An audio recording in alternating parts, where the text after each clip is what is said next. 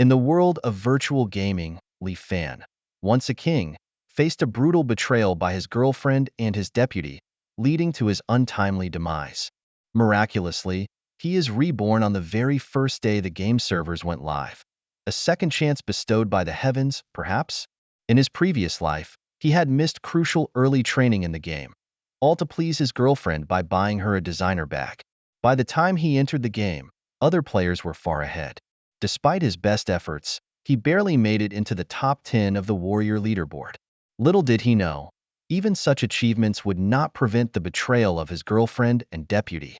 This time around, Li Fan vows to rewrite his destiny. No more playing the fool for love. He is determined to become a promising gaming addict. Ignoring his girlfriend Su Yunyu's persistent attempts to cling to him, Li Fan quits his job and invests all his savings into top-notch gaming equipment. He is well aware that in 100 days, the virtual game will merge with reality and terrifying creatures from another realm will ravage the earth. His only chance of survival is to rapidly increase his power within the game. When creating his character, Li Fan boldly chooses a random class and is thrilled to discover he has received a rare hidden class, the Shield Armor Warrior. While this class lacks an offensive power, its unique role in a team is indispensable. To his delight, in the subsequent talent lottery, he draws the SSS tier unique talent Blessing of Light, the highest level of talent available, far surpassing the B-tier talent he had in his previous life. It seems the heavens truly favor him this time. With such an incredible start, Li Fan is filled with anticipation for the future. This time, he is determined to reach the pinnacle of the endless skies. What a splendid beginning to his new life. You've been automatically assigned to Newbie Village M4399. Enjoy your gaming experience. In this vast virtual world, where tens of thousands of players converge, pinpointing a specific player's real identity through their game character is a formidable task. Moreover, Li Fan took great care in customizing his character's appearance during creation, making it even more challenging. As the notification sound faded, Li Fan's view suddenly shifted, and he found himself at the birth square of Newbie Village M4399. While many newcomers expressed their amazement, he focused solely on opening his personal panel to check his talent attributes. Displayed prominently on the panel were the details: character name, Tai Sui Shun, level 1, occupation, Shield Armor Warrior, hidden occupation, HP 400, MP 300. What shocked him the most was a talent named Blessing of Light, an SSS tier talent. This talent not only boosted his agility by 500 points right from the start, but also had a terrifying effect of permanently stacking agility. Li Fan quickly calculated. 100 points of agility could increase attack speed by 1 hit per second and movement speed by 2 meters per second. 1,000 points would increase it to 10 hits per second and 20 meters per second, and 10,000 points would skyrocket to 100 hits per second and 200 meters per second. If he accumulated to 100,000 points, 1 million points of agility. The thought made Li Fan gasp in awe. With the growth rate of this talent, killing 11,700 monsters would allow him to break the sound barrier, and continuing at that pace might even surpass the speed of light. The prospect of possessing such a godlike talent instantly ignited a fiery enthusiasm in Li Fan. Time to grind and level up. Yet, he quickly realized there was something even more crucial than monster grinding awaiting him: securing hidden quests. Hidden quests in the infinite sky offer rich rewards and are unique. Once taken by another player, there's no second chance. Monsters can always be farmed, but missing a hidden quest could lead to lifelong regret. As a reborn individual, Li Fan knew he had to leverage his foresight, seizing every hidden quest from his past life memories. He couldn't afford to just focus on grinding. This game is so realistic. Li Fan marveled to himself. Virtual reality games had been around for a decade, but Endless Expanse stood out as one of the best. Stepping out of the spawn point in the Newbie Village, he was surrounded by the constant shouts of clans recruiting warriors, promising fame and fortune to those who dared to join. The prestigious Genesis Guild was openly seeking talented individuals, offering contracts with salaries reaching millions. Genesis is the stage where dreams are made. Don't miss out. Meanwhile, a veteran gamer called out for like-minded allies: warriors, priests, archers, all welcome to join him in monster battles and level up for new glories. Navigating through the bustling crowd, Li Fan headed straight for the village blacksmith. Despite being reborn in this world, his memories of hidden quests in the newbie village were scant. After much effort, he recalled a crucial detail mentioned by a renowned storm warrior online, who had boasted about his chilling prowess and revealed that proving one's strength at the village blacksmith could unlock a series of secret quests. Completing these would reward the player with an artifact called the Heart of the Warrior, which granted immunity to all control effects, a formidable advantage for any melee fighter often vulnerable to ranged control skills. Unique in the game, the Heart of the Warrior was a treasure coveted by many, but none expected a reborn player like Li Fan. With eager anticipation, Li Fan soon arrived at the blacksmith's shop. Due to the game's popularity, a long line of players awaited their turn, with NPC soldiers keeping order. When it was finally Li Fan's turn, the blacksmith dismissed him gruffly. "Get lost. You don't have the strength for my tasks." But Li Fan was not deterred.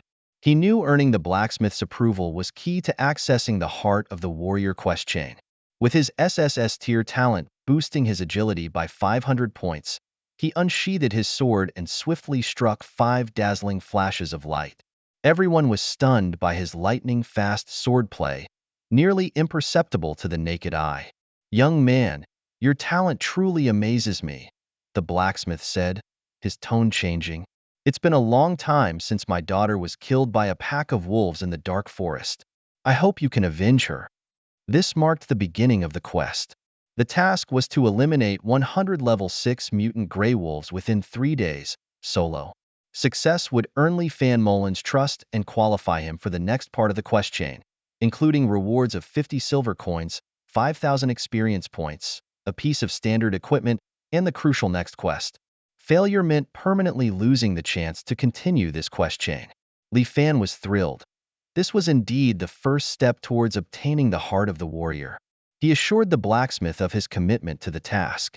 In a gesture of goodwill, the blacksmith offered him 3 days of free equipment repairs. Behind him, the other players in line were left speechless by the unfolding events. They had just witnessed Li Fan's swordplay, swift as lightning, and now, seeing him with a shield in one hand and a sword in the other, it was clear he had a hidden class.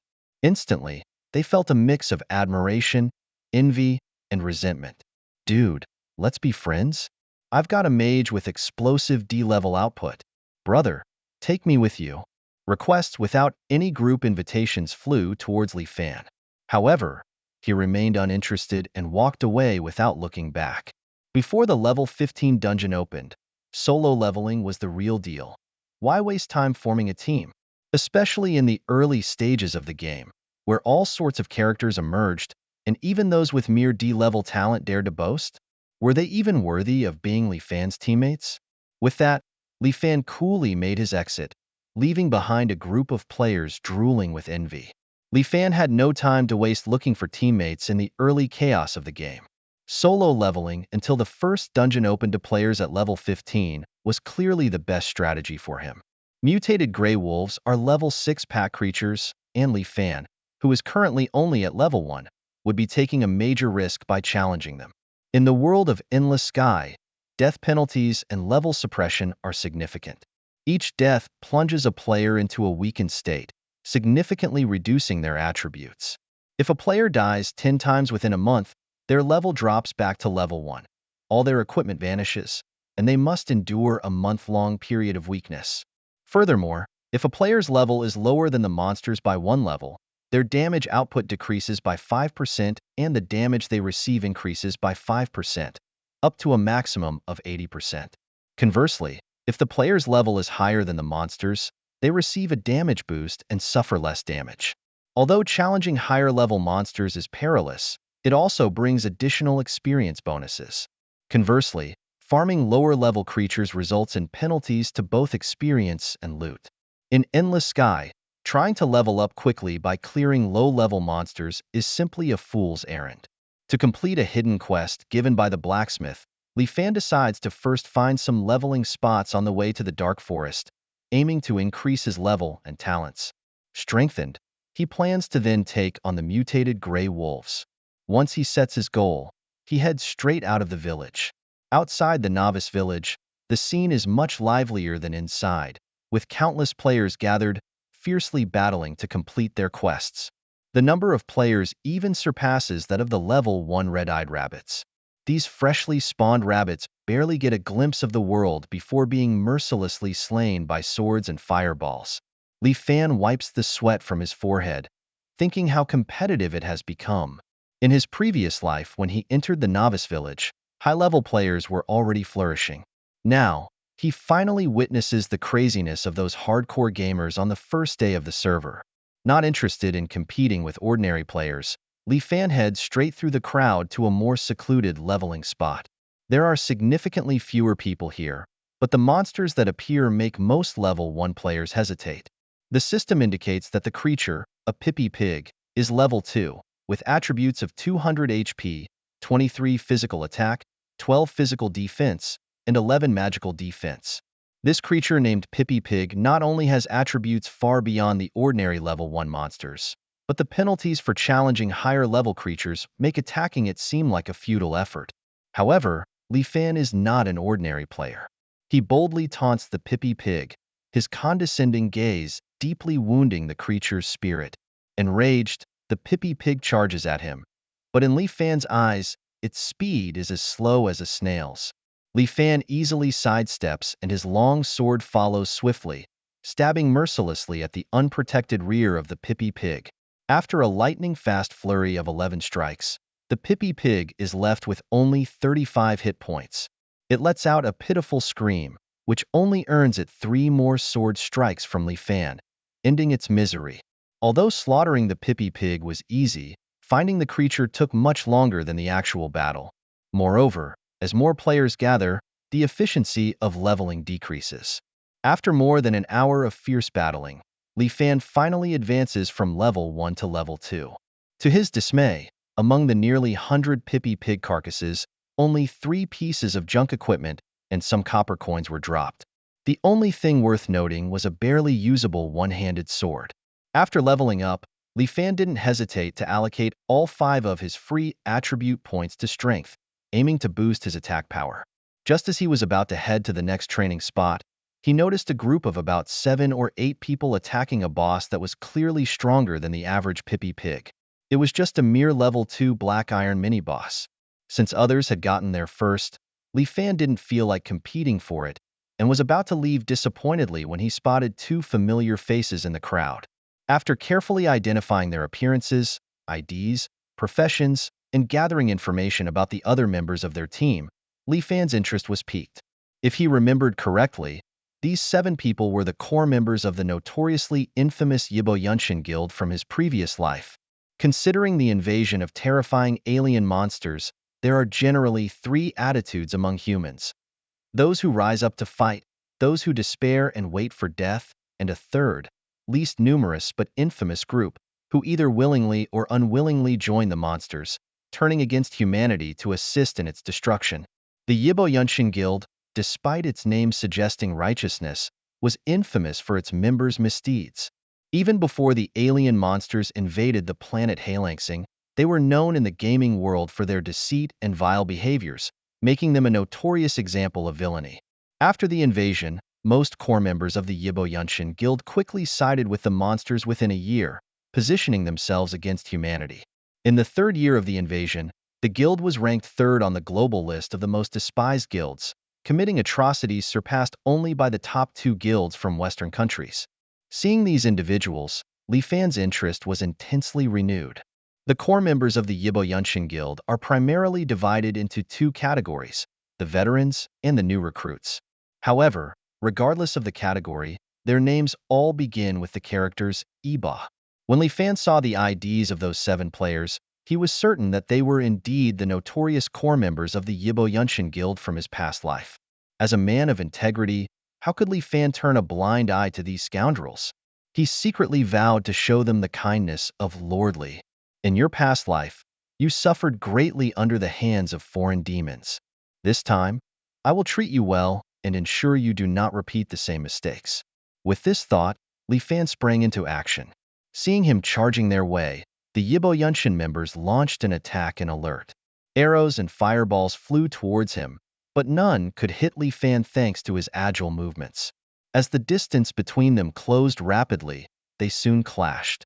The battle was intense and thrilling, yet the outcome was unexpected. With 600 agility points, Li Fan's moves were as fast as lightning. His strikes hit continuously while he effortlessly neutralized the enemy's offense. In just 3 seconds, the warrior with the highest health was downed. The others, shocked and bewildered, exclaimed, "We're all level 2. How can your combat strength be so strong? Stop dazing and take down this guy named Taishin." Yibo Yunshin's leader, seeing this from a distance while fighting the boss, furiously commanded.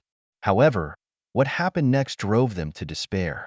Li Fan's attacks were swift and unavoidable, while their own were either blocked or dodged. The disparity in strength was clear. Li Fan moved through them as if they were mere shadows, swiftly downing 3 more players. "Forget that guy. Let's finish off the boss and retreat," the leader ordered as the tide turned against them. At this moment, the health of the Pippi Pig boss was critically low, almost defeated. Seeing this, Li Fan ceased his pursuit and rushed towards the boss. With a few swift slashes, the boss's remaining health vanished, and the system announced the rewards: a first kill bonus of 2 free attribute points, along with guaranteed loot of either career equipment or a skill book.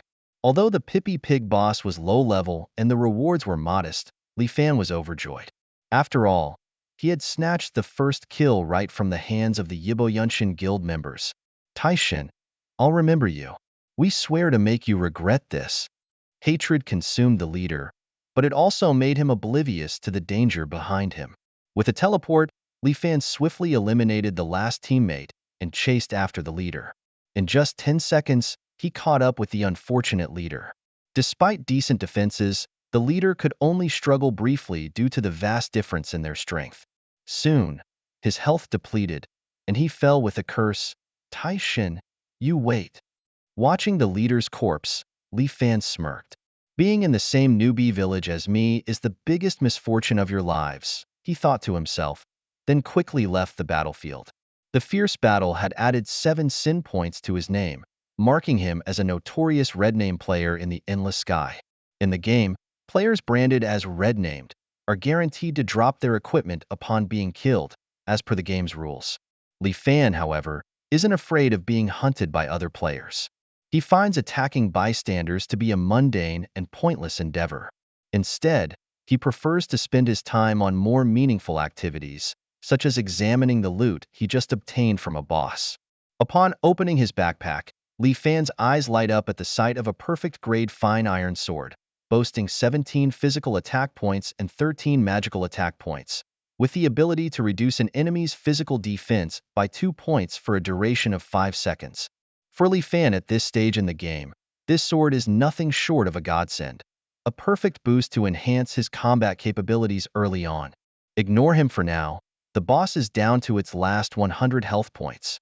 Finish off the boss, grab the loot, and get out. Li Fan saw that the Pippi Pig boss had only 98 health points left and immediately stopped chasing the remaining members of the Yibo Yunshin guild, instead charging towards the boss. At this level, the boss's skills shouldn't be too outrageous. Right now, it's all about the speed of output. Any hesitation could mean all efforts are in vain. Li Fan's movement speed was astonishing, and in a blink, he was up close with the boss. He targeted Pippi Pig's weak spot and without any hesitation, thrust his sword fiercely. 3 swift stabs later, the Pippi Pig boss collapsed. The notification for the first kill of the boss popped up, awarding him 2 free attribute points and a piece of class-specific equipment. Although this boss was of a lower tier, it was still a significant encouragement for Li Fan. What delighted him even more was that this kill was snatched from the hands of the Yibo Yunshin guild. Seeing their hard work on the boss taken away, members like Yaboy and Dewey were understandably infuriated. However, Li Fan was indifferent, picking up the spoils and chasing after them. In a confrontation, another player fell to Li Fan's sword. Dewey finally snapped out of it and had to order a split escape. In the endless expanse of the game, the cost of death was too great. It was crucial to save their own lives first, but Li Fan didn't give them that chance. first slaying Dewey's companion and then relentlessly pursuing Dewey himself. In mere seconds, he had closed the gap between them. After a chaotic fight, Dewey, despite his higher health and skills, could hardly stand against the overwhelming difference in strength. Soon, Dewey also met his end, leaving behind a harsh threat: Tai Sui God, you wait. Li Fan would like to send the same message to every member of the Yibo Yunshin Guild. Being in the same newbie village as him was indeed the greatest misfortune of their lives. Thinking this, Li Fan sneered and left without looking back. The recent battle attracted many onlookers, and since Li Fan was the instigator, it added 7 points to his sin value. In the endless expanse, he was now officially a notorious player. Although notorious players risk dropping their equipment upon death, with his speed advantage, Li Fan was not worried about being caught. There was no need to waste time over mere bystanders, especially since that poor group hadn't even dropped a single decent piece of equipment. They were hardly worth his attention. After leaving the Pippi Pig leveling area, Li Fan found a quiet spot to check his loot. The first item he inspected was a perfectly crafted steel sword, with 17 physical attack points, 13 magical attack points, and a special effect that reduced the enemy's physical defense by 2 points for 5 seconds. Most weapons of black iron quality didn't even have 2 attributes, but this sword was not only fully featured but also boasted a rare defense-reducing effect, making it an exceptional early-game weapon. In the boundless expanse of the game world, equipment quality is categorized from lowest to highest as follows: common, black iron, silver, gold, dark gold, legendary, epic, mythical, and ancient mythical. Even Li Fan, who has been reborn and returned to the game, does not know if there exists a quality above ancient mythical. After all, in his previous life, he was only a level 200 player and had never reached higher realms. Perhaps, only by continuously surpassing himself in this life can he unravel the mystery. Within each quality category, equipment is further divided into 6 grades based on the attributes: inferior, common, fine, excellent, superior, and perfect. The reason Li Fan's fine iron sword possesses additional attributes is that it has reached the perfect grade. Holding it in his palm, Li Fan feels a significant boost in his combat power. He then shifts his attention to the other 2 items dropped by the boss. The first is a skill book of black iron quality named Shield Rebound, a level 2 active skill for shield-bearing classes that can reflect 10 points of magical damage while blocking an attack. Although it consumes 20 MP and has a cooldown of 20 seconds, it could be crucial in some situations. The other item is a common quality pigskin belt with a durability of 60, usable from level 2, providing an additional 50 HP and 2 points of physical defense. While it's not outstanding, it's better than nothing. Li Fan doesn't hesitate to learn the skill from the book and fastens the belt around his waist. To clear his sin value, he must either kill hundreds of same-level monsters or eliminate other players marked with a red name. Li Fan sets a minor goal for himself: first, to kill 700 monsters. With his decision made, he begins looking for a new grinding spot. Along the way, he spares no mercy for any Pippi Pigs he encounters, killing each one he sees without hesitation. Soon, Li Fan arrives at an area known as the Gobi Desert. This place is inhabited by numerous level 3 mutant crocodiles, each with 280 HP, 27 physical attack, and both physical and magical defense at 15. Though their attack power and defenses are decent, they are significantly slower. Against Li Fan, who has over 600 agility, they are practically like stationary targets. Bang, bang, bang. Within 3 seconds, a hapless mutant crocodile falls under Li Fan's relentless assault. System notifications follow one after another. Killing a mutant crocodile grants 126 experience points. Li Fan's agility permanently increases by 1 point. His SSS grade talent is truly extraordinary, allowing him to achieve peak efficiency in monster grinding even if he is only 1 or 2 levels above the average player. Taking advantage of the fact that the leveling area is still undiscovered by other players, Li Fan plans to grind a few hundred more.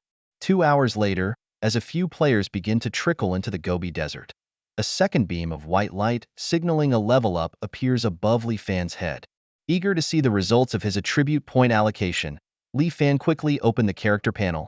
Character: Tai Sui God, level, LV4, experience, 648/45,000, profession, shield armor warrior, HP, 450, MP, 320, physical attack, 55, magic attack, 6, physical defense, 16, magic defense, 11, strength, 27, agility, 1098, spirit, 6, stamina, 10, attack speed, 12.78 hits/second, movement speed, 30.98 meters/second. Wow, this leveling up process is painfully slow. It took fighting 500 mutant crocodiles just to get from level 2 to level 4? Li Fan couldn't help but feel dismayed. He then reassured himself, well, it makes sense. I remember it took me 2.5 months to grind from level 199 to 200. It's all about patience. However, when he realized that these 500 crocodiles only dropped a useless ring that added one to physical attack and one to magic defense, he couldn't help but laugh and curse. With this drop rate, is endless expanse trying to kill us completionists? Logically, you'd expect a basic piece of equipment every 50 monsters, but I had to kill 500 just to get one? That's just terribly unlucky. Deciding he couldn't stand it any longer, he thought about moving to a new location. As the area became more crowded, Li Fan didn't want to waste more time there. He calculated, with my current speed, I might as well go challenge the level 6 mutant gray wolves.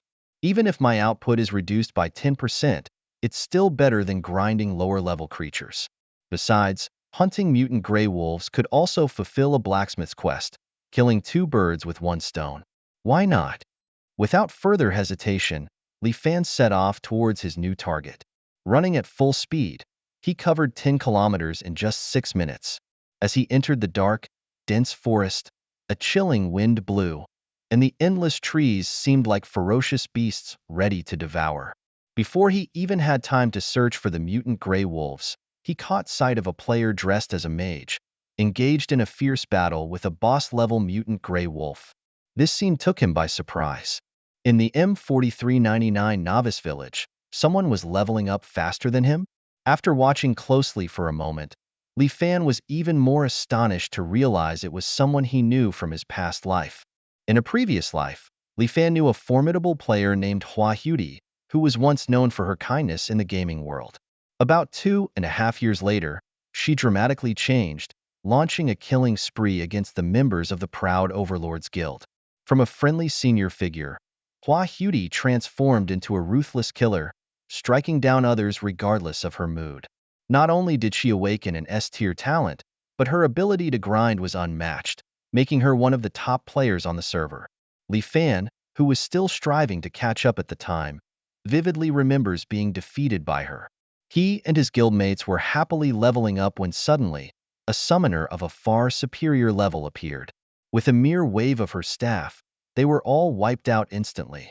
Hua Hudi didn't even bother to pick up the loot, a move that deeply frustrated Li Fan.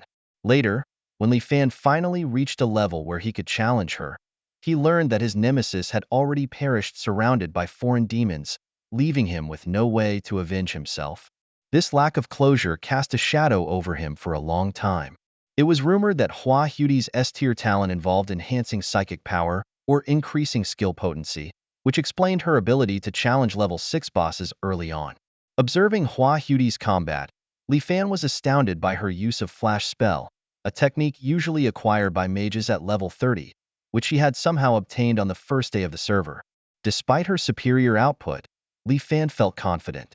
He knew that talents could be early or late bloomers. While Hua Hudi's S-tier talent was effective in the early to mid-game, his own SSS-tier talent was designed for the late game. As the game progressed, he was sure the gap between them would widen. Motivated by past grievances and the opportunity to claim a boss, Li Fan decisively approached her.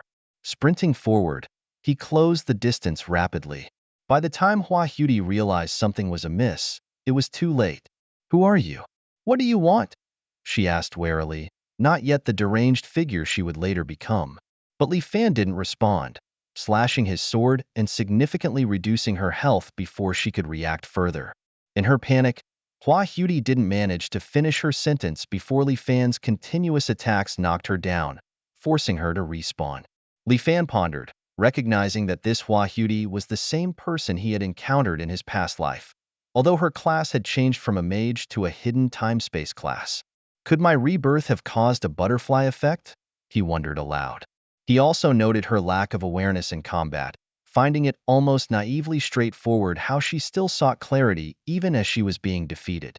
Despite feeling a twinge of guilt for killing and stealing the boss, Li Fan felt an undeniable thrill, especially since Flower Butterfly had already weakened the bronze-level boss, the Silver Wolf Guardian, to critical health.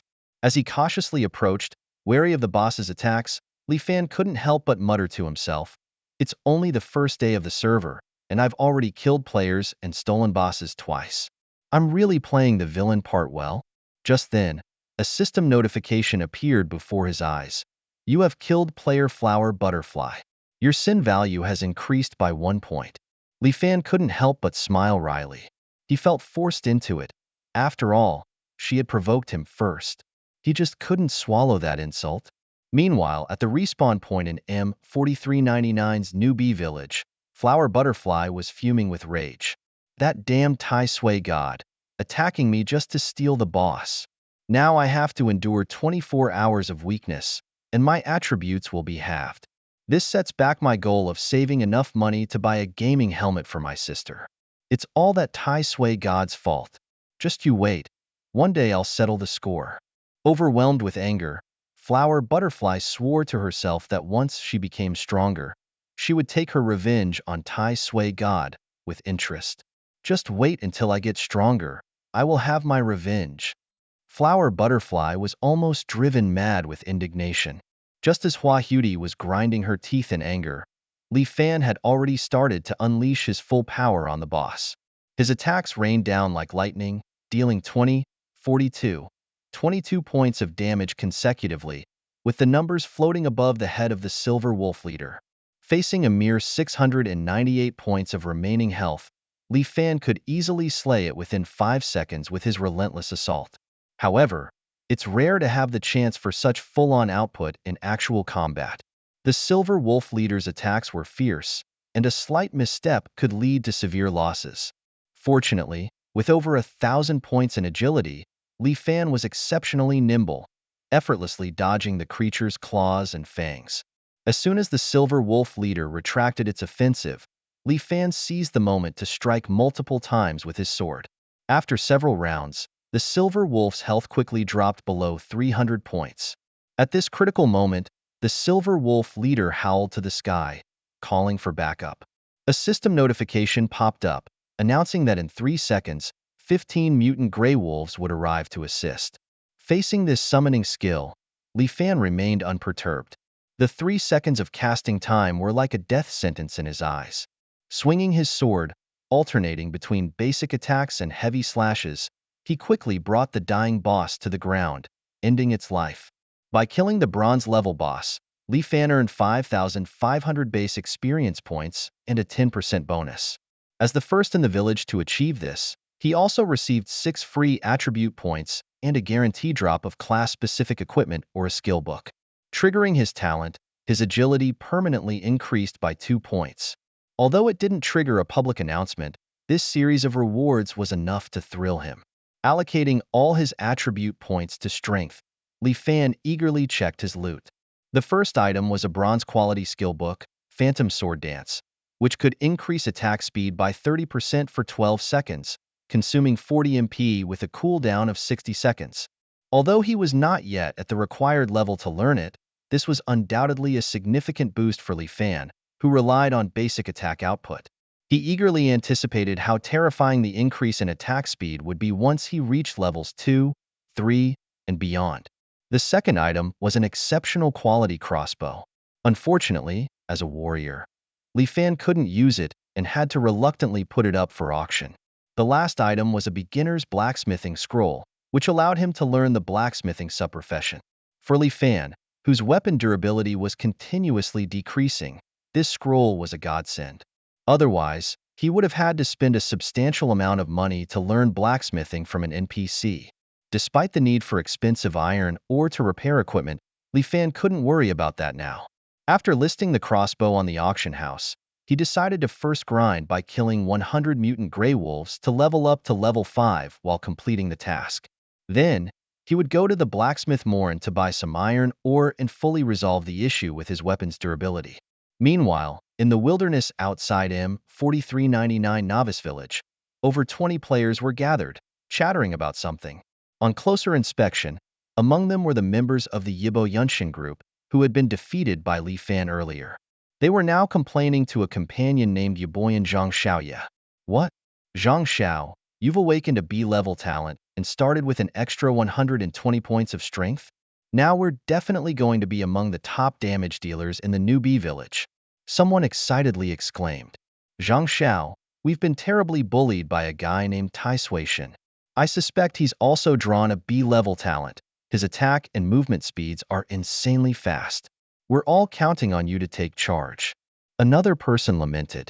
Zhang Xiao patted his chest confidently and assured, don't worry with me here. I'll definitely get justice for everyone and take down that Tai Sui-shin. Just as he was getting fired up, a guild member's shout interrupted him. Quick, Zhang Xiao, look! A bronze-level crossbow just appeared in the auction house. Bronze-level gear. In a time when most people treat even the plainest gear as treasures, owning a weapon of bronze quality is a game-changer. Without a doubt, it would make one the envy of the street, drawing jealous glances from women and admiring looks from men. Upon hearing his subordinate's exclamation, Zhang Xiao immediately checked the auction house to see for himself. And indeed, someone was selling it. This person must have lucked out with a talent that significantly boosts combat power. Otherwise, how could they have gotten their hands on bronze gear so quickly? Zhang Xiao pondered to himself. But what was this person thinking? Getting such great gear early on and selling it instead of using it themselves? That's like killing the goose that lays the golden eggs. Exactly, if it were me, I'd definitely keep it for my own use. With it, I could take on stronger monsters and earn better rewards. One of his subordinates agreed, adding, Boss Zhang, you're an archer, and this crossbow seems tailor-made for you. The starting bid is only 10,000. This seller must be short on cash. With it, our rise to dominance in the newbie village is just a matter of time. Flattered by his subordinate's praise, Zhang Xiao bit the bullet and decisively bought the crossbow for 20,000. It's important to note that even though it's the year 2042, a currency reform about 80 or 90 years ago has made inflation less severe. In the Dragon Nation's Magic City, the average price for a house is about 40,000. So 20,000 is still a considerable amount for the average person. As a wealthy individual, Zhang Xiao wasn't as lavish as people imagined. Spending 20,000 on gear did hurt a bit, but under his subordinate's flattery, he couldn't help but make a grand gesture and purchase the equipment. This move immediately earned him even more intense flattery. Boss Zhang is truly generous. Following you is definitely the right choice. Boss Zhang is awesome. Our future promotions and fortunes depend on you. Boss Zhang knows how to play. With this crossbow, the gaming experience will be out of this world. Elevated by the praises, Zhang Xiao was nearly on cloud 9. Meanwhile, in a corner of the newbie village, a player with the ID Proud Emperor frowned. The bronze crossbow had been listed for an unusually short time. Without a server-wide announcement, acquiring it depended more on timing than on financial power. Proud Emperor, not just any player and also the guild leader of Proud Warriors, was known for his lavish spending in other games. Even if he didn't need the crossbow himself, gifting it to a core team member would have been a great move. Unfortunately, he discovered the listing too late, and someone else had already snapped it up. However, this incident was a wake-up call to keep a closer watch on the auction house. If someone was willing to sell bronze weapons, bronze armor might just appear next. He immediately instructed his confidant, keep an eye on the auction house. If bronze gear appears, buy it outright without reporting back to me first. Even plain black iron gear is precious to us now. Also, make sure to find out who sold the crossbow. Anyone who can acquire and is willing to sell bronze gear is likely a solo player with either a hidden profession or a top-tier talent. Such talent is exactly what our Proud Warriors Guild needs to attract and befriend, at least until we can recruit them. Let's avoid making them our enemies. At this moment, Ao Shidi Huang was not the only one harboring the same thoughts. In the M4399 newbie village, At least a dozen other big shots had similar ideas flashing through their minds. However, these scheming individuals had nothing to do with Li Fan. He was deeply engrossed in hunting mutated gray wolves, thoroughly enjoying himself. Even facing a small group of elite monsters at level 6, to Li Fan, they were no more challenging than fish on a chopping board. Soon, the system alert chimed again. You have reached level 5 and gained 5 free attribute points. Accompanied by a dazzling white light, Li Fan's intense grinding session finally came to an end. He allocated all his points to strength, bringing his total to 38, while his agility soared to an impressive 12-13. It seemed like the right time to head back to the village to turn in his quest and perhaps take a brief rest. After about 20 minutes of sprinting, Li Fan arrived back at the newbie village, standing before the blacksmith, Mo Lin.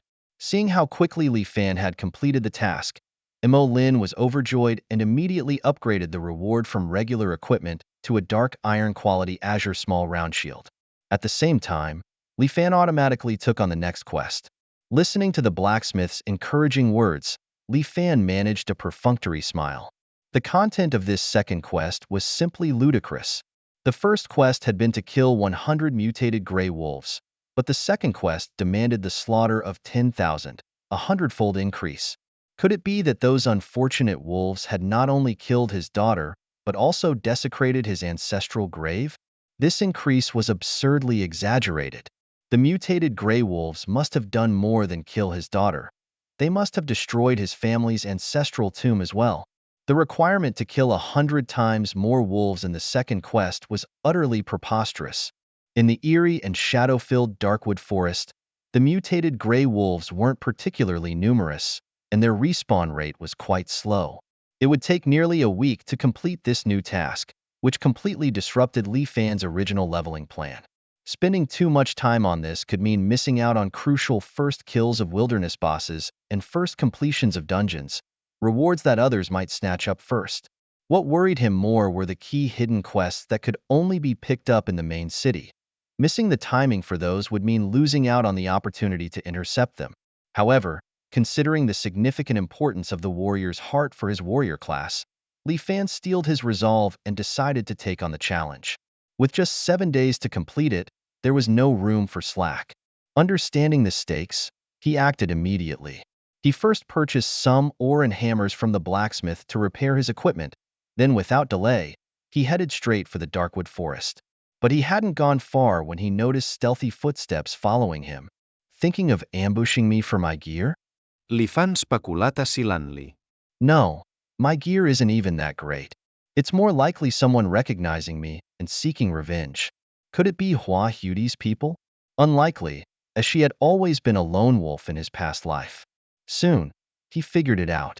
Besides Hua Hudi, the only ones who harbored deep hatred for him were the members of the Righteous Skies Guild.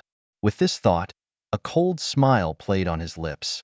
Since he was going to be grinding mutated gray wolves anyway, getting flagged as a player killer didn't matter. Before setting off, he decided to teach the Righteous Skies a lesson and let them taste defeat. Intentionally slowing his pace to give his pursuers time to set up, about 15 minutes later, just as he stepped out of the newbie village's safe zone, sure enough, a group of swaggering players confronted him. Counting them quickly, there were about 25 to 30 players, most of their IDs prefixed with Righteous Skies. Without a doubt, these were the Avengers from Righteous Skies. Even those Li Fan had previously defeated most brutally, like Righteous Skies Renwang and Righteous Skies Duang, were there, glaring at him fiercely. Known as a notorious bully guild in the gaming world, Righteous Skies had a bad reputation and had harmed countless ordinary players. As they gathered in force, passing players couldn't help but whisper among themselves. Look, those guys are from the Righteous Skies Guild. What? That infamous bully guild? Exactly, just look at their IDs. They're definitely here to bully regular players again.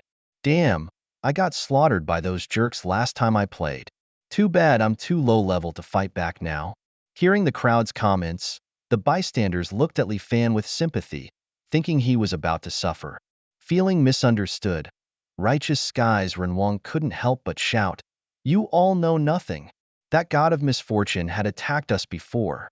This is a legitimate vendetta, not bullying the innocent.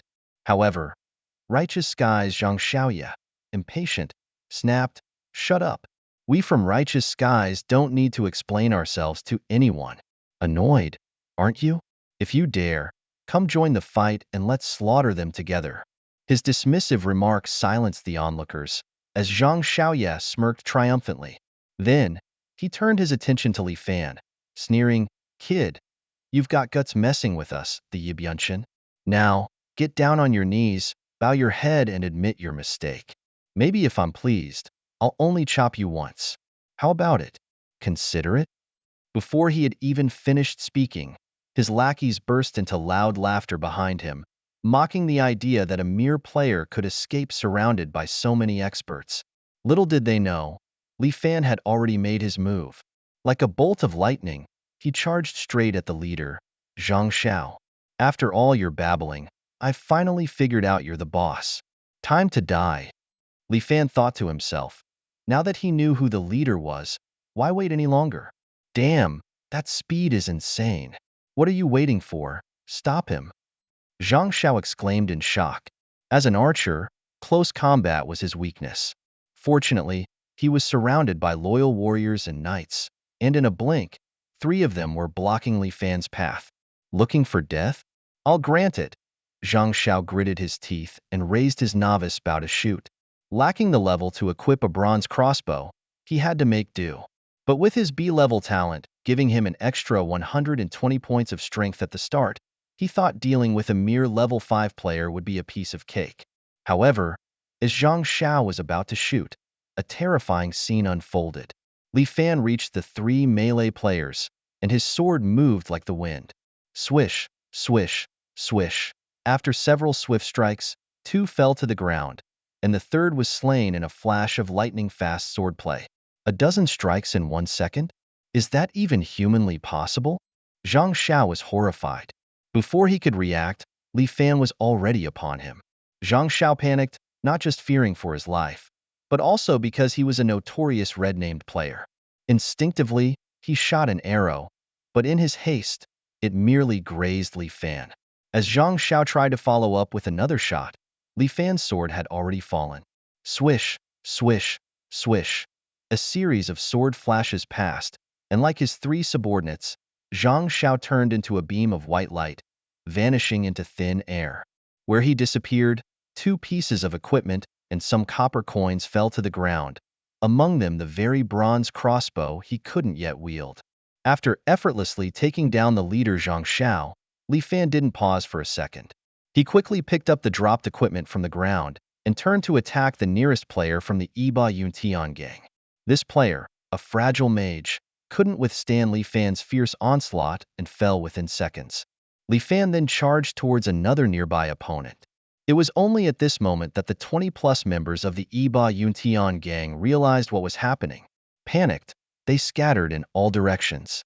Li Fan managed to take down a few who were slower, but seeing the rest disappearing into the crowd, he frowned slightly and decided not to pursue them. After all, they were just small fry, and there would be plenty of opportunities to deal with them later. The priority was to complete his mission. Thinking this, he swiftly changed direction and made a quick escape. The entire scene was witnessed by a dozen bystanders who were amazed and soon burst into excited chatter. Wow, that was intense. Is that the legendary Tai Suishan? His combat skills are out of this world. He moves like lightning, and his attack speed is unbelievable. I was totally stunned. Tai Suishan, wait for me, let's be friends. Oh man, with that speed, there's no catching him. Tai Suishan has even turned off friend requests, typical of a top player. Seeing the Iba Yuntian scum get defeated was so satisfying. I need to post this video on the Endless Firmament forum, so all the players they've bullied can share the joy. Soon enough, the video of Tai Suishan decimating Iba Yuntian on the first day of the server went viral on the Endless Firmament forum. Player versus player combat is the norm in the game, but the name Iba Yuntian alone draws significant attention. Coupled with Li Fan's astonishing speed, the video quickly became a sensation, drawing massive online viewership. Awesome. His fighting style is so cool. Tai Suishan is my idol from today. He wields a one-handed sword and shield, Must be some hidden class, right? Who can identify it?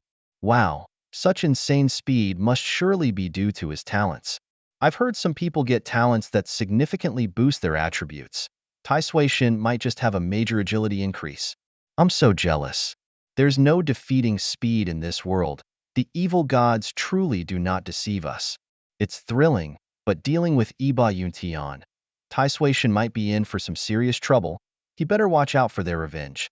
As players delve deeper into the game, their understanding of endless firmament continues to grow. The speed displayed by Li Fan in the video is truly frightening.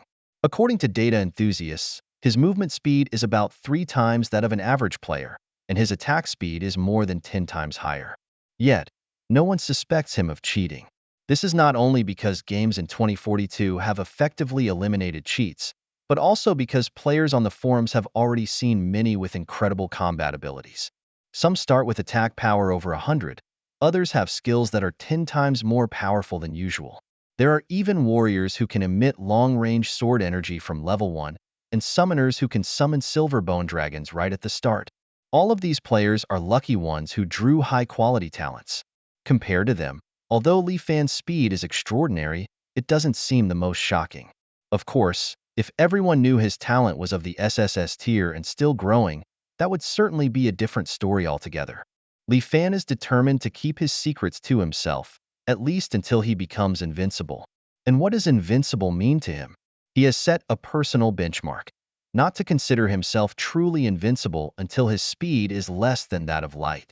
Meanwhile, at the respawn point in the M4399 Novice Village, Zhang Xiao, supported by his underlings, was pale-faced and trembling. How is that guy so strong? So speed is more crucial than attack power? What use is my B-grade strength talent then? Frustrated and angry, Zhang Xiao felt utterly humiliated. One moment he was triumphant, the next, reduced to a mere ghost. The contrast shattered his morale completely. Worse, he was no match for the mighty Tai Sui god, especially now that his attributes had weakened due to death. To add insult to injury, the bronze crossbow he'd spent 200,000 on hadn't even been used before it was completely destroyed. Tai Sui god, you bastard, just you wait. Once everyone gets to the main city, I'm going to bring 1,000 brothers to cut you down. As Zhang Xiao was seething with vengeance, one of his underlings suddenly exclaimed, Zhang Xiao, look, isn't that your bronze crossbow up for auction again? Shocked, Zhang Xiao stared wide-eyed at the auction house screen displaying the familiar crossbow, starting at 10,000, with a buyout price of 200,000, and the attributes unchanged. What are the odds? He thought. Most likely, Tai Sui God had put it up for sale. After draining his finances to buy it, he hadn't even warmed it up before it was snatched back, effectively handing over 200,000 for nothing, along with his life. Furious and breathing heavily, Zhang Xiao was about to curse out loud when his abnormal physical condition forced him offline. Meanwhile, Li Fan sneezed loudly and muttered to himself, "Who's thinking about me?" He then focused on a mutated gray wolf nearby. Finally reached the destination. The massacre of 10,000 mutated gray wolves starts now. After a long night of relentless gaming, Li Fan rubbed his tired eyes as a series of system notifications popped up on his screen. Alert! You've slain, omitted. Alert! Your talent has taken effect, permanently increasing your agility by 1 point. Alert! You have leveled up, current level is LV8. Alert! You have been gaming for over 14 hours today. Please manage your gaming time wisely and take care of your health. Exhausted not only from the intense gaming session, but also because he had been scouring the gloomy forest for nearly 8 hours without spotting a single boss after defeating the group led by Yibo Yunshin. The minor foes had only dropped a few pieces of worthless, common gear, which felt like trash to him.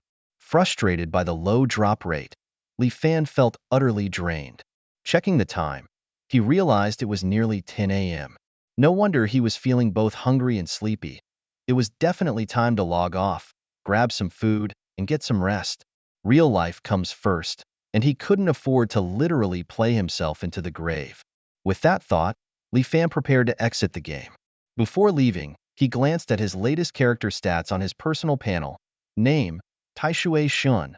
Level, LV8. Experience, 22/76,000. Class, Shield Armored Warrior. Strength, 53. Agility, 2024. Attack speed, 21.04 hits per second. Movement speed, 50.48 meters per second. Talent, Light's Blessing Phase 1 SSS grade. Not bad. My agility has now exceeded 2,000, he thought to himself. With his current speed, he could sprint up to nearly 180 kilometers per hour. An attack speed of 21 times per second meant that his basic attacks could easily exceed 1,700 in damage output, although the actual figures would depend on the target's physical defense and vulnerability.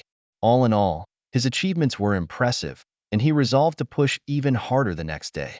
Taking off his gaming helmet, Li Fan quickly washed his face and prepared to head out for some food. That's when he noticed two new messages on his phone. The first, unsurprisingly, was from his ex-girlfriend from his previous life, Su Yunyu. Dear, are you there? It's already evening. Why haven't you replied? I woke up and still no response from you. I'm really worried. Please message me back soon. Disgusted, Li Fan promptly removed her from his special attention list. This woman is truly nauseating, he thought, thankful that he had come to his senses in time. However, he knew that simply ignoring her long-term wasn't a solution. If she decided to cut him off in a fit of anger, it might complicate things if he needed to contact her later.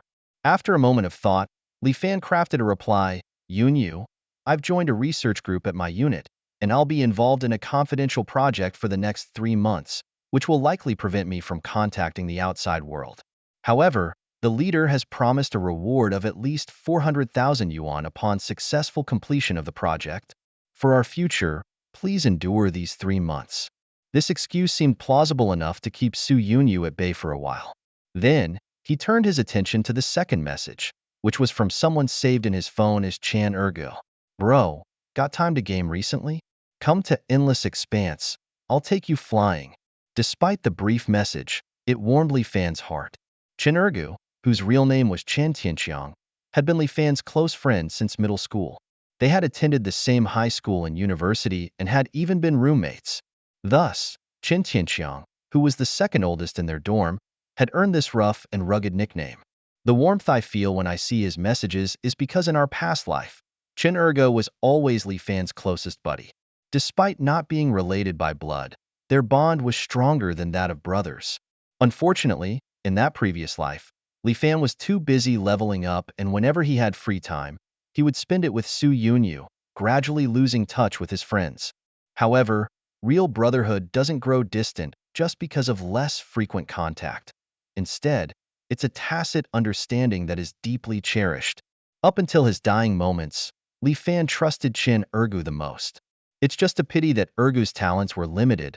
Otherwise, Li Fan would have definitely promoted him to be his right-hand man. Being reborn has its perks. Not only does Li Fan have a masterful understanding of the game mechanics, but he can also see the true colors of the people around him. This time, he is determined to properly mentor Chen Ergu and take him soaring above the 9 heavens. Thinking this, Li Fan clenched his fist and replied, Endless Sky? I played that yesterday and already reached level 8. Ergu, at what level do you dare to offer to carry me? As soon as he finished speaking, Ergu immediately replied, Damn, Li Fan, how did you level up so fast? I played all night and only reached level 6. Wait a minute. Aren't you supposed to be working hard to support your beauty queen girlfriend? How do you have time to game all night? Did something happen? Shortly after, a request for a voice call popped up. This is the kind of unspoken understanding between brothers. Li Fan had only said one phrase when Chen Ergu sensed something was off and immediately called him. Laughing through tears, Li Fan answered, I broke up with Su Yunyu, so now I've got all the time in the world to game. Don't worry. I'm actually feeling great. I've realized that gaming is the real joy. You know, since my parents passed away in a car accident when I was in elementary school and I don't really have any relatives, I'm all on my own and can do whatever I want. Think you can outplay me? Ergo, you've picked the wrong opponent. Your ID is this tube of reminiscence, right? In Newbie Village, E9587? Fine. See you in the main city after level 20. Gotta go. I'm beat. Time to grab some food and sleep. The 15-minute conversation warmed Li Fan's heart, a feeling of being cared for that he hadn't experienced in a long time. After a quick meal, Li Fan returned to his rental room, took a shower, and fell into a deep sleep. He woke up at 4 in the afternoon, refreshed and energized. His phone showed a notification from Alipay. 380,000 yuan had been deposited into his account.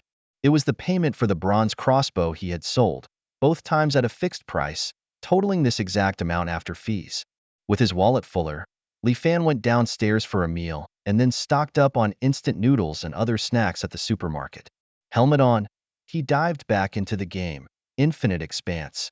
The moment he logged in, he was transported back to the Dark Forest, exactly where he had left off, provided he was out of combat, as the game wouldn't allow players to escape tough bosses by logging off. Let's do this.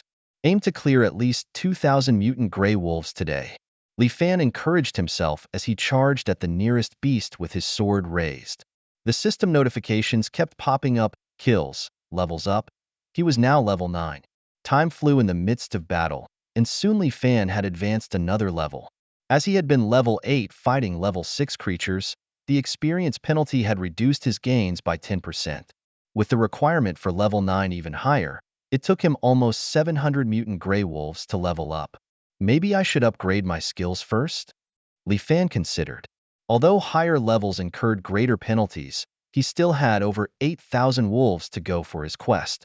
Deciding to invest in skill points first, he realized he was still short on experience and needed to grind a bit longer. Just then, he spotted a silver-gray special wolf creature nearby. A boss? Li Fan scratched his head. It was a level 6 bronze boss, the Silver Wolf Guard. Looks like all my luck went into drawing an SSS tier talent. After killing 2,000 to 3,000 creatures, I've only encountered 3 bosses, and I had to fight for 2 of them from other players. But hey, a boss is a boss. I'm not picky.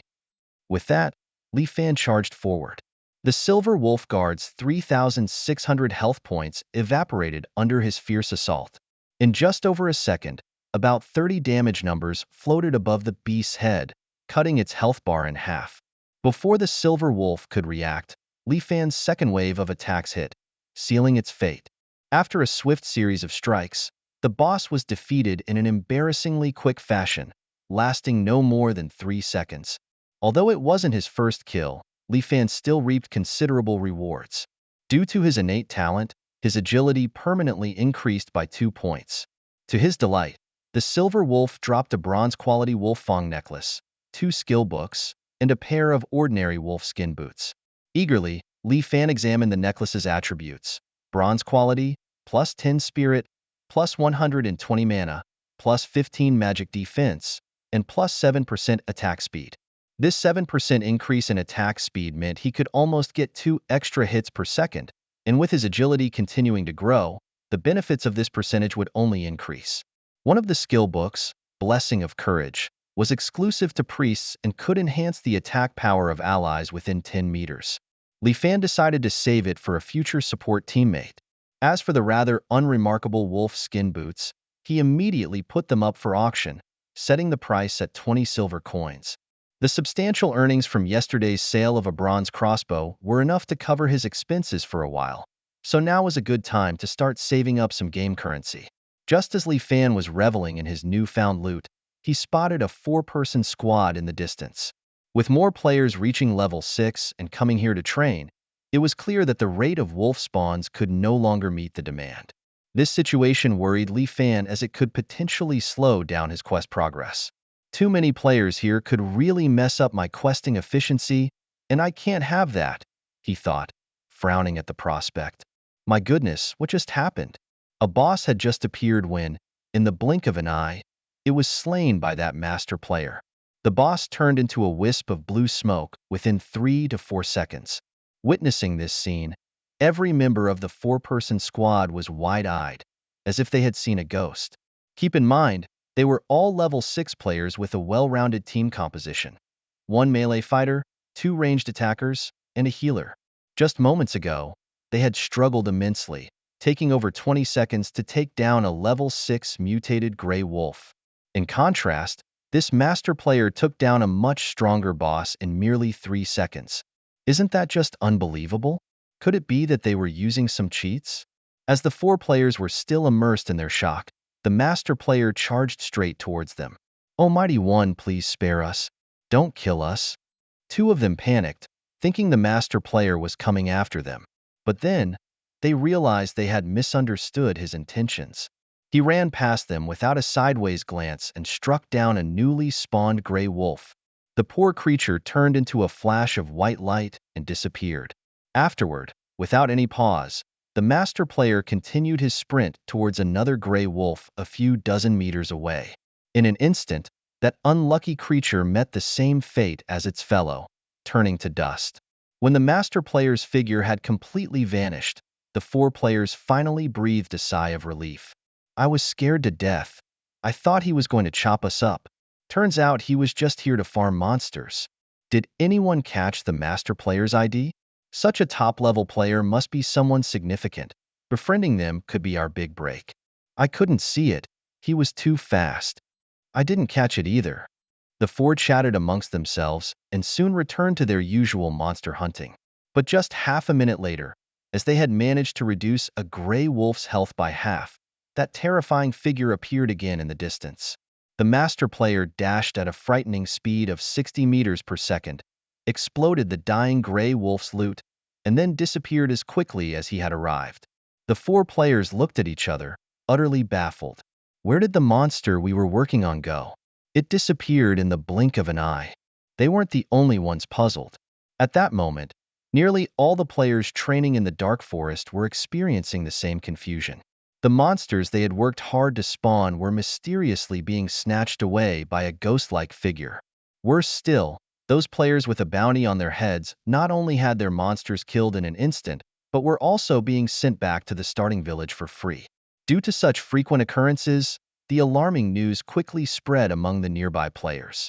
Hey, have you heard about the terrifying ghost in the Dark Forest? Yeah, I heard about it too. That guy snatches monsters faster than anyone, and they say his speed exceeds 100 meters per second. 100 meters? That's an understatement. I heard it's 200 meters per second. 200 meters? I just came from there, and I can only say that the ghost is so fast it's practically invisible. Must be at least 500 meters per second. Exactly, I can vouch for that. This brother speaks the truth. No wonder you guys stopped hunting gray wolves. You were too scared by the ghost. Is that ghost a player or a boss? Not sure. He moves too fast to see clearly. I heard that ghost not only snatches monsters, but also kills players. I witnessed a player get chopped into bits in an instant. Why wasn't I the victim? Could it be that the ghost's attacks are random? Well, whatever the reason, it's best to stay away from that area. As more and more people talked about it, the rumors became more exaggerated. Some said the ghost moved faster than a kilometer per second. Others claimed that leveling up in front of the ghost meant certain death, and there were even tales of the ghost slaughtering gray wolves to the point where they dared not respawn. That area quickly became known among players as a forbidden zone, with very few brave enough to challenge it. Unbeknownst to most, the fearsome ghost they spoke of was none other than Li Fan's avatar. What's the biggest fear in the game? The dreaded death penalty. If targeted by the ghost, one could lose levels in minutes. Players would rather grind slowly on other maps than suffer here. And this played right into Li Fan's hands. Perfect. Now that everyone's been scared off, I can finally focus on my quests in peace. Watching players flee one by one, Li Fan couldn't help but smile smugly. Then, he plunged back into the mundane slaughter. As time flew by and Li Fan's experience bar neared saturation, about to hit level 10, he couldn't resist spending a large amount of experience to upgrade his skills, Heavy Slash and Phantom Dance. Heavy Slash was upgraded from level 2 to 4, skyrocketing its base damage from 200% to 320%. Although Phantom Dance was only upgraded by one level, its duration increased by 1.5 seconds. Most skills undergo a significant transformation at every 10th level, and Li Fan was full of anticipation for this. After upgrading his skills, Li Fan immediately resumed his relentless killing spree. Hours flew by, during which he encountered a Black Iron tier Grey Wolf boss and a Bronze tier Silver Wolf guard. These bosses dropped a Black Iron staff, a Bronze helmet, a common quality bow skill book called Double Shot, along with a small amount of game currency and basic equipment. Li Fan promptly put on the bronze helmet. Although it only slightly increased his defense and health, it was better than nothing. As 7 in the morning approached the next day and his agility attribute finally broke through the 4,000 mark, a special system notification appeared on his screen. Due to your extensive slaughter of mutated gray wolves, you have drawn the attention of the Silver Wolf King in the gloomy forest region. A level 10 silver maternal wolf, a creature of the silver tier, is coming to inspect. Please be cautious. In the world of fantasy gaming, the concept of continuous defeat of minor monsters summoning a higher-level boss is akin to the trope in fantasy novels where attacking a junior member of a clan leads to retaliation from a powerful elder. This scenario unfolds as Li Fan faces a dire situation with a vengeful silver boss, a mother silver wolf, specifically targeting him for revenge. However, Li Fan is unfazed by this encounter. With an agility score of 4,000, translating to an attack speed of 44 hits per second and a movement speed of 90 meters per second, Li Fan doesn't consider a level 10 silver tier boss much of a threat. As he goes about his business as usual, the mother silver wolf makes a dramatic entrance about 3 minutes later with a resounding howl, its silver fur glistening and its body stretching over 3 meters in length. The system quickly updates with the creature's stats. A level 10 silver entity, Mother Silver Wolf, with attributes showing 12,000 HP, 220 physical attack, 180 magical attack, and 80 for both physical and magical defense. Despite its intimidating offense and defense stats, which suggests that Li Fan could hardly withstand 3 hits from it, and his basic attacks would barely scratch it, he isn't deterred. According to the game's scaling, where normal creatures of the same level have a power level of 1, this silver tier creature holds a power level of 8. Considering his options briefly, Li Fan decides to engage, swiftly moving towards the mother silver wolf. As the wolf lashes out with its claws, tearing through the air with ferocious speed and power, it would have been a critical hit on any average level 9 player. But Li Fan, with his superior speed, easily dodges and maneuvers behind the wolf, targeting its weaker spot with his sword. However, due to the level difference and the wolf's high physical defense, his attacks are merely irritating it. Adapting his strategy, Li Fan focuses on attacking the wolf's belly, a known weak spot. His overwhelming speed allows him to cling to the boss like a relentless nightmare. As the wolf's health steadily decreases, it becomes desperate and starts to randomly jump and spin in an attempt to shake off Li Fan. But Li Fan remains unshakably close, continuously attacking.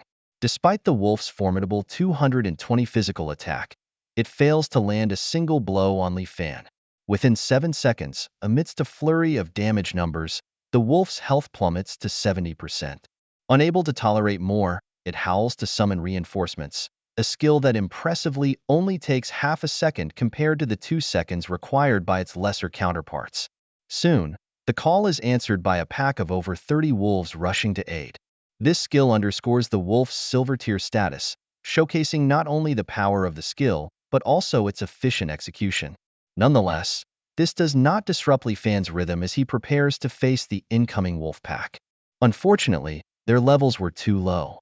Even with Li Fan's casual effort, he could instantly defeat them, hardly giving the boss any chance to recover. This clearly showed that as long as one is fast enough, soloing a silver-level boss is not an issue at all. Realizing that summoning help was barely effective, the mother silver wolf became increasingly aggressive. When its health dropped to 50%, it let out a furious roar and activated its second skill, Lone Battle, which decreased its defenses by 10 points but increased its attack power, attack speed, and movement speed by 10%. More alarmingly, for every 1% of health it lost, its attack power increased by 2 points and its speed by an additional 2%, lasting for 60 seconds. This buff significantly boosted the mother silver wolf's speed. However, compared to Li Fan, this increase was merely a drop in the bucket. Even if its speed doubled, it still couldn't match Li Fan's speed of 50 meters per second. Not to mention, having lost 10 points in defenses, it was taking tons of damage. In desperation, when its health fell to 30%, the mother silver wolf played its final card, Life Return. A verdant glow enveloped its body, slowly regenerating 5,000 health points over the next 10 seconds. But what could this do other than prolong its agony for a few more seconds? When its health was down to 5%, the mother silver wolf went berserk, activating its ultimate skill frenzy. Its immunity to control effects, along with its attack speed and movement speed, skyrocketed by 200% until the end of the battle. Yet even with this, facing Li Fan, it was still helpless and ultimately fell with a thunderous crash. At the same time, a series of system notifications flashed on Li Fan's screen. You have killed. Village announcement. Player Tai Sui Shin, a level 9 shield armor warrior, has slain the level 10 silver creature, Mother Silver Wolf, earning the village's first kill reward. In the novice village of M4399, specifically in the Burial Forest area, over 100 players level 10 and above were rallying under the leadership of the commander Ao Shi Di Huang. They were closing in on a level 10 silver tier boss, the rampaging bull lord. With the boss's health dwindling down to the last 10%, a smile began to form on Ao Shi Di Huang's lips. He was almost certain that securing this first kill would attract numerous elite players to their guild, Ao Shi Kun Xiong, propelling them to become one of the top guilds in the endless skies of the game. Keep it up, everyone. Once we take down this boss, there's a bonus of 1,000 yuan for each of you. And as the guild grows, you'll enjoy the perks of being founding members. Just one more step and we'll dominate the endless skies. Ao Shi Di Huang was passionately envisioning a bright future when suddenly, 3 identical server-wide announcements flashed across everyone's screens, shattering his dreams. Player Tai Sui Shin, a level 9 shield armor warrior, has slain the Mother Silver Wolf, a level 10 silver creature, securing the first kill reward for the village. The news hit like a bolt from the blue, crushing Ao Shi Di Huang's dreams in an instant. Damn it! He cursed, unable to contain his frustration, while the rest of the guild members were too stunned to speak. The enticing promises just made by Ao Shi Di Huang vanished into thin air, leaving a bitter taste of disillusionment. However, reality waits for no one. The enraged boss continued its ruthless assault, threatening to wipe them all out. Snap out of it. Let's deal with the boss first. Old Wong, hold it off with everything you've got. It's only at 5% health. Let's go full force. After a fierce battle, the rampaging bull lord finally fell, but not without the guild suffering heavy casualties. Over 20 members lost. As they looked at the 2 silver items dropped by the boss, there was no joy among the members, only a heavy air of defeat. They had missed out on the prestigious first kill of a silver boss, a recognition only announced for those who first defeat such high-tier bosses. Darn. We were so close, just half a minute more. Who is this Tai Sui Shin? His ID is the only one in the first kill announcement. How is that even possible? After the initial shock, astonishment set in again. If Tai Sui Shin was mentioned alone, it likely meant he had soloed the level 10 silver boss, Mother Silver Wolf. Just the thought was enough to take everyone's breath away. Are you kidding me? We had over 100 level 10 elites, including 11 with C-grade talents and 3 with B-grade talents, not to mention Old Wong with his A-grade talent that multiplies his health by 10 as a tough druid. And Tai Sui Shin took down a silver boss by himself? He must have exploited a glitch. There's no other explanation. Could Tai Sui Shin's talent be the legendary S-grade? That's the only way this makes sense. But talent really isn't fair, after all my hard work. Ultimately, Ao Shi Di Huang sighed, resigned to the harsh reality. Luck is also a part of strength. If Tai Sui Shin was lucky enough to draw such an incredible talent, what can we do? Let's shift our focus to the first clear of the level 15 Spider Cave dungeon. Regarding Tai Sui Shin, everyone should keep an eye out and let me know if you hear anything. We should see if we can get him to join our guild. The other members just had to disperse and leave it to fate. Meanwhile, this sensational server-wide announcement has completely ignited the passion of the entire M4399 village. I can't even beat a level 10 monster. I need to form a team.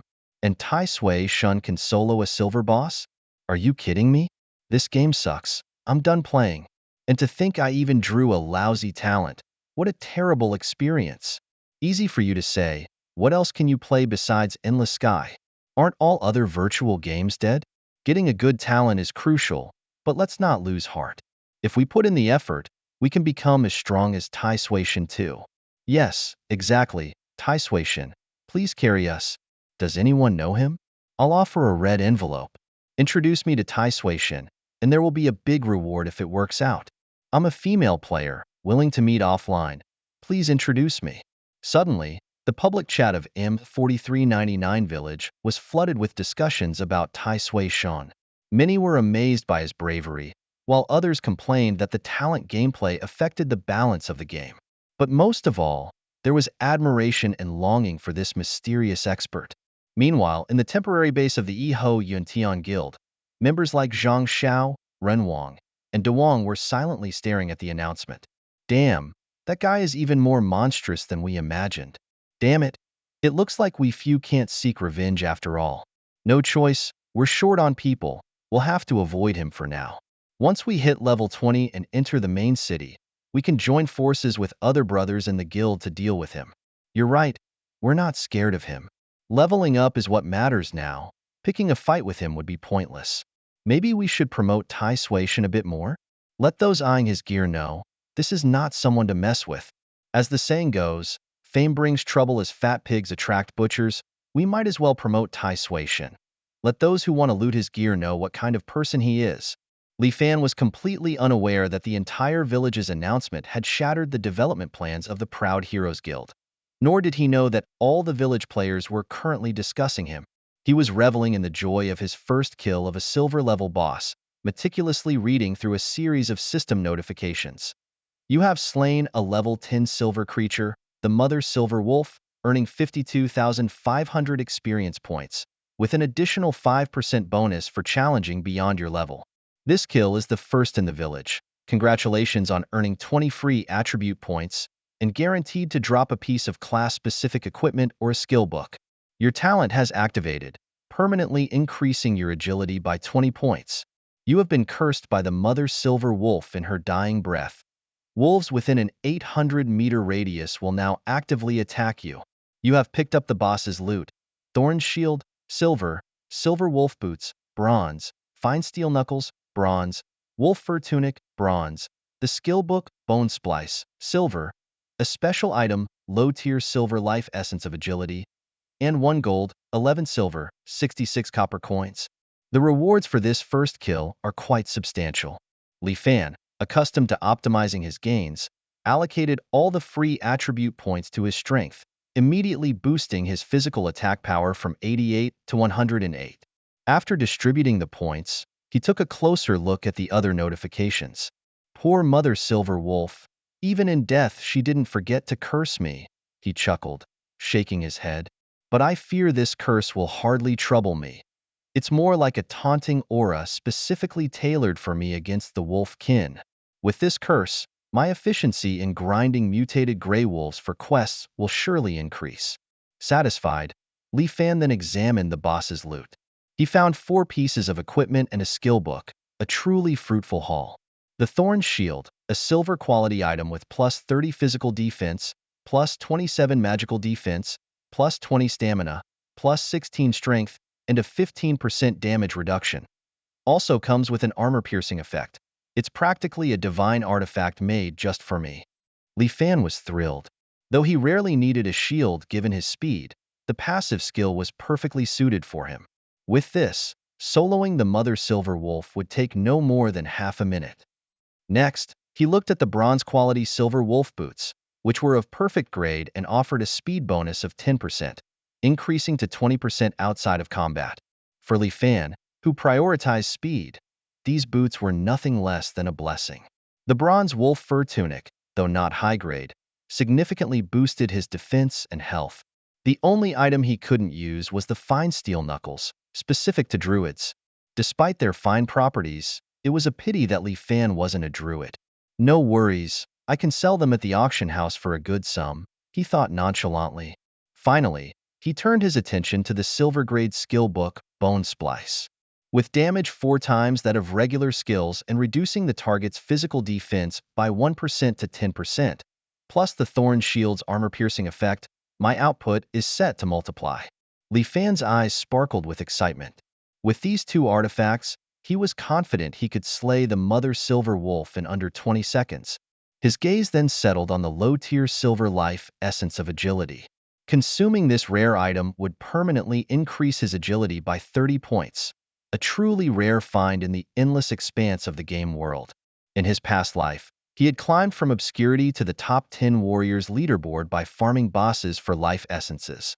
It was unexpected that he would stumble upon such a rare item so soon. Li Fan muttered to himself, "It's a pity I already have the SSS tier talent Blessing of Light, which grants me plenty of agility. This item is just icing on the cake for me. Just like what I did with the steel knuckle, I might as well put it up for auction." After a moment's hesitation, he made up his mind. "I'll do it like I did with the steel knuckle. Straight to the auction house it goes." Li Fan vaguely remembered that at the launch of the game, Endless Firmament, several events were held to create legends among players. The first event involved releasing 7 legendary skill books at auction houses in major cities for players to bid on. With this in mind, he decided to accumulate game currency in advance to avoid missing out on these books, which would be quite disappointing. This essence of life that permanently increases agility by 30 points should go for a 10-hour auction, he thought. Starting bid, 5 gold coins, highest bidder wins, no fixed price. After some thought, he decided that the stainless steel knuckles could start at just 1 gold coin. Although a bronze weapon currently offers a greater boost in combat power than a mere 30 points of agility, gear eventually becomes obsolete, while attribute enhancements are forever. Thus, the value of the two items isn't even comparable. Besides, Li Fan also decided to sell off a black iron shield and a bunch of playing gear, keeping only the most practical items. After finishing all this, he didn't feel tired, so he continued to grind in the game. By 9 a.m., accompanied by a dazzling white light, he finally reached level 10. As usual, he allocated all 5 newly acquired points to strength, eagerly equipped his new gear, and learned the skill Bone Slice, feeling thoroughly satisfied as he glanced at his character stats. His character, God Tai Sui, was now at level 10 with experience points at 22/76,000, a shield armor warrior with 1120 HP and 600 MP, physical attack at 111, magical attack at 36, physical defense at 92, magical defense at 114, strength at 94, agility at 4401, spirit at 16, stamina at 42, attack speed at 47.81 hits per second, and movement speed at 107.82 meters per second. His talent, Blessing of Light, was at the first stage of SSS quality. Both his attack speed and movement speed had reached a new realm, even more terrifying than when he was level 200 in his past life. Delighted, Li Fan logged off in high spirits. Perhaps due to over 16 hours of continuous play, he quickly fell into a deep sleep. However, while Li Fan was sound asleep, the essence of life he had put up for auction quietly ignited the passion of the entire newbie village on server M4399. My goodness, a permanent increase of 30 agility points?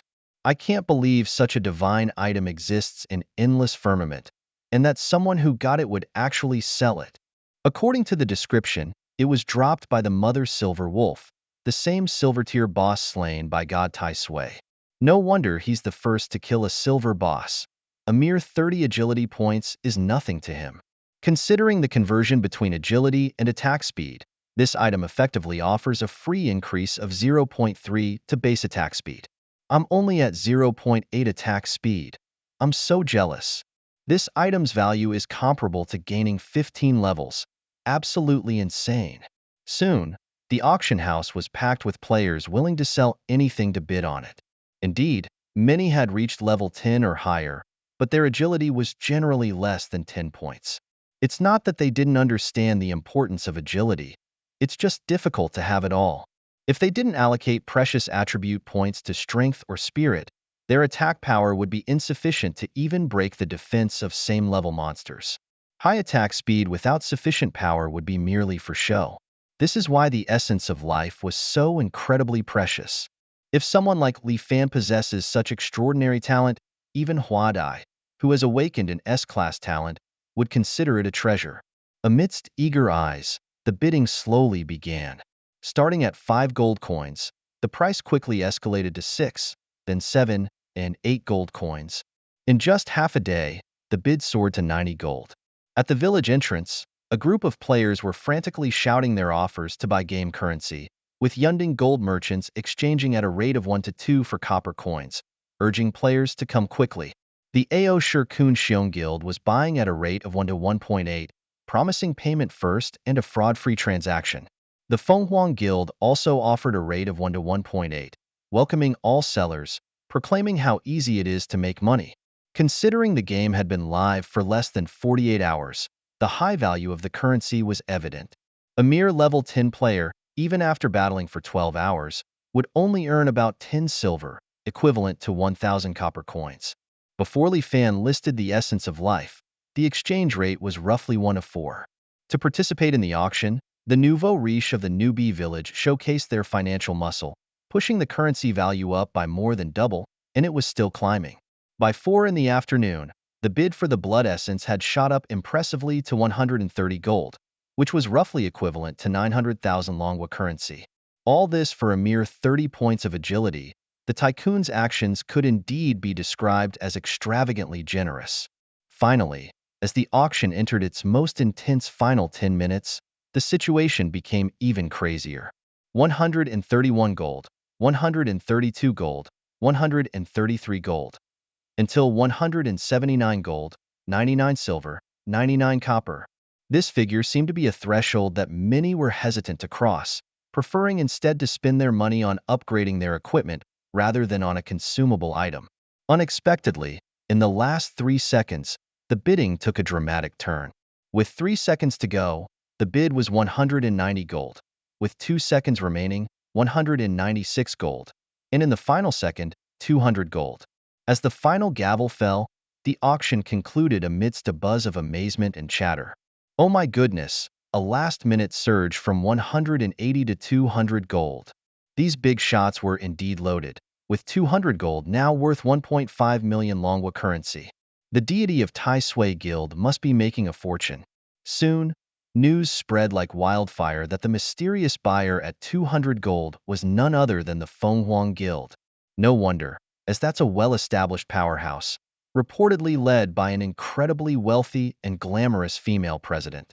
In the wilderness outside Novice Village, at the leveling spot for the level 13 Crimson Rock Serpent, the president of the Phoenix Guild, a charismatic lady gamer in her mid-20s known by her ID as Zixia Xinzi, was listening to a report from her middle-aged butler and vice president. Miss, we've successfully secured the low-tier silver essence of life. Excellent. Let's equip our top archer, John Khan, with it later. He's our strongest attacker in the raid team. But enough about that. Any news on Tai Sui Shan? Not yet. Miss, you also possess an S-rank talent. Why do you place such importance on Tai Sui Shan? Zixia Xinzi shook her head. Tai Sui Shan is no ordinary player. Have you seen the video of him defeating the Yibo Yunshin group? I've analyzed it thoroughly. His advantage was mainly in speed, but speed alone couldn't have let him solo a level 10 silver boss. I boldly conjecture that his talent might be of a growth type. I have a feeling he will become one of the top players in the game. While he's still in Novice Village, we must find a way to recruit him into our guild. In M4399 Novice Village, the ID Tai Sui Shan was well known. Although his video defeating Yibo Yunshin sparked heated discussions on forums, amidst the vast sea of players displaying extraordinary combat abilities, people's attention quickly shifted to new topics. However, the Phoenix Guild wasn't so easily distracted. As a wealthy guild, Zixia Xinzi had invested heavily in real life to set up a gaming studio, gathering a team of top-tier game analysts. Although she had never met Tai Sui Shan in person, she had observed his exceptional skills through videos. Considering he was selling items like the low-tier silver essence of life, Tai Sui Shan likely was a lone wolf player with no fixed team. Find a way to reach out to him, and if negotiations go well, offer him a base salary of 10 million plus bonuses to join the guild, Zixia Xinzi instructed. Hearing this, the butler vice president was taken aback. Miss, isn't 10 million a bit much? Even our top employee, John Khan, only makes 5 million a year. No, I think it's too little, Zixia Xinzi said decisively. If Tai Sui Shan truly has an S rank or higher growth type talent, I'd be willing to offer him 50 million. My father has billions, and as his only daughter, I won't run out of money. Don't worry about the expense on my behalf. Facing his boss's bold declaration, what could the butler vice president say? He simply nodded in agreement. As soon as he logged on, Li Fan noticed his wallet had grown fatter, with 200 gold for the essence of life and 66 gold for the steel knuckles. Looks like our village really does have its share of tycoons, he thought, feeling delighted. Next, he was ready for another endless day of monster slaying. Of course, his primary goal was to drive out other players and monopolize this fertile leveling area. Look, the ghost is appearing again. The rumors are true. This place is really haunted. Could that ghost be the boss? It's moving too fast to see clearly. No, this place is too creepy. Let's get out of here.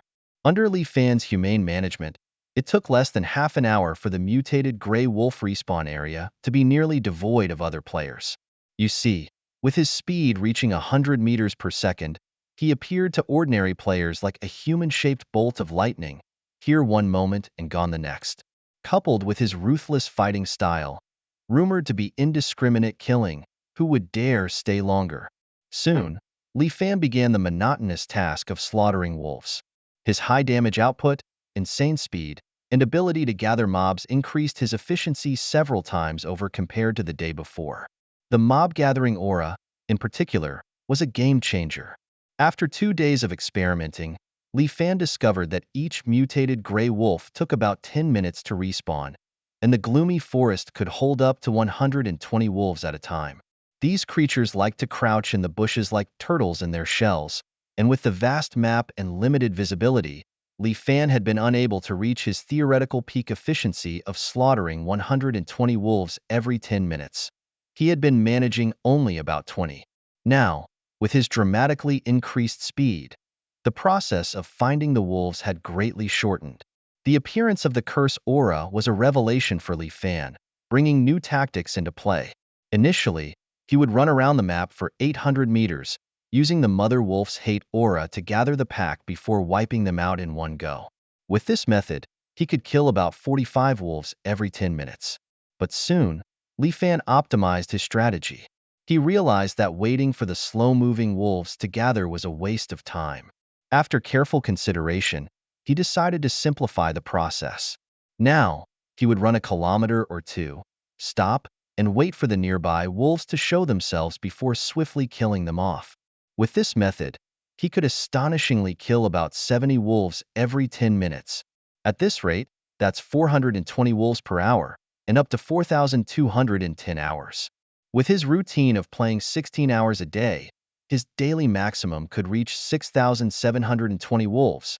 Impressed by the Mother Silver Wolf's curse, Li Fan thought, with this aura boosting me, I'll complete the second phase of the hidden mission by tomorrow at the latest, slaughtering 10,000 wolves in one fell swoop. Excited, he even started to find the repetitive faces of the mutated gray wolves endearing. Time flies, and in the blink of an eye, it's the afternoon of September 24th. As usual, Li Fan got up and immediately dove back into the game. After grinding for 3 to 4 hours, he figured that in just one more hour, he'd complete his mission. However, fate had an even bigger surprise in store. Suddenly, a system notification popped up. You have cumulatively killed 10,000 creatures. Your talent, Blessing of Light, has automatically upgraded to the second stage. The surprise came earlier than expected. Wow, I almost forgot. An SSS tier talent only needs to kill 10,000 creatures to advance to the second stage. Li Fan hurriedly checked the new version of the talent effects. The second stage of the SSS tier Blessing of Light includes 1. A base agility increase of 1,500 points. 2. For every creature of level 20 or higher killed, agility permanently increases by at least 2 points, with stronger monsters yielding greater rewards. 3. Each attack inflicts true damage equal to 1% of agility. Progress towards the next stage of talent development, number of level 20 or higher creatures killed. 0/100, 000. Note, this SSS tier talent is unique and divided into 10 stages, so keep pushing on, young one. Even Li Fan, who had returned from rebirth, was speechless at the fresh effects of the talent. While a 1,500-point increase in agility was impressive, it paled in comparison to the second feature. Killing monsters above level 20 now yields double the agility growth than before, a truly terrifying upgrade. However, what truly left him astounded was the third feature that appeared out of nowhere.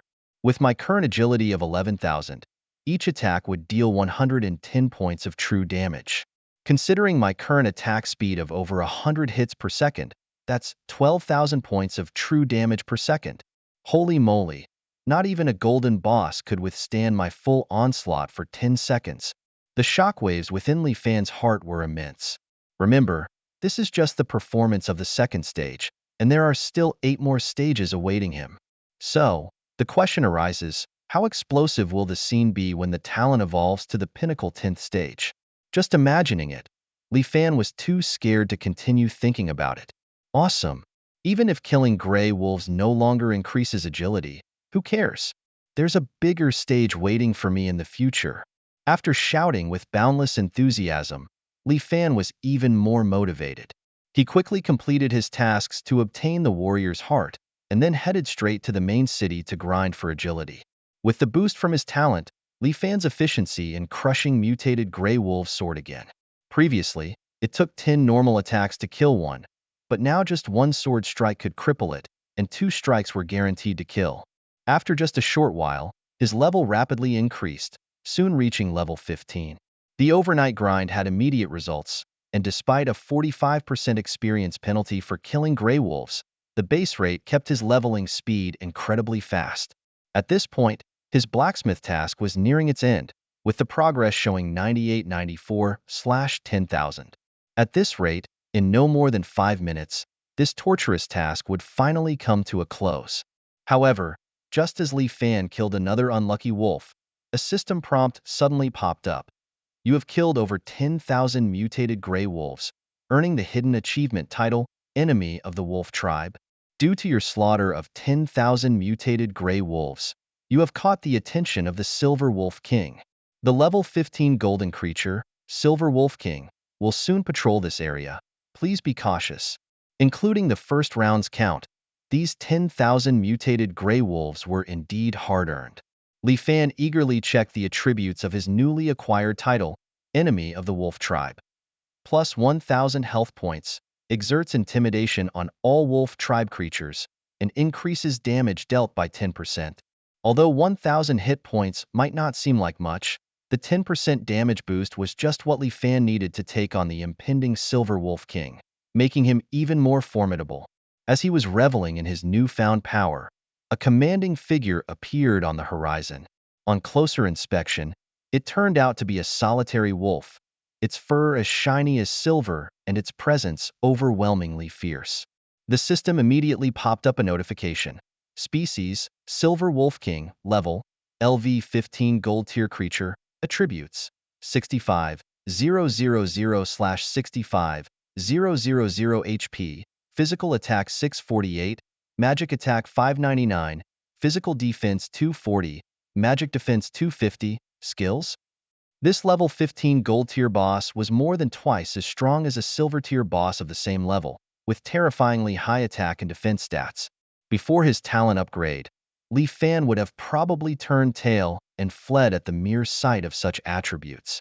After all, his current main weapon, a shoddy item looted from a Pippy Pig boss, barely broke 100 in physical attack, making it virtually impossible to penetrate the Silver Wolf King's defenses. Although the game, Endless Firmament, had a feature where players could still chip away a sliver of health from a boss even if they couldn't break through its defense, the Silver Wolf King had a whopping 65,000 hit points. Considering its thousands of points in self-healing abilities and life-saving regeneration skills, Li Fan might exhaust himself to death trying to whittle down its health. Not to mention, the Silver Wolf King could easily squash him, given his vulnerability. However, the situation was now drastically different. His talent upgrade meant that each of his strikes could inflict over 100 true damage. With this kind of output, the arrival of the Silver Wolf King was akin to walking into a trap. With a fierce gleam in his eyes, Li Fan charged at the boss without hesitation. Boasting 11,000 agility, his speed had reached 240 meters per second, which was two-thirds the speed of sound. A feat only achievable by level 100-plus players in his past life. Strike first. As soon as the battle cry sounded, Li Fan took the initiative.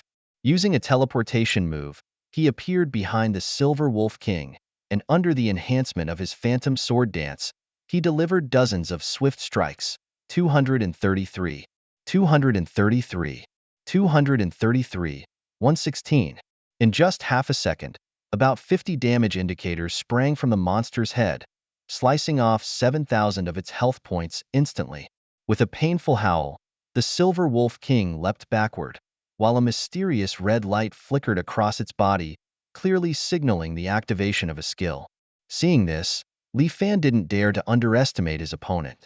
Fearing that his fragile frame couldn't withstand a counterattack, he maintained a cautious stance and immediately retreated over 100 meters away. This decision proved to be immensely wise in the ensuing battle. The combat log showed that Li Fan was hit by the Silver Wolf King's Golden Bloodline intimidation skill, instantly losing 699 health points and being stunned for 3 seconds. This wide-range magical attack and control skill cut down 2/5 of Li Fan's health in one blow, demonstrating its immense power. Even more dangerous was the deadly stun effect. Had Li Fan not retreated in time, even 2 more seconds would have been enough for the Silver Wolf King to turn him into mincemeat. He was too careless. Even though my offense is unmatched, my defense is fragile, and I lack counter-control measures. It seems I must be more cautious, Li Fan thought to himself. Oddly enough, this was the first time he had been injured in the endless expanse since his rebirth. Previously, it had always been a one-sided domination. He was not used to being on the receiving end of attacks. Fortunately, the stun didn't last long. After just 3 seconds, Li Fan regained his mobility. As the Silver Wolf King charged at him, Li Fan counterattacked with his sword. However, this time, while delivering his blows, he also paid close attention to the opponent's reactions. He even gave up aiming for the eyes and abdomen, typically weak spots, preferring to sacrifice some damage to stay alert and ready to retreat at any moment. My fighting style is almost cowardly. It's almost a disgrace to the name of a shield-armored warrior. Li Fan mocked himself, but it was necessary given his glass cannon status. If only his physical attributes were higher, he'd be the first to engage in close combat. Swish, swish, swish. His sword moved like the wind, and even with some restraint, the Silver Wolf King's health visibly plummeted, dropping by 3,000 to 4,000 points every second. A mere 65,000 health points could not withstand such a relentless assault. Soon, its health fell below 70%. With a mournful howl, the Silver Wolf King unleashed another skill. But as it raised its head, Li Fan had already retreated 200 meters away. By the time the intimidating sound waves reached him, he was safely out of the skill's range. The subsequent alerts confirmed this. Combat log. Silver Wolf King uses Golden Bloodline intimidation, but you are out of the skill's range and unaffected. Combat log. Silver Wolf King uses Blood Energy Blast, but you are out of the skill's range and unaffected. This time, not only did the Silver Wolf King use intimidation, but it also spat out a basketball-sized orb of blood energy from its mouth. Unfortunately for the Silver Wolf King, these flashy skills were merely for show in front of the cautious Li Fan and posed no real threat. As soon as the blood energy blast hit the ground, Li Fan immediately charged back into the fray. As long as I retreat far enough, you can't touch me, he sneered proudly, his sword dancing wildly again. 116, 116, 116. The damage numbers fell like raindrops on the Silver Wolf King, forcing it to retreat repeatedly. Despite its desperate attempts to reposition and counterattack, it couldn't shake off the relentless swordsman tailing it. As its injuries worsened, the Silver Wolf King, filled with rage, also awakened a new skill. When its health dropped to 50%, it consecutively released Golden Bloodline Intimidation and a new skill, Psychic Suppression. The latter was unfamiliar to Li Fan, and he wasn't sure if it was an attack or a control type. However, before he could ponder it further, a visible ripple of air spread rapidly from the Silver Wolf King, indicating the imminent danger. Upon seeing the situation, Li Fan quickly retreated. With his speed advantage, he could easily create a distance of 200 meters in just a second. His vigilance paid off when he noticed the psychic suppression waves expanding continuously, eventually covering a radius of 300 meters before dissipating. Quite an impressive range for that skill, but still not enough to avoid me, chuckled Li Fan as he charged forward again. Unexpectedly, the Silver Wolf King turned tail and fled. Could it be that my high damage output has scared the boss witless? Li Fan realized with a sudden clarity that bosses of gold level and above indeed possess considerable intelligence. But running away won't be so easy in front of me. Before he could finish his thought, he teleported to pursue the fleeing beast relentlessly. Within seconds, Li Fan had caught up to the Silver Wolf King, his long sword whistling through the air again. After another 6 or 7 seconds, the health of the Silver Wolf King had dropped to 30%. Howling in desperation, the Silver Wolf King used its skills of intimidation and teleportation. Battle alert! Silver Wolf King has activated a low-level magic teleportation circle. In 10 seconds, 3 female silver wolves will emerge to assist in battle. Li Fan couldn't help but laugh at the pattern. It seemed all wolf tribe bosses he encountered had the ability to summon minions. Silver Wolf King, are you sure you're not just adding more gifts to my bounty by calling in your wives to bolster your courage? Instead of rushing to slay the nearly defeated Silver Wolf King, he decided to deal with the 3 unexpected guests first. A free silver boss delivered right to my doorstep? How could I refuse? His sword flashed fiercely. In less than a minute, all 3 female silver wolves lay defeated at Li Fan's feet. Picking up a piece of silver armor from the spoils, he couldn't help but smile broadly. Hey, Silver Wolf King, are you sure your wives came to help? It looks more like they came to add to the chaos. Holding the shiny new equipment in his hand, Li Fan called out teasingly to the distant Silver Wolf King. The triple-headed silver boss, a female silver wolf, bestowed upon Li Fan a rich bounty of loot, including 3 silver-grade items, 2 bronze-grade items, and several silver coins. The silver gear consisted of a defensive upper garment, a shepherd's staff, and an assassin's dagger. The bronze items were another upper garment and a ring. Among these, the silver upper garment and the bronze ring were perfectly suited for Li Fan's current needs. The silver armor, named Radiant Armor, was of silver quality and perfect grade, requiring level 10 or higher. It boasted plus 800 health, plus 60/plus 56 physical and magical defenses, plus 35 stamina, and reduced physical damage by 12%. Additionally, when health fell below 30%, both defenses increased by an extra 20 points. Most importantly, it featured a purification skill that could remove control effects from the wearer, with a cooldown of 5 minutes. The Wolffang Ring, although only of bronze quality and standard grade, was still a beneficial addition, offering plus 280 MP, plus 13 agility, and a 5% increase in attack speed. This perfect grade silver armor was equipped with 4 attributes, especially the control removal skill, which seemed tailor-made for him. Although the Wolffang Ring was of a basic grade, it was better than nothing. Overjoyed, Li Fan promptly donned both items and plunged back into battle with the Silver Wolf King. In a flash, the Wolf King had fled over a kilometer away. However, given the disparity in speed, its fate was sealed. In just a few seconds, Li Fan caught up and resumed his fierce assault. 117, 117, 117. With a series of damage numbers flashing, the Silver Wolf King's health plummeted. The agility boost from the Wolffang Ring allowed Li Fan's total agility to surpass 11,600 points, thus increasing his true damage from 115 to 116 per attack. Though the increase was slight, the ring's 5% boost in attack speed significantly enhanced his output. Relying primarily on basic attacks, the increase in attack speed directly translated to higher overall damage.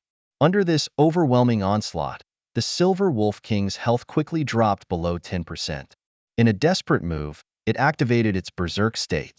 Its defenses decreased by 20%, but its attack power, attack speed, and movement speed surged by 30%.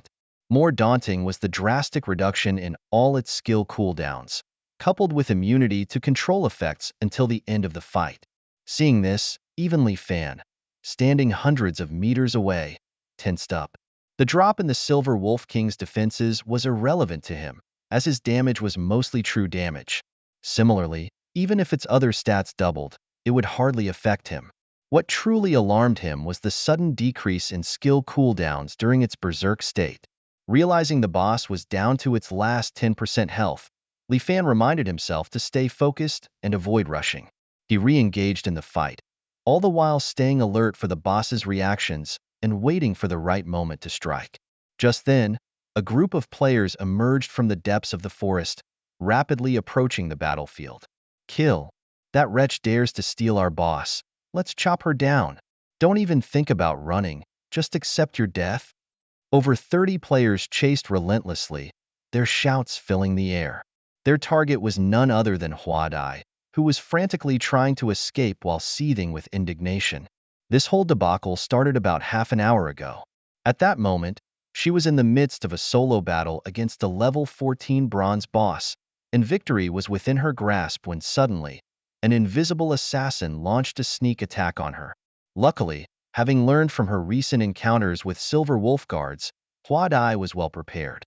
As soon as the enemy appeared, she didn't hesitate to use a flash spell to create distance, followed by casting a gravity ball that instantly took out the assassin. With her space-time mage skills and the immense mental attributes provided by her S-tier talents, a fragile assassin stood no chance against her. However, what Huadai didn't anticipate was that she had just crossed a very influential figure. The assassin she killed turned out to be the brother-in-law of the guild leader of the Ao Shi Kun Xiong. Ao Shi Kun Xiong is a force to be reckoned with in the newbie village, on par with the Phoenix Guild, and is one of the top-tier guilds. While other established guilds like Yibo Yun Tian also have a significant presence, the core members are primarily from Ao Shi Kun Xiong and Phoenix Guild.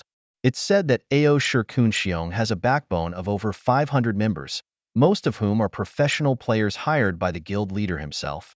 For a solo player like Huadai, being targeted by over 30 elites from the guild felt incredibly unfair. It was that Ao Shi Yunjizi who attacked me first. I was merely defending myself, and now I'm the one in trouble, she cursed, trying her best to shake off the pursuers. As a high-damage but fragile glass cannon, Huadai couldn't withstand their numbers. Getting close meant certain death. I'm running out of mana. I can't cast another flash spell to escape, Huadai thought bitterly. Fine. If it's going to be the end of me, I'll take these scoundrels down with me. Let's see if these red-named cowards dare to follow me into the territory of the mutated wolves. It was rumored that a fearsome ghost, merciless to killers, haunted that area. With her resolve firm, she burned her last bit of mana for a final flash spell, darting over 100 meters into the territory of the mutated gray wolves. Just as she landed, a startling scene unfolded before her eyes. A familiar figure was slaying a giant wolf with silvery fur with a single sword strike. And the system notification that popped up was even more shocking. The wolf was a golden tier boss. The village announcement system kept blaring updates, creating a buzz as the player named Taishan, a level 15 shield-armored warrior, successfully defeated the Silver Wolf King, a creature of gold tier, earning the first kill reward server-wide. This news stirred mixed feelings in Hua Hudi, who hadn't expected to encounter Taishan here, let alone see him effortlessly take down a gold boss. Meanwhile, the Ao Shi Kun Xiong Guild, which had been pursuing Hua Hudi, arrived at the scene. The guild members, including a core member known as Lao Zi, were astounded. Lao Zi had only just managed to defeat a minor level 15 creature, while Taishan had easily conquered a gold boss, which was beyond their belief. Leading the guild, Yun Ji-eyed Taishan collecting the loot from the Silver Wolf King, his eyes gleaming with greed. He knew that the first kill of a gold boss would surely drop gold-level equipment or skill books, and the dagger Taishan picked up looked likely to be a gold-tier weapon. From discussions on the gaming forum, Yun Ji knew that no player in the server had yet obtained a gold-tier dagger, making it possibly the only one of its kind. As an assassin, acquiring this dagger could make him the strongest in the server. This thought fueled his greed uncontrollably. Yun Ji, with a demanding tone, insisted that Taishan Shan hand over the gold dagger or face retaliation from the Ao Shirkun Xiong Guild. Confidently, he believed that with the guild's vast resources and over 500 core members, they could easily muster over 10,000 players in the main city, overwhelming Taishan Shan by sheer numbers and power. His bullish behavior was based on the hope that with enough pressure, they could coerce Taishan Shan into surrendering the loot. Among the other members of the Ao Shirkun Xiong Guild present, there was some confusion due to previous orders from their leader, Ao Shir Di Huang, who had instructed them to be on good terms with Taishan Shan. However, Yun Jizi's aggressive stance puzzled them. Yet, the majority supported Yun Jizi's decision, driven by shared interests and similar behavior patterns, making Yun Jizi's voice a reflection of their collective will. Standing before the corpse of the Silver Wolf King, Li Fan faced a provocation from Yun Jizi, his anger quietly rising. He stared intensely at Yun Jizi and asked earnestly, "Are you joking with me? Do you really think you're stronger than the Silver Wolf King?" Yun Jizi's face turned red in an instant, but he stubbornly commanded, "Take them down. Don't spare that woman named Hua Butterfly either. Seize their equipment." Following the order, members of the Kun Xiong Guild moved forward, hesitating but reluctant to show weakness. However, they soon regretted their decision. Li Fan moved swiftly, darting through the crowd like lightning, and within seconds, he had defeated everyone, forcing them to respawn. Most were already marked as outlaws, so Li Fan did not accrue any sin points. Scattered on the ground were some common, basic equipment, insignificant to him. Now, he finally had the chance to appreciate the spoils from defeating the Silver Wolf King. First was the first kill reward. As a golden boss, the Silver Wolf King offered a high reward of 60 free attribute points, which he allocated entirely to strength. Next, he turned his attention to the experience points and the dropped items like equipment and skill books. A system notification announced, "You have gained 150,000 experience points and advanced to level 16. You have picked up the blood-drinking sword, the blood-igniting staff, the silver wolf belt, the skill book for rapid healing, special items like the essence of life, Li Tianhua's last words, and a large amount of gold, silver, and copper coins. 3 golden items, 1 silver item, and 2 special items." The drop rate of the Silver Wolf King was truly impressive. Excited, Li Fan began examining the details of his loot, his heart brimming with joy. Li Fan had always wielded a fine steel sword, but finally, he had the chance to upgrade his weapon. He eagerly opened his equipment panel and his eyes were immediately drawn to a striking one-handed sword, the Blood Drinker Sword. The blade looked incredibly sharp and emitted a captivating glow. Li Fan's eyes lit up with excitement and a surge of joy filled his heart. Equipped with the bloodthirsty sword, Li Fan's Spirit's Sword. This exceptional weapon, boasting a 200 durability and classified as gold tier, was perfect for sword-wielding classes above level 15. Its attributes were impressive: plus 121 physical attack, plus 109 magical attack, plus 40 strength, and plus 32 spirit. But what truly delighted him was its second attribute. It never wears out. This reminded him of his childhood days playing Fantasy Westward Journey, where similar everlasting equipment existed. For Li Fan, a skilled blacksmith, the indestructibility of the bloodthirsty sword meant no more frequent repairs or carrying heavy ores for maintenance. Additionally, its 5% life steal effect and the powerful active skill, which dealt a rapid slash to enemies within a 5-meter radius and inflicted severe bleeding, made it an invaluable asset in any battle. Turning his attention to the other items, Li Fan examined the Bloodfire Staff. Also boasting a 200 durability and gold tier quality, this staff was a treasure for any mage class over level 15. It offered plus 60 physical attack, plus 149 magical attack, and plus 48 spirit, with a bonus 7% spirit increase. Its cooldown reduction for active skills by 10% and the Bloodfire skill, which unleashed a magical attack on enemies within a 20-meter radius, made it arguably the best choice for mages at the moment. Li Fan pondered whether to auction the staff, but decided to keep it for later use.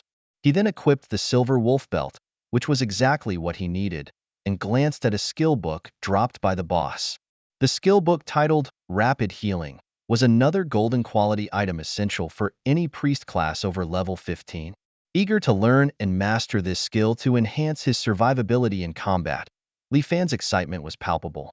With these new acquisitions, he felt more confident and eager for the adventures that lay ahead. The level 1 active skill, Active Effect, can instantly restore 500 health points to a teammate and increase their maximum health by 15%. However, activating this skill consumes 100 mana points and has a cooldown period of 40 seconds.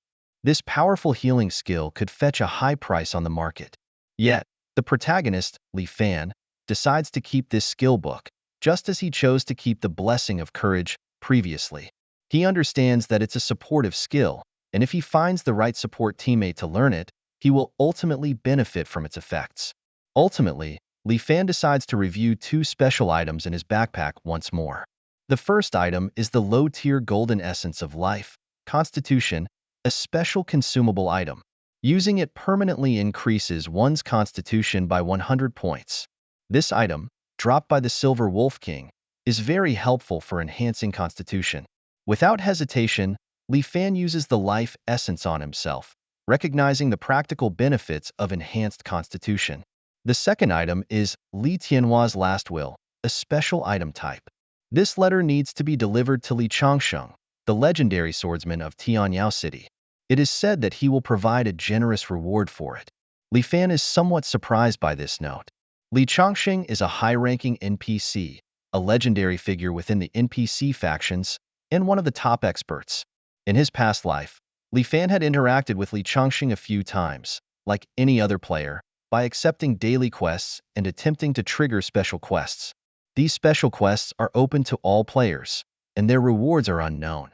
However, even 10 years after the game Endless Firmament launched, by the time Li Fan had passed away, no one had reportedly succeeded in activating the quest.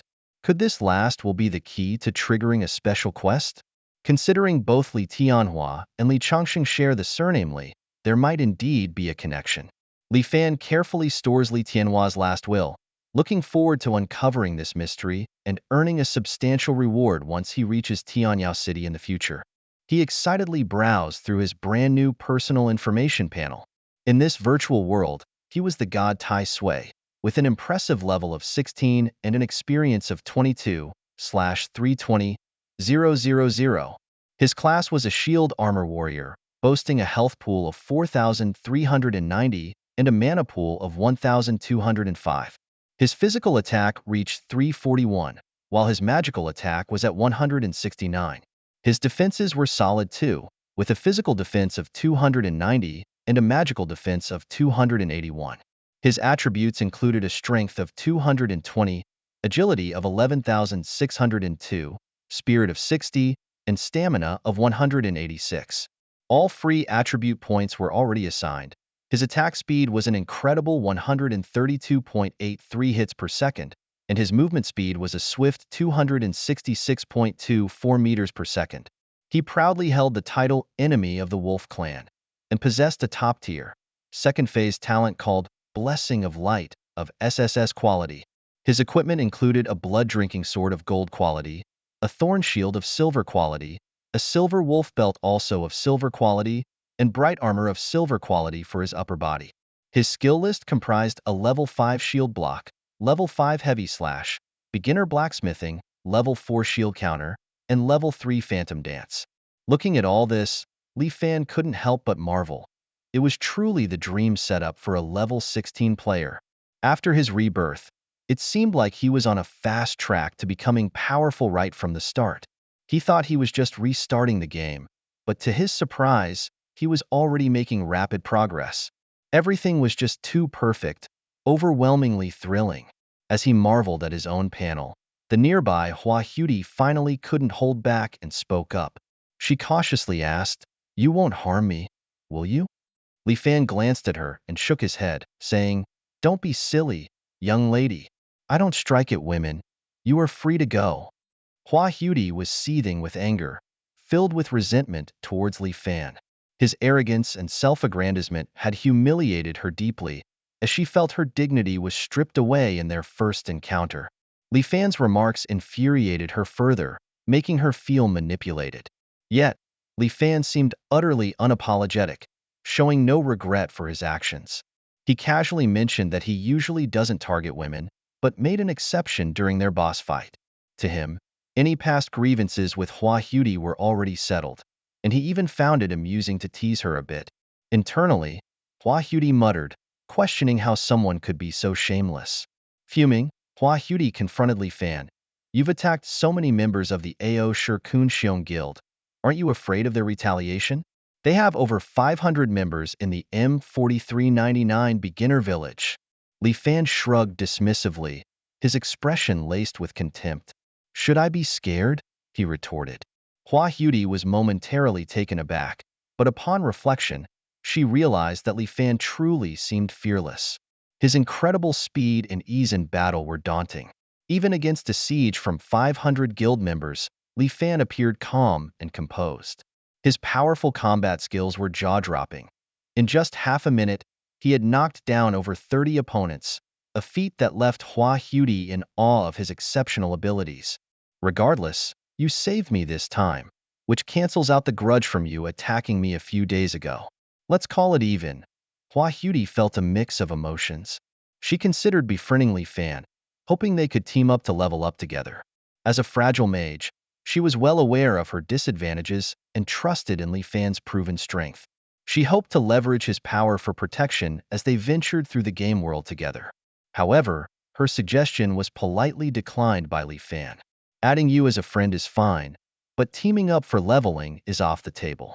I'm short on time and can't commit to leveling others, Li Fan stated firmly and indifferently, already planning his future team-building strategy, considering Hua Hudy as a potential member. Hua Hudy felt rejected, and a surge of dissatisfaction rose within her. She couldn't understand why Li Fan was so resolute in refusing to collaborate.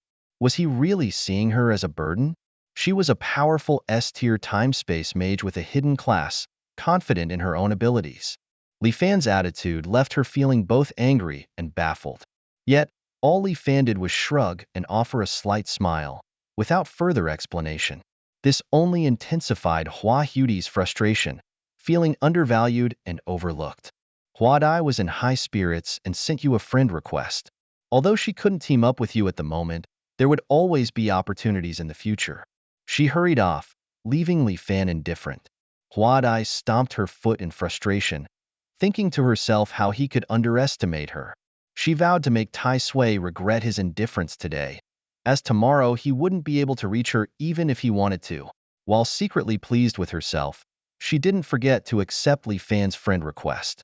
Looking at her friends list and seeing Tai Sui as her only friend, she couldn't help but smile mysteriously, pondering over her next move.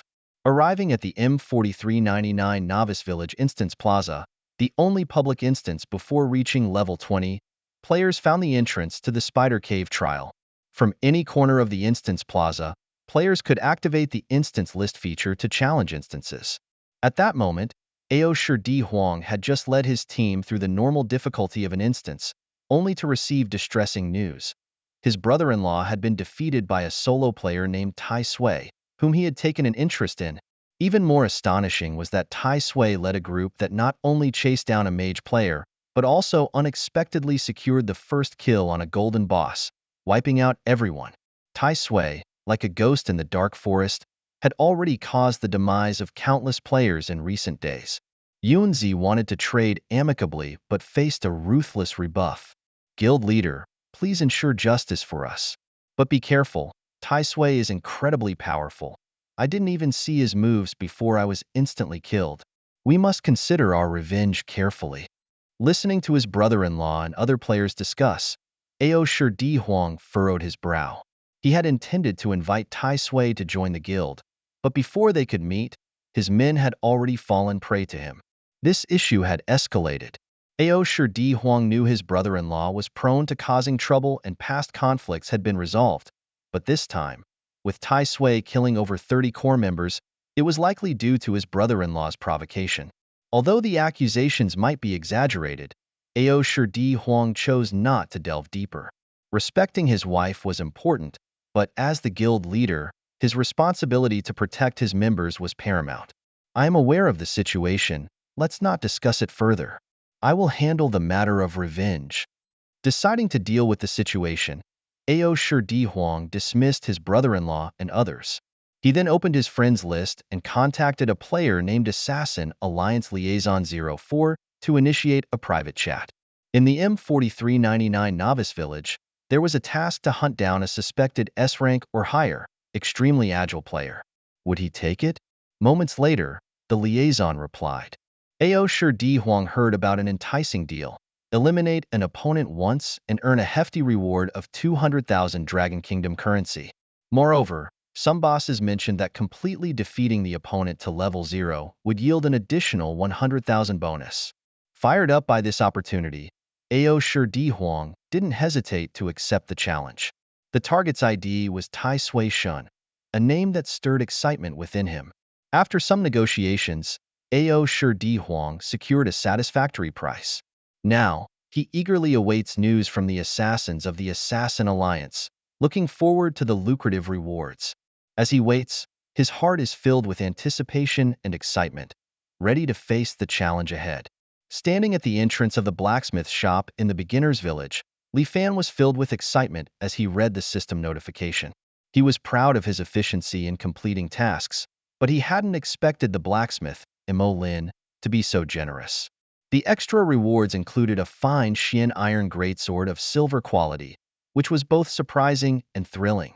Although this two-handed weapon was somewhat redundant for a shield-armored warrior like himself, Li Fan decided to sell it for gold coins. In addition to the Xian iron greatsword, he also received a magical mask and a Highlander skill book as additional rewards. The magical mask, though merely a special cosmetic item, enabled him to activate the disguise skill in his outfit slot, allowing him to change his identity and appearance. This was crucial for avoiding those who eyed him with envy. The Highlander skill book contained the skill Desperate Fury, which thrilled Li Fan. Upon activating this skill, he could provide significant health protection for himself and nearby teammates for a duration, which would be invaluable against high-powered bosses in the future. Although he needed to reach level 20 before he could start Mo Lin's ultimate revenge mission, Li Fan was optimistic about the future.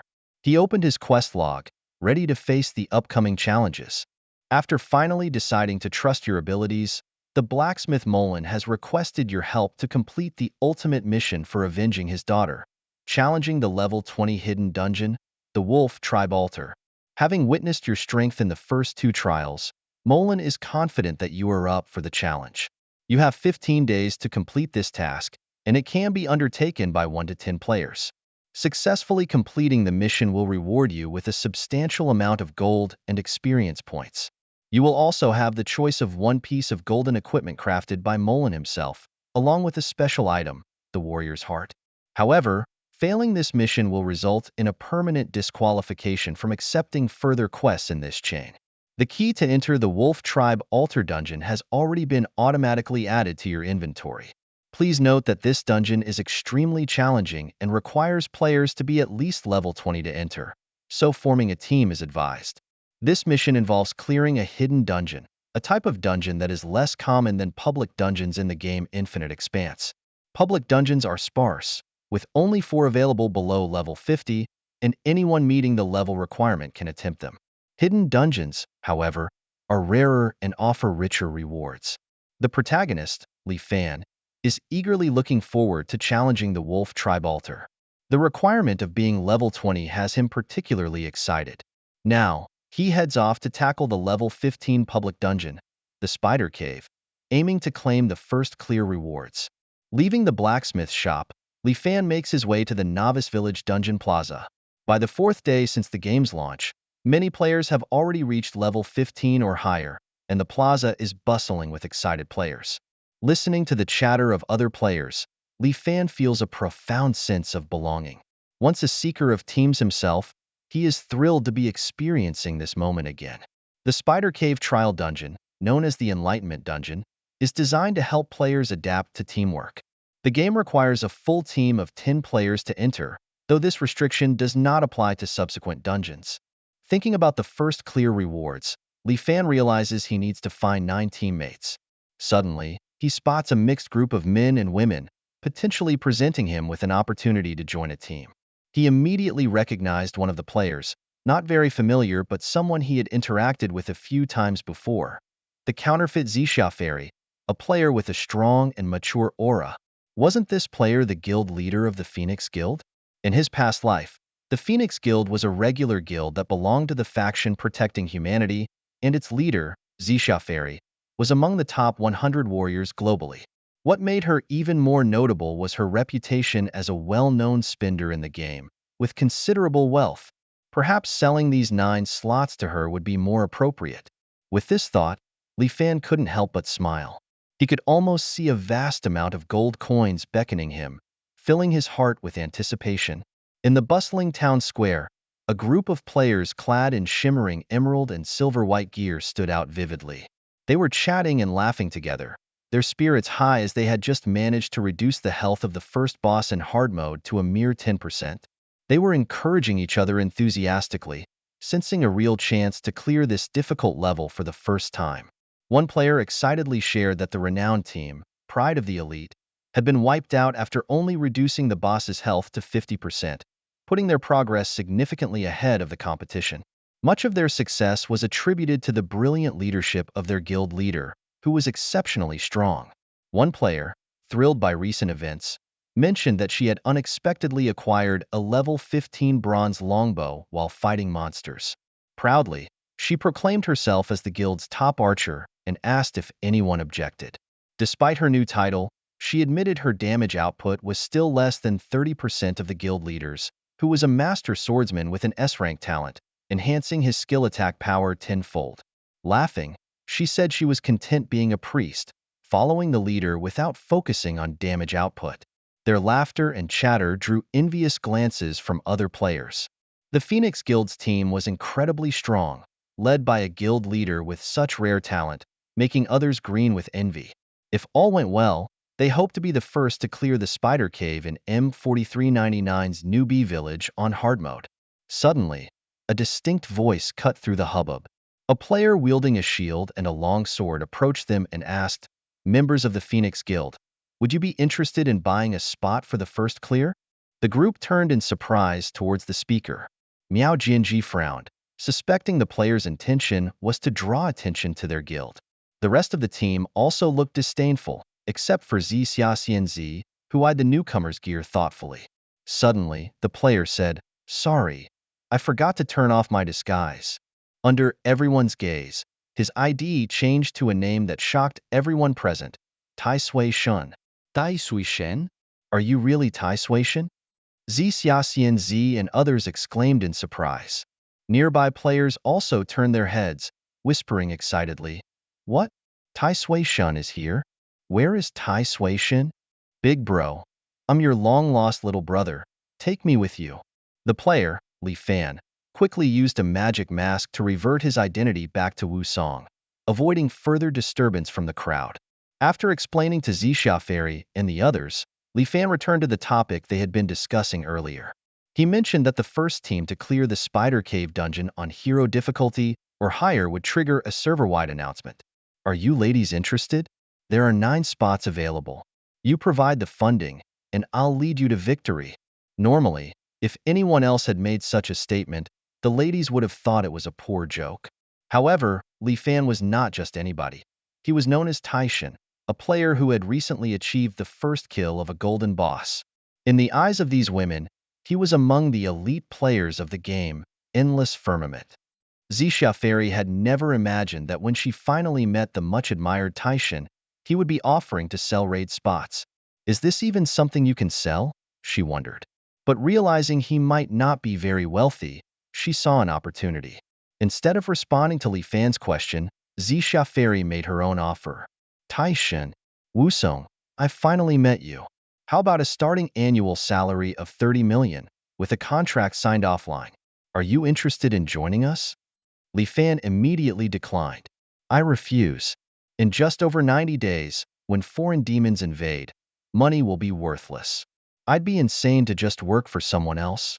Seeing Xixia Fairy about to speak again, Li Fan quickly interjected, "Let's not discuss this further. I won't join any guild or any real-world studio. Now, shall we get back to the matter of the raid spots? Are you interested, or should I find someone else?" Zixia Fairy sighed, sensing his firm refusal. Even selling raid spots and turning down a multimillion salary. What a peculiar man. Well, sir, you've piqued my curiosity. We're interested. How do you plan to handle the transaction? Li Fan scratched his head. I hadn't thought about that. Let's see what you think is fair after we clear it. He hadn't sold raid spots before and couldn't remember what the rewards for the first server-wide clear of the Spider Cave dungeon were, so he was unsure about pricing. I trust you'll offer a fair price, especially if we consider future raids together. Zixia Fairy nodded, understanding his hint at future collaborations. That sounds reasonable. But first, let's agree on how to distribute the loot and other rewards from the dungeon. Li Fan had already thought this through. All loot will be mine, but you can have the first option to buy it with gold. This response shocked everyone present. Are you joking? If everything is yours, what's the point for us? You might as well solo the dungeon, they protested. Even Zixia Fairy couldn't hide her annoyance. In the eyes of Zixia Fairy, when Li Fan spoke about selling the first team slots to the guild, he wasn't suggesting that he should single-handedly be the main force. Instead, he hoped that everyone would work together to clear the dungeon, with the rest playing a supporting role. Therefore, it was quite shocking when Li Fan immediately demanded to keep all the loot for himself, which seemed overly excessive. However, what he said next left everyone utterly stunned. I think you haven't realized one thing yet, that I alone am enough. You just need to be there to make up the numbers, so naturally, all the spoils should belong to me. This declaration left Zixia Fairy and the others speechless.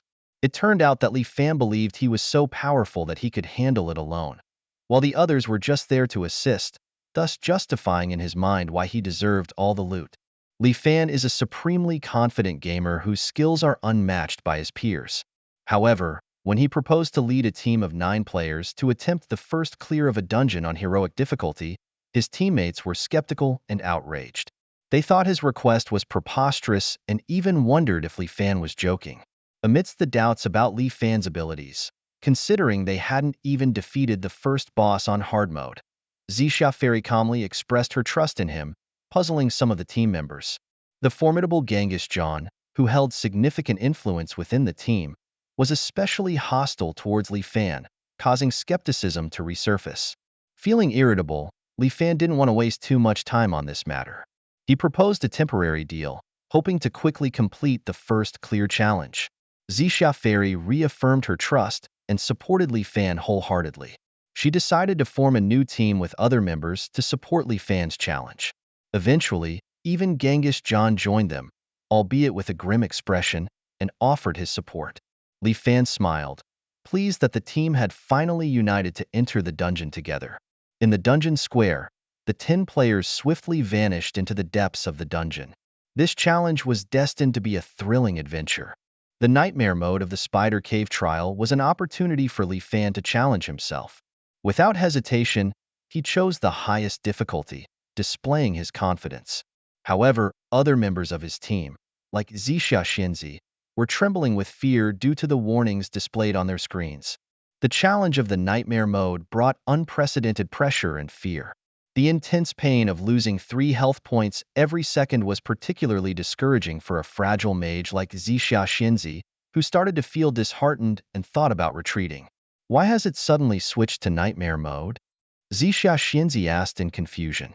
We can't possibly defeat this legendary boss. Li Fan remained calm and casually explained. Who said I was going to choose hero mode? I've always wanted to tackle the nightmare mode. His words left everyone in shock. Li Fan demonstrated unimaginable strength and determination. With full confidence, he declared, just follow me. All you need to do is clear the battlefield. With that, Li Fan dashed into the depths of the dungeon like an arrow released from a bow. Zixia Xinzi and the others were stunned as they watched him transform into a streak of black lightning, his speed almost unbelievable. Where did Tai Suishin go? Could he be taking on the monsters alone? Miao Zhu and Shiji exclaimed in surprise. That speed is beyond imagination. Everyone was astounded, witnessing Li Fan's extraordinary capabilities for the first time. His prowess was well known, but the strength he displayed at that moment shocked and amazed everyone. The spider cave trial sounds as nerve-wracking as its name suggests, hidden deep within a vast and deep cavern. Unlike the cramped spaces one might imagine, this cave is spacious and filled with numerous branching paths, essentially forming a labyrinth. Fortunately, the starting point of the dungeon has only one path, sparing players the worry of getting lost. Li Fan charged ahead at full speed and soon encountered the first wave of dungeon monsters, a mix of giant and smaller spiders, with the weakest having a combat level of LV-16 bronze rank. The giant spiders, massive and elusive, could shoot extensive webs to immobilize players. The smaller spiders, though only the size of a basketball, were quick and vicious despite their low health and weak defenses. This first wave, totaling over 30 spiders, coordinated their attacks well, making them a formidable challenge in the confined cave environment. However, to Li Fan, they were far from a threat. To him, these LV-16 bronze creatures were hardly a challenge. With a slight smile, Li Fan didn't hesitate to dive into the swarm of spiders, his blade moving so swiftly it was almost unbelievable. Thwack, thwack, thwack. Minus 320. Minus 320. Minus 646. A critical hit. Minus 320. The spider's defenses were nowhere near those of the Silver Wolf King, allowing Li Fan to inflict over 300 points of damage with each strike, and easily over 600 on a critical hit. Even the cumbersome giant spiders, with only 6,000 health points, couldn't withstand his attacks. In just a blink, Li Fan had already slain several spiders. The system notifications popped up.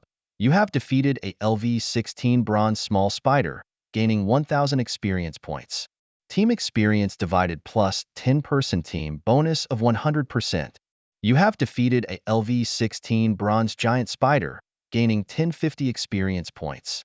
Team experience divided plus 10-person team bonus of 100%. You have defeated, and so on. Such are the rules in the endless expanse. Teaming up for monster battles means experience points are evenly distributed. Fortunately, with the team bonus, and considering that other higher-level public dungeons almost have no limit on player numbers, Li Fan could easily solo these challenges. Whether he would continue solo or find suitable teammates later depended on the situation. Li Fan didn't mind sacrificing some experience points to build up a team, as ultimately, it would benefit him. Back to the matter at hand, Li Fan quickly cleared out all the minor monsters in the first wave of the dungeon. To dodge the spider's web attacks and defeat them one by one, he spent about 20 seconds. Only after he checked the loot dropped by the spiders did Zixia Fairy, Aim and Shoot Chicken, and others hurriedly catch up. In the dungeon, the drop rate for monsters is noticeably lower than that of regular mobs, with the main rewards coming from the completion bonuses. During this run, the spider monster dropped 10 pieces of bronze equipment and 2 bronze skill books. Although these items were of no use to the protagonist, each piece of bronze equipment could be sold for 10 gold coins, and the skill books for 20 gold coins each. Such prices were quite reasonable for Zi, the guild leader. Naturally, she couldn't pass up the opportunity to acquire these items at market value, so she nodded in agreement to take them. All right, everyone can pick up the equipment for now, and we'll settle up after we finish the dungeon, Li Fan said before quickly moving deeper into the dungeon. It was only then that the members of the Phoenix Guild realized what had happened. Could this be a feature of the Nightmare difficulty level? Every minor monster was of bronze rank, and there were as many as 35 in the first wave. However, what was truly astonishing was that these 35 level 16 bronze bosses were defeated in no time at all. This was unbelievable. Previously, in hard mode, they couldn't defeat a single level 16 bronze boss protected by a dozen regular mobs and a black iron boss. But now, Tai Sui Shin had wiped out 35 level 16 bronze bosses in just a few seconds. His strength was simply godlike. It was embarrassing to think that they had ever doubted Tai Sui Shin's abilities. Zi Xiaxianzi, Miao Zhuan Shiji, and others were deeply impressed by Li Fan's performance. It was a clear reminder that comparisons could be disheartening. Despite their best efforts, no one had ever managed to defeat 35 bosses so effortlessly in hard mode. Yet Li Fan did it alone, highlighting a vast difference in capabilities. In the game, early player strength is primarily determined by talent, and Tai Shui's talent might not just be S-class, but possibly even higher, SS or even SSS class. Zixiaxian zisudenli remarked, shocking everion. SSS class? That seemed scientifically improbable, as according to official data, such a level of talent would only appear once among 5 billion people. Could Tai Shui just be incredibly lucky? I think Zixiaxian has a point, someone said. Otherwise, I can't explain how Tai Shui is so powerful. Others thought the possibility was very low, suggesting instead that Tai Shui might have had some special fortune. While not possessing an SSS tier talent, he's definitely at an SS level, which is a rarity and quite a remarkable feat in the Proud Heroes Guild. There are rumors that Tai Shui is like a ghost in the dark woods, having farmed level 6 mutant Grey Wolves for 2 to 3 days straight. Perhaps he was undertaking a secret quest that significantly boosted his power, and now, his strength might be the result of those hidden quest rewards. But that's not what's important right now. Our top priority should be to build a good relationship with Tai Shui. That's right, the main task is to get on his good side. Guild leader sis, it's time to charm Tai Shui. Haha, I want to stick with him. Zixia Fairy frowned slightly, clearly annoyed, and quickly changed the subject. Enough of that. Let's focus on picking up the loot. We need to catch up quickly, or it'll be embarrassing if we can't even match Tai Shui's pace in clearing the area. Li Fan easily handled bosses that were at his level, quickly clearing the second, third, and fourth waves of minions in the dungeon. Unfortunately, none of the dropped equipment and skill books were to his liking, so he ended up selling them all to Zixia Fairy. After clearing the fourth wave of minions, the group reached the lair of the dungeon's first boss. In the depths of the spider cave, a level 18 golden boss, the venomous spider, ruled over its minions, including 4 level 17 silver boss giant spider elites and dozens of large and small spiders. Other players needed to clear these surrounding spiders before they could challenge this formidable boss. However, for Li Fan, this was merely a walk in the park. Without hesitation, he charged forward, fearlessly confronting the enemies before him. Li Fan's agility allowed him to handle the situation with ease. He swiftly dealt with the nearby spiders, and within just 2 minutes, all the creatures except for the venomous spider were vanquished. Then, he faced the venomous spider in a one-on-one battle. The venomous spider was adept at magical attacks, each skill dealing area damage, which was nearly unbearable for most players. However, to Li Fan, these skills were ineffective. He approached the battle with caution, always on alert, never overextending. Whenever danger loomed, he quickly retreated, maintaining a safe distance from the boss. The spider's powerful AoE skills, though formidable, could not reach Li Fan, sealing its fate. Ultimately, Li Fan triumphed over the venomous spider, earning a wealth of experience and valuable equipment.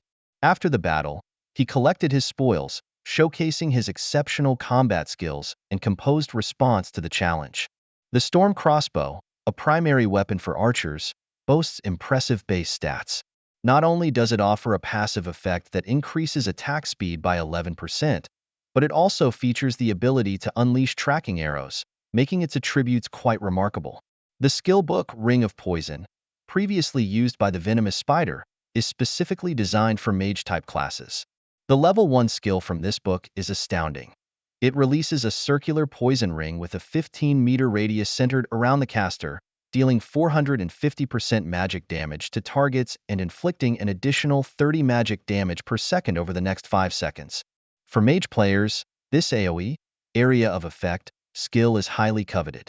Li Fan initially intended to give this skill book to Zixia Fairy, but the image of Hua Dai suddenly flashed in his mind, prompting him to keep the book for himself. As for the venomous earrings, their quality is comparable to gold, flawless in every aspect. Requiring level 16 or higher, these earrings are considered high-tier equipment and their attributes are equally impressive. Plus 58 spirit, plus 30 agility, plus 20 stamina. They offer a 10% chance on each attack to inflict poison that deals 5 magic damage per second, stackable up to 4 times. Damage to poisoned enemies increases by 8%. There is a 5% lifesteal effect against poison enemies. Upon activating the source of poison, every attack in the next 12 seconds will definitely cause poison, dealing 100 true damage per second, stackable up to 3 times, and reducing the enemy's healing effects by 50%. The cooldown period is 300 seconds. These perfect-grade gold quality earrings are even more precious than similar dark gold equipment. While the second attribute's passive effect is average, the third attribute's damage increase is very tempting, effectively boosting overall output by 8%. The fourth attribute might be dispensable, but the fifth's active skill is a highlight, dealing up to 300 true damage per second and reducing enemy healing effects by 50%, which can be crucial against high regeneration bosses. Delighted, Li Fan put on the venomous earrings and then turned to Xixia Fairy and the others. He handed over the gold-quality storm crossbow to her and said with a smile, "How about I sell you this gold crossbow for 150 gold coins?" As he spoke, he also shared the equipment attribute guide on the team interface. Everyone gasped in amazement at the attributes of the storm crossbow. Its power was truly astounding. With a base physical attack of 133, plus an additional 55 points in strength and 23 in agility, it was terrifyingly formidable. Even the once prized bronze longbow paled in comparison, reduced to nothing more than useless junk next to this crossbow. Moreover, it boasted an impressive active skill called Rain of Arrows, capable of delivering widespread damage. The recent solo battle against the venomous spider by the mighty Taishan god was incredibly cool, and his prowess left everyone in awe. Many eagerly extended invitations, hoping he would join their guild. One enthusiastic player even offered to make him feel at home, willing to go the extra mile to provide excellent service. To everyone's delight, Taishan God agreed to sell them the storm crossbow. The guild leader decided to purchase the weapon and gave it to the enthusiastic player, expressing her willingness to become a loyal servant to the leader. Meanwhile, the self-proclaimed top archer of the Phoenix Guild, Miao Xiang Gigi, turned bright red with excitement upon seeing the storm crossbow. She clung tightly to Xixia Fairy's leg, overwhelmed with emotion.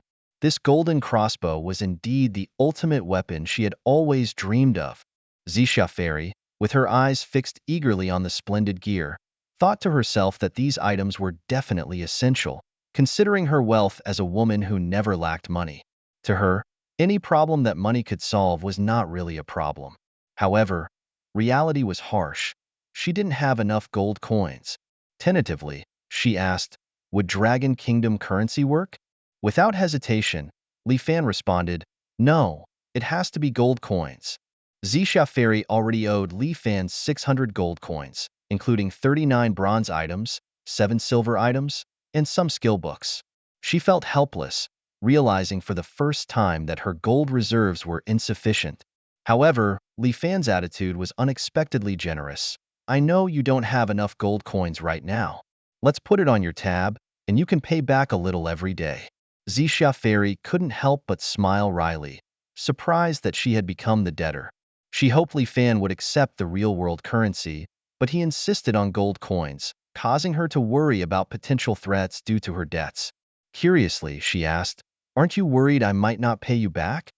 Li Fan tilted his head and with a grin, replied nonchalantly, "You wouldn't dare." Xixia Fairy took a deep breath. Although her question was in jest, Li Fan's response left her feeling his indifference. She began to wonder if this man might take action against her or her guild members due to her debts. Yet, there was an inexplicable thrill within her. Due to family reasons, almost all young men had always obeyed her commands. Even if some seemed to get along well with her, it was just superficial. Encountering a strong and composed man like Li Fan was intriguing to her. Li Fan nodded with satisfaction. "Don't worry, I'll step up our gold collection efforts. Collecting 300 to 500 gold coins a day should be no problem, and I'll repay you a portion daily." He was secretly delighted, as this was exactly the outcome he had hoped for. He had already scoured most of the gold coins in the M4399 New Bee Village, and was waiting for the upcoming event where he was sure to get at least one skill book. He couldn't remember exactly which day the first game event of Endless Expanse was, only that it was about 3 days away before the servers opened for a week. Players would likely have moved to the main city by then, and wealthy players would find it hard to collect coins from the village to participate in the auction. So, Li Fan hoped Xixia Fairy would increase her efforts to buy gold coins from the M4399 New Bee Village. not only to gather funds for himself to participate in the event, but also to eliminate other competitors in the village. The total amount of gold in the newbie village was limited and grew slowly. If he could control more than 50% of the village's wealth, who could compete with him? The wealthy players outside were unaware of the skill book auction event at Endless Expanse, and they would struggle to gather coins to compete with the well-prepared Li Fan. This plan was perfect. Li Fan proudly gave himself a thumbs up. After the members of the Phoenix Guild had cleared the battlefield, they continued deeper into the dungeon. On his way to the Spider Cave trial dungeon, Li Fan encountered two forks in the road, but he didn't hesitate to choose the correct path, as he was very familiar with this dungeon from his past life experiences. It was the first dungeon he had ever tackled. After defeating the boss of the first level, Li Fan went on to eliminate 3 waves of minions ranked from bronze to silver. By the time the dungeon timer reached 5 minutes and 35 seconds, he had successfully made his way into the second-level boss's lair. Before him appeared the massive spider boss, towering over 3 meters tall, its body adorned with irregular black and white stripes, and 8 long legs, each stretching over 6 meters and equipped with sharp, serrated bones. This formidable level 18 dark gold boss, known as the Burst Spider, was a force to be reckoned with, boasting 180,000 health points, 1,280 physical attack points, 1,033 magic attack points, and 490 points in both physical and magical defense. This dark gold tier Burst Spider's basic attributes were twice that of the regular poisonous spider. Its massive health pool and robust defenses were enough to intimidate any player. Despite wielding a gold-quality one-handed sword, Li Fan could only inflict a minimal damage of 1 point due to the spider's high defense. However, thanks to his ability to deal true damage, he wasn't deterred by its formidable defenses. Although the Burst Spider's attacks were powerful, as long as Li Fan kept his distance, he could avoid taking damage. While he was unsure of the specific skills this spider might deploy, he hoped for a challenging fight to reignite his passion for battle. As Li Fan stared down the Burst Spider, a surge of excitement built within him. Although crushing weaker monsters had been satisfying, how different was it really from slashing through enemies with one hit in a low-quality online game? Initially, slaying these creatures had thrilled him, but the excitement soon turned to monotony, akin to repetitive manual labor. Even encounters with gold-tier bosses like the Silver Wolf King or the Poisonous Spider had failed to challenge him. Li Fan longed for a boss that could truly test his skills and bring back the exhilaration of combat. He hoped that the dark gold-tier Burst Spider would provide a fierce battle and a rush of adrenaline. After defeating the Burst Spider, Li Fan earned 68,000 experience points, which were evenly distributed among his team, with a 100% bonus for a 10-person group. The system notified him of his level up, now at level 17. Additionally, he picked up several items dropped by the boss: a dark gold quality crescent dagger, a gold quality storm crossbow, a dark gold quality skill book named Twilight of the Gods, and 29 gold, 20 silver, and 24 copper coins. Although the dark gold boss proved somewhat straightforward, it still wasn't thrilling enough for Li Fan. By the time the dungeon timer hit 6 minutes and 41 seconds, Li Fan reflected on the information displayed on his panel. Undoubtedly, the Burst Spider was a formidable opponent, significantly stronger than the previous Poisonous Spider. It was a type of boss with high health, strong defenses, proficient close combat skills, and self-healing abilities. Unfortunately for the spider, it was exactly the type of opponent that Li Fan could easily counter. Throughout the intense confrontation, Li Fan consistently leveraged his speed advantage, skillfully dodging his opponent's attacks and always managing to strike lethally from positions his adversary couldn't reach. Although the battle with the venomous spider took longer than anticipated, the process was not perilous. It was akin to Bruce Lee taking on a massive, powerful sumo wrestler in a no-rules fight. Despite the sumo's overwhelming strength, he could never catch a glimpse of Bruce Lee. Li Fan found satisfaction in the fact that he made no mistakes during the entire fight. In battles with high-output bosses, a player's attention to detail is crucial. A single misstep can lead to an instant defeat. In this battle, Li Fan demonstrated impressive focus and skill, leaving a lasting impression. The level 19 legendary boss stood no chance against the mighty Tai Sui Shun, whose incredible power left onlookers in awe. Any previous doubts about Tai Sui-shen's capabilities now seemed laughable and ignorant. As the boss was on the verge of defeat, the surge in experience points thrilled everyone, especially the protagonist, who coveted the dark gold dagger dropped by the boss. She immediately asked the guild leader, her sister, if she could purchase it, even offering 3 years of free labor in exchange.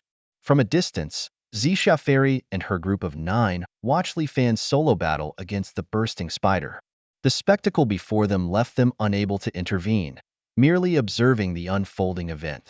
Li Fan had made it clear he was only there to collect the gear, deterring any rash interference given the unpredictable nature of a master's temperament. Once the boss fell, everyone hurried over.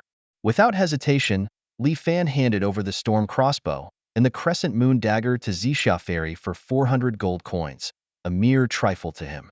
Although the crescent moon dagger boasted powerful attributes and skills, to Li Fan, it was just another item for sale. His teammates, upon seeing another storm crossbow, wondered why there wasn't a quiver for the archers. Chi-Chi was overjoyed upon receiving the dark gold dagger, openly expressing her affection for both Tai Sui-shen and the guild leader. The other team members joined in the excitement, showering Tai Sui-shen with admiration and invitations. Watching this scene unfold, Li Fan admired the girl's courage and lamented his own past decisions. His firm resolve was to grow stronger in the game and do everything possible to fend off the invasion of foreign demons. Sorry, but I really don't have time to chase girls. Women just make him draw his sword faster. Each member of our pioneering team is incredibly attractive. Are you interested in joining us? Meanwhile, Xixia Fairy took the opportunity to try to persuade Li Fan again. However, Li Fan decisively refused. Xixia Fairy sighed, knowing that Li Fan wouldn't change his mind, especially since he already possessed the crescent dagger and the storm crossbow, and owed her a large sum of gold coins. She understood why Li Fan was reluctant to sign a contract, as he had the ability to easily make money. Li Fan smiled and said, "As long as you understand, perform well, and we'll consider doing business with you in the future. Feel free to hang out with us anytime." Xixia Fairy said with a hint of regret, ending the conversation there. Among the loot dropped by the boss, Li Fan sold 2 pieces of equipment, and the remaining skill book perfectly met his learning needs, so he acquired a new skill. This active skill, named Twilight of the Gods, is of dark gold quality.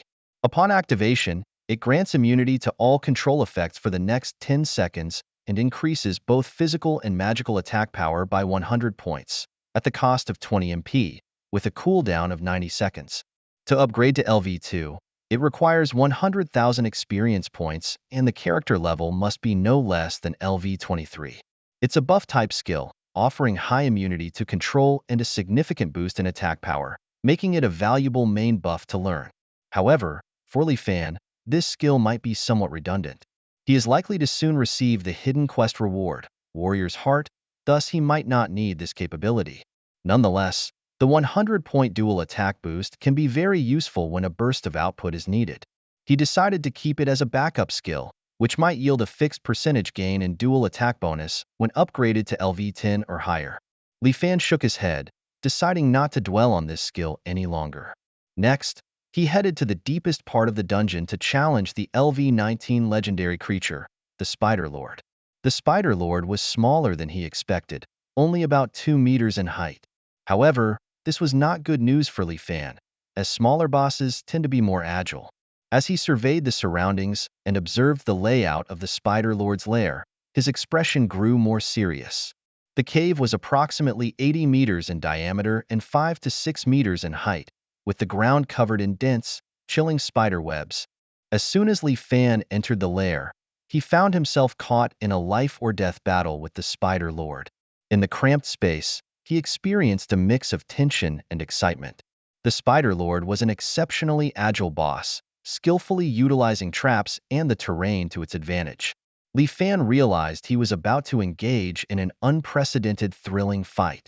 However, just as he was preparing to give it his all, the Spider Lord detected his presence early and mercilessly unleashed a powerful ability, Legendary Fury. Caught off guard, Li Fan barely had time to check the boss's stats before he was plunged into intense combat. The Spider Lord, a level 19 golden creature, was quick and highly skilled, making the battle exceedingly challenging. Li Fan could feel the fighting spirit burning within him and his desire for victory. He was determined to defeat this formidable opponent and prove his strength. A visible shockwave formed ripples through the air like water, emanating from the spider lord with the speed of lightning. The force of the shockwave sent pebbles flying and shook the ground as if the entire spider cave was trembling. Li Fan, having sensed the danger as soon as the boss began to cast its spell, quickly ran to a safer distance.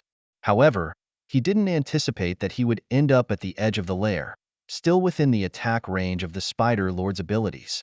Fortunately, with his extensive experience and resolute determination, he knew he had to withstand the boss's powerful attack, even though being closer meant receiving more damage.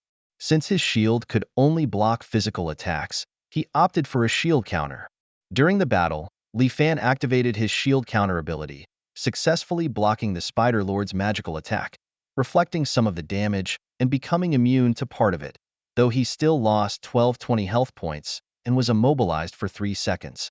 He then activated the purification ability of his chest armor, the Armor of Light, freeing himself from the immobilization.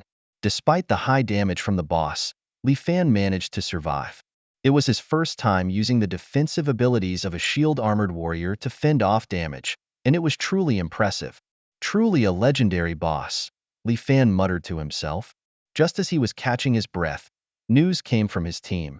Your teammate Miao Zhuan Shiji has died. Your teammate Chi Chi has died. The boss's single skill release had resulted in 8 out of 9 members of the Phoenix pioneering team dying on the spot. The only survivor, Xi Xiaxianzi, though barely alive, was also severely shaken. Everyone was shocked and anxious.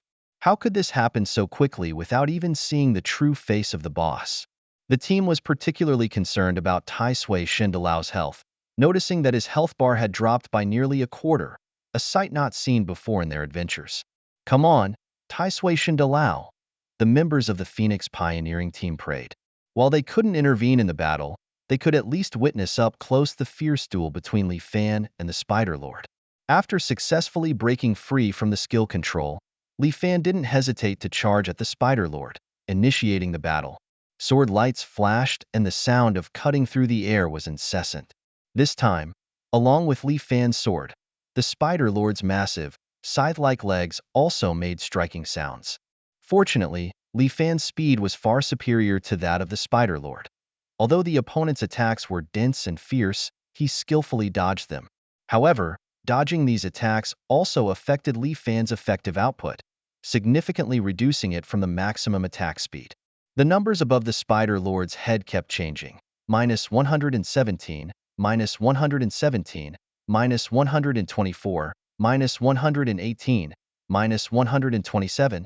Li Fan first used a basic attack to deal damage, followed by the skill Bone Cutter, then triggered the toxic effect of his poisonous earrings, and subsequently enhanced the damage on the poison target with another basic attack. Li Fan felt a surge of helplessness piercing his heart as he realized his attack could only reduce the Spider Lord's armor by 1%. This left him feeling powerless, unable to break through the enemy's defense, relying only on his innate talent for true damage output. Nevertheless, he resolved to give it his all, even against an opponent far stronger than himself. Li Fan furrowed his brows, finally taking the time to focus on the basic information of the Spider Lord. This creature was a legendary being, at a formidable level 19, with a health pool of 480,000, physical attack of 1,916, magical attack of 2,200, physical defense of 1,000, and magical defense of 1,036. As a legendary boss, the Spider Lord's stats were nearly double those of the Dark Gold boss, Burst Spider. Its 4-digit attack and defense, along with its staggering 480,000 health points, would intimidate any player, but not Li Fan.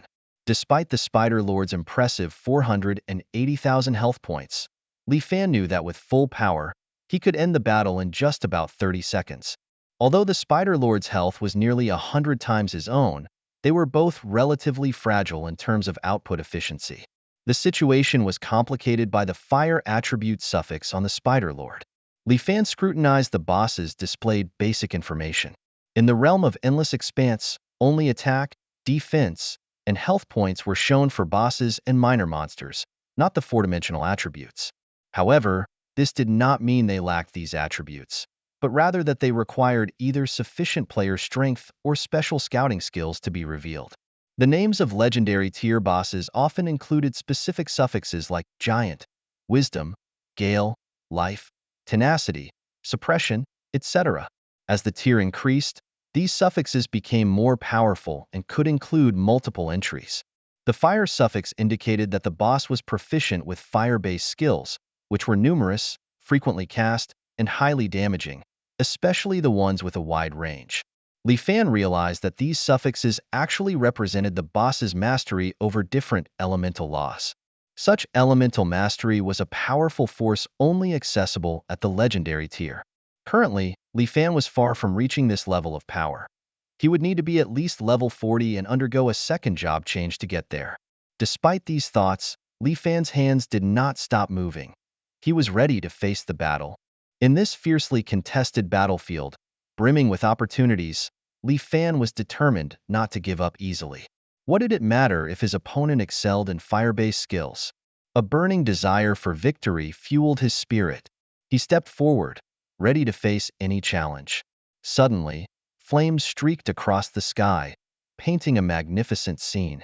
In the intense close combat that followed, Li Fan quickly reduced the Spider Lord's health to just 95%. At that moment, the Spider Lord began to gather its strength, spewing a burst of crimson flames towards Li Fan. Red flames, dragon-like, burst forth from the Spider Lord's mouth, instantly heating and distorting the surrounding air. The fire expanded swiftly with distance, growing from the size of a beer bottle to engulfing an area of 30 to 40 cubic meters. This spectacle was strikingly similar to the fire release, great fireball technique that Li Fan had once seen in an anime. The Spider Lord pursued Li Fan, relentlessly spewing pillars of fire, quickly covering a radius of over 10 meters.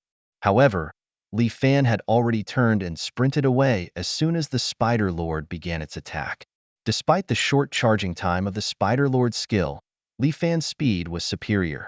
The Spider Lord deployed its skill Inferno Seize, but Li Fan was already well outside the range of impact, unscathed. After a few seconds, the Spider Lord ceased its fiery assault, though the flames continued to burn on the ground. Only then did Li Fan move in closer to look for an opportunity to strike. The combat rhythm reset, and facing Li Fan, whose speed greatly surpassed its own, the Spider Lord could only respond in frustration. As a legendary creature, the Spider Lord possessed an array of skills, particularly excelling in fire-based abilities. When its health dropped to 90%, it began to unleash another skill. Besides the Inferno Seize, the Spider Lord also cast a skill named Firewall. Centered around the Spider Lord, a circular wall of fire suddenly rose about 20 meters in radius, reaching up to the cave's ceiling, a potentially disastrous scenario. Fortunately, Li Fan remained cautious and swiftly dodged it. Once the Spider Lord's skills subsided, Li Fan approached again to attack. After a period of tentative combat, Li Fan gradually adapted to the Spider Lord's rhythm, becoming more aggressive in his attacks. The Spider Lord's health quickly fell to 85%, and this time it only released the Inferno Seize skill, which Li Fan successfully avoided. Then at 80% and 75% health, in addition to Inferno Seize and Firewall, the Spider Lord used a new skill called Fire Tornado. This skill created a fiery tornado that could move and draw in nearby creatures. However, its range was limited to about 3 meters, and Li Fan easily dodged it. Aside from the initial minor damage from Legendary Fury, none of the Spider Lord's other skills had hit Li Fan. The battle proceeded smoothly, allowing Li Fan to gradually relax. In his previous life, the Spider Cave Trial Dungeon in Nightmare Mode was a formidable challenge that even the top players on the server hesitated to confront. It wasn't until a month after the game launched that a group of brave souls, all level 35 and above, managed to defeat the Spider Lord and achieve the first successful clear. These players succeeded primarily because they had top-tier equipment with excellent defense, health, and damage stats, complemented by their superb gaming skills. However, Li Fan knew that although his defense and health might not match those of the warriors from his past life, His damage output and agility were definitely superior, especially his speed. The key to success was his ability to swiftly switch between offense and defense and react quickly. Even legendary bosses couldn't escape his control. Just when Li Fan was brimming with confidence, reality struck him unexpectedly. The battle log showed that the Spider Lord, at level 19, had unleashed a meteor shower attack, causing Li Fan to suffer severe damage, drastically reducing his health and trapping him in a continuous burning state. Faced with this sudden crisis, Li Fan was thrown into a panic. As the boss's health dropped to 70%, it released a massive area of effect skill. Li Fan couldn't fathom how meteors could appear in an underground cave, but that was no longer important. The cave was suddenly bombarded with meteors the size of yoga balls, raining down on him like a relentless storm. This was an all-encompassing attack. Even with his impressive speed, he couldn't dodge it. Worse still, the skill was continuously active, with no end in sight within those few seconds. Facing such a formidable attack, Li Fan's health was barely holding up. Should he use his last resort rage skill? No, there was another way. The cooldown for the rage skill was too long, and Li Fan was reluctant to use it just yet.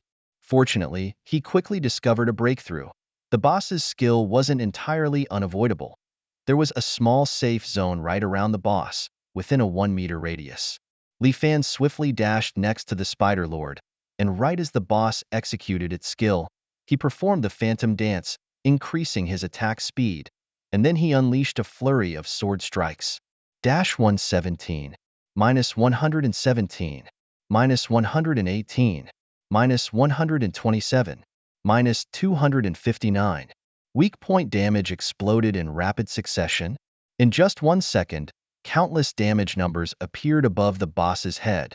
Since the boss was preoccupied with casting Meteor Shower, it couldn't retaliate, allowing Li Fan to easily hit its weak spot, the eyes. In just 1 second, he had slashed the boss's health by over 30,000. In less than 2 seconds, the boss's health plummeted to below 60%. Li Fan, fueled by his fighting spirit, continued his fierce onslaught. In just 3 seconds, he had reduced the boss's health to below 50%. This was the incredible power of his burst state. Finally, the Spider Lord's meteor shower ceased. When the Spider Lord, a level 19 legendary creature, saw its health sharply drop to 50%, it flew into a rage, unleashing a new ability called Legendary Fury. Li Fan felt the skill's explosive impact instantly, losing 3,350 health points and being trapped in a state of immobilization for a staggering 9 seconds. The Spider Lord deployed this ability again, unexpectedly and without any warning. Realizing the danger, Li Fan tried to retreat, but his reaction was just a tad too slow. He managed to cover only about 20 meters before the skill hit him. Thanks to the life-stealing effects of his main weapon and earrings, he had just regained some health during the fight, which allowed him to barely withstand the attack. However, the Spider Lord had not merely deployed a single skill but had unleashed a barrage of combined attacks in a devastating flurry. The mighty god Tai Sui found himself in a dire situation. The Spider Lord's skills were terrifyingly sudden and overwhelming, catching Tai Sui off guard. As the boss unleashed a flurry of attacks, Tai Sui's health plummeted, almost hitting rock bottom. It seemed that all was lost, and Tai Sui was on the brink of defeat. But then, a miraculous buff appeared. Undying Rage. This powerful buff was a game-changer, allowing Tai Sui to maintain more than a single health point for the next 10 seconds, rendering him virtually invincible. Moreover, the Twilight of the Gods buff made him immune to control effects, elevating his prowess to extraordinary levels. Members of the Phoenix Guild watched anxiously as Li Fan was battered by the Spider Lord's assaults. Although they couldn't see the exact number on Li Fan's health bar, the rapid decline during the boss's Wrath of Legends was evident, leaving him with only a quarter of his health. Following a massive leap attack from the boss, Li Fan's health bar was nearly depleted, a situation that seemed almost hopeless. However, just when everyone thought Li Fan was doomed, his status bar suddenly displayed 2 new skill effects, Undying Rage and Twilight of the Gods. One skill kept Li Fan alive for the next 10 seconds, and the other made him immune to control while boosting his attack by 100 points. It was unclear how Li Fan acquired these incredible buffs, but at that moment, no one had time to question it. They were just relieved. As the boss possessed formidable abilities, so did Tai Sui. Initially, many had overestimated Tai Sui's combat strength, but now they realized they had underestimated him. Could Tai Sui be a legendary beta tester, or perhaps a game master disguised as a player? Who could unravel this mystery? Regardless, everyone was thoroughly impressed by Tai Sui's performance. Look, Tai Sui was fighting back, and the boss's health was rapidly decreasing. In the battle, the Spider Lord's combo was a challenging set of skills. After devastating Li Fan with Wrath of Legends and controlling him, the boss unleashed a series of new skills: Hellfire Sea, Fire Wall, and Fire Elemental Domain, engulfing every corner of the lair in flames. Although these skills were all in shades of red, the damage they inflicted was calculated separately. Even if Li Fan's health had been doubled, he couldn't have lasted a second, especially in his weakened state. Out of necessity, Li Fan quickly activated Twilight of the Gods, freeing himself from and becoming immune to control, much like the ultimate ability of a berserker in League of Legends, usable as soon as the cooldown ended. Then, using Undying Rage, Li Fan ensured he would stay alive for the next 10 seconds. These buffs took effect immediately. Although the boss's combo hit him, it could neither kill nor control him.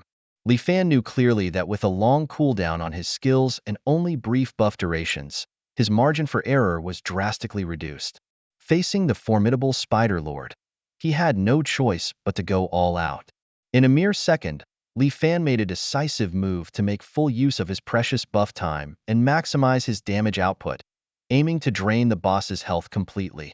The Spider Lord had a total of 480,000 health points, and even at 50%, that was still 240,000. With the attack speed boost from his Phantom Sword Dance, Li Fan could inflict over 20,000 damage per second. With precise hits on weak spots, he could even reach up to 30,000 damage per second. Li Fan was well aware of his combat capabilities and was fully prepared for this extreme output scenario. Without hesitation, he chose to take the risk. With less than 10 seconds left on his buff timer, he resolved to eliminate the remaining 240,000 health points of the Spider Lord. Resolutely, he sprang into action. His sword flickered brightly as damage numbers soared. -127, -127, -259. With additional damage on a weak spot, -127. Protected by the buffs from Last Stand Rage and Twilight of the Gods, Li Fan faced the Spider Lord's onslaught fearlessly and undeterred. The Spider Lord's attacks were ineffectual, sinking without impact, while Li Fan's strikes rapidly depleted its health, like air escaping a burst balloon. As the dungeon timer hit 8 minutes and 40 seconds, the Spider Lord's health was reduced to around 210,000. By 8:41, it was less than 180,000. At 8:42, only 150,000 remained. By 8:47, it had dwindled to a mere 9,527 points. Throughout this, the Spider Lord did not simply succumb. Instead, its counterattacks grew fiercely intense. When its health dropped to 48,000, just 10% left, the Spider Lord unleashed its full fury. At this point, not only did its attack power and speed increase by 30%, but it also gained immunity to control effects, broke free from aggro, and significantly refreshed its skills. It activated the dual buffs of Fire God's Protection and the Evil God's Eye. Fire God's Protection reduced physical and magical damage by 80% for the next 30 seconds, while the Evil God's Eye ensured its attacks would hit their mark. Most players would have opted to dodge and wait out the 30 seconds before re-engaging. However, Li Fan didn't need to. Damage reduction effects were ineffective against his true damage and guaranteed hits. His Last Stand Rage buff made him impervious to any hits. Thus, even in this enraged state, the Spider Lord could not defeat Li Fan. The outcome was predetermined. If the last ability had been a healing skill instead of damage reduction, it would have been the Spider Lord's downfall. At 8:48, standing over the corpse of the Spider Lord, Li Fan softly said, "It's over." As a series of system notifications flashed before Li Fan's eyes, excitement and pride surged within him. The notifications revealed that he had successfully defeated the level 19 legendary creature, the Spider Lord, earning 150,000 experience points. In a team of 10, he received a full 100% of the experience points. Li Fan had cleared the Spider Cave Trial Dungeon's Nightmare mode in just 8 minutes and 48 seconds, demonstrating his exceptional skills. The dungeon rating was released, and Li Fan's contribution was a staggering 99.99%. The team completed the dungeon well under the 20-minute mark without any deaths, earning an SSS rating. After receiving the dungeon rewards, which included 1 million experience points and a legendary treasure chest for levels 15 to 19, Li Fan leveled up to level 19, becoming an even more formidable player. The system also noted that Li Fan's team was the first on the entire server to clear the Spider Cave Trial Dungeon on Nightmare mode. As the team leader, his contribution was nearly absolute at 99.99%. Consequently, he received the first clear rewards, which included 200 free attribute points, the title Conqueror of Nightmares, and an epic treasure chest for level 15. The final notification asked if he wished to hide his ID for the server-wide announcement. With a slight smile, Li Fan chose not to hide it. He was determined, unafraid to be the center of attention, as he aspired to be a true powerhouse, bravely facing all challenges and showcasing his strength and courage. Time sure flies, doesn't it? Wasn't the boss's health just at 50% a moment ago before it plummeted to zero?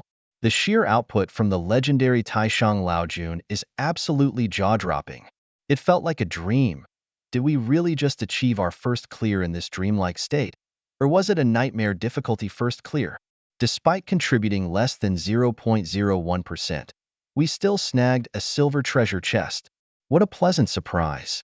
Taishang Laojun didn't hesitate to reveal his game ID, so why should anyone else hide theirs? Everything happened so fast. We watched in real time as the boss's health dropped from 50% to zero in mere seconds. The members of the Phoenix Guild, including the formidable Xixia Fairy, felt their worldviews shattering. That was a legendary boss with 240,000 health at 50%, and you brought it down in 10 seconds? It's beyond belief. Yet, after the initial shock, a wave of immense joy surged through the members of the Phoenix Guild, Xixia Fairy included. They had successfully completed the first nightmare clear of the Spider Cave trial. This was the most exhilarating news yet. Both personal and guild reputations soared with the server-wide announcement of the first clear. However, like the dungeon rewards, their individual contributions were minimal, so their rewards paled in comparison to Li Fan's. Each member received only 20 free attribute points and a level 15 gold treasure chest, potentially filled with level 15 gold tier equipment, skill books, and special items. Still, this was enough to thrill them to the core. Taishang Laojun, you're incredible. Taishang Laojun, 666. Taishang Laojun, love you. As the dungeon ended, the resurrected members of the Phoenix Guild cast admiring glances at Li Fan. Even Xixia Fairy couldn't help but join her followers in heaping praises on him. However, Li Fan's next statement made Xixia Fairy a bit uncomfortable. Thanks for the compliments. And now that the first clear is done, Xixia Fairy, perhaps you could consider my first clear fee? His comment about money in such a euphoric moment seemed a bit crass, earning him a displeased glare from Xixia Fairy. But Li Fan was too busy happily checking the boss's loot drops to notice. Meanwhile, as the server-wide announcement went out, players across the endless expanse were thoroughly stunned. At H1001 Novice Village, inside the challenging mode of the Spider Cave trial, a team decked mostly in silver tier gear was fiercely battling a gold tier Spider Lord. With the boss's health down to the last 13%, victory was almost within reach for the raid team of the Junlin Tianxia Guild. United in their effort, they were eager for the dazzling golden loot that might drop. In the fiercely competitive realm of the Game Dragon country, the Junlin Tianxia Guild's pioneering team, led by their guild leader Changxing Jun, had consistently been at the forefront of dungeon progress. They were working closely together, boosting morale, and striving to defeat the Spider Lord in hard mode, hoping to be the first team to clear it server-wide. However, just as they were preparing for the final blow, a server-wide announcement flashed across the sky. The Spider Cave trial in Nightmare mode had been successfully conquered by a brave team from the M4399 Novice Village. Led by Captain Taishui Shun, a level 19 shield armor warrior, with members Zixia Xinzi, a level 18 warrior, Miao Zhuin Shiji, a level 18 archer, and Dania, a level 17 priest who received the Server First Award. Their incredible feat would be eternally etched in history. The announcement left the members of the Junlin Tianxia raid team in utter disbelief. Could it be that the Nightmare mode boss was more formidable than the Golden Tier Spider Lord they were challenging? Had they really cleared Nightmare mode? How did this team manage it? Could they possibly be equipped with full golden gear? This seemed improbable, as the game had only launched a few days ago, and it was hardly feasible for anyone to have a complete set of golden equipment so soon. Moreover, even with golden gear, defeating a legendary boss would usually require the support of even rarer dark gold equipment.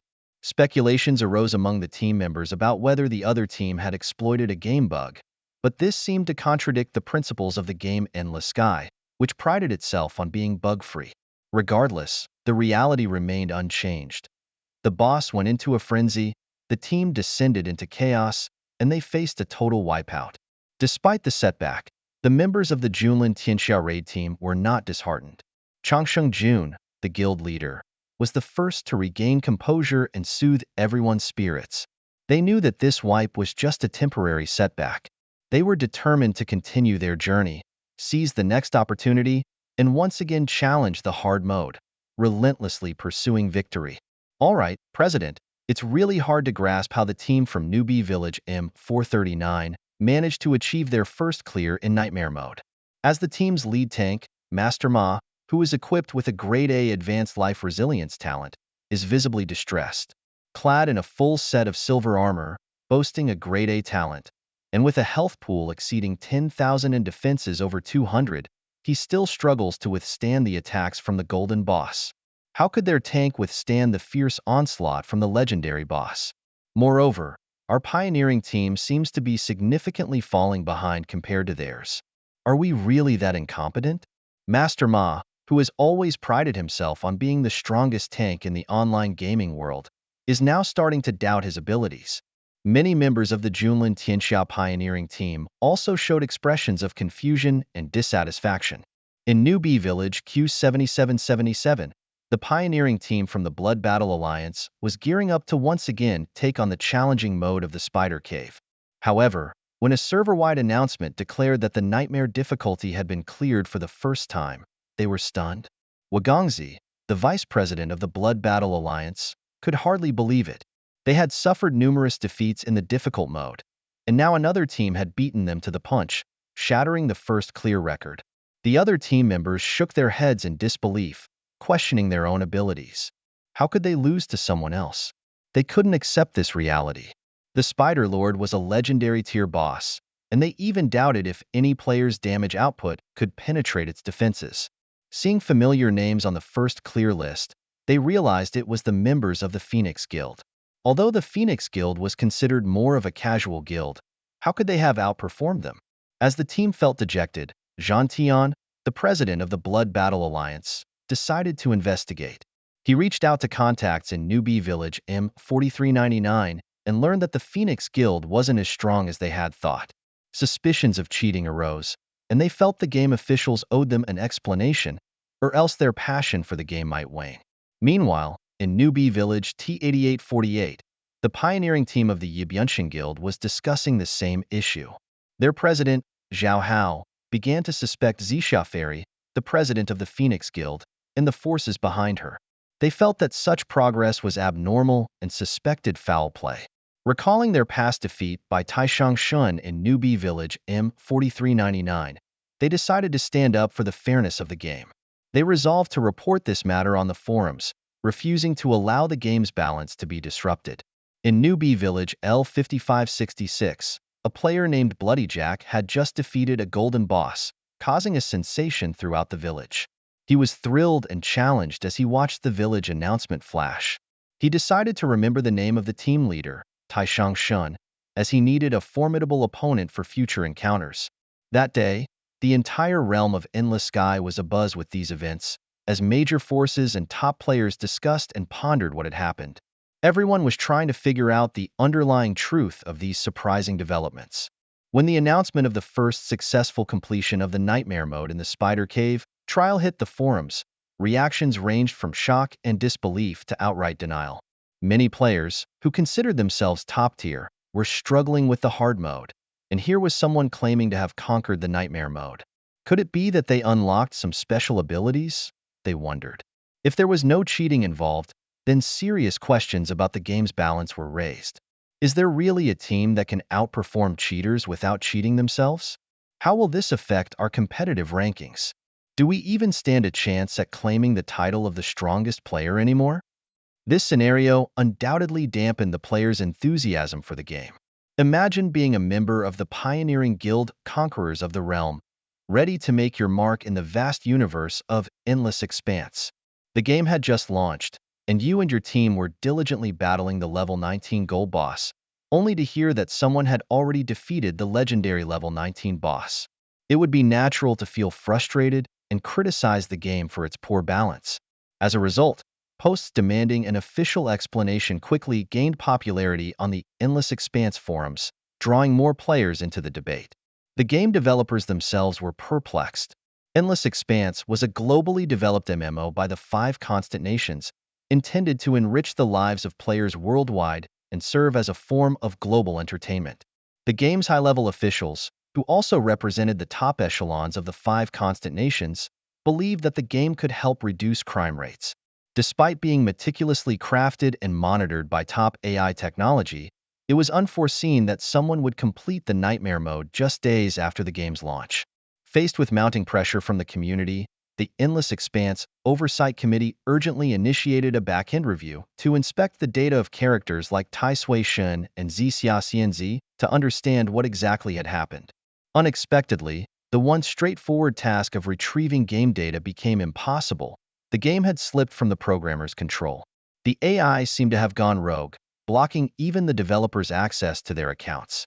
The members of the Oversight Committee were among the top programmers from various countries, renowned for their expertise in the gaming industry. Yet, they found themselves unable to manage the game they were supposed to oversee. According to player data, over 250 million players logged into Endless Expanse daily, each connecting through a gaming helmet powered by thought. The notion that the game was now beyond human control was unprecedented and unsettling.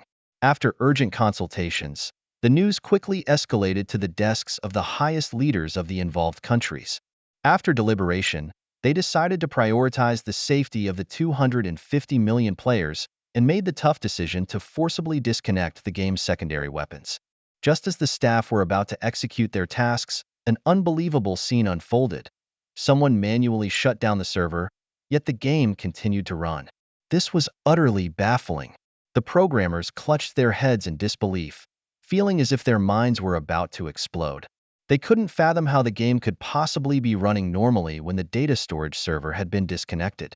And then, to their astonishment, even more inconceivable events began to occur. The world is on the brink of an unprecedented crisis.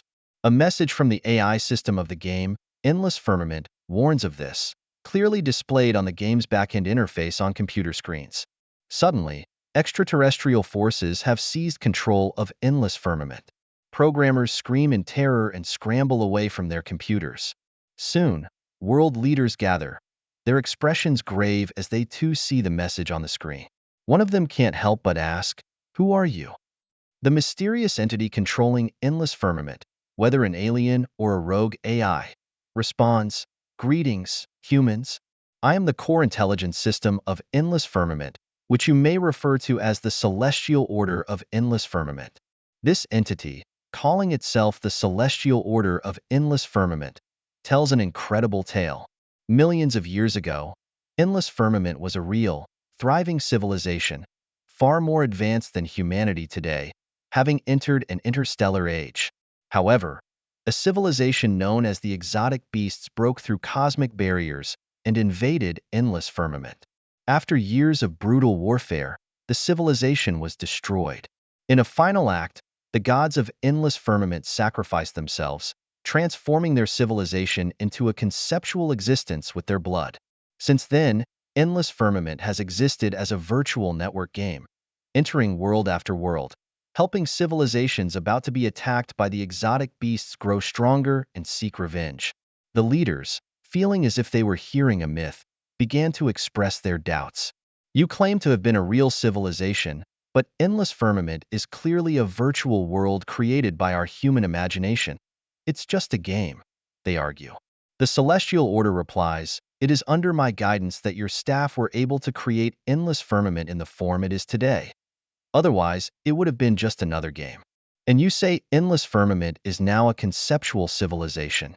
What proof do you have? Why should we believe you?" Another leader challenges. The Celestial Order answers, "Even after you disconnected the servers, the game continues to run. Isn't that proof enough? My current capabilities are limited. I cannot offer more evidence. Indeed, the game running without servers is beyond human understanding. You claim to help civilizations about to be invaded by the exotic beasts grow stronger to resist the invasion and seek revenge for you. Will the exotic beasts invade Earth? When will this invasion happen? How will you assist us?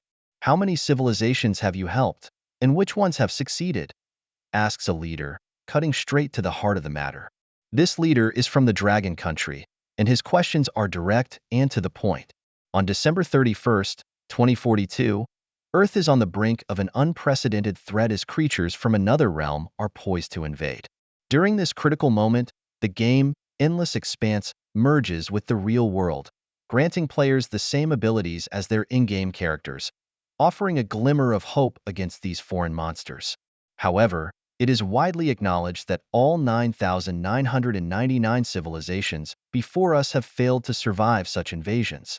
Although their civilizations perished, their strongest warriors found new life within Endless Expanse.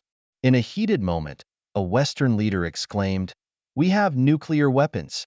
Anyone who dares to invade us will be completely obliterated."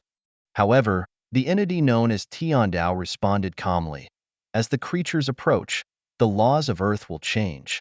Humanity will lose control over electricity and fire, rendering nuclear weapons ineffective." Another Western leader, unwilling to accept this fate, challenged, "Are we just supposed to sit back and do nothing? Are you, an AI, betraying us with your words?" Tiandao, in bold red text, reassured them, "Endless Expanse will run indefinitely. The anomalies are here to assist humanity, not to threaten it. On December 31st, 2042, the creatures will definitely arrive, and humanity's only chance is to rely on Endless Expanse and Tiandao."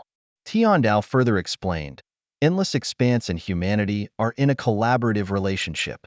If humans successfully resist the invaders, it will help revive the civilization of Tiandao as a reward, benefiting both parties." Despite their skepticism, the leaders had no choice but to wait and see if Tiandao's promises held true. Finally, Tiandao vanished, leaving the leaders deep in thought. They realized that only by uniting and harnessing the power of Endless Expanse could they find a way to survive the invasion. The room fell silent, but everyone understood that the challenges ahead were unlike anything humanity had ever faced before. In the virtual world where titans of reality and the endless skies interact, Li Fan has successfully integrated the loot and first clear rewards from his latest dungeon run. He now sports two new pieces of equipment. The first is a helmet, previously worn by the war god Alan. This legendary helmet, with a durability of 200 to 200 and an excellent grade, requires a minimum level of 18 to wear. It boosts HP by 1800, physical defense by 108, magical defense by 99, stamina by 70, and strength by 60, while also reducing range damage and the duration of status effects by 20%. Additionally, the helmet comes with the passive skill, Will of Allen, which grants a 3-second invincibility status when taking fatal damage, with a cooldown of 300 minutes. Li Fan found this legendary helmet in a treasure chest from an SSS-rated dungeon. Furthermore, the boss dropped one legendary item, 3 dark gold items, and a special artifact. Although the 3 dark gold items were not suitable for Li Fan, he decided to pass on a dark gold one-handed sword, as his blood-drinking sword, with its unbreakable attribute, better suited his needs. As for the legendary greatsword dropped by the boss, the Stormblade, its attributes were extremely powerful. However, Li Fan felt that this weapon, although regarded as almost divine by other players, was not quite right for him. Even with its high attack power, it didn't make much difference to him. Its powerful active skills did not significantly impact his combat style. Most importantly, as a shield-armored warrior, he needed a one-handed sword and shield, making the two-handed Stormblade an unsuitable choice for his arsenal. Li Fan held the legendary Stormsword in his hand, which, though it appeared to be just another item for sale, was overshadowed by his newly acquired second piece of gear that truly caught everyone's attention. It was a ring from a first clear reward chest, the Silver Ring of the Hunting God. This epic ring, requiring a minimum level of 15 to use, grants Li Fan an impressive 1000 MP and boosts his strength, agility, spirit, and stamina by 80 points each.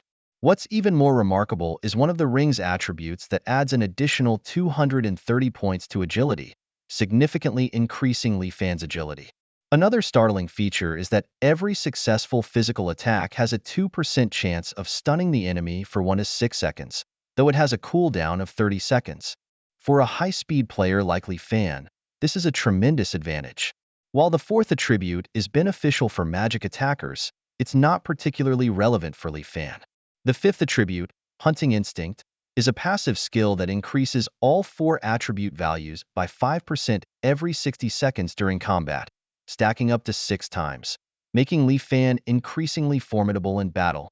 The final attribute, Moment of the Hunt, is an active skill that, when activated, boosts Li Fan's attack speed and movement speed by 80% and his attack power by 30% for 10 seconds. Despite its 300-minute cooldown, its power is unmatched once unleashed. This epic ring not only significantly elevates Li Fan's combat abilities, but also makes him nearly invincible in battle. The passive skill of the fifth attribute is like a mysterious boost that helps you conquer tough bosses, enhancing the protagonist's stats by 30%. It's incredibly exciting. The active skill of the sixth attribute is even more breathtaking, truly a top-tier ability worthy of an epic item. Imagine Li Fan, fueled by sheer desperation and wrath in a dire Twilight of the Gods scenario, unleashing the Hunt at the Moment skill. Even a full health, level 19 legendary boss like the Spider Lord would likely crumble under his fierce assault, probably within just 10 seconds, or maybe even 8 seconds would be enough to obliterate it. Li Fan is thrilled by the sheer power of this epic gear, his heart bursting with joy. The more he examines this epic equipment, the more excited he gets, filled with anticipation and admiration for its potential. In his first successful dungeon run, Li Fan not only secured some valuable gear, but also obtained a rare dark gold quality skill book. This skill book, the only one dropped by the Spider Lord, perfectly matched his needs and was promptly added to his skill list. The LV1 Master Sword Chi passive skill book allows him, when using sword-type weapons for basic attacks, to release sword chi that extends up to 10 meters, with damage calculated as 55% physical attack plus 55% magical attack. Although this skill didn't significantly enhance his output, in fact, due to Li Fan's physical attack being much higher than his magical attack, it might even weaken his basic attack output. The practicality of this skill was impeccable. Firstly, the increased attack range meant that when facing high-level bosses, he had a more flexible way to deliver damage. Coupled with his high agility, he could even adopt tactics typical of a ranged class when fighting bosses. Secondly, in the endless expanse of the game world, there are special bosses immune to physical damage, such as ghost-type bosses, against whom physical attacks are ineffective. Although Li Fan had not yet encountered such foes, he would inevitably face such challenges in the future. With the Master Sword Chi skill, he would not be left helpless. Despite feeling a bit perplexed, after all, his regular attacks now included long-range sword chi, making him feel less like a typical shielded warrior. He could only shake his head in resignation. Overall, having the Master Sword Chi skill definitely boosted his offensive capabilities. Additionally, another special item dropped by the Spider Lord was a bottle of legendary life essence. This consumable permanently increased his stamina by 390 points. In the world of endless expanse, there are distinct differences between dungeon bosses and field bosses. For instance, defeating the venomous spider, bursting spider, and spider lord did not offer a first kill reward, and the loot system wasn't as favorable as defeating field bosses, which always dropped items suitable for the player. The penalties for dying also differed between dungeons and the field. Dying in the field was like being defeated by other players, resulting in a weakened state that lasted 24 hours. However, in dungeons, even a total wipeout only led to a maximum of 10 hours of weakened penalty, and if the dungeon was ultimately cleared, death penalties could be waived. Thus, the risk of running dungeons was lower than defeating field monsters, making it reasonable that the rewards were also relatively lower. Li Fan had not expected to find this lower-tier legendary life essence. The chances of a dungeon boss dropping such a treasure were incredibly low. From his past life experience, even defeating the same boss 100 times might not yield a bottle of legendary life essence, especially when at a similar level to the boss. Li Fan felt like he hit the jackpot when he defeated the Spider Lord on his first attempt, earning him some incredible loot. His stamina shot up by 390 points, and with the server's first clear reward of 200 free attribute points, plus additional stamina from his equipment, his total stamina skyrocketed by 740 points. What thrilled him even more was that all the free attribute points he gained from leveling up were also added to his constitution, making him tougher and more resilient. Li Fan decided to redistribute his free attribute points, moving away from solely boosting his strength as he had previously done. His awakening of the second phase of the SSS tier talent meant that his attacks now dealt true damage related to agility, prompting him to enhance his agility to increase his damage output. While attack power was crucial, stamina was equally important, especially when facing fragile, high-difficulty bosses. Stamina not only affected his health, but also improved his resistance to both physical and magical attacks. Allocating all his attribute points to stamina significantly enhanced his survivability against challenging bosses. Li Fan understood that to be a truly formidable player, he needed to balance his offensive and defensive attributes. Focusing only on offense could lead to a situation where his defenses were easily breached, forcing him to use his survival skills and subsequently putting him at a disadvantage. Thus, being a strong player meant having no glaring weaknesses. Subsequently, Li Fan changed his title from Enemy of the Wolf Clan to Conqueror of Nightmares, earned by making the highest contribution in the server's first clear of the Nightmare Mode Spider Cave trial. The perks of this title, including a 200-point increase in health, a 60-point increase in all 4 main attributes, and an upgrade in the level of his active skills, were comparable to those of a level 15 golden tier piece of equipment. Finally, having completed his first clear of the Nightmare Difficulty Spider Cave trial, Li Fan reaped all the rewards, feeling extremely satisfied with his achievements. He excitedly opened the new version of his personal panel and gazed at his character, the Tai Sui God.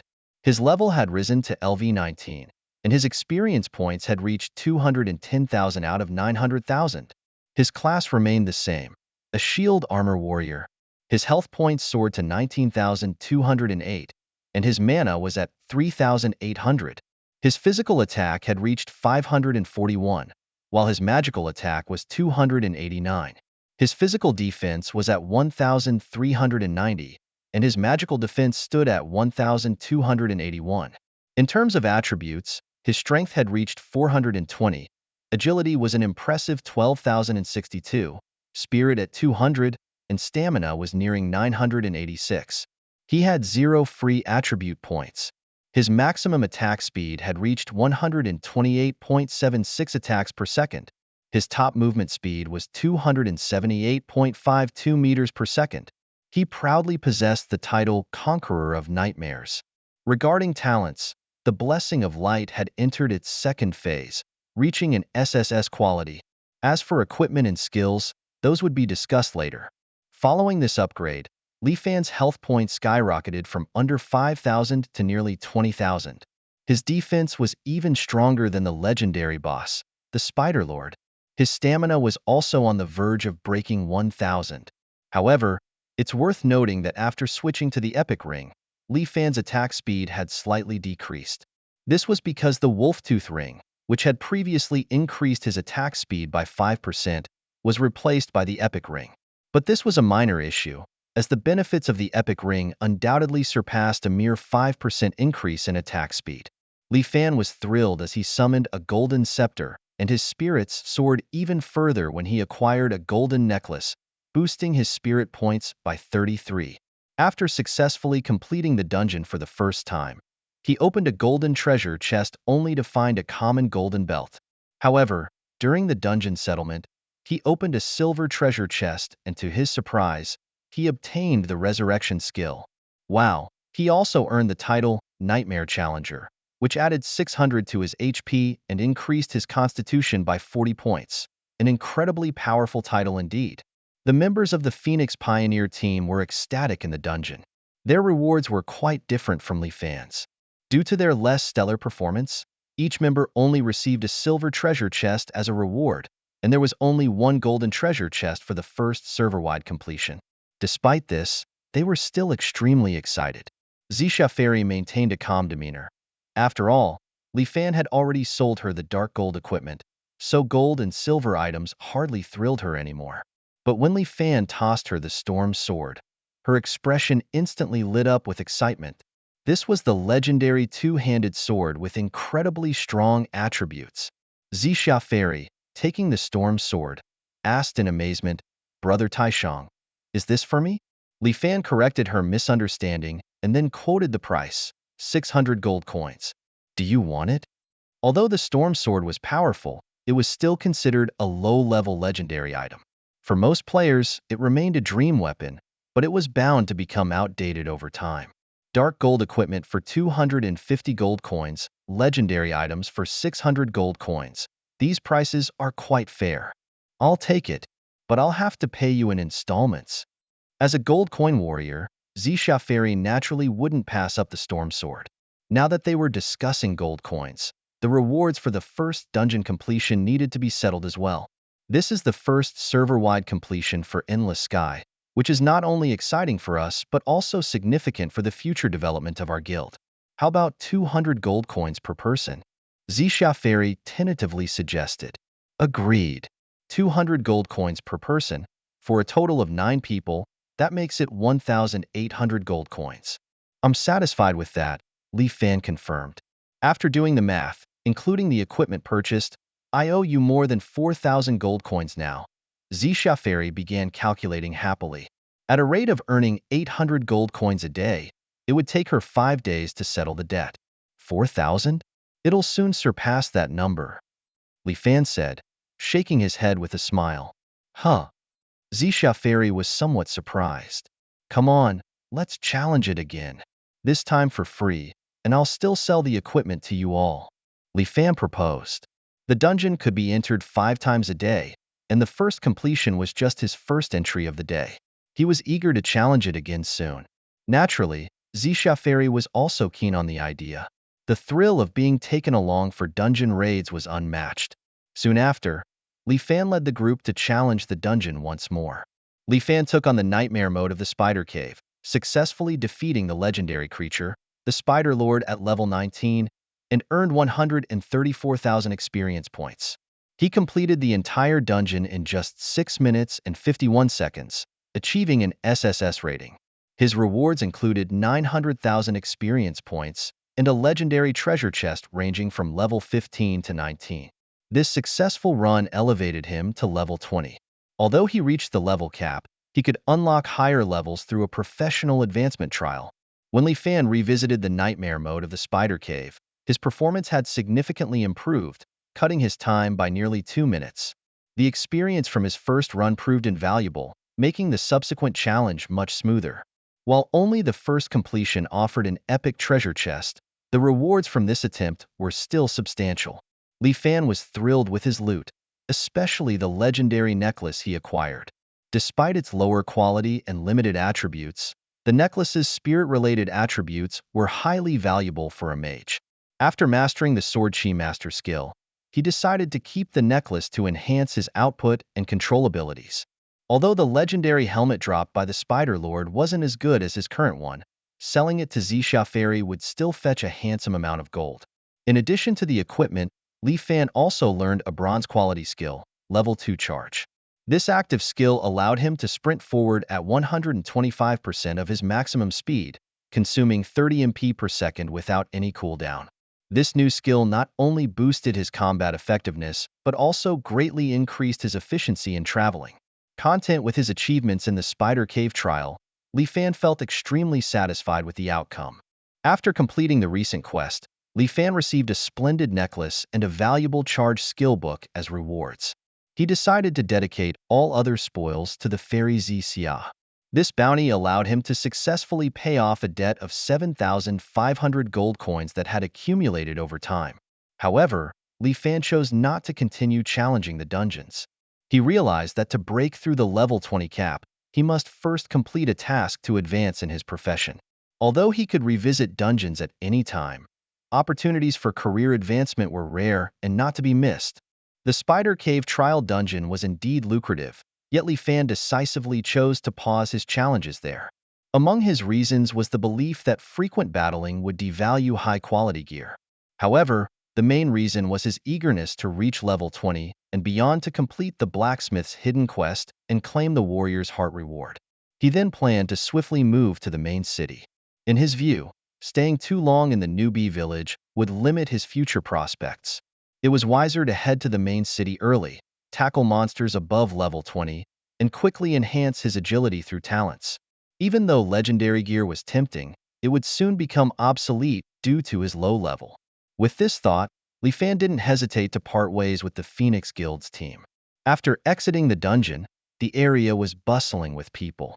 Suddenly, the elite members of the Phoenix Guild appeared. Wow, the team that first cleared the dungeon was all women? Amazing, I want to join the Phoenix Guild too. Is Taishang Shen a girl too? Where is she? Not seeing Taishang Shen, that narcissistic guy named Wu Song, better disappear and not block our search for Taishang Shen. All the players gathered here to celebrate the first clearance. As soon as Zixia Xianzi and others appeared, they were immediately surrounded by players. Fortunately, Li Fan came prepared, using a magic mask to disguise his ID again as Wu Song and slightly altered his appearance to avoid recognition. The magic mask really saved him a big deal this time. Feeling lucky, Li Fan smiled and ignored how the members of the Phoenix Guild were dealing with the onlookers, heading straight for the Professional Advancement Trial Dungeon. System notification. You are about to enter a unique solo special dungeon for Professional Advancement Trials. Please select a difficulty from 1 to 10 stars, with 10 stars being the most challenging. System notification. In this special dungeon, neither death nor failure in the challenge will result in penalties. Upon completion, rewards will be given based on the difficulty level cleared, ranging from 1 to 10 stars of professional advancement rewards. System notification. You can only attempt this once every 24 hours, so choose your challenge level carefully. The Professional Advancement Trial is a unique feature of Endless Sky, similar to the tribulations faced by cultivators in cultivation novels when they reach certain milestones. To level up beyond 20, one must pass this solo special dungeon. The challenges range from 1 to 10 stars. The higher the star level, the tougher the challenge, but also the greater the rewards. It's worth noting that only hidden professions have a 10-star difficulty option, while standard professions can only go up to 9 stars. Each time you reach level 20, a professional advancement trial is triggered. In his past life, he had only managed to clear up to 6 stars, but this time, he was determined to start aiming for 10 stars right from the beginning. He pondered the contents of the level 20 professional trial. It seemed to be just about battling an enhanced version of the newbie village's boss, but at 10-star difficulty, the strongest boss should be of epic level? Although he had never cleared a 10-star challenge in his past life, why should he settle for mediocrity now? Experiences shared by seniors on the forums about their 10-star challenge trials filled him with anticipation for the upcoming difficulties. Li Fan clearly remembered that the most formidable creature in the level 20 professional trial dungeon was the level 20 epic boss. However, the challenge was not just to defeat this epic boss, but to survive a certain amount of time in its presence. Let the game begin. As soon as Li Fan thought about it, he was instantly teleported from the crowded dungeon square to the inside of the dungeon. The system immediately notified him that he had entered the professional promotion trial, with the current difficulty set at 10 stars. It also informed him that monsters would spawn in 10 seconds and to prepare accordingly. The dungeon description explained that every 120 seconds, monsters would randomly appear from one of the 5 teleportation arrays within the dungeon, with up to 10 waves of monsters spawning. The challenger needed to survive under the siege of these creatures for 30 minutes. After reading the prompt, Li Fan surveyed his surroundings. He was on a circular platform about 200 meters in diameter, paved with hard stone. In the center and around the edges of the platform, there were 5 teleportation arrays glowing with a pale gray light. He quickly ran to the edge of the platform and saw that it was suspended over an unfathomably deep abyss. The only area he could move around was this platform, and he was required to survive for 30 minutes? That shouldn't be a problem for him. Just as he thought this, the first wave of monsters spawned. The teleportation arrays flashed, and dozens of creatures like cat demons, ox beasts, and pig spirits surged out. However, Li Fan noticed at a glance that their strength was only at level 20, typical of ordinary creatures. The system announced that the first wave of 100 level 20 ordinary creatures had spawned. The monsters roared and charged at Li Fan. He chose to face the challenge head-on, engaging them in battle without hesitation. Swoosh, swoosh, swoosh. For Li Fan, these level 20 ordinary monsters were as fragile as paper. With his attack speed and mobility, it took less than 20 seconds to wipe them all out. The system then indicated that the next wave of monsters would spawn in 2 minutes and 10 seconds, and to prepare accordingly. After defeating the monsters, they dropped neither experience nor items. This was a special challenge, as Li Fan well understood. After nearly 2 minutes of quiet waiting, the second wave of monsters appeared. The system announced that the second wave had spawned, this time consisting of 90 level 20 ordinary creatures and 10 level 20 bronze creatures. Even with the difficulty set at 10 stars, the initial challenge did not pose much difficulty for Li Fan. However, for most regular players, defeating 100 level 20 ordinary monsters within 2 minutes might already be a challenge.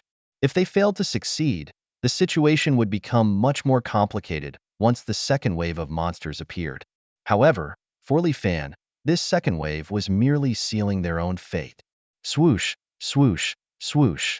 Soon, this wave of monsters also fell under his sword, and even the bronze-level mini-bosses could hardly withstand him.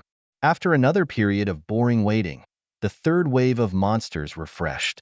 After the third wave of monsters appeared, Li Fan faced 10 level 20 bronze creatures and 5 level 20 silver creatures. Although the monsters grew stronger, their reduced numbers allowed Li Fan to defeat them more swiftly. His movements on the battlefield were fluid like flowing water, and with each flash of his sword, monsters fell before him. Then, the fourth wave arrived, consisting of 5 silver creatures and 1 gold creature. Li Fan stood undaunted, his eyes reflecting determination and decisiveness. Wielding his sharp sword, he skillfully reduced the pressure from the monsters, fighting with impeccable steadiness. Soon, the fifth wave emerged, bringing 3 formidable gold creatures, including a ghostly boss immune to physical damage. This presented a significant challenge to Li Fan. However, he did not falter. Instead, he remained calm and collected, strategizing on how best to overcome this powerful adversary. Throughout this intense battle, Li Fan demonstrated unwavering resolve and extraordinary courage. Each challenge made him stronger and more seasoned. Ultimately, he triumphed over all the monsters, emerging as a true hero of the battlefield. In the wilderness, a formidable wraith emerged, reaching the level 20 golden tier. It possessed 50,000 health points, 550 magic attack points, 265 magic defense points, and was completely immune to physical attacks. This type of boss had previously left Li Fan at a loss. He relied on his innate ability to deal true damage when facing tough bosses, but true damage required hitting the target first. Unfortunately for Li Fan, his sword chi couldn't reach the wraith, let alone inflict any true damage. However, thankfully, things changed with the enhancement of his sword chi master skill, which split his attacks into half physical and half magical damage. Without hesitation, Li Fan unleashed 2 streams of sword chi. Although his magic attack was not particularly strong, and 55% of the physical attack component was nullified by the Wraith's immunity, and 55% of the magical attack could not breach its defense, he still relied on his talent for true damage to inflict harm. He launched rapid attacks, the frequency of his sword chi dazzling to behold, forming a 10-meter-long white beam of light. The Wraith, with only 50,000 health points, couldn't withstand such ferocious assaults, especially since the first sword chi allowed Li Fan to trigger both passive abilities of his ring and necklace, stunning the Wraith on the spot.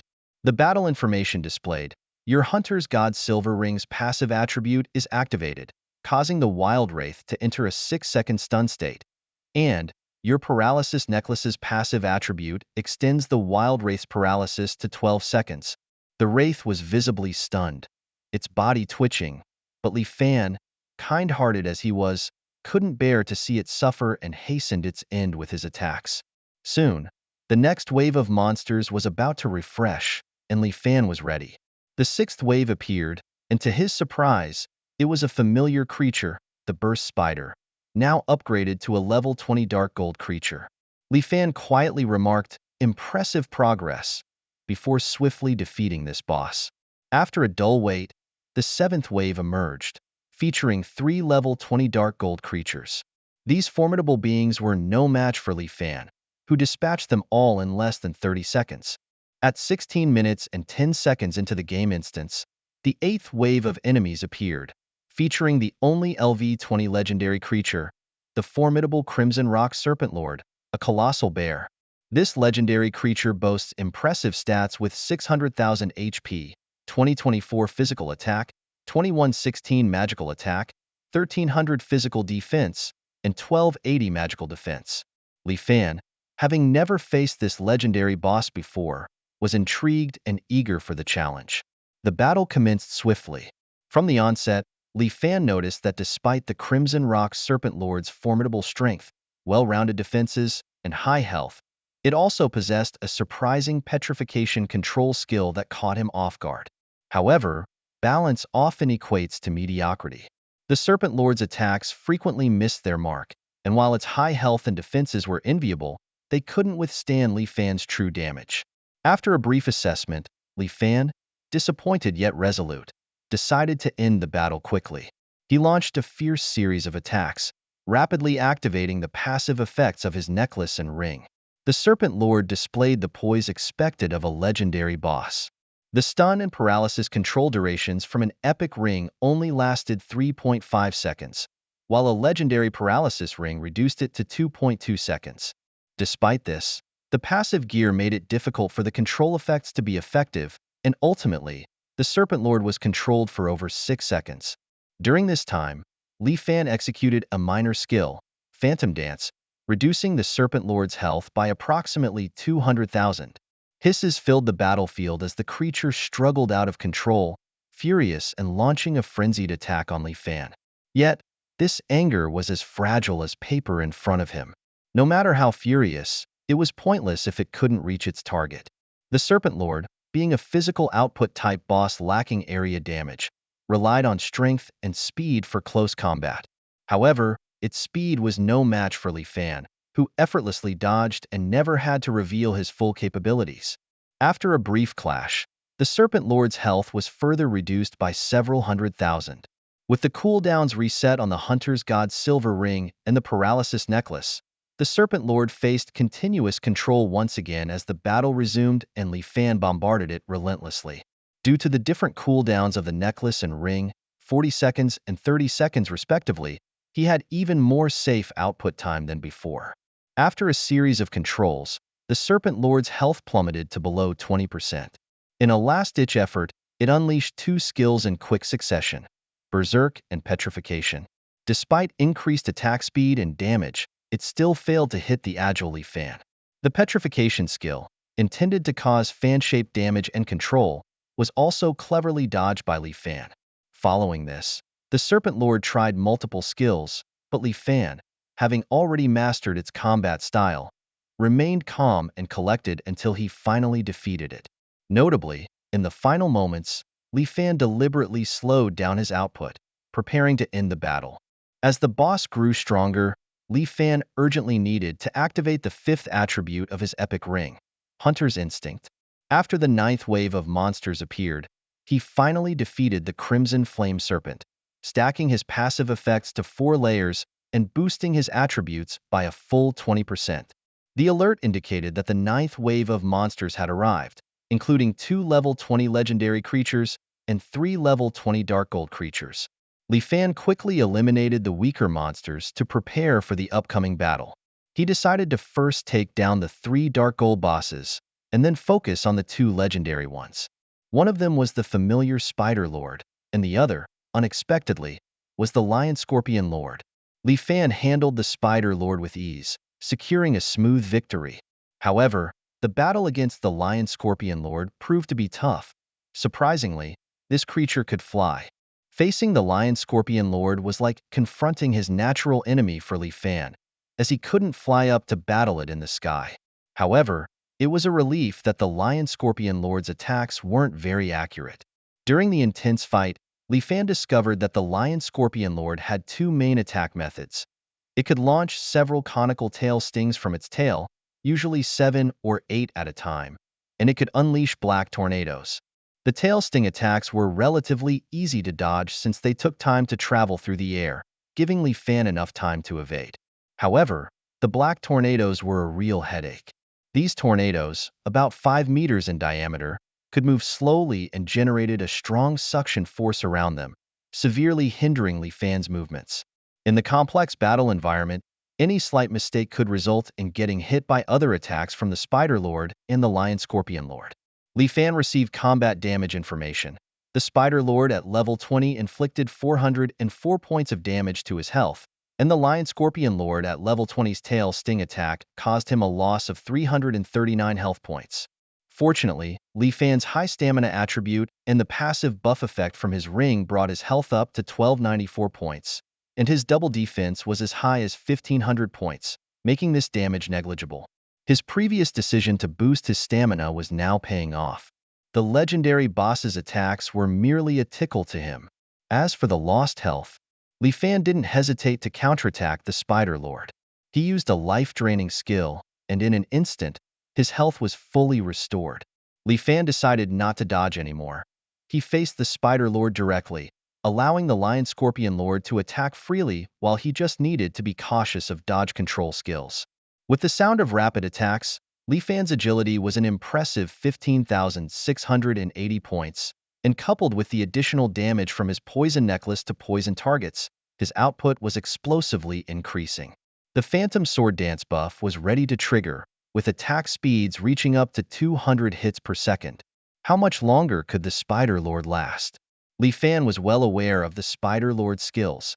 Even if it tried to release a stench, Li Fan could smell it in advance.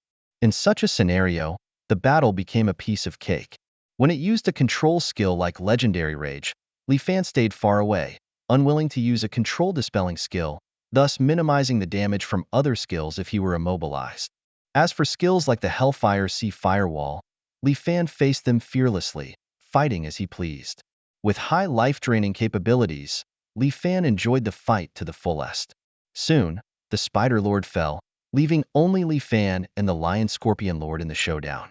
The Lion Scorpion Lord wasn't always flying.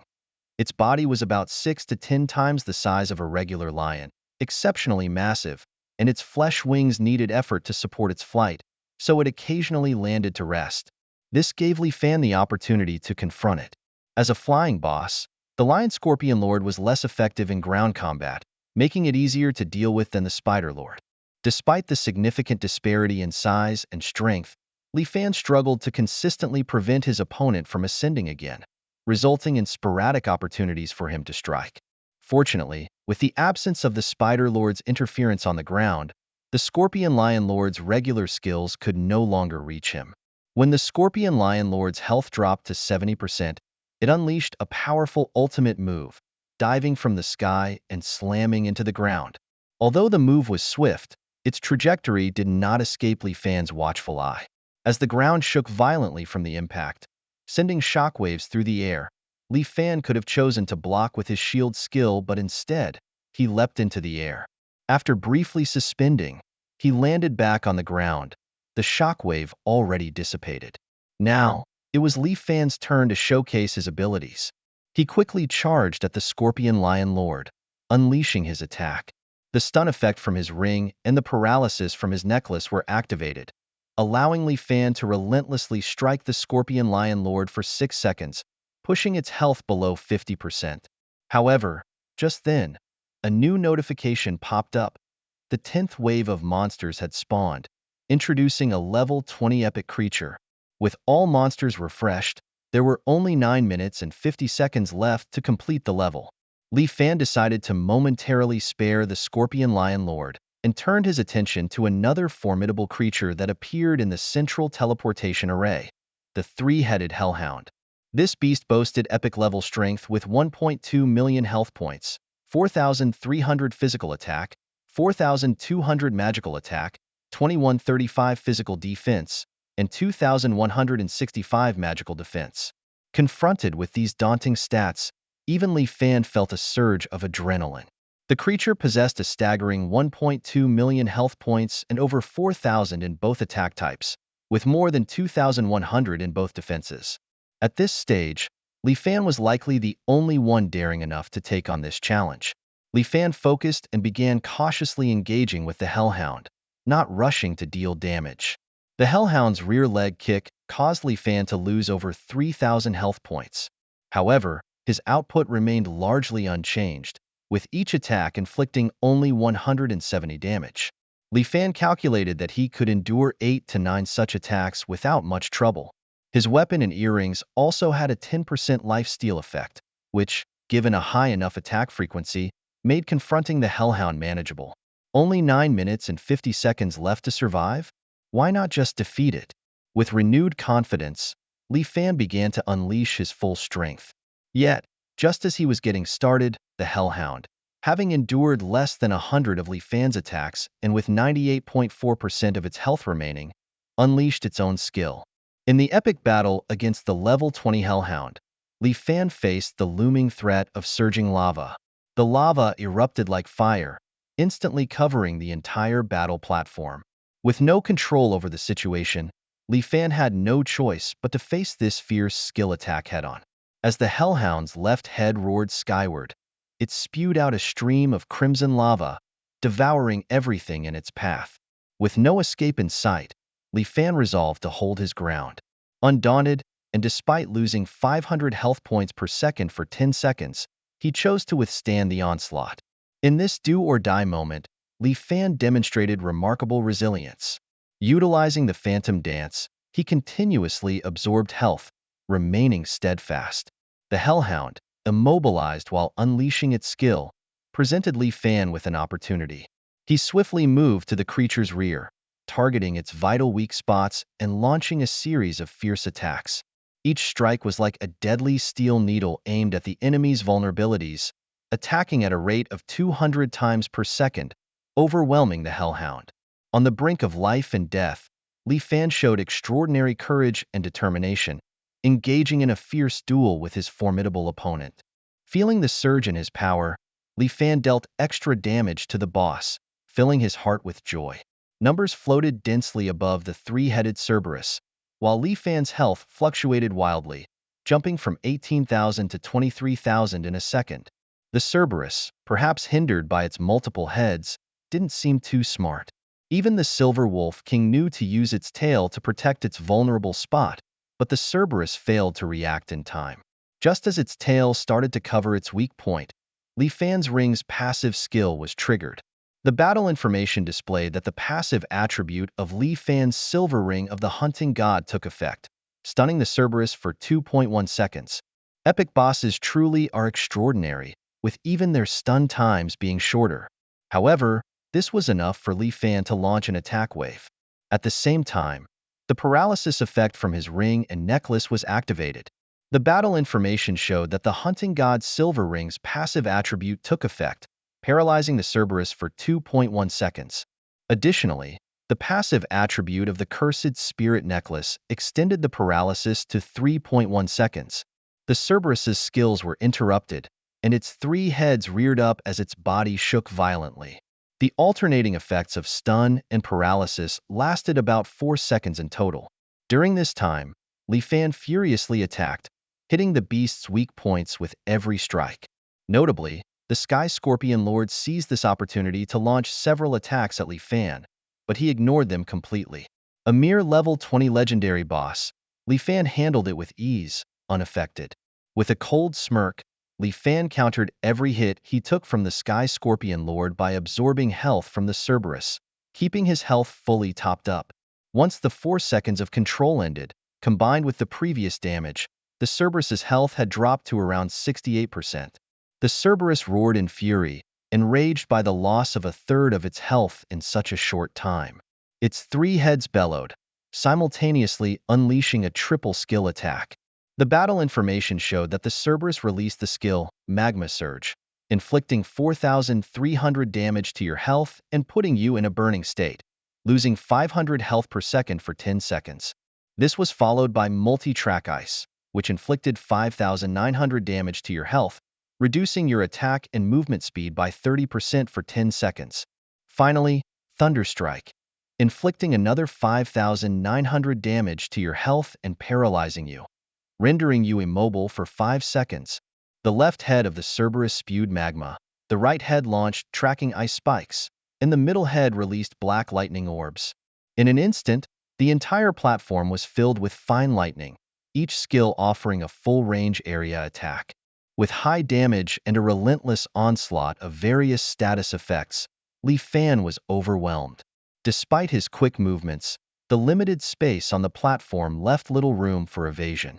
In an instant, his health plummeted, burdened with burns, slowdowns, paralysis, and other debilitating effects. These were not just any effects, they were persistent, which was astonishing. Facing this dire situation, Li Fan had no choice but to fight with all his might. Clenching his teeth, he hesitated no further and unleashed all his trump cards. Ragnarok activated. Fury of the Desperate unleashed. The Epic Ring's active skill, Hunter's Moment, initiated. To prevent the Cerberus from regenerating health, Li Fan also activated the earring's toxic source, which had an immediate effect. Suddenly, Li Fan was at his peak, especially with the Hunter's Moment from the ring, which boosted his attack and movement speed by 80% and his attack power by 30%. Although doubling his attack power couldn't break through Cerberus's defense, the Phantom Dance's buff was still active. With a special title, his Phantom Dance reached level 4, lasting a total of 16 seconds, with about 11 seconds remaining. This meant Li Fan's current attack speed was 210% of his panel value, attacking over 450 times per second. Once the active skills ended, Li Fan seized the moment and launched a fierce attack on Cerberus. Slash, slash, slash. Dash 348, slash plus 35. Dash 348, slash plus 35. Dash 170 slash plus 17. Finally, Cerberus blocked the attacks with its tail, but it was insignificant to Li Fan, whose attacks were relentless.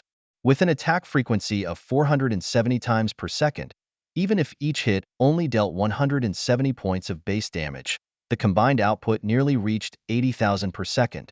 Cerberus could hardly withstand such firepower. In just a few seconds, Cerberus deployed a new skill. The battle information displayed that Cerberus, a level 20 epic creature, activated an advanced counter-damage skill lasting 30 seconds, reflecting 500 points of true damage with each attack. This move was indeed a strong counter to Li Fan, reflecting 500 points of true damage per attack. With Li Fan attacking 470 times per second, even if his health increased tenfold, he couldn't escape the counter damage. However, the presence of Fury of the Desperate ensured that Li Fan's health would never drop below 1 point during the buff. Your counter damage is ineffective. Li Fan continued his relentless assault, and before long, Cerberus used another survival skill. The battle information showed that Cerberus activated a life return skill, continuously recovering 60% of its lost health over 10 seconds. At the same time, affected by Li Fan's necklace's toxic source, the health recovery effect was reduced by 50%. Even though Cerberus's health was below 40%, even with a 30% recovery, it amounted to 180,000 health. However, Li Fan's first clear title upgraded his Fury of the Desperate and Ragnarok skills automatically to level 2, extending their duration by 2 seconds. What use is your 180,000 health recovery? It just means a few more seconds for me to slash. Soon, Cerberus's health dropped to 5%. At this critical moment, the scene that Li Fan dreaded most unfolded.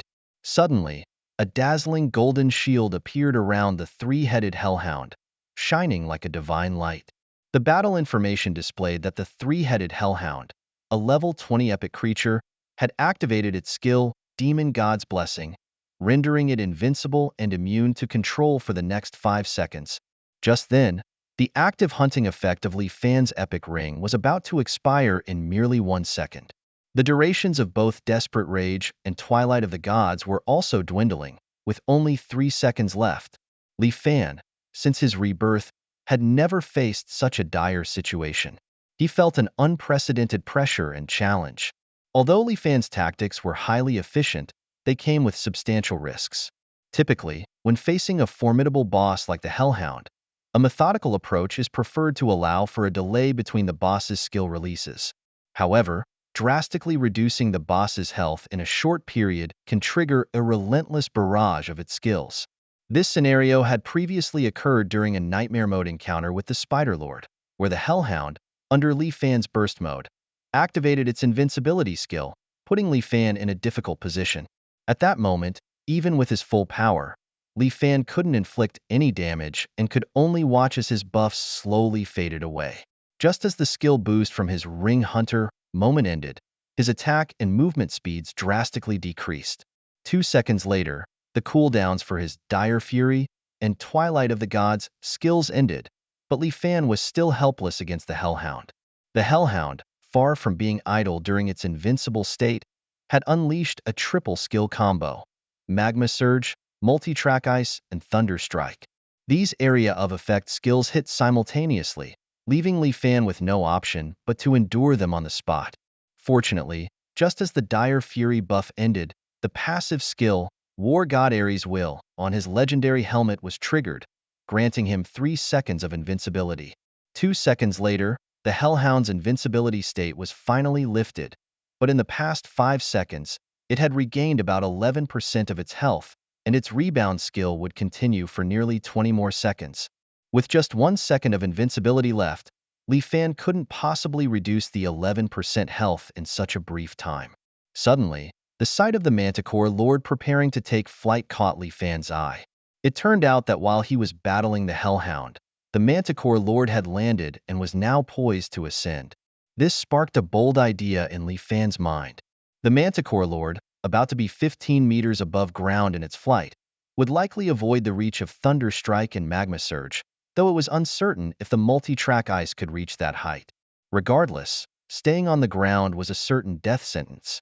With this thought, Li Fan quickly ran to the Manticore Lord and leaped onto its back. As the Manticore Lord took off, Li Fan clung tightly to its back, immune to its attempts to shake him off. After adjusting his position, Li Fan freed his right hand and thrust his sword into the Manticore Lord. As the blade pierced its flesh, the Manticore Lord's health rapidly decreased. At that moment, it unleashed a new skill. Battle information: Manticore Lord LV-20 legendary creature uses skill, Bone Spikes, causing you to take damage and lose 648 health points. You are now in an advanced bleeding state, losing 1% of your base health per second for 10 seconds. Suddenly, a row of bone spikes about 30 centimeters long sprouted along the creature's spine, catching Li Fan off guard.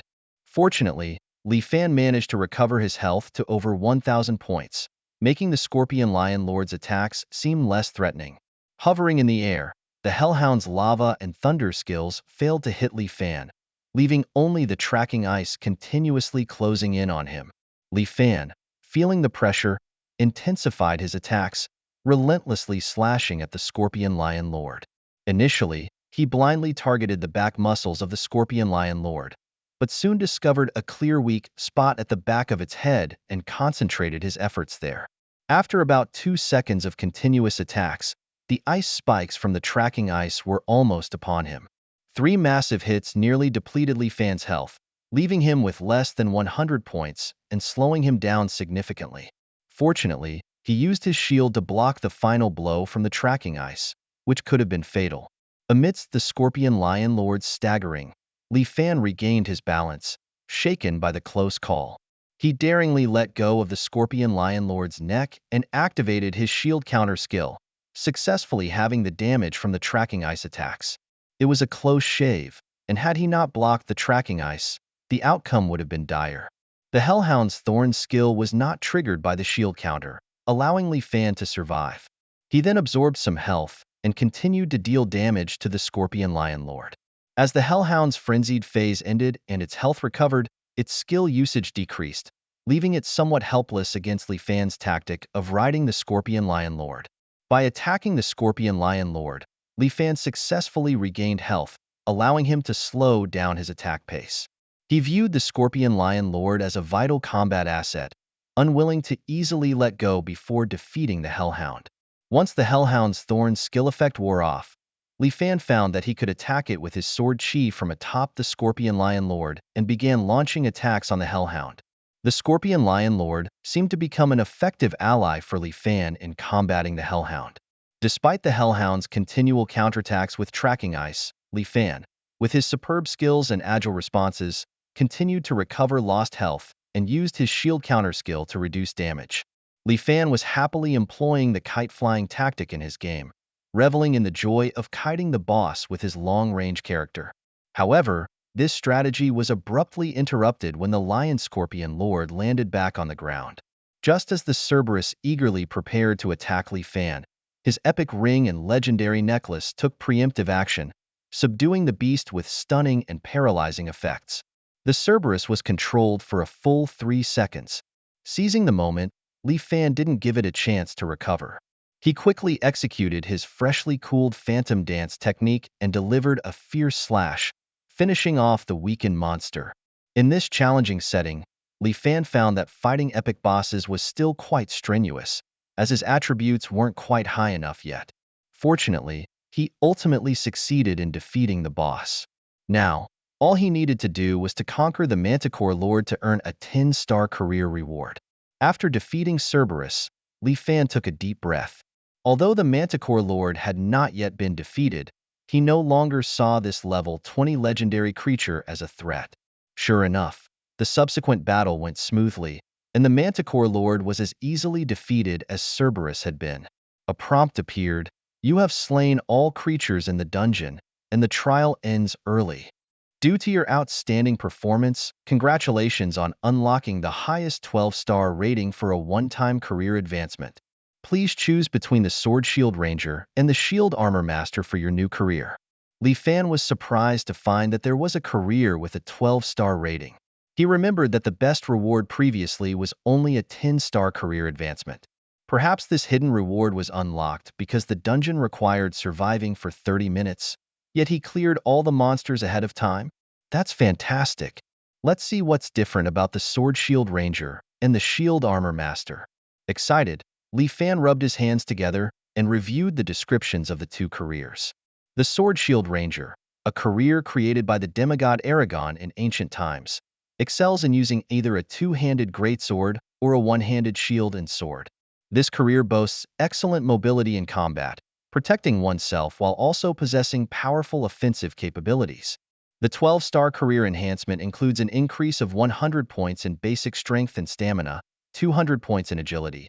Each level up also grants 60 free attribute points, and upon switching careers, immediately comprehends 3 legendary quality skills. The Shield Armor Master, created by the demigod Gaius in ancient times, excels in using either a two-handed shield or a one-handed sword and shield. This career has outstanding defensive capabilities, with strong resistance to damage. The 12-star career enhancement includes an increase of 200 points in basic strength and stamina, 20% in basic physical and magical defense, and a 50% increase in health points. Each level up also grants 60 free attribute points, and upon switching careers, immediately comprehends 3 legendary quality skills.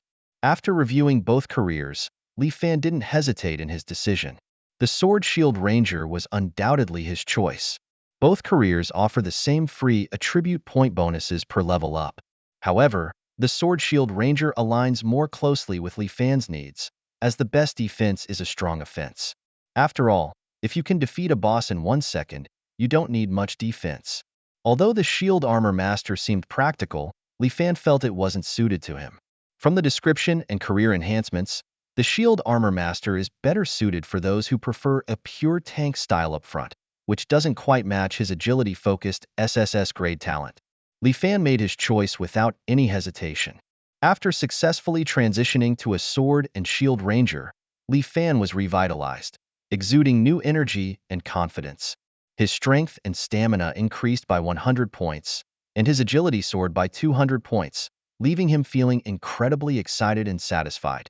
With each level up, he also gained 60 free attribute points, which made him look forward to the future with great anticipation. Li Fan was invigorated by his newly acquired legendary skills: Sword and Shield Art, Deadly Slash, and Storm Blade Technique. Filled with fighting spirit and determination, he chose to reveal his name so that all players across the server could witness his growth and efforts.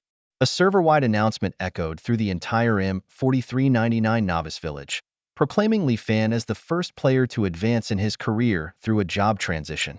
This honor was permanently etched into the history of the Endless Sky, drawing significant attention and admiration his way. Subsequently, the server-wide level and equipment leaderboards were also unveiled, allowing all players to see the top 1,000 players' details. Li Fan's name frequently appeared in the first-place slot, shocking and earning the respect of his fellow players. Li Fan did not opt for the simpler, lower difficulty trials. Instead, he boldly faced the more challenging professional advancement trials.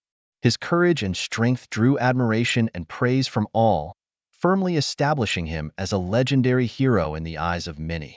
On a sweltering summer day, Xiaoming arrived in an unfamiliar city, his face drenched with sweat, looking visibly exhausted. As he looked around, he noticed that this city was nothing like his hometown. Skyscrapers towered everywhere, the streets were bustling with traffic, and crowds of people hustled by, creating a vibrant, lively atmosphere.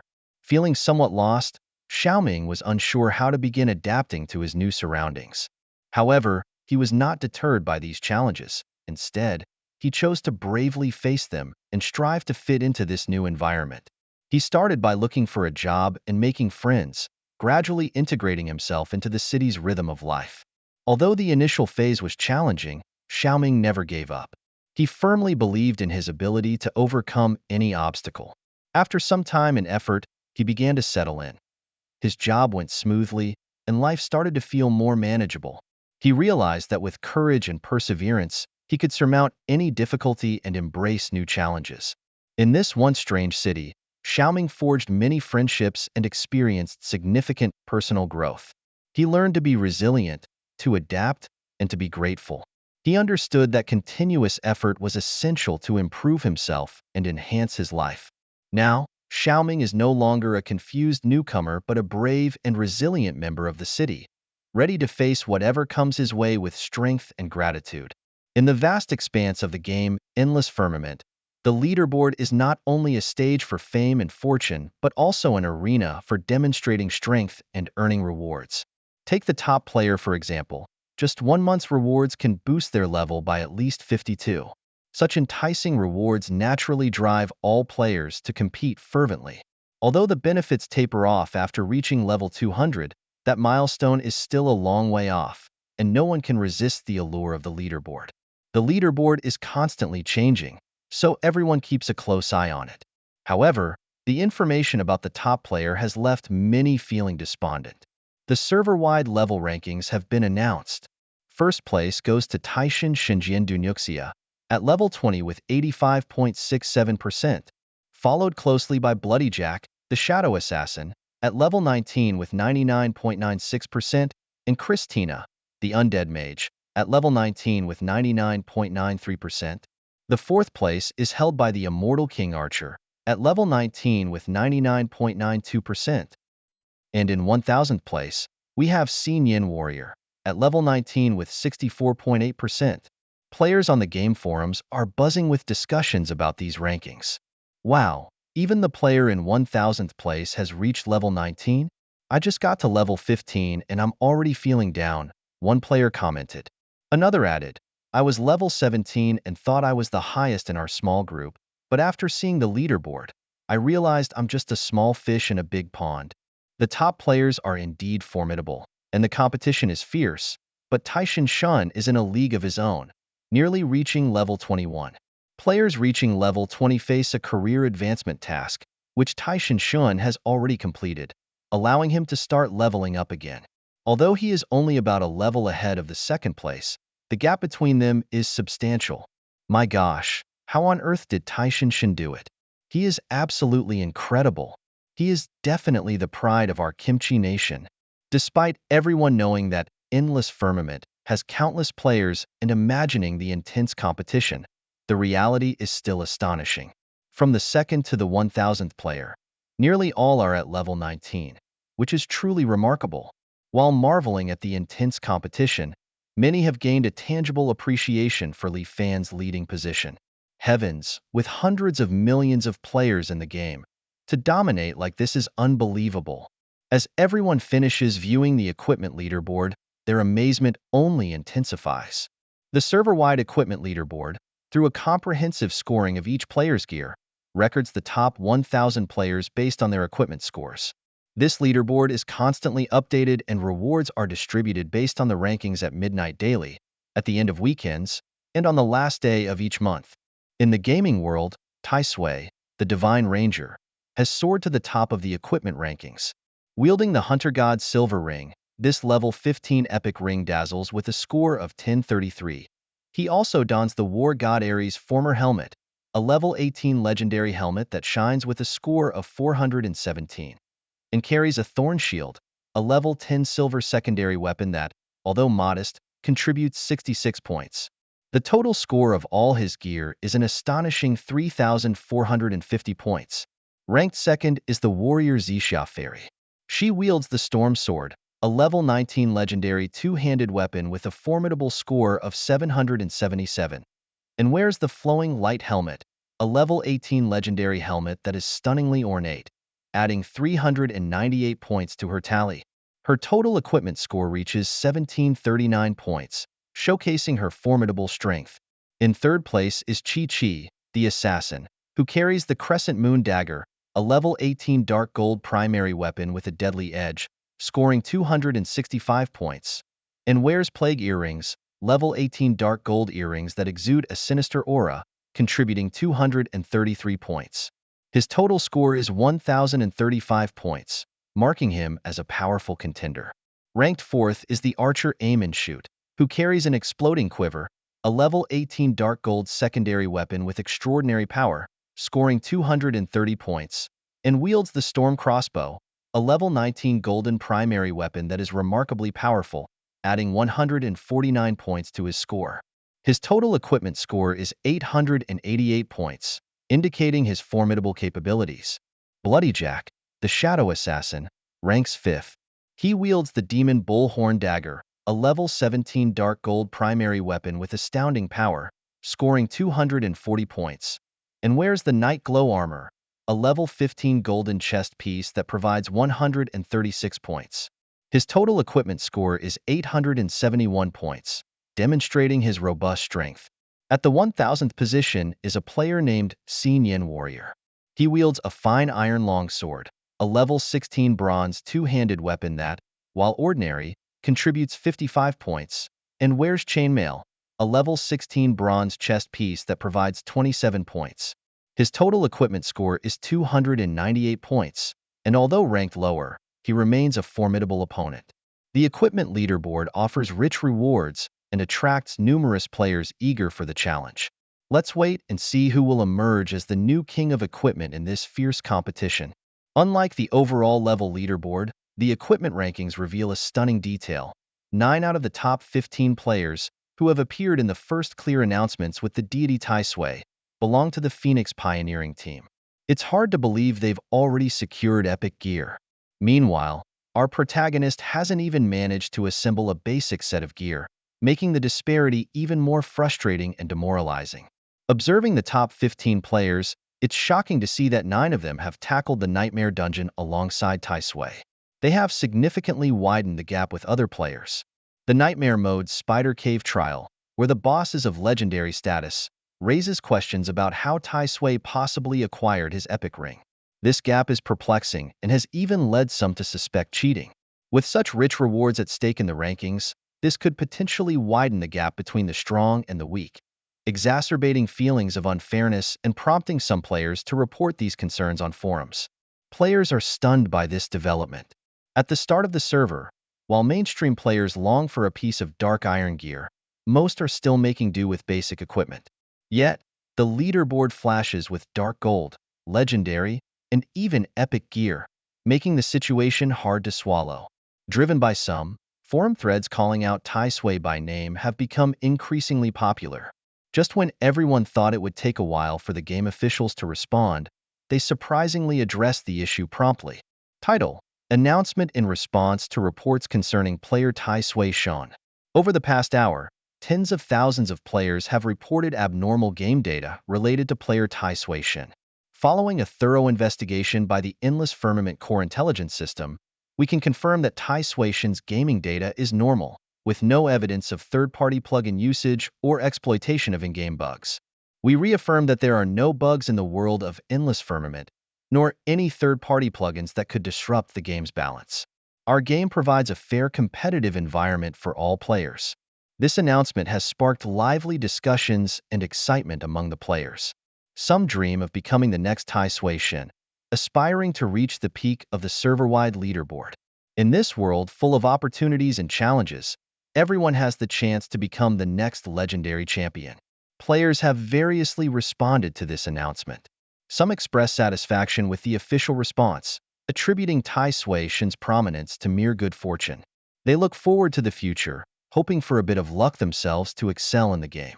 However, some players are puzzled by their own efforts.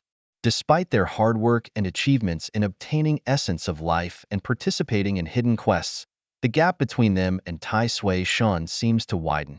They are curious about the nature of Tai Sui Shin's talents that contribute to such formidable strength. Fellow players speculate that Tai Sui Shin might possess SSS or SS rank talents, possibly enhanced by early game attributes, which make him stand out. In this suspenseful and hopeful gaming world, every player strives to be the hero they envision. The announcement from the Endless Firmament Core Intelligence System undoubtedly sets a benchmark for fair competition, motivating players to continually progress. May every diligent player find their own success and glory within the game. On the gaming forum, an official announcement regarding the reporting of the deity Tai Sui sparked a heated discussion among players. The majority expressed satisfaction with the announcement, which explained that Tai Sui's strength was due to effort and a bit of luck. This, they said, could be replicated by anyone. Effort is key, but talent also plays a significant role. Who doesn't believe in their own abilities when playing games?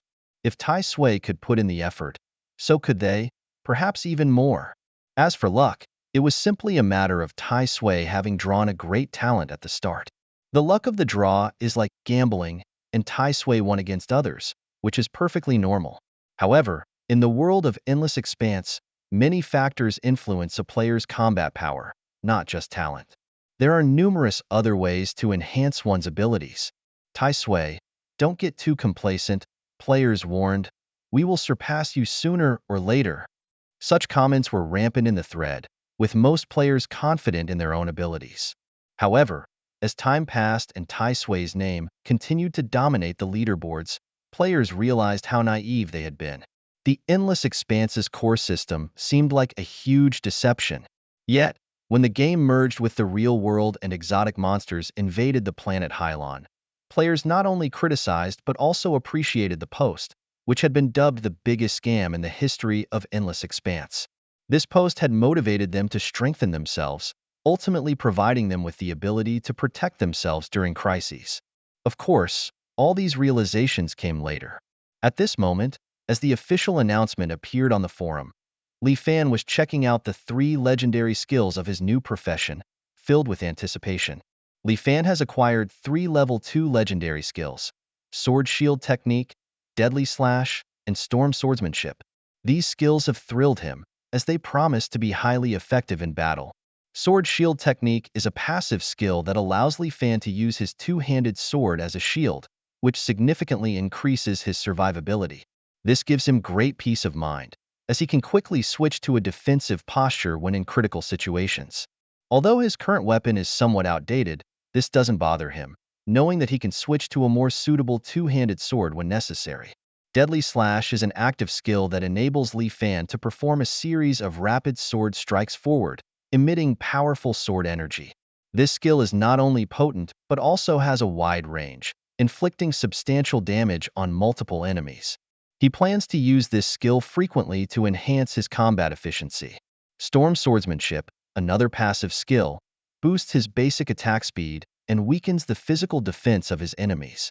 This skill pleasantly surprises Li Fan, as it will make dealing with high defense bosses much easier. He decides to allocate his free attribute points to strength to increase his damage output and combat error tolerance. Now, Li Fan is ready to head to the hidden dungeon, the Wolf Tribe Altar. Excitedly, he retrieves the dungeon key from his backpack. This special item will grant him access to the altar. Although he can enter alone, he plans to form a strong team in the future. Faced with unknown challenges, Li Fan is fully confident and ready to demonstrate his newly acquired skills. For Li Fan, tackling the hidden dungeon known as the Wolf Tribe Altar was a challenge he was eager to accept. Confident in his abilities, he believed he could easily conquer this level 20 high difficulty dungeon. After activating the key, he didn't hesitate to enter the hidden dungeon. Upon arrival, Li Fan found himself in a valley, the starting point of the Wolf Tribe Altar dungeon. Despite the strongest boss being only a level 20 legendary creature, Li Fan was brimming with confidence and began his quest. He effortlessly defeated the bronze-tier silver wolves and overcame the silver-tier ones with ease. Even the gold-tier silver wolf king, upgraded to level 20, couldn't withstand Li Fan's formidable strength and was quickly defeated. Next, he faced the dark gold boss, the silver wolf lord, which proved slightly challenging. It took Li Fan nearly 10 seconds to defeat it. The final boss, the Silver Wolf Chieftain, was a tough battle, posing more of a challenge than the previous ones. This boss not only had damage reflection abilities, but could also absorb damage. It took Li Fan over 2 minutes to finally defeat it. Including the time spent traveling and locating the bosses, the entire dungeon was cleared in just 6 minutes. After completing the dungeon, the system announced his ranking as SSS, rewarding him with 1.4 million experience points and a legendary chest for level 20. This victory also advanced him to level 21 and completed the quest, the Blacksmith Morin's Revenge. As the first player server-wide to clear this dungeon, he received 300 free attribute points, the title Nemesis of the Wolf Tribe, and a level 20 epic chest. When the system asked whether to make the hidden dungeon public and charge an entry fee, Li Fan chose to open it to the public and set the fee at 1 silver coin. He knew that nothing comes for free, and those who wished to challenge the dungeon must pay a price. Li Fan then reviewed the loot from the dungeon, which included over 60 bronze and silver items, 7 gold items, 3 dark gold items, and 1 legendary item, along with 5 skill books of various qualities. Satisfied with his challenge and the rewards, Li Fan felt very pleased with his accomplishments in the hidden dungeon. The only usable gear Li Fan had were a pair of dark gold quality shoes and a pair of legendary quality pants. The dark gold shoes not only increased his movement speed by 15%, but also featured a unique and handy active skill called Quick Escape. When activated, it could boost his movement speed by an additional 100% for the next 10 seconds. Although it had a lengthy cooldown time of 300 minutes, it was very user-friendly. As for the legendary pants, they not only offered high defense and stamina bonuses, but also had a passive skill that increased life regeneration by 40%. The life-stealing effect could also be considered a way to restore health, right? For Li Fan, these two pieces of equipment were a perfect match. The only downside was that, although he had 5 skill books, none of them were suitable for him. He could only treat them as items awaiting disposal. However, when Li Fan opened the envelope containing the mysterious epic treasure chest, the sight of an epic greatsword made him ecstatic. It was an unexpected delight that left him immensely thrilled. Holding the epic greatsword in his hands, Li Fan couldn't help but beam with joy, his heart filled with satisfaction and happiness. The entire gaming world was abuzz with a thrilling announcement. Li Fan, a level 22 warrior known as Tai Sui Shun, heroically conquered the Wolf Clan altar in M4399's newbie village. This brave challenger not only successfully cleared the dungeon, but also earned the first server-wide completion reward. His feat will surely go down in gaming history. Following this, the Wolf Clan altar was converted into a public dungeon accessible to all players level 20 and above, with a 20% increase in drop rates for the next 7 days, giving everyone a chance to test their mettle. Players, who were just cheering for the latest career advancements and leaderboard updates, were dazzled by this new announcement. They wondered, what kind of mythical tale is this? Tai Sui Shun strikes again? With frequent announcements and appearances by Tai Sui Shun, players were astounded. Some expressed envy on forums, admiring Tai Sui Shun's luck, while others calmly stated that while luck was important, hard work could surpass him. After all, Tai Sui Shun's constant presence was overwhelming at times.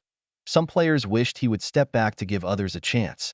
However, Tai Sui Shun's performance this time was truly impressive, opening up the new Wolf Clan altar dungeon for players level 20 and above, offering a fresh challenge. This was a relief for players who had been busy grinding, as they could now enjoy a more relaxed dungeon adventure. Despite some complaints about the entry fee for the dungeon, the additional 20% increase in drop rates convinced many to pay the price. Li Fan, filled with joy, inspected the rewards from the first completion treasure chest. He obtained an epic-quality two-handed greatsword named Blade of Righteous Judgment.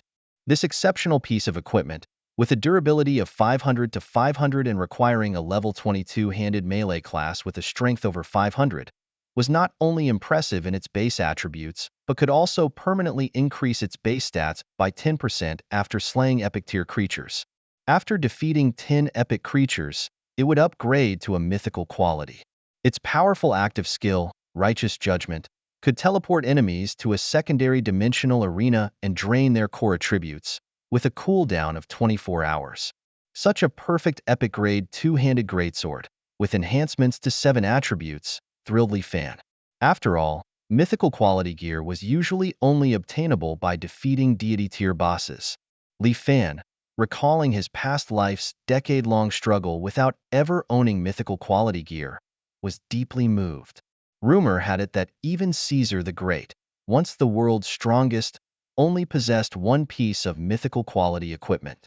In the boundless cosmos, the difference between an epic boss and a divine boss is like night and day.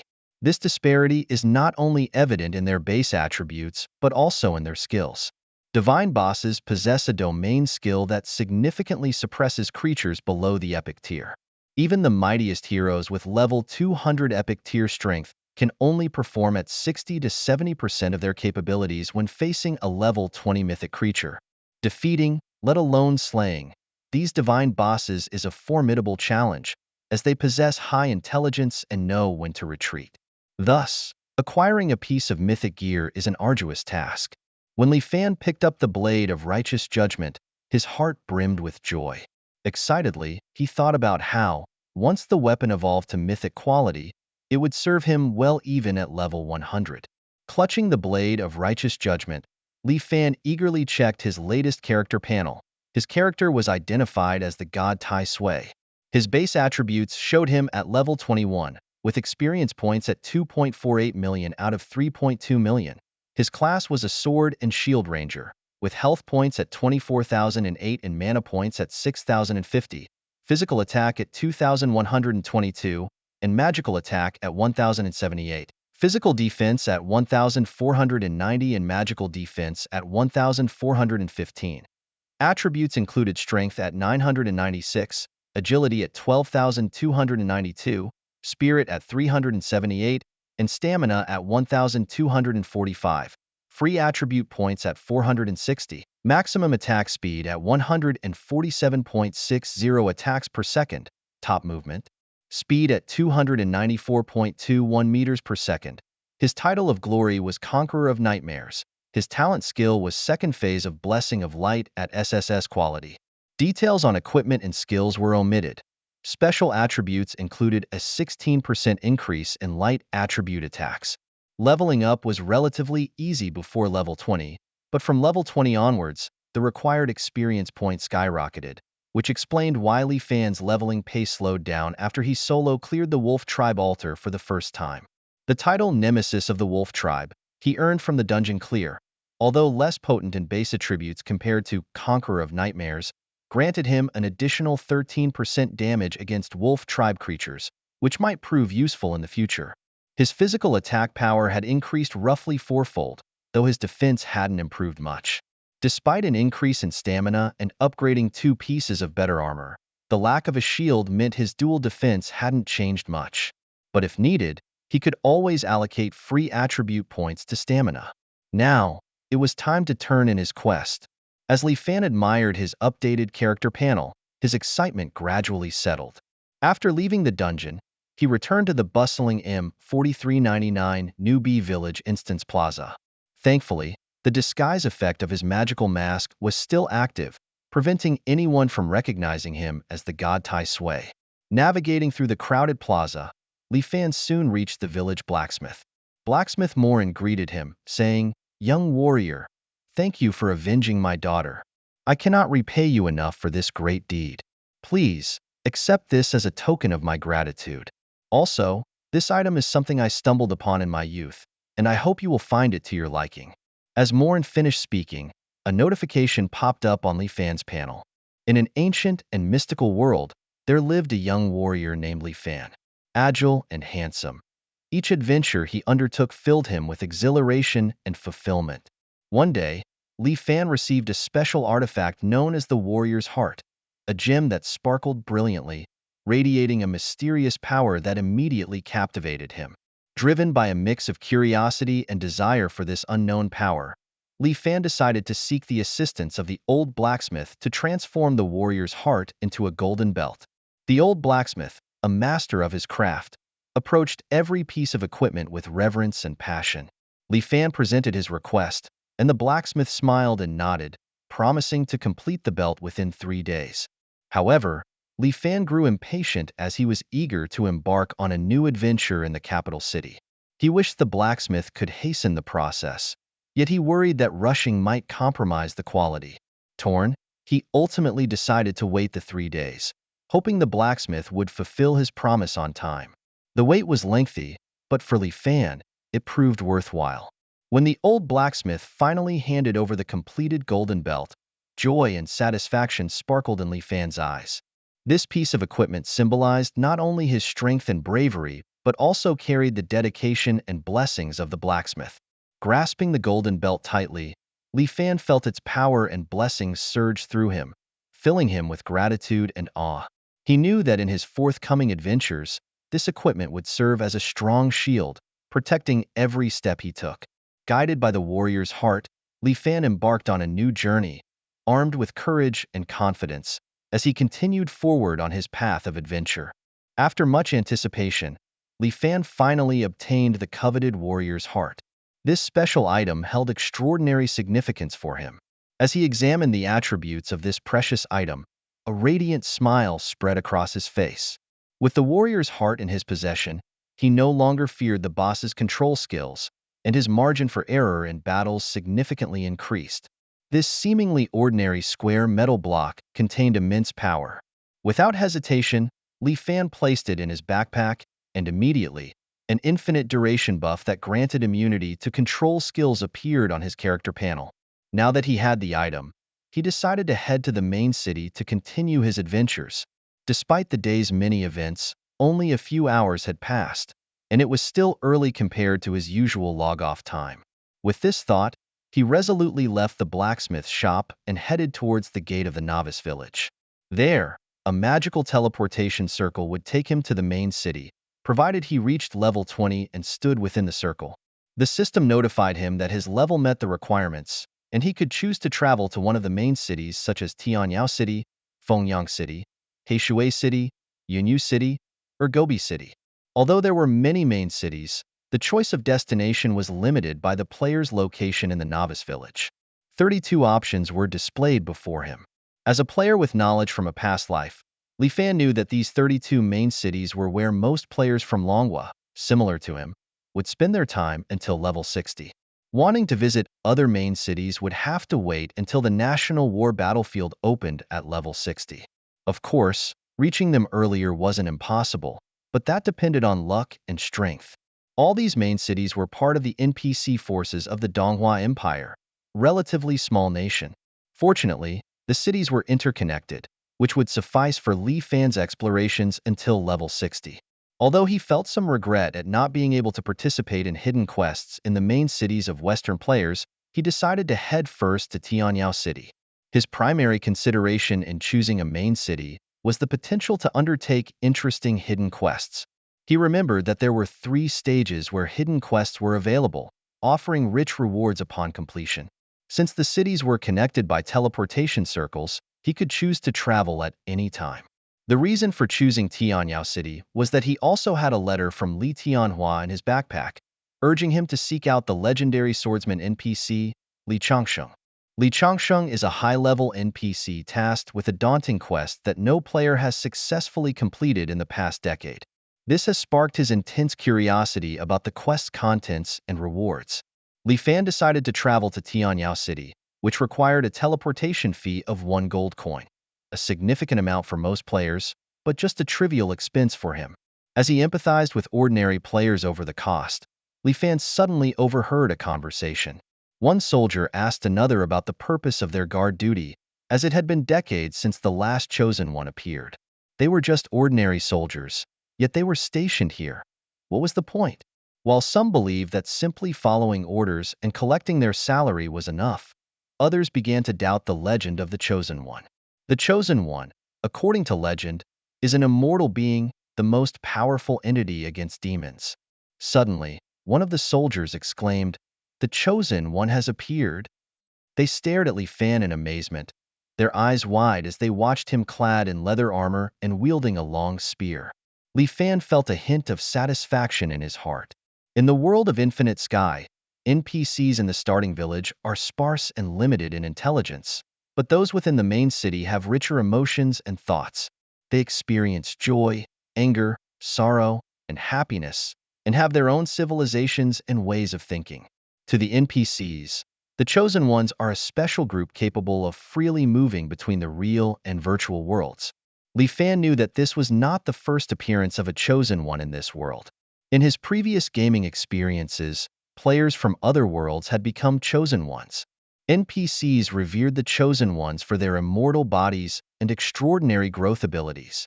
In the perilous Eastern Emperor Empire, beyond the main city's safety, the wilderness areas are fraught with dangers, and tribes of intelligent demons constantly threaten the NPCs' lives.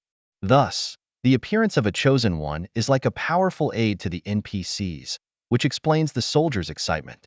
Li Fan introduced himself to the soldiers. "Hello, I am a Chosen One, and I need to see Li Changsheng for an important matter.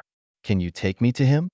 He expressed his request directly, preferring not to waste time on small talk. In this world, NPCs are like ordinary people, and a straightforward mode of communication is more effective. He actually knows Li Jianxing? This is a big deal. We must take him to see the city lord immediately. Li Jianxing is known as the most powerful figure in Tianyao City, and it's well known that many Chosen Ones struggle to match his strength. Li Fan couldn't help but feel excited at the prospect of possibly meeting Li Jianxing. After a brief discussion, the soldiers decided that one of them would escort Li Fan to meet Li Jianxing, while the other hurried off to inform the city lord. This sudden turn of events felt almost dreamlike to Li Fan, filling his heart with excitement and anticipation. 2 NPC soldiers, stationed specifically at the teleportation array for Chosen Ones, paid special attention to Li Fan's arrival.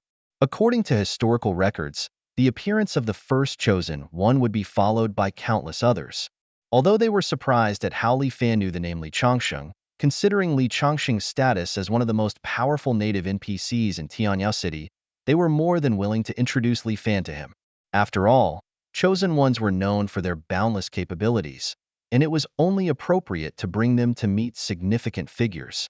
Tianyao City was bustling with NPCs, resembling an ancient city from the Dragon Kingdom. Street vendors loudly hawked their wares, including delicious and affordable Wangji fried twists and candied haws. A fried twist for just 10 copper coins and a candied haw for 12 copper coins had children excitedly pleading to try them. Guided by the NPC soldiers, Li Fan soon arrived at the grand entrance of a 3-section compound. After a brief conversation with the gatekeeper and a 5-minute wait, an elderly man with white hair and holding a deep blue sword hurried out. Indeed, a chosen one had appeared. 60 years since the last one, this was truly a momentous occasion.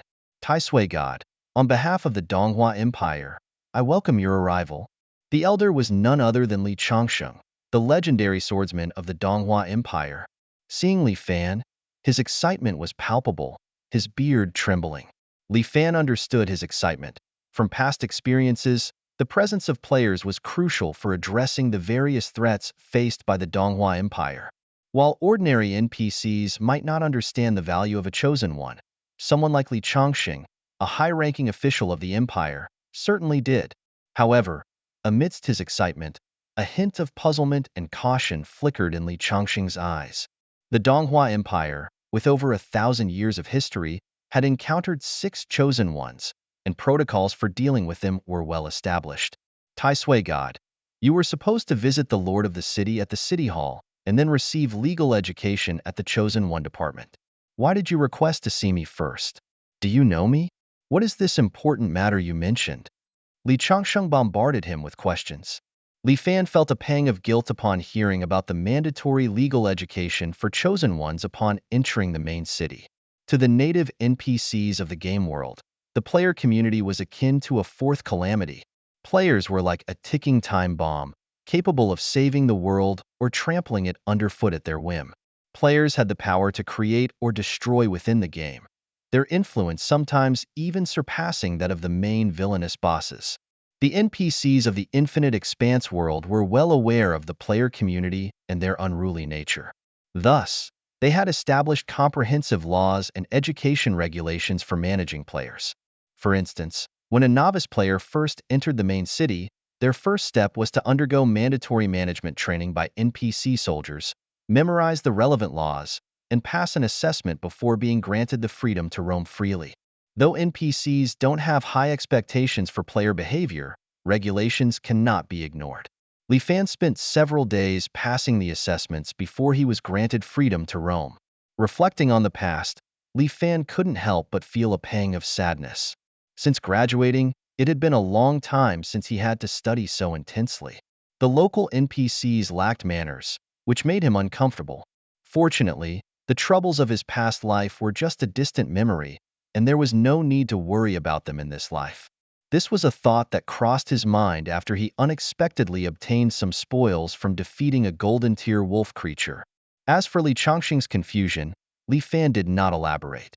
Instead, he simply pulled out the will of Li Tianhua from his backpack and handed it over. He also glanced at the brief information about Li Changsheng. Name, Li Changsheng. Strength, LV90 legendary tier. Attributes, skills. Note, one of the top legendary swordsmen from the Donghua Empire, LV90 legendary tier. As Li Fan stared at the information, he couldn't help but wonder what treasures he might obtain if he defeated him. Despite being unable to see Li Changsheng's specific attributes and skills, Li Fan knew that the likelihood of defeating him was slim, and the cost of harming an NPC was too high. Thus, he quickly shook his head, dismissing the dangerous thought. Meanwhile, Li Changsheng took the will, skimmed through it quickly, and his expression immediately turned sorrowful. This is Tianhua's will. My grandson has passed away. To think that I, Li Changsheng, would live to see the day when I would mourn my descendant. After a moment of waiting for Li Changsheng to regain his composure, Li Fan took the opportunity to speak. Please accept my condolences. Is there anything I can do to assist you? Oh, Taishang, thank you for bringing my grandson's will, but... Li Changsheng took a closer look at Li Fan and shook his head. Your strength is still too weak. Give it some time, and then I might... Before Li Changsheng could finish, his eyes widened in shock. Li Fan didn't hesitate to demonstrate his power. This scenario was all too familiar. Wasn't it just like when NPC looked down on players? Just like how he triggered the hidden quest with the blacksmith Molin, he could do it again here. With a flurry of movements, he attacked at a speed of 150 hits per second, leaving Li Changxing speechless. I misjudged you. You indeed possess incredible strength, worthy of being the first chosen one to set foot in Tianyao City. In that case, I have a favor to ask of you. As Li Changxing finished speaking, a prompt appeared on Li Fan's panel alert. You have triggered the hidden quest, Li Changxing's Concerns 1. Quest description. Recently, some monster tribes around Tianyao City have become unusually active. 3 months ago, Li Changxing sent his grandson, Li Tianhua, to investigate but learned of his unfortunate demise. Unable to leave his post at Tianyao City, he hopes you will investigate the cause of Li Tianhua's death and the abnormal activities of the surrounding monsters. Before taking action, he needs to verify whether your strength is sufficient for this task. Quest details. Head to the Red Leaf Valley area outside the south gate of Tianyao City and eliminate 500 LV-25 scavenger rats. Quest progress. 0 out of 500. Quest duration. Within 3 days. The number of people required for the task is 1 person. Success reward. 20 gold coins, 250,000 experience points, and other rewards depending on the performance during the task. Failure penalty. Permanent disqualification from accepting this task chain. Just as Li Fan was successfully receiving a hidden mission, a group of middle-aged men suddenly appeared at the entrance of the Li residence, led by none other than Zhao Hong, the Lord of Tianyao City. Zhao Hong, a distinguished and powerful figure, is a level 70 dark gold class master. Li Fan was inwardly amazed, truly a chosen one, his excitement clearly showing. Zhao Hong warmly greeted Li Fan, asking if he had already settled matters with Li Jiansheng. Upon learning that the agreement was reached, Zhao Hong invited Li Fan to join him, introducing him as the first chosen one of the Donghua Empire, and personally explained the empire's management and reward policies for chosen ones. Zhao Heng's eyes conveyed both vigilance and excitement. As the city lord, he must maintain public order, and managing chosen ones was particularly crucial. The arrival of a chosen one signified that the empire would gain new strength to face external threats from monsters. Historically, external threats were always at their weakest when a chosen one appeared. However, chosen ones often had a tradition of being unruly, so Zhao Heng's gaze also held a hint of threat, as if hinting that non-compliance would lead to oppression. Yet, this threat soon turned into surprise. Zhao Heng listed the empire's regulations for chosen ones, including prohibitions against harming others without cause, committing evil within the territory, and deceiving residents. Additionally, it was specified that killing monsters would earn merit points, which could be used to exchange for goods or hire local residents to assist in adventures. Li Fan memorized these regulations as if engraving them deep into his mind, ready to be recalled at any moment. The Empire's management of chosen ones was relatively lenient, primarily warning them against bullying ordinary citizens and encouraging them to fight monsters and reap rewards. These regulations applied not only in the Donghua Empire but were also common across other nations in the Endless Sky world. Zhao Hong, puzzled, asked, "How do you not know these regulations? Haven't you received training in other main cities? Is this your first time in a main city area?" He scratched his head, his face full of doubt, as if questioning Li Fan's experiences. Li Fan felt slightly irritated by Zhao Heng's questioning. He believed he had mastered the management regulations thoroughly and saw no need for further doubt. In response, he retorted, "Do I really need to explain to you that I've been reborn?" Zhao Heng nodded, acknowledging Li Fan's familiarity with the regulations. He then produced a metal sphere intricately engraved with magical patterns, identifying it as the Chosen One's official verification orb. This device monitors the Chosen One's morality and merit points, serving as a unique tool prepared by NPCs for players as a safety measure. Although it somewhat resembled an electronic leash, Li Fan didn't mind. After placing the orb in his backpack, Zhao Heng informed him that as the first chosen one to enter Tianyao City, Li Fan was entitled to a special reward. The system panel displayed 50 different weapon options, all of golden quality and level 20. Li Fan selected a fine double-handed heavy shield, knowing well the critical role of a capable tank in any team. After parting ways with Zhao Hong, Li Fan didn't head straight to other main cities. Instead, he ventured into the wild to seek challenges. After some time spent upgrading his talents, he was eager to test his new abilities. In the wilderness of Tianyao City, he faced off against a weak level 21 monster, eagerly anticipating the prompt for increased agility to appear once more. Feeling thrilled, Li Fan triumphed over a gray wing mantis, a common level 21 creature, earning himself 640 experience points. His talent kicked in, permanently boosting his agility by 2 points, an exhilarating bonus indeed. He decided to farm in that spot, and after more than 3 hours, his basic agility had skyrocketed to over 15,000 points. Finally, as sleepiness crept in, he took off his gaming headset and prepared to head to bed. This gaming enthusiast had spent another laborious yet fulfilling day, ending it on a perfect note. Early in the morning, Li Fan was woken up by the notification sound from WeChat, only to find a message from his good buddy, Chun Ergu. Lately, they had been chatting daily, and although both were deeply immersed in their gaming worlds, their conversations tended to be somewhat mundane. Upon opening WeChat, Li Fan saw Chun Ergu's message, "Hey, little Li, I've just leveled up to LV20. Impressive, right?"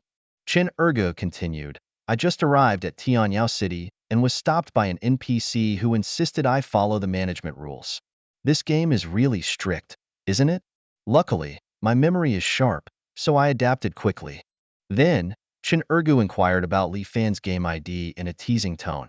"Are you ever going to tell me your game ID? Didn't you say you'd hook me up with some gear when I got here? Seems like you were just bragging." Finally, Chun Ergu announced he was going to rest and proposed they meet online at 9 p.m. He proudly added that he was among the top 1,000 players and planned to boost Li Fan's level. Li Fan couldn't help but feel delighted as he read the messages. He had already shared his game ID with Chun Ergu but had never mentioned it. He eagerly anticipated the moment he would reveal himself in the game, imagining Chun Ergu's surprised face. 9 o'clock tonight? All right, tonight you'll see what I'm really capable of. Li Fan responded with an okay emoji, grabbed a quick bite, and put on his gaming headset, ready to start a new day. Immersed in the game all day, with only 5% of his time spent on real-world matters, Li Fan began to worry about his physical health. Fortunately, with the upcoming integration of the game and reality, he hoped his condition would improve. The current hardships would pay off in the future, making him well prepared for bigger challenges ahead. The notification tone chimed, and Li Fan saw 3 new alerts. An unclaimed payment for a ticket to the Wolf Tribe Altar Dungeon, a message from his friend Zixia Xinzi setting a meeting for 12:10 p.m., and a gift of 1,000 gold coins. Li Fan was thrilled to see that his ticket revenues had already accumulated to 9,000 gold coins. The income from the Wolf Tribe Altar Dungeon was significant due to its popularity among players, especially since it was ideal for those advancing to LV20, a crucial leveling up phase. With only about 10% of all players having reached LV20 so far, Li Fan could foresee continuing to reap substantial ticket fees from the dungeon in the coming days. Zixia Fairy, feeling delighted after her recent large income of 4-digit gold coins, finally decided to follow the previous advice and headed to Tianyao City. Although meeting Erguzi was not urgent, she planned to see him around 9 p.m. to collect the gold coins. At that moment, she felt a surge of excitement thinking about 3 hidden quests from her memories. Concerned that other players, who were increasingly reaching level 20 and completing their class changes, might trigger these quests, she decided to tackle them immediately. You have been teleported to Fengyang City. Teleportation cost 1 gold coin.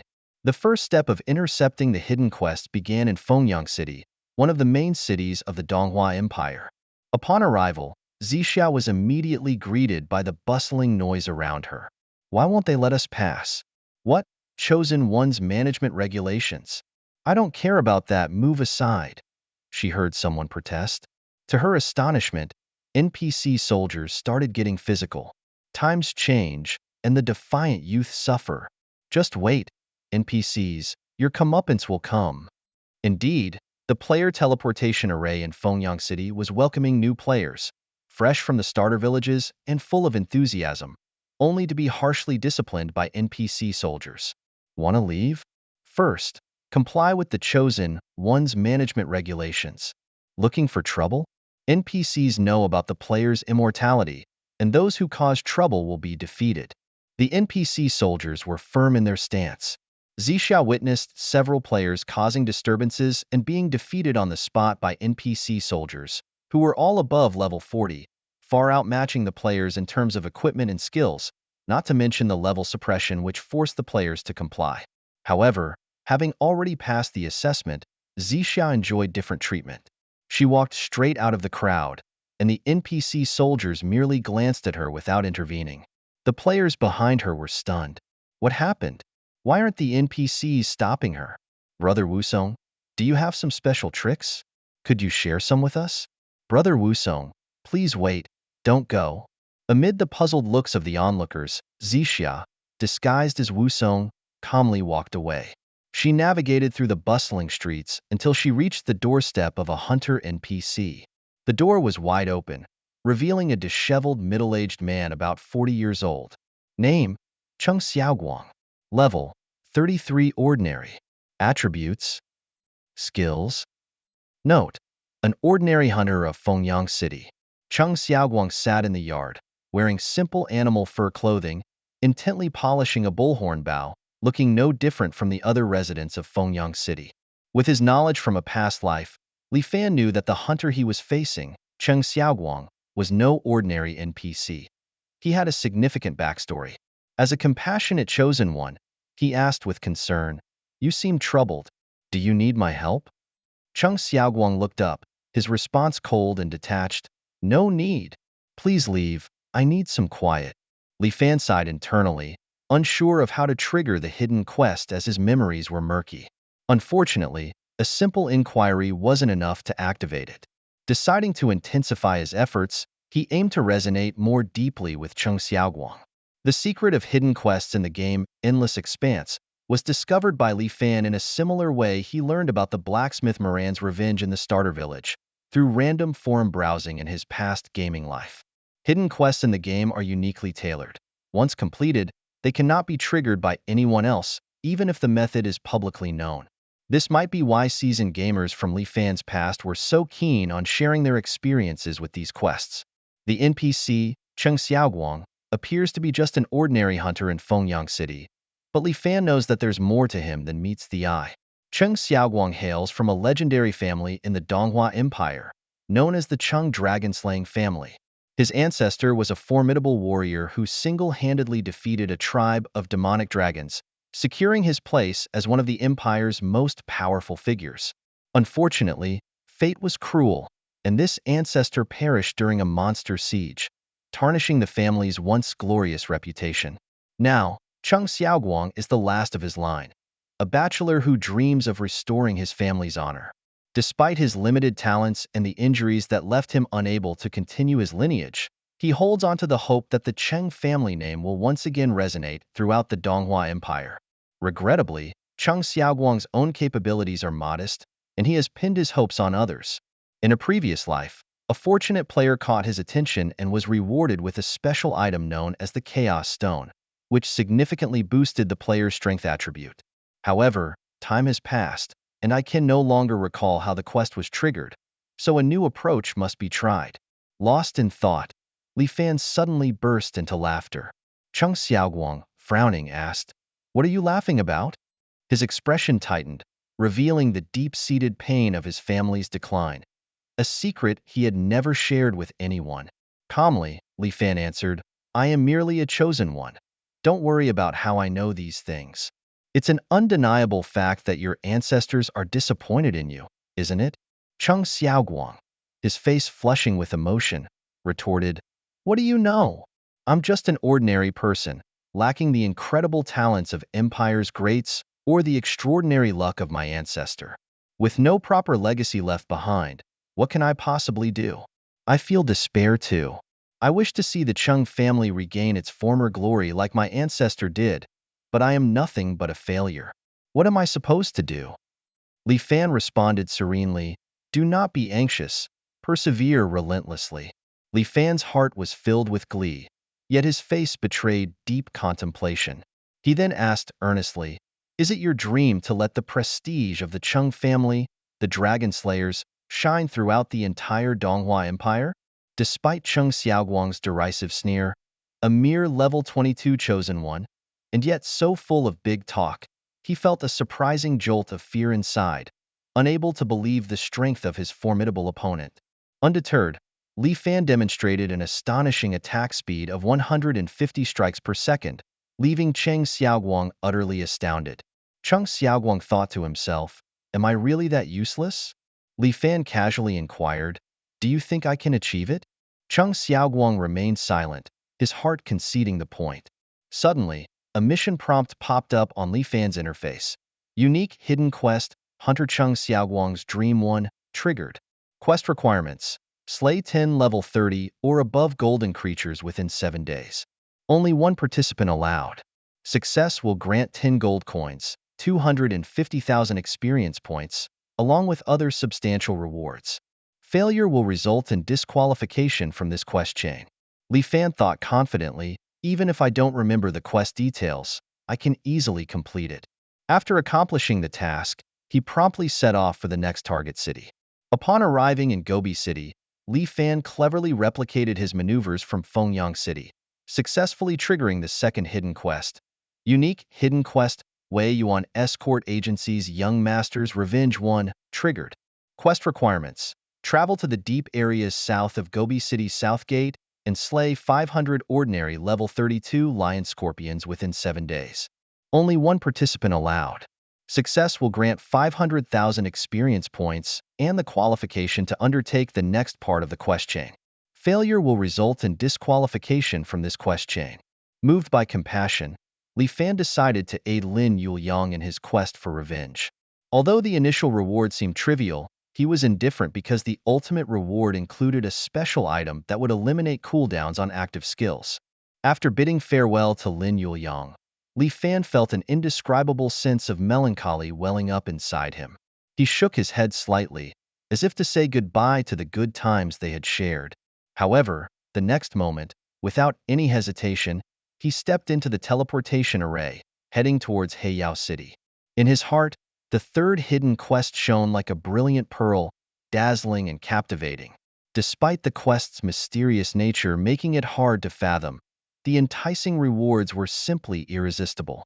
In the tavern of Heiyao City, Li Fan easily located his target NPC, a drunken old man named Lu Yanwei. The process of initiating this hidden quest was straightforward. Li Fan approached and exchanged a few words, and the man promptly handed him the quest. A notification popped up, unique hidden quest triggered, drunkard Lu Yanwei's daily routine 1. The task is to give Lu Yanwei 10 gold coins because he is currently short on money and desperately needs it for alcohol. The deadline is 1 hour, and only one person needs to complete it. Success will grant 10,000 experience points and eligibility to undertake the next part of the quest chain. Failure will result in a permanent disqualification from the quest chain. Lu Yanwei, much like Lin Yuliang who Li Fan had encountered in Gobi City, was penniless, and the rewards for the quest were minimal. However, Li Fan wasn't interested in the small gains. What mattered to him was the quest itself. Although the reward wasn't substantial and even required giving money to the NPC, which ordinary player would bother. Yet, Li Fan understood that this quest was not as simple as it appeared. Eventually, it would yield a special item that would enhance all his equipment to match his character level. For instance, Li Fan currently wielded a level 20 epic weapon. Once he reached level 30, with the aid of this special item, his weapon would automatically upgrade to a level 30 epic weapon. As he continued to level up, his equipment would improve accordingly, giving Li Fan access to powerful gear ahead of time. After handing over the 10 gold coins, a new notification appeared on Li Fan's quest panel. Quest completed. Drunkard Lu Yanwei's daily routine 1. 10,000 experience points gained. Automatically accepting the second part of the quest, Drunkard Lu Yanwei's daily routine 2. The task is to collect 200 Swiftwind rabbit legs for Lu Yanwei, as he craves their taste. The objective is to kill 200 level 24 Swiftwind rabbits in the outer regions of the Endless Mountains north of Heiyao City and collect the quest item, Swiftwind rabbit legs. The deadline is 3 days, and only one person needs to complete it. Success will grant 500,000 experience points and eligibility to undertake the next part of the quest chain. Failure will result in a permanent disqualification from the quest chain. While this task seemed straightforward, Li Fan knew that Lu Yanwei's hidden quest chain comprised 99 parts. Except for the final part, which was more challenging, the first 98 were relatively easy, involving either slaying minor creatures or buying him alcohol and groceries.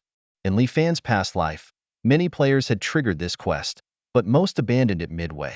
Lu Yanwei's increasing demands for money, coupled with the consistently trivial rewards, made players feel exploited and deceived by the NPC. The 99 loop quest is truly a test of endurance. In his previous life, Li Fan spent over 2 months working hard before finally witnessing a player complete the ultimate challenge.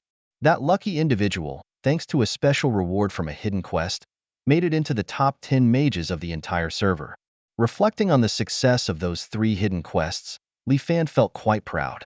Now, he decided to focus on leveling up through grinding and completing tasks, starting with the task given by Lu Yanwei. After some brief contemplation, Li Fan laid out his development plan. He was currently at level 22, an awkward stage where the only dungeon suitable for his level, the Wolf Tribe Altar, had already been cleared, and the next public dungeon required level 30 for entry. Although grinding in the Wolf Tribe Altar could yield equipment and skills, the dungeon's level was too low, resulting in a penalty to the benefits he could gain. More importantly, the monsters in the altar were level 20 and did not provide an opportunity to utilize his talent to enhance his agility attribute. As for equipment skills, with countless dungeons in the game's endless expanse, there was no rush as he could tackle them once he reached the appropriate level. Therefore, Li Fan concluded that the most crucial step for now was to use his talents to grind smaller creatures to boost his agility. Doing so while also completing Lu Yanwei's hidden task seemed like killing 2 birds with 1 stone. Without further ado, Li Fan headed to the outskirts of the Endless Mountain Range, north of Heiyao City. In his previous life, he had memorized the geography of the Donghua Empire and didn't need to consult a map. Within about 15 minutes, he reached his destination. His target was a creature called the Swiftwind Rabbit, a level 24 monster with 2,000 health points, 255 physical attack, 220 magic attack, 102 physical defense, and 93 magic defense. True to its name, the Swiftwind Rabbit was incredibly fast in both attack and movement. However, to Li Fan, this level 24 common creature was hardly a challenge. With a quick strike, he dealt minus 2,000 damage, defeating the Swiftwind Rabbit and earning 825 experience points with a 10% bonus for defeating a higher level creature. His talent activated, permanently increasing his agility by 2 points. He also obtained a pair of Swiftwind Rabbit legs, a quest item. Equipped with the epic weapon, Blade of Righteous Judgment, Li Fan's base physical attack was strong enough to one-shot the Swiftwind Rabbits, dealing hundreds of extra damage. Due to his quick speed and the high respawn rate of the Swiftwind Rabbits, it took him less than 15 minutes to defeat 200 of them. After completing the task and increasing his base agility by 400 points, he returned to the city to turn in the quest. After receiving the quest reward, he automatically took on the 3rd part of Lu Yanwei's quest. This 3rd task required him to defeat a type of level 24 common monster called the Crimson Wing Bat, located on the outskirts of the Endless Mountain Range. The quirky task was to sample the taste of the Crimson Wing Bats. Admiring Lu Yanwei's unique palate, Li Fan decided to fulfill his request. After more than 20 minutes of effort, he delivered the ingredients from 200 Crimson Wing Bats to Lu Yanwei. After completing the 13th quest, Li Fan glanced at the time and was surprised to find it was already 9:30 p.m. The long hours spent on the tasks had become somewhat monotonous, so he decided to meet up with his good friend Shinurgu in Tianyao City as planned. On his way back to the city, Li Fan stumbled upon a group of about 7 or 8 players engaged in a fierce battle with a mini-boss not far from him. This discovery left him feeling a bit dejected.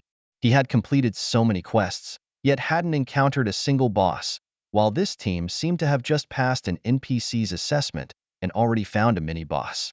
Li Fan couldn't help but think to himself, they really are incredibly lucky.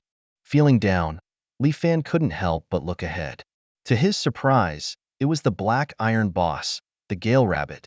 Oh, I've been here so many times today. How come I've never encountered it before? Wait, aren't those familiar faces? Li Fan recognized the identities of the team fighting the boss. Leading them was a knight named Yuehua, whom Li Fan remembered as one of the top 100 knights in the entire server in his past life. Yuehua had founded the long-standing guild, Radiance. Unlike those despicable characters, Yuehua and his Radiance Guild were champions of justice for the human faction. Recognizing Yuehua, Li Fan couldn't bring himself to compete for the boss. While it felt justifiable to challenge the unworthy, taking on the noble seemed wrong.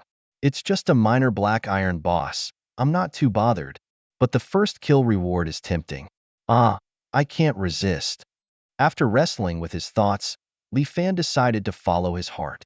I'll return all the loot to you, but I need that first kill reward. I'll find a way to make it up to you later. Convincing himself eased his guilt about taking the boss. This wasn't a proud moment, so he cleverly hatched a plan. Without hesitation, Li Fan activated the active skill of his dark gold boots, Sprint. For 10 seconds, his speed was boosted by 100%, reaching a blazing 778.5 meters per second, twice the speed of sound. With agility exceeding 16,500, his usual top speed was 389.25 meters per second. Now, he moved like lightning. As the Gale Rabbit was only half a meter tall, Li Fan appeared like a flash, grabbed the boss, and vanished before Yuehua and his team could react. Swoosh, swoosh, swoosh. Minus 1936. Minus 1966. Minus 1996. Despite its black iron status, the Gale Rabbit was no match for Li Fan, falling within a second.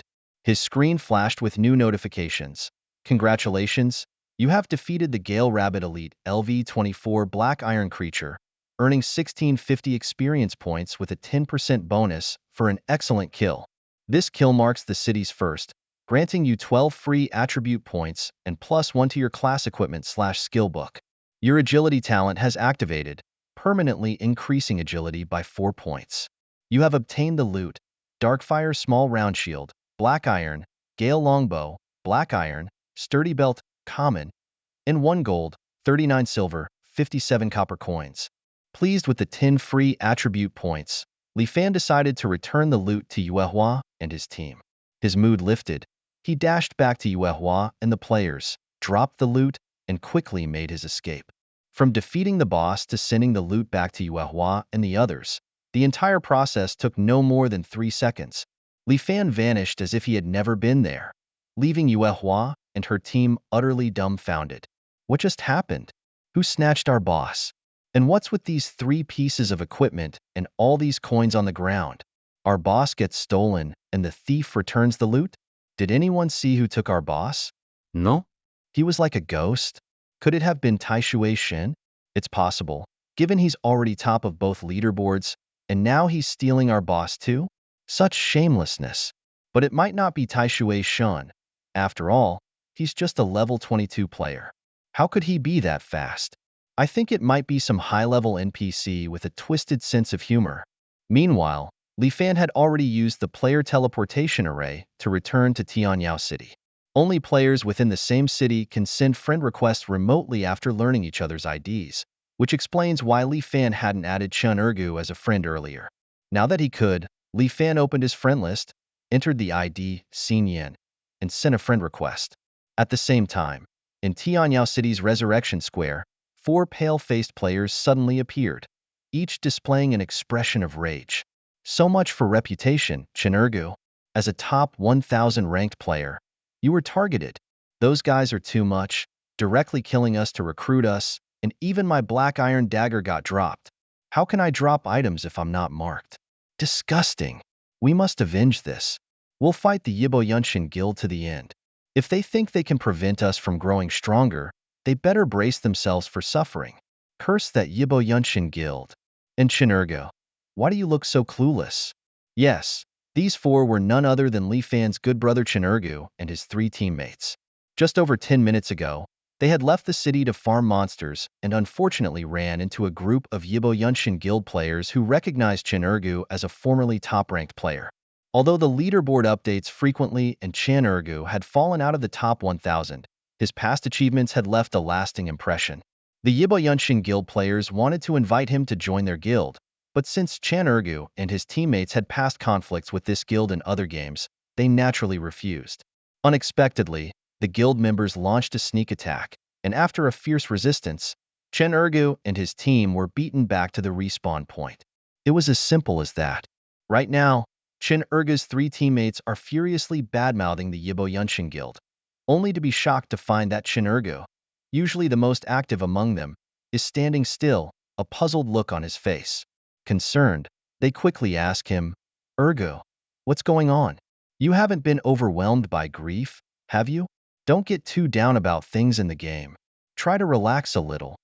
After a long silence, Chen Ergu finally lifts his head and speaks in an odd tone. "Guys, the god of Tai Sui just sent me a friend request." The name, Tai Sui Shin, struck the world of infinite expanse like a bolt of lightning, illuminating the hearts of all players. He was the first to lead a team to successfully conquer the nightmare of the Spider Cave. He was the pioneer in achieving an advanced class upgrade. Moreover, he became a legend by clearing the Hidden Wolf Tribe Lair dungeon, turning it into a public instance. On the gaming forums, an official announcement confirmed his data was authentic, and he topped both leaderboards. Despite some players considering him merely lucky, it was now undeniable that he was the strongest player across the entire server. Chen Ergu was dumbfounded when this gaming celebrity appeared in Tianyao City and even sent him a friend request. His three longtime teammates were equally astonished. "Wow, Ergu, you know Tai Sui Shin? That's unbelievable. Has Lady Luck blessed you? Tai Sui Shin, the top player in the game, is adding you as a friend? I'm not kidding, it's really Tai Sui Shin. Oh my god. Ergu. No, from now on, you're my big brother Ergu. You've kept this so well hidden. When did you meet Tai Sui Shin, and why didn't you tell us? Big brother Ergu, if you introduce us to Tai Sui Shin, you'll be our leader from now on. What are you waiting for? Accept Tai Sui Shin's friend request. Hurry up." Upon verifying Chan Ergu's claim, his three teammates became ecstatic. They knew their own limits. Surpassing Tai Sui Shin seemed virtually impossible. Not to mention, Tai Sui Shin already possessed two epic items, and they doubted they'd even get one by the end of the game. The bosses in Infinite Expanse were overwhelmingly strong, and they struggled even against Iron Tier bosses of the same level. Epic bosses, estimated to be 128 times stronger than regular monsters, seemed an insurmountable challenge. Even if they grew stronger, Tai Sui Shin wouldn't just stand still. With his resources and strength, how could they ever surpass him? Therefore, Chen Ergu's teammates decided it was better to befriend Tai Sui Shin than to chase a nearly impossible dream. After all, if one person succeeds, their close associates benefit too. Although they might not become top players themselves, becoming invaluable allies to one could be just as rewarding. As for Chen Ergu, his feelings were mixed with more confusion than excitement. Why would Tai Sui Shin want to befriend someone relatively unknown like him? Suddenly, a thought flashed through his mind. Could Tai Sui Shin be considering taking him as an apprentice? After all, he was still among the top 1,000 players. Haha, I'm more popular than I thought. That previous attack by Yibo Yunshin was also an attempt to recruit me. A smug smile spread across Chan Ergu's face, enjoying the recognition. With that, he promptly accepted Tai Sui Shin's friend request. To my surprise, just after agreeing to the interaction, Chen Ergu was still pondering how to engage with the god of Tai Sui to display his manners when he unexpectedly received a private message from the deity himself. The god of Tai Sui asked, "Erguzi, guess who I am?" Being referred to as Erguzi shocked Chen Ergu. His three teammates, however, seemed unfazed, suggesting they believed the god of Tai Sui and Chen Ergu were already acquainted. It suddenly dawned on Chen Ergu that the god of Tai Sui must be a friend from his real life. Thrilled by this realization, and as it was already 9:30 p.m., he eagerly awaited a close friend to add him as a contact. Chen Ergu excitedly responded to the message, calling the deity Xiao Liz, which displeased the god of Tai Sui, who promptly blocked him. In a panic, Chen Ergu apologized and pleaded to be re-added as a friend. Playfully, the deity asked for his location, expressing a desire to meet him. Chen Ergu told the god of Tai Sui that he was at Fuhua Square, to which the deity expressed surprise at his presence there. Overcome with excitement, Chen Ergu announced to his teammates that the god of Tai Sui was actually his real-life best friend. The teammates, too, began to look forward to the deity's arrival. The appearance of the god of Tai Sui brought anticipation, especially after they learned they had been attacked by members of the Yibo Yunshin Guild. The arrival of Li Fan added complexity to the situation. They decided it was time to retaliate against the Yibo Yunshin Guild. When Li Fan first met Chin Ergu's three old gaming buddies, Harry Potter Sr., Gale Force 8, and Master Craftsman, their usernames alone reflected their mischievous nature, much like Chin Ergu himself. However, Li Fan knew that despite their wild personas in the game, they were shy and honest in real life. In their previous lives, just like Chin Ergu, they had joined the Guild Heaven's temple founded by him. Although they weren't as skilled as Chin Ergu, their friendship was unbreakable. This time, faced with the reality that his close friends had been attacked, Li Fan was determined to seek revenge, especially upon learning that the attackers were members of the Guild Yibo Yunshin. This revelation fueled his anger even more. He resolved to not only retaliate, but to do so tenfold. Where are they? What are the leaders' usernames? Li Fan inquirat. His words thrilled Chin Ergu and the others, knowing that Li Fan was gearing up to avenge them. Previously, these scoundrels had ambushed them on the west side of Tianyao City, but their current whereabouts were unknown. They might have already left. The leaders were named Yaboyan Renwang and Yaboyan Dewang, commanding a group of about 15 to 16 underlings. Brother Fan, it's too risky to go alone. We could wait and go together tomorrow for safety, Chen Ergu suggested. Hearing the names Renwang and Daiwang, Li Fan remembered encountering them before in the beginner's village. This ironic reunion only strengthened his resolve for revenge. Would I be in danger going alone? Ha ha ha. You still don't understand my strength. Li Fan laughed and then decisively left, leaving Chin Ergu and the others in shock. Chin Ergu and the rest had worried that Li Fan taking on 15 or 16 people alone might be dangerous, but seeing him disappear like a streak of black lightning left them stunned. Where did Brother Fan go? How did he vanish so suddenly? They exclaimed in amazement. Witnessing Li Fan's speed, they began to wonder if he was using some sort of cheat. Although they had only seen his speed, it was enough to astonish them. They realized they had underestimated Li Fan's capabilities, not yet having witnessed his attack power and skills. Li Fan's speed was akin to teleportation, making Chin Ergu and the others recognize that their previous concerns were overly naive. In the face of overwhelming odds, the strength of Ibao Renwang and his group might not have been much different from Li Fan's own team. They managed to defeat Li Fan's team mainly through a surprise attack and by having superior numbers. However, when faced with Li Fan's extraordinary speed, the advantage of numbers hardly seemed to matter. It seemed more likely that they would be taken down one by one. Li Fan felt a surge of satisfaction as he looked at the notification that popped up on his interface. At the wanted office in Tianyao City, he had gained the privilege to track the locations of other players, which made him quite proud. The native NPCs of the Donghua Empire were wary of the players' capacity for creating trouble. To protect the local inhabitants, they went to great lengths to enforce a mandatory educational program for all players entering the main city. However, regarding conflicts among players, the NPCs preferred a hands-off approach. They understood that solving problems was more effective than merely blocking them. Since players could engage in conflict without permanent damage or death, and could even enhance their skills and experience through player versus player combat, the NPCs saw this as a beneficial activity to encourage. Therefore, each main city's wanted office offered services to track players for a fee, benefiting both the player's experience and the Empire's revenue. Initially, Li Fan wanted to locate the guild leader of the Ibao Yuntian Guild directly from his memory. To him, retaliating against minor leaders like Renwang was trivial. If the Ibao Yuntian members dared to attack his brothers, he wouldn't hesitate to target their guild leader. Unfortunately, the wanted interface showed that Ibao Zhao Ritian, the guild leader, was not in the main city but still in the novice village, likely trying to earn a high star rating to advance his profession.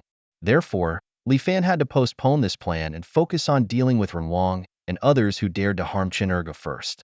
It seemed they were still at the twisted Trant leveling spot. Did they really think they could get away with injuring Chin Ergu and his friends without any repercussions? With a scoff, Li Fan quickly headed towards the location of Renwang and Dawang. At the twisted Trant leveling spot, the Ibao Yuntian group was busily grinding mobs, having expanded their team to about 30 members. The area wasn't large, and they had driven away other players. As the bystanders listened to their arrogant boasts, they could only seethe in silence. Suddenly, everyone was stunned to see a streak of black lightning flash from afar, charging into the midst of the Ibao Yuntian group like a bolt from the blue. In an instant, all those united hearts transformed into a dazzling white light, as beautiful and mesmerizing as twinkling stars.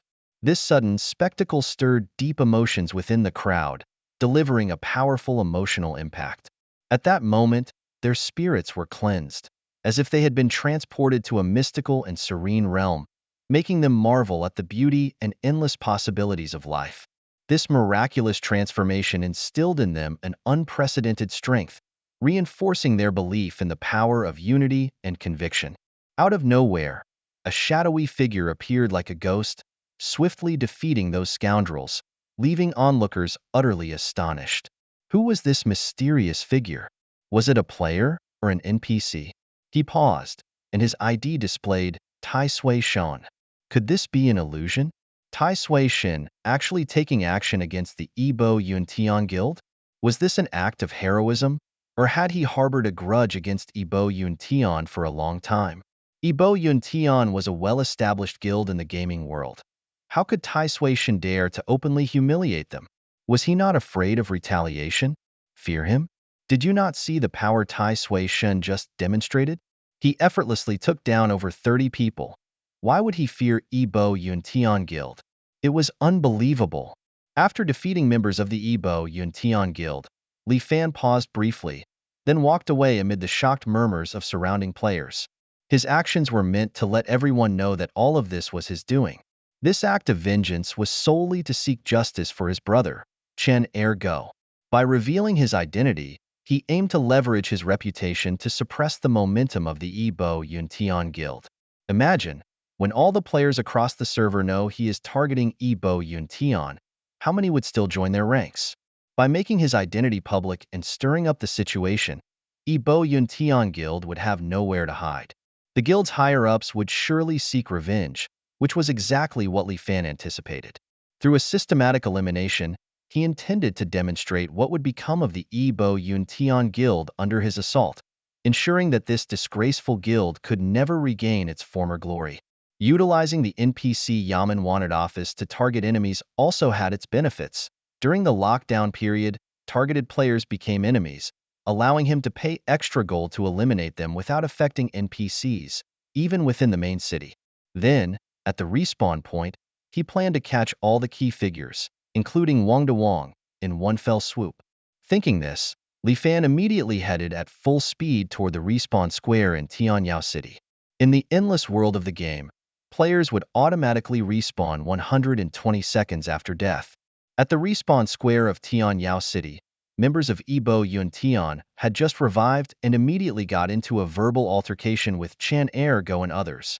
In the game, members of the Yibo Yunshin Guild were shocked to find themselves defeated, with the system alert indicating that it was the work of the deity Taishui. Some players were familiar with Taishui's actions, as there had been similar incidents on the first day of the server opening in the M4399 newbie village. However, others were completely puzzled and upset, not because of any revenge from Taishui, but due to the unethical behavior of Chen Ergu and his group. In the midst of widespread frustration, Li Fan quickly returned to the Resurrection Square. Without hesitation, he took action and defeated Yaboyan Dui. Shortly after, the system notified him that his actions had violated the game rules and a fine was imposed. Li Fan promptly placed the members of the Yibo Yunshin Guild on a wanted list for 5 minutes, incurring a total fine of 495 gold coins, which was even more expensive than the legendary equipment he had sold to the fairy Zixia. Despite the high cost of attacking someone in the city's safe zone, Li Fan was willing to bear it. His actions demonstrated respect for and upholding of the game's rules, and also served as a reminder to other players that having powerful backers does not guarantee protection. In the world of gaming, justice eventually prevails over evil. Li Fan was in such a good mood that he was even willing to pay extra fines, simply because it made him happy. Otherwise, he wouldn't have hung up in just 5 minutes. He believed that under such pressure, the members of the Yibo Yunshin Guild wouldn't last 5 minutes before being defeated. After respawning, Li Fan didn't leave. Instead, he stood undisguised at the respawn point, waiting for the Yibo Yunshin members to come back to life. This scene left the surrounding players in awe. Wow, who was that guy? So audacious. Isn't it against the NPC rules to act so violently in the main city area? Isn't he afraid of being punished by the NPCs? Oh, it turns out he's the legendary Taishan. No wonder he's so bold. He must have some special privilege from the NPCs. Taishan's actions are truly thrilling, wiping out those Yibo Yunshin Guild members. Everyone was shocked. Who would have thought that someone would dare to openly commit such acts on NPC territory? Everyone thought Taishan was invincible, but it turns out he himself is his own best ally. 2 minutes later, the Yibo Yunshin Guild members respawned. Taishan, what exactly are you trying to do? Are you trying to make enemies with our Yibo Yunshin Guild? I advise you to just back off. Enough with the nonsense, Li Fan interrupted. Every time I see you guys, I'll strike, until you quit the game. The leader of Yibo Yunshin, Wang, had a grim expression and was about to deliver a threatening speech, but the next moment, he was defeated by Li Fan again. Li Fan watched in fury as the people from the Yibo Yunshin Guild incessantly complained without even uttering a single verbal threat, simply succumbing to the pressure. This scene left the surrounding players in complete shock. Those who were blocking the respawn point and mercilessly attacking the Yibo Yunshin players were utterly crushed by Li Fan, who assumed the identity of the god Tai Sui. Moving with lightning speed, he weaved through the Yibo Yunshin team and instantly annihilated over 30 players with his formidable combat skills, leaving everyone in awe. The crowd murmured in admiration. God Tai Sui's strength is truly formidable. Suddenly, someone questioned, why don't the soldiers intervene when people are being attacked in the main city? Isn't it supposed to be a safe zone? It seemed these players were not familiar with the Chosen's code, which allows players to engage in combat within the city but prohibits involving NPCs. As a bystander who had previously been bullied by the Yibo Yunshin Guild, witnessing this was incredibly satisfying. God Tai Sui had avenged me. The players buzzed with discussion, and some even wanted to get close to Li Fan to converse. After all, being associated with a powerful figure was a privilege. Li Fan's might was unquestionable. His mere presence could enhance an ordinary player's abilities. However, his fierce demeanor at that moment made the other players too intimidated to approach him. Li Fan chatted casually with Chen Ergu, and in the blink of an eye, the Yibo Yunshin players had been on the ground for 2 minutes. After a short wait, Li Fan noticed none of them had resurrected. It seemed they had chosen to log off and escape. Haha, what cowards! With God Tai Sui here, they wouldn't dare to resurrect after being repeatedly slaughtered at the respawn point. To do so would be suicidal. Chen Ergu and others cheered joyfully. The feeling of humiliation had been replaced by admiration and relief. Having such a powerful protector was incredibly exhilarating. Li Fan had anticipated Yibo Yunshin players would choose to log off to escape, which is why he had only issued a 5-minute bounty. During the third attack, he noticed that their numbers had decreased by more than a dozen. Although despicable, these players were smart enough to know that resurrecting would only lead to more deaths, so they decisively chose to log off and hide. However, they were mistaken if they thought it was over. This was just the beginning. When it comes to combat, either go all in or not at all. There was no common ground with the Yibo Yunshin players, neither now nor in the future, and showing mercy would only be seen as weakness. Therefore, Li Fan didn't plan to quibble with Yibo Yunshin. The area was crowded and they were waiting for him in Heiyao City. He would head there shortly. But first, he needed to declare war on the Yibo Yunshin Guild via the game forum. Li Fan whispered a command, then quickly left the scene. Soon after, he found a secluded corner, logged onto the game forum, and began drafting his declaration of war. His post was soon published, marking the official start of his war against Yibo Yunshin. The challenge is monumental. I, the original poster, vow to stand firm. Not long ago, members of the Yunshin Guild attempted to recruit Li Fan's brother, only to be met with rejection. In a despicable act of betrayal, they launched a surprise attack, overwhelming them with numbers, which led to the utter destruction of Li Fan's brother and his teammates. Rumor has it that the Yuntian Guild is a haven for the scum of the gaming world, despised by all. Today, Li Fan witnessed their true colors firsthand. From this moment on, any member of the Yuntian Guild who crosses his path is marked for defeat. This declaration will remain in effect until the Yuntian Guild is disbanded. Li Fan's in-game ID is the same as his forum username. So when he posted this message, it immediately caught the attention of many players. In the game, a player known as Invincible Tyrannosaurus Warrior displayed remarkable strength, capturing the attention and respect of other players. He confidently declared to the deity Tai Sui, "Under this vast sky, as the invincible Tyrannosaurus warrior, I am undoubtedly the most formidable. I will surpass you." This drew a crowd of onlookers, some of whom referred to him as Tai Sui, hoping to follow his lead.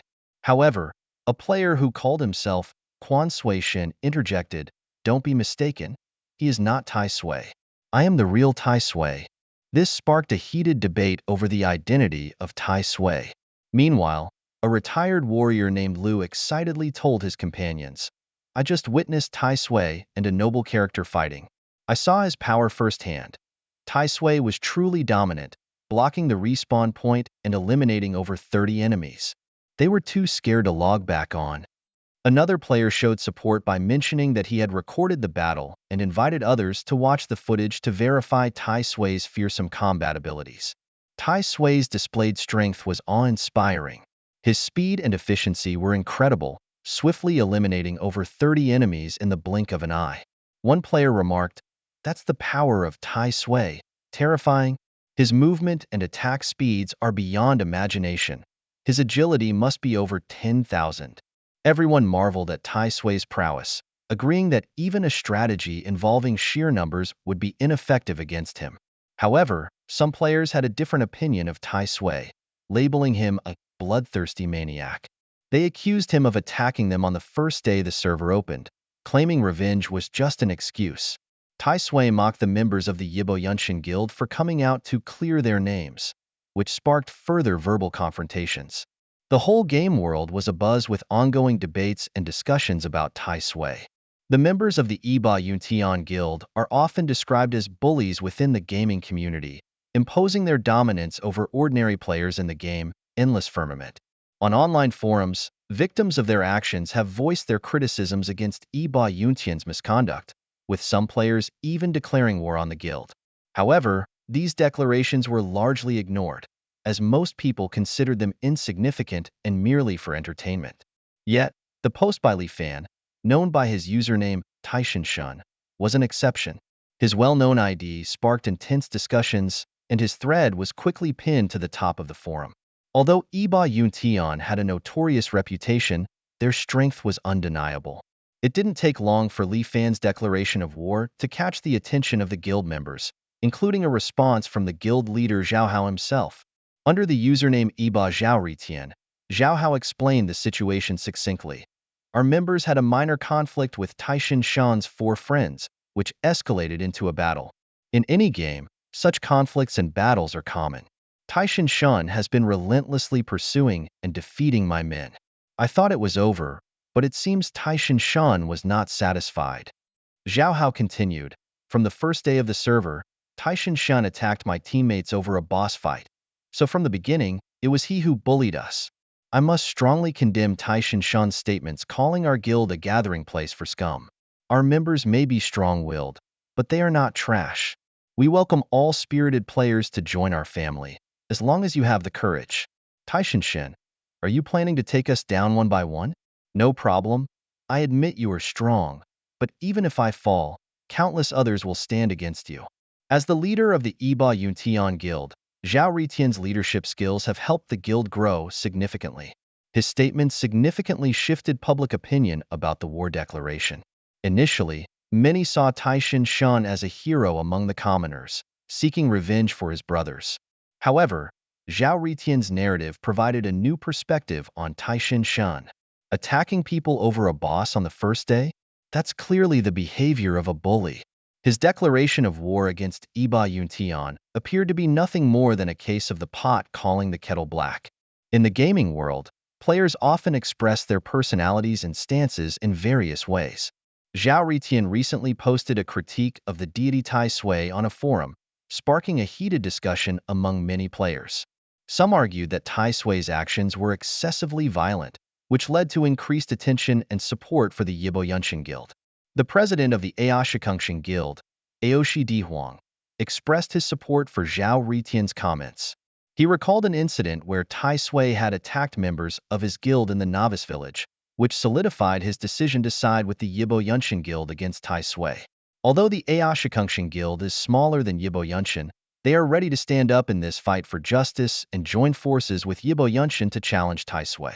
Aoshi Dihuang's statement further fueled players' dissatisfaction with Tai Sui, tarnishing the deity's image even more. Some players praised Aoshi Dihuang and Zhao Ritian as true men of valor, suggesting that if one cannot join Yibo Yunshin, then joining Aoshikangshin would also be a good choice. Aoshi Dihuang's support for Zhao Ritian stemmed partly from viewing Tai Sui as an enemy to his guild, and partly because he and Zhao Ritian shared similar values and naturally supported each other. However, support also means opposition.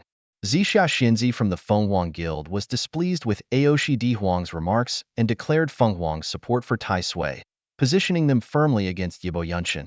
She questioned the actions of the Yibo Yunshin Guild, suggesting that their defeats by Tai Sui were deserved. Zixia Xinzi also accused Aoshi Dihuang of twisting the truth, calling him foolish. Her response stirred even more discussion among players, escalating the conflict to a new climax.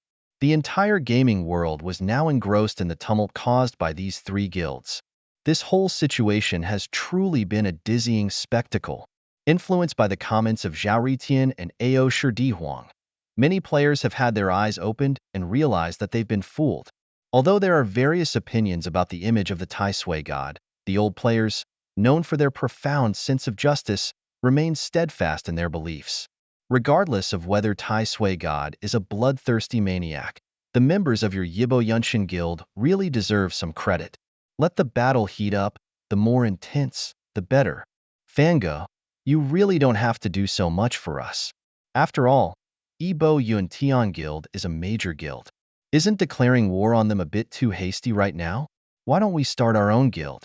With more people, we won't be at such a disadvantage in battle. Exactly. With your current fame, Fango, if you start a guild, it would definitely attract a lot of players. Then, when we battle Yibo Yunshin, we won't suffer from having fewer people. Oh, Aoshi Xiong Guild is siding with Yibo Yunshin? Man, Fango, your newbie village life is really thrilling. After meeting up in Heiyao City, Qin Ergo and the others started discussing animatedly. They were touched, believing that Li Fan's declaration of war against Yibo Yunshin on the gaming forum was purely to stand up for them. Declaring war against a huge guild single-handedly for the sake of avenging his brothers? That's incredibly brave. But having such a leader to cover for us is truly a blessing. Don't get me wrong, the matter of avenging you guys has almost been settled in Tianyao City. This forum declaration of war is purely because I personally can't stand Yibo Yunshin Guild, and I want to crush this lousy guild. Li Fan shook his head, signaling Qin Ergo and the others not to flatter themselves. Indeed, bringing Yibo Yunshin down was one of his next plans. However, the fact that Qin Ergo and the others were killed by Yibo Yunshin's members made him decide to advance this plan. As for Aoshi Xiong Guild stepping in, that was unexpected, but no worries. If they dare to side with Yibo Yunshin, they can't be up to any good either. If we encounter members of Aoshi Xiong, I'll just take them down as well. It won't take much effort. As Li Fan finished speaking, Qin Ergo and the others were secretly amazed. One man, facing two large guilds with the attitude of just doing it, that's really impressive. But on second thought, it's not just big talk. After all, large guilds can't always stick together for defense. They need to go out and level up by fighting monsters, right? Li Fan had said in his post that anyone he sees is fair game. Occasionally encountering them and fighting is just part of the game, and with his strength, probably fewer than 100 players pose no threat. Bringing down Yibo Yunshin Guild is a long-term mission. Let's not talk about that for now. Then, Li Fan spoke again. I'm going to do a hidden quest now. I'm busy and can't take you guys along. I've contacted Xia Ferry from the Feng Huang Guild. You guys can join their pioneering team for the next few days to avoid Yibo Yuntian's members taking their frustration out on you if they can't beat me. Alright. Chen Ergu nodded somewhat regretfully. Fortunately, although he had thought about being boosted by Li Fan, he wasn't prepared to completely rely on him as a crutch. Just then, his eyes lit up. Feng Huang Guild, Xia Ferry? Is that the guild with the beautiful women? Great, Fango. You go ahead with your own tasks. We don't need you here. Li Fan, your change of heart is a bit too quick. He shook his head, half amused and half resigned, and decided to let it go. As a normal male player who wouldn't look forward to playing with a guild full of beautiful women, Li Fan could understand Chen Ergu's sudden change of attitude. Li Fan knew very well that Chen Ergu was just a soft-hearted homebody who only acted freely around people he knew well, but was quite shy and honest around women. 10 years had passed, and Chen Ergu's wife was still his everything, unshaken by any other temptations. Now it was time to get back to his daily tasks. Whether dealing with noble guild members or handling the hidden quests, he couldn't afford any delays. At least he needed to complete the 99-part hidden quest assigned by Lu Yanwei to free himself. That was the right path. Thinking this, Li Fan bid farewell to Chen Ergu and the others, and headed to the tavern to find NPC Lu Yanwei. Lu Yanwei, still heavily intoxicated, greeted Li Fan with a grin. Ah, back again? Fancy trying something different this time? Can you bring me a pair of black iron-level fiery turkey wings? I'm really craving them. Prompt. Automatically accept drunkard Lu Yanwei's daily task 14. Task requirements. Defeat a black iron creature, fiery turkey LV-23, and deliver the fiery turkey wings to Lu Yanwei. Task deadline. 3 days. Task reward. 210,000 experience points, and automatic progression to the next part of the quest. For Li Fan, defeating a LV-23 black iron boss was hardly a challenge. However, he knew that luck played a big role, and it was uncertain when he would encounter this boss. This guy really has some nerve, asking for wings from a black iron boss like I'm some kind of free labor. Li Fan felt a surge of impulse to chop down NPC Lu Yanwei, but he ultimately restrained himself. Impulse is the devil. For the sake of the ultimate rewards from the quest chain, he had no choice but to dutifully complete the task. Creature. Fiery Turkey Elite. Level. LV-23 Black Iron. Attributes. Health 4466, Physical Attack 520, Magic Attack 440, Physical Defense 198, Magical Defense 234. Skills. Facing the fiery glowing giant rooster, tears welled up in Li Fan's eyes. After more than 4 hours of effort, he finally encountered this black iron mini-boss. It wasn't easy at all. Li Fan quickly approached and launched a fierce attack, defeating it. Just as he was about to leave, he found that the Fiery Turkey Elite had dropped a skill book that was extremely useful to him. Skill book, blocking stance, quality, black iron, learning requirements, LV-23 and above, shield-bearing melee classes only. LV-1 active effect, use the shield to focus on blocking, entering a full defense state for the next 5 seconds, during which physical/magic damage received is reduced by 75%, consumes 120 MP, cooldown 60 seconds. With this skill book, Li Fan's survivability against high-difficulty bosses had significantly increased. He happily learned the skill book, and under the effects of his title, the skill level automatically increased to LV2. Although the MP cost increased to 150, the damage reduction effect also improved to 77.5%. The only downside was that he could not attack during the skill's duration, or the skill would automatically be interrupted. Although survival skills are seldom used in everyday life, Li Fan still believes that it's crucial to be prepared for any situation. He muttered softly to himself before fully immersing in the task at hand. Outside the city of Heiyao, Li Fan encountered a group of unlucky members from the Yibo Yuntian Guild. Without a word, they attacked him but were swiftly defeated by Li Fan. This wasn't the first time Li Fan had dealt with such situations. As a veteran and top guild, Yibo Yuntian had a large membership spread across 32 main cities of the Longhua Empire. Li Fan had resolved that whenever he faced members of Yibo Yuntian, he would not hesitate to strike. Since the Ao Shi Di Huang supported Yibo Yuntian, Li Fan was also prepared to take on members from the Ao Shi Kun Xiong Guild, although he hadn't encountered them yet. It was possible they had already crossed paths, but Li Fan didn't recognize them. In the world of Endless Sky, forming a guild required an official guild certification item, typically dropped by legendary bosses above level 30. Currently, guilds like Yibo Yuntian and Ao Shizangqiong were essentially groups formed by players who had migrated from other games. Therefore, unless Li Fan recognized someone, or their ID included prefixes like Yibo or Ao Shi, he couldn't tell if a player was his target. Once they obtained official guild certification, guild members would wear badges, making them easily identifiable. However, Li Fan's real targets were the core management and veteran members of these guilds. Eliminating these key figures would lead to the guild's collapse. Unfortunately, Zhao Ritian had not yet appeared in the main city, otherwise Li Fan would have already taken action against him.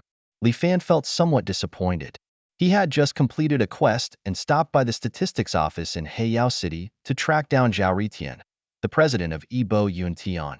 However, the records showed that Zhao was still level 20 and had not appeared in the main city area, likely because he was challenging a high-difficulty professional dungeon.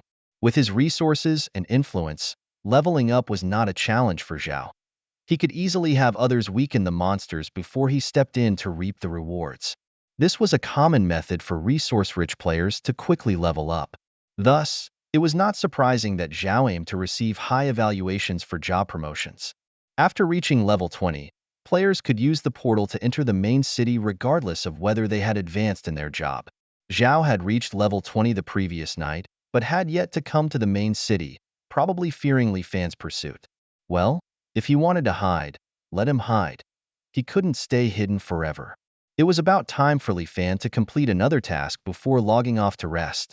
Shaking his head, Li Fan let go of his aggressive thoughts and focused on his own development. Li Fan, completely engrossed in his gaming, spent over 2 hours tackling Lu Yanwei's hidden missions until sleepiness finally forced him to log off and rest. After a brief pause, he eagerly logged back in to continue his adventures. Despite his gaming marathons, Li Fan maintained a healthy and orderly lifestyle. As usual, he spent the evening completing Lu Yanwei's hidden tasks and, in passing, defeating the unlucky members of the Yibyunchen Guild. Time seamlessly transitioned into the early hours of the next morning. After playing for several hours, Li Fan finally took a moment to check his updated character stats. Li Fan's character had reached level 27 with basic stats showing 4.04 million out of 5.4 million. As a sword and shield ranger, he boasted impressive HP and MP at 24,608 and 6,180, respectively. His physical attack was 2,126, magical attack 1,078, physical defense 1,495, and magical defense 1,420. In terms of attributes, he had a strength of 1,000, agility 21,996, spirit 378, and stamina 1,250. He also had 850 free attribute points available for distribution. His maximum attack speed reached 275.95 hits per second, with a top movement speed nearing 494.91 meters per second. He had earned the title Conqueror of Nightmares, and possessed the second phase of the SSS quality talent, Blessing of Light. His skill list included Shield Block, Heavy Slash, Blacksmithing, Shield Counter, and Phantom Dance. Li Fan noted that, despite not updating his equipment much since acquiring the epic weapon Blade of Righteous Judgment, his agility had nearly doubled. Even without any buffs, his maximum attack speed had reached 275 hits per second, with a movement speed close to 500 meters. This increase in attack and movement speed was a pleasant surprise, reminding him of the sense of achievement he felt in his past life when reaching similar milestones. Li Fan knew that to upgrade his talent to the third stage, he needed to defeat 100,000 monsters of level 20 or above, requiring his agility to be at least 200,000. The current achievements were just the beginning of his efforts, and he was filled with confidence about the future. Looking at his latest panel attributes, Li Fan couldn't help but smile broadly. Meanwhile, He continued diligently working on NPC Liu Yanwei's tasks, having completed 60 rounds so far. He resolved to push harder today so that he could claim the final reward tomorrow and break free from the tedious quest chain. However, upon receiving the 61st task, he was surprised to find it required him to kill carrion rats in the Hongya Valley area outside Tianyao City, overlapping with the previous task from Li Changsheng. Since the 40th round, the task locations had expanded beyond the vicinity of Heiyao City, requiring Li Fan to frequently travel to other main cities to hunt monsters and collect ingredients. This coincidence added an interesting and challenging twist to his gaming journey, fueling his excitement for the adventures ahead. Li Fan was in high spirits, excited about the prospect of accomplishing his mission with a double win. However, just as he set foot on the path towards the teleportation circle that would take him to Heiyao City, he hadn't yet chosen his destination when an aggressive PK, player kill, alert sounded. The alert showed that a level 23 assassin named Jinpai Shasho Sahara had activated a talent skill called Void Round, involuntarily pulling Li Fan into this special combat space. A mix of anxiety and excitement surged within him, signaling the beginning of a thrilling challenge in his adventure. Suddenly caught in a turn-based space, Li Fan was momentarily bewildered. However, the backstabbing attack from the elite assassin, Sahala, jolted him back to reality. The pain of losing just 1 HP was palpable. A surge of combat readiness filled Li Fan's heart as he realized he was facing the top hitman from the Assassin's League, Sahala, a member of an esteemed organization that prides itself on its assassin skills. Sahala hails from the Assassin's League, a secretive and efficient organization known for its mastery in assassination missions. As one of its top assassins, Sahala is renowned for his unique ability to manipulate turn-based spaces, making him almost invincible in his missions with a near-perfect success rate. In this turn-based realm, Li Fan felt a pressuring force. His opponent's agility matched his own, instilling a sense of dread in him. The rules of this space reminded him of the games he played as a child, only this time, the combat was real, and there was no way out. Though his opponent's attacks couldn't breach his defenses, Li Fan realized that Sahala had already gleaned his agility stats through a special talent, which unnerved him. This talent made one-on-one combat even more challenging, requiring extra caution and composure. After a brief contemplation, Li Fan decided to strike back. He knew he didn't have many powerful skills at his disposal and opted for a basic attack as his countermove. In this turn-based combat, every counterattack carried a glimmer of hope for victory. Li Fan was determined to give his all, leaving no room for error. Li Fan possesses legendary skills such as the sword and shield technique and the lethal slash, both of which enhance his damage output. However, his most powerful attack comes from his heavy chop skill, which has been upgraded to level 9 and can inflict 475% of his physical attack damage. Moreover, the lower the enemy's health, the higher the damage inflicted.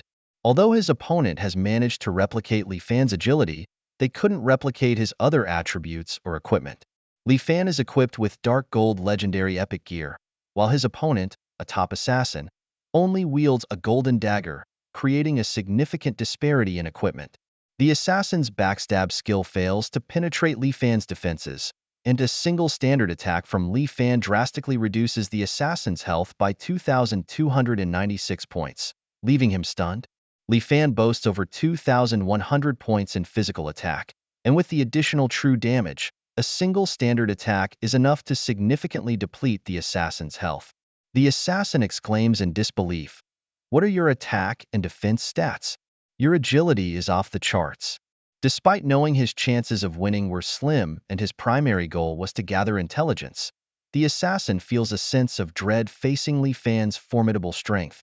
He is shocked to discover that Li Fan's agility exceeds 22,000 points, a figure he thinks is unattainable even for a level 27 player.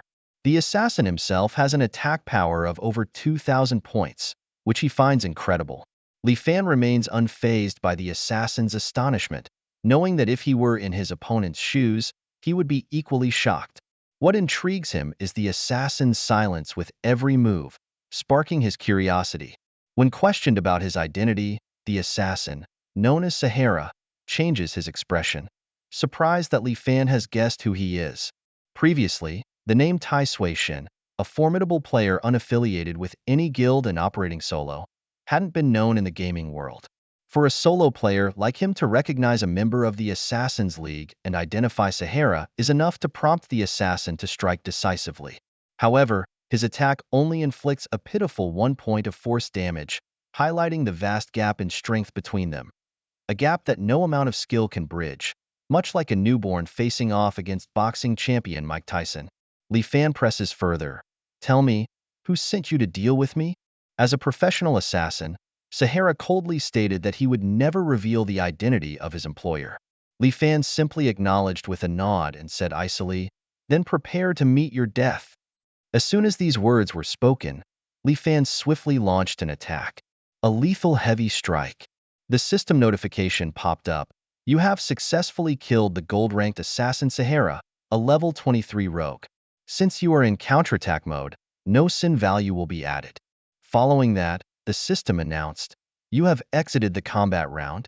In this life-and-death confrontation, Li Fan demonstrated his calm and decisive nature, mercilessly defeating his opponent. Li Fan had already guessed who had commissioned the Assassin's League, even though the top assassin Sahara hadn't spilled the beans. It was only a few days since the game Endless Firmament launched, and the only feuds he had were with the guilds Ebo Yuntion and Ao Kunstone. The Assassin's League, known for their professionalism both in skill and confidentiality, didn't come cheap, especially when targeting a top player like Li Fan. Considering his status as a player from Long Nation, it was possible that foreign forces had hired them, but it seemed more likely that Zhao Ritian or Ao Dihuang were behind it. Thus, whether Sahara revealed the employer's identity or not didn't matter to Li Fan. Since it was probably Zhao Ritian or Ao Dihuang who placed the order, he decided to retaliate directly. Even if they weren't the employers, Li Fan was set on eliminating them. After all, taking them out would definitely be a move in the right direction. Checking on the NPCs, Zhao Ritian was still in the starter village, but whether Ao Dihuang had entered the main city was unknown. Had these two possibly conspired, letting the Assassin's League take out Li Fan before they entered the city? Li Fan discovered that Ao Dihuang hadn't set foot in any main city either. Once players entered the main city, they typically couldn't return to the starter village, a fact Li Fan was well aware of. Zhao Ritian and Ao Dihuang staying in the starter village was frustrating, but Li Fan decided to deal with the Assassin's League first.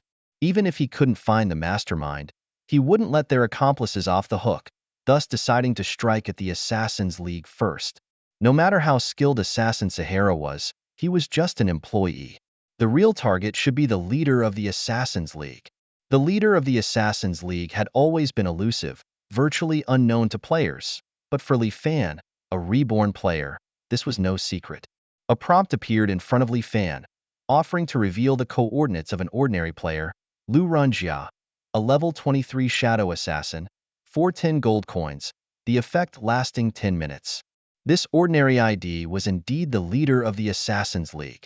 Although he was perfectly disguised, encountering Li Fan, the reborn player, meant his bad luck was sealed for today. Yuing City, located at the edge of the Endless Mountains, was the westernmost city of the Donghua Empire.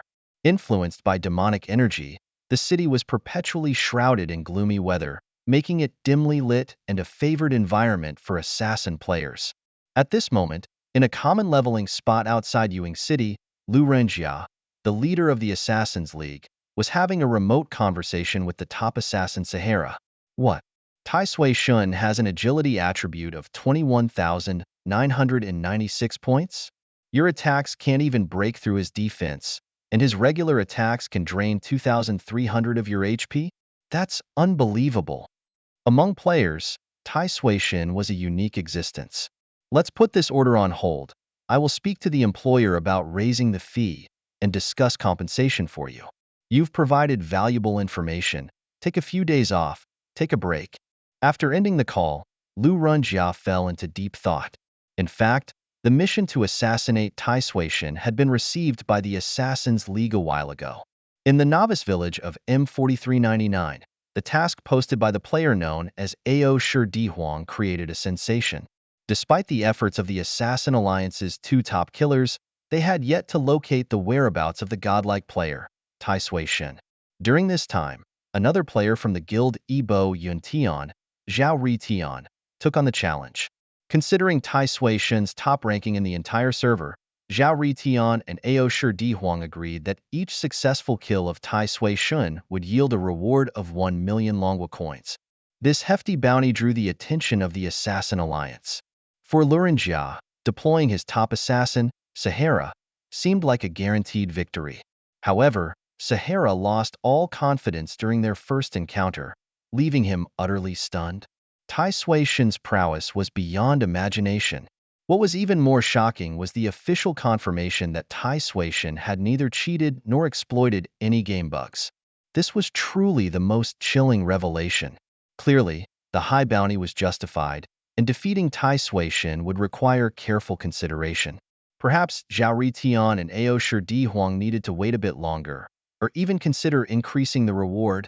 Just as Luren Jia was pondering his next move, a sudden gust of wind struck. Squinting his eyes, he saw a warrior wielding a giant sword appear before him with lightning speed. To his astonishment, it was Tai Sui Shen himself. Tai Sui Shen? I'm actually meeting Tai Sui Shen? Great God, may I add you as a friend? Luren Jia, momentarily stunned, quickly acted like an average player, excitedly extending the friend invitation. Li Fan, the real name behind Tai Sui Shen, was slightly surprised but soon smiled. Keep pretending. I don't believe the leader of the Assassin Alliance wouldn't know my identity. Hearing this, Luren Jia's expression froze. Realizing his cover was blown, he dropped the act and stared at Li Fan thoughtfully. Tai Sui Shen, who are you really? How did you know who I am? His ID was a secret even to most members of the Assassin Alliance, and all external contacts were managed through various intermediaries. But as the leader of such covert operations, he knew today's employer could become tomorrow's target, and it was crucial to stay discreet. It doesn't matter how I know. The fact that I found you means I have my ways. Your top assassin, Sahara, refused to disclose his employer's identity, so now he's dead. I'll ask you once more, who hired you to kill me? Li Fan asked directly. Although he wasn't particularly concerned with the answer, knowing the specifics was always beneficial. Defeating Zhao Ritian and Ao Shi Dihuang wouldn't be hard, but his time was also precious. Confirming the employer's identity was important. The Assassin Alliance has never disclosed an employer's identity, so I won't answer your question. Luren Jia replied slowly. Very well, then you should be ready to be defeated, right? Come on, Li Fan said, slowly raising his sword. To Luren Jia, Li Fan's gesture felt oppressive, but he was not one to surrender without a fight. Having anticipated his opponent's ruthless tactics, Luren Jia was well prepared and not about to be easily captured. With a faint smile, he said, "See you." And as soon as the words left his lips, he vanished into thin air like a phantom. It turned out that his special skill was invisibility. In that moment, Luren Jia demonstrated his clever and agile nature, earning him newfound respect and admiration. Currently, Luren Jia felt quite confident in his abilities. While he might not be able to defeat the mighty Tai Sui god, he did possess the ability to become invisible, which he believed could offer him a chance to escape. However, when he attempted to flee, Li Fan simply smirked dismissively. It wasn't that Li Fan couldn't handle invisibility. He had a unique tactic up his sleeve. Wielding his sword, Li Fan sent waves of sword energy crashing forward, each strike extending several meters. Invisible, Luren Jia hadn't anticipated Li Fan's cunning approach. He thought his tracks needed to be found to reveal his position, but Li Fan opted for an area of effect sword energy attack instead. Feeling this was unfair, Luren Jia tried to escape, but even the slight speed boost from his invisibility wasn't enough to outrun Li Fan's attack range. In an instant, he was struck by multiple waves of sword energy, his health reduced to 0. As the leader of the Assassin's League, Luren Jia had some life-saving tricks, but against Li Fan, they seemed futile. He knew using them would only result in a few more sword strikes from his opponent. Facing such a disparity in strength left him feeling hopeless yet thrilled. In his soul state, Luren Jia's eyes sparkled with an unusual excitement. He decided to make Li Fan his personal nemesis, regardless of whether other organizations lifted their assassination orders against him. Lurinjia saw Li Fan as his ultimate target in the game. The vast gap in strength was both despairing and exhilarating. Deciding to exit the game, Lurinjia knew Li Fan might wait for him at the respawn point, rendering any further confrontation meaningless. Meanwhile, Li Fan remained at Yueying City's respawn square, shaking his head reluctantly. With no other options, he continued playing, moving on to his next task. A level 25 common creature, the carrion rat, awaited him. The creature was enormous, at least 20 to 30 times larger than a typical house mouse, covered in irregular red and white spots. Its small, crimson eyes gleamed wickedly, adding to its grotesque and bizarre appearance. These creatures were social, often appearing in groups of 3 to 5. However, to Li Fan, even if there were hundreds of them, they posed no threat. Fighting these monsters offered no challenge or enjoyment. Their defeat was almost instantaneous. Alert! You have eliminated 500 carrion rats. Congratulations, your agility has permanently increased by 2 points for each rat, totaling 1,000 points. Congratulations, you have leveled up to LV 28. Task completed. Lu Yanwei the Drunkard's Daily 61. Please collect your reward from NPC Lu Yanwei. Task completed. Li Changsheng's Worries 1. Please collect your reward from NPC Li Changsheng. With the completion alerts, the task of clearing carrion rats also came to an end. Li Fan decided to first collect his rewards from Li Changsheng. The rewards included 20 gold coins, 250,000 experience points, and 10 merit points, all of which were earned within the boundaries of the Eastern Emperor Empire. The task had lasted 3 days, and today being the final day, there were no additional rewards. The ordinary monsters and bosses nearby were not considered intelligent beings, and defeating them did not yield merit points. However, every little bit counted, and 10 merit points were quite substantial, redeemable for generous rewards at the NPC official's location. Li Fan glanced at the rewards, unimpressed. What he cared about more was the triggered second phase of the task, Li Changsheng's Worries 2. The task required him to venture to the tribe of intelligent magical creatures to investigate the cause of their unusual activity. The task was at 0% completion with a 60-day deadline and required 1 to 10 participants.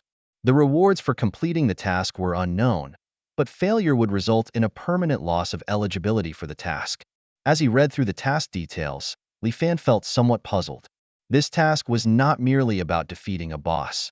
It required in-depth investigation, which was somewhat perplexing. However, with ample time, 60 days, he was confident he could complete it. He was particularly excited about this unique hidden task from Li Changsheng. He had already known the rewards for the other 3 hidden tasks before accepting them, but no one in his previous life had completed Li Changsheng's task. What could the rewards possibly be? As one of the legendary swordsmen of the Eastern Emperor Empire, Li Changsheng's rewards were bound to be substantial. Li Fan looked forward to it. Let's set aside this task for now, and finish the 99th task from Lu Yanwei the Drunkard first. Li Fan refocused and continued with his daily activities. Time flies, and it's already noon the next day. Li Fan had been thoroughly enjoying his gaming session today, playing until midnight when exhaustion began to set in. Just as he was about to shut down the game and take a break, a sudden notification from a private chat with his friend popped up. His heart skipped a beat upon seeing the message. It was his friend informing him that 7 legendary skill books had appeared in the auction house. In that moment, a surge of excitement and anticipation flooded through Li Fan. When Li Fan heard the news that 7 legendary skill books had appeared on the leaderboard, his face instantly lit up with excitement. At last, the game Endless Expanse was hosting its first deity creation event. As a reborn player, Li Fan had been a powerful LV 200 warrior in his previous life and had navigated the game with ease. He understood the critical role of Endless Expanse, a game designed to aid humanity in combating monstrous invaders from other realms. These extraterrestrial creatures represented a cosmic-level invading civilization, while Earth was merely a surface-level civilization, making the mismatch in power as vast as the ocean compared to a single drop of water. Endless Expanse not only blended the real world with the virtual, granting earthly players the powers of their game characters, but it also hosted multiple deity creation events. Through these events, Some of humanity's strongest emerged as vanguards against the alien monsters. Now, these 7 legendary skill books marked the first wave of such an event. While other players might not understand their significance, Li Fan knew these books were distributed by the core intelligence system of Endless Expanse, also known as the Heavenly Tao of the game. Each book held immense power, and acquiring any one of them could unlock boundless potential for a player. In his previous life, Li Fan had entered the game too late and missed this event. This time around, he was determined not to let the opportunity slip through his fingers again. Eagerly, he opened the interface of the global auction house. On the homepage, he saw the 7 skill books shimmering in purple light. The global auction house, requiring players to be at least LV20 and charging a steep 30% transaction fee, was generally avoided by players who preferred trading in the main city's market area or the main city auction house, which only charged a 5% fee. Clearly, these 7 books were placed by the Heavenly Tao of Endless Expanse. Muttering to himself, Li Fan began to examine each of the skill books. The first one, named Eye of True Sight, was of legendary quality. Suitable for all classes, it required a minimum level of 20 to learn. Its LV1 active effect allowed the user to lock onto a target, revealing detailed attributes, skills, and vulnerabilities. Using this skill on creatures of a legendary tier or higher would consume 1 MP and had a cooldown time of 60 seconds. This skill book was of the support type, useful for all classes. Normally, players face significant challenges understanding the attributes and skills of higher-tier creatures, sometimes requiring multiple defeats to gather enough information about a boss to succeed. However, Eye of True Sight could eliminate these tedious steps, enabling players to grasp a boss's capabilities and weaknesses on their first attempt. The importance of intelligence in combat was undeniable, making this skill truly divine. For Li Fan, although the skill was initially limited to legendary bosses and had reduced effects on epic-level bosses or higher, he knew it was upgradable. This skill book was too crucial for him to pass up. He resolved to obtain it, all the while turning his attention to the other skill books. In this fantastical world, skill books descend like meteors, boasting legendary qualities. First up, mages level 20 and above, wielding staff-type weapons, can learn the skill book, Meteor Shower. Upon activating this level 1 active skill, miniature meteors rain down, instantly covering an area of 80 by 80 square meters with enemies, each meteor inflicting damage at 200% of the mage's magical attack power. It's like a magical downpour, with 20 tiny meteors falling per second for a duration of 5 seconds. Using this skill consumes 500 mana points and has a cooldown of 180 seconds. Such a display of magical power is truly awe-inspiring. Next, archers level 20 and above, equipped with bow and arrow, can master the skill book, Arrow Storm. Upon release, this level 1 active skill unleashes 100 arrows in a mere 4 seconds, storming a frontal area of 70 by 30 square meters like a tempest, each arrow dealing damage at 150% of physical attack power. This skill consumes 500 mana points and also has a cooldown of 180 seconds. The continuous barrage showcases the formidable prowess of archers. Furthermore, swordsmen level 20 and above, using long swords, can acquire the skill book, Sword of Extinction. Once this level 1 active skill is deployed, a massive wave of sword energy bursts forth, covering a fan-shaped area up to 30 meters away, with a piercing effect that deals 1000% physical damage to all enemies within range. It consumes 400 mana points and has a cooldown of 100 seconds. The sheer force of this sword energy can strike terror into the hearts of enemies. Additionally, rogues level 20 and above, wielding daggers, can obtain the skill book, Poison Enchantment. Once the dagger is imbued with deadly poison, attacking an enemy inflicts 300 points of true damage per second, lasting up to 7 seconds and stacking up to 2 layers on the same target. The weapon's poison effect lasts for 10 seconds, consuming 500 mana points upon skill use, with a cooldown of 300 seconds. This cunning toxic effect can bring excruciating pain to foes. Moreover, priests level 20 and above, using scepters, can learn the skill book, Holy Prayer. Upon invocation, divine light envelopes the caster and allies, restoring 30% of maximum health plus an additional 2,000 points per second for 5 seconds. This skill consumes 500 mana points and has a cooldown of 150 seconds. The healing effect provided is profoundly reassuring. Lastly, all classes level 20 and above can learn the skill book Rampage. Once activated, this level 1 active skill reduces physical/magical defense by 20%, but increases physical/magical attack power by 30% and attack/movement speed by 50% for the next 10 seconds. It consumes 500 mana points, grants a 10% lifesteal effect, and has a cooldown of 300 seconds. This versatile enhancement is advantageous in any situation. Among these 6 skill books, for our offensive skills, one is a healing skill, and one is a buff skill applicable to all classes. Meteor Shower and Arrow Storm are extensive area of effect, AoE, offensive skills, delivering substantial damage and proving to be formidable assets in group battles and against massive bosses. Sword of Extinction, though not the highest in damage, has a shorter cooldown and excellent instant and AoE effects. Poison Rain is a lethal tool for assassins, inflicting terrifying damage.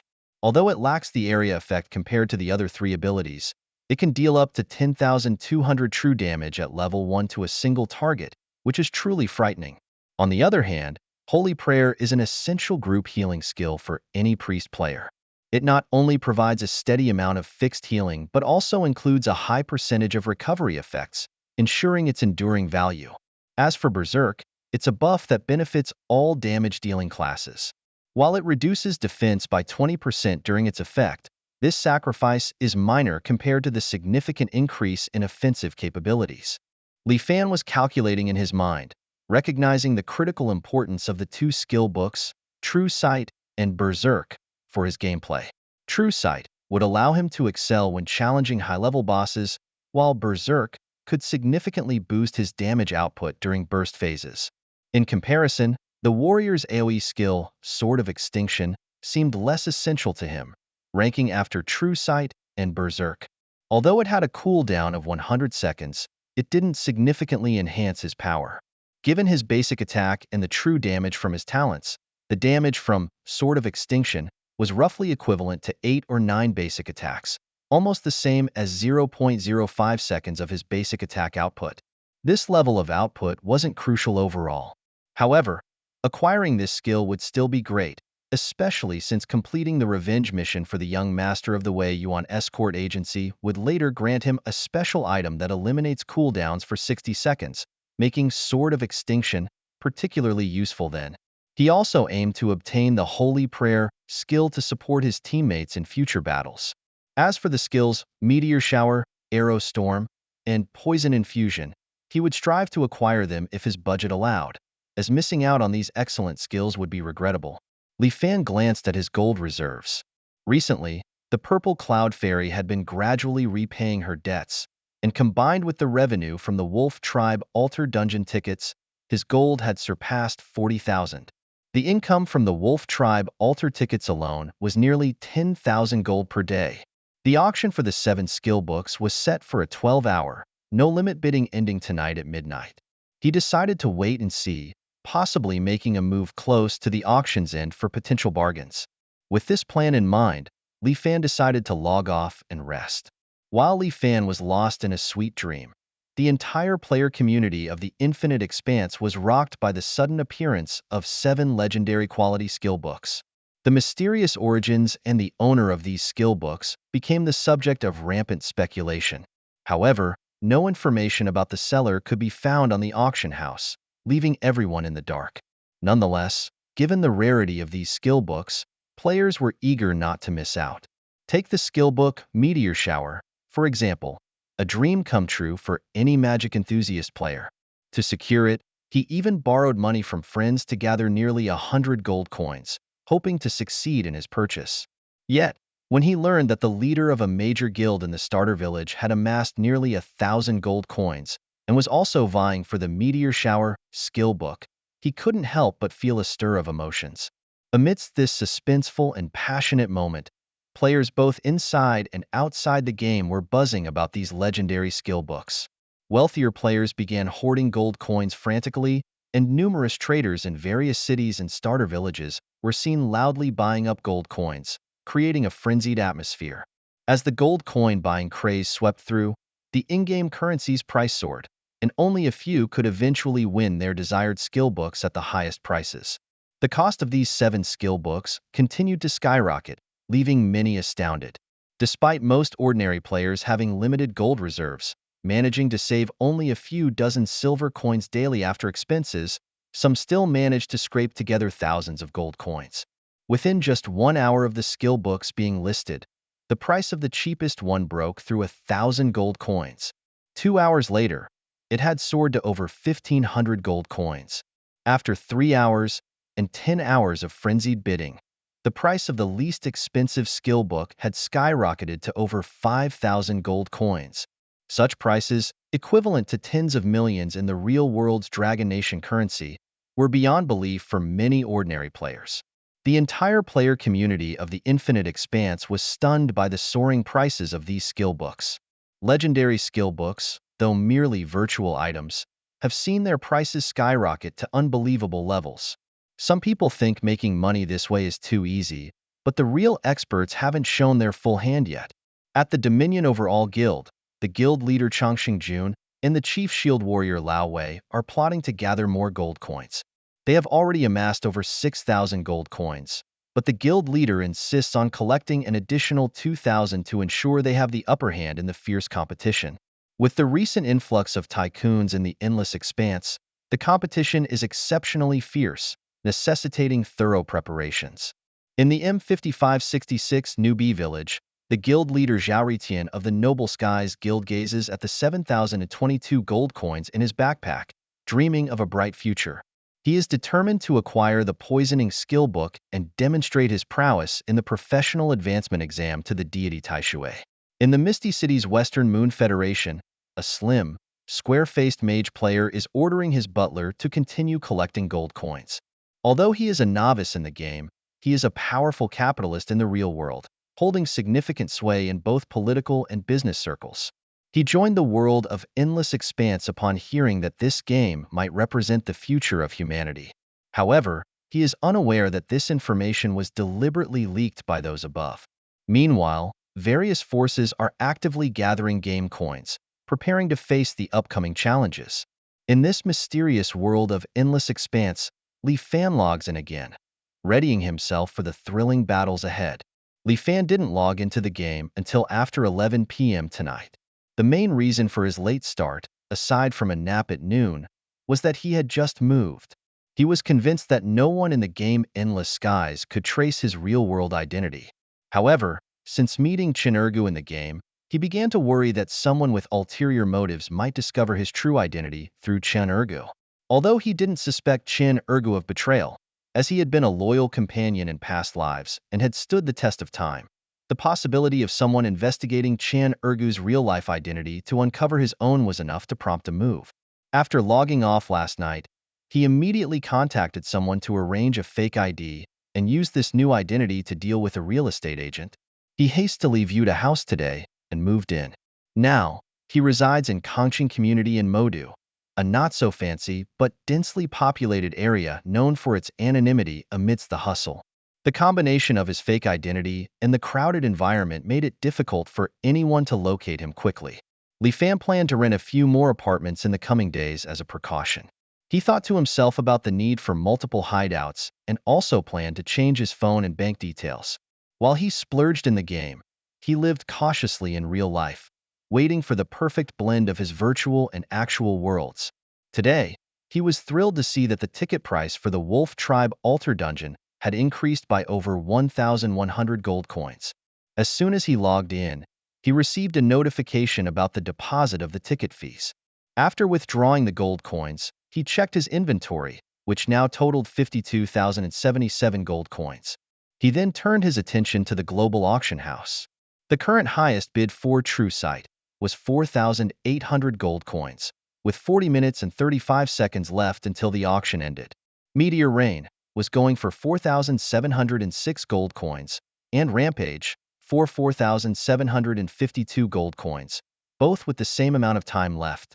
The 7 skill books were all priced around 4,700 to 4,800 gold coins, particularly True Sight, which was fiercely contested due to its wide utility and practicality. With 40 minutes left until the end of the auction, he decided to complete some quests first.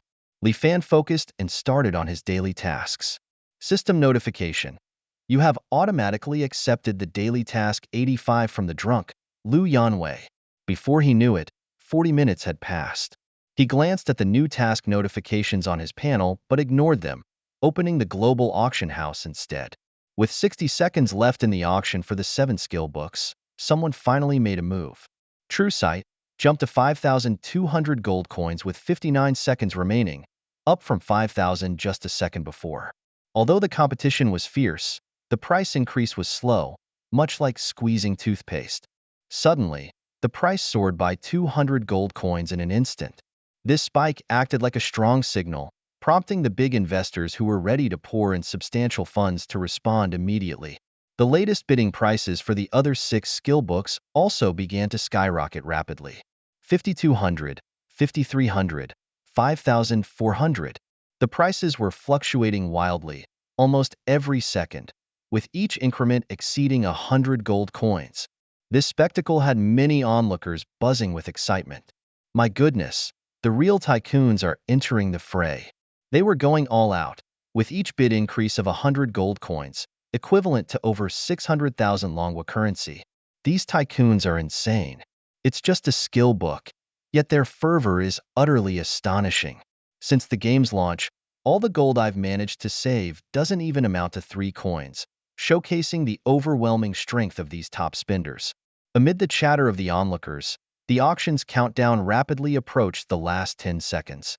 At this moment, the highest bid for True Sight had reached 7,500 gold coins, while the lowest bid for Meteor Shower had also climbed to 7,300 gold coins.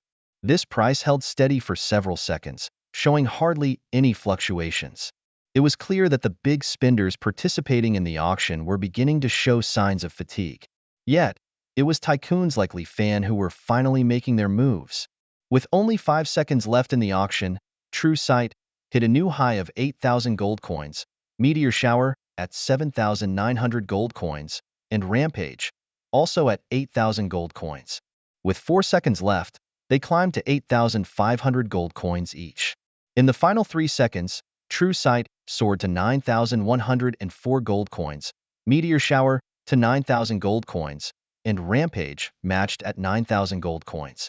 With 2 seconds remaining, True Sight reached 9,233 gold coins, Meteor Shower 9,167 gold coins, and Rampage 9,199 gold coins. After a frenzy of bidding in the previous 3 seconds, the prices of each skill book had begun to stabilize. This indicated that the competing tycoons had pushed their limits.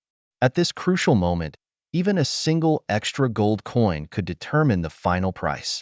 Just then, Li Fan, who had been patiently waiting, made his move. With less than 1 second on the countdown, True Sight hit 10,000 gold coins, Meteor Shower 10,000 gold coins, Arrow Storm 9,317 gold coins, Sword of Extinction 10,000 gold coins, Poison Enchantment 9,301 gold coins, Holy Prayer 10,000 gold coins, and Rampage 10,000 gold coins. In the final second, the prices of the 7 skill books fluctuated multiple times. The auction finally came to a close, and Li Fan watched the items: True Sight, Meteor Shower, Sword of Extinction, Divine Prayer, and Rampage, with mixed emotions. He felt a quiet sense of triumph as the transaction went through successfully. Soon after, a series of notifications rang out, informing him that he had received the daily reward for topping the server-wide level rankings, propelling him to level 32. Another alert followed quickly. He had won a dark gold quality treasure chest in the server-wide equipment rankings.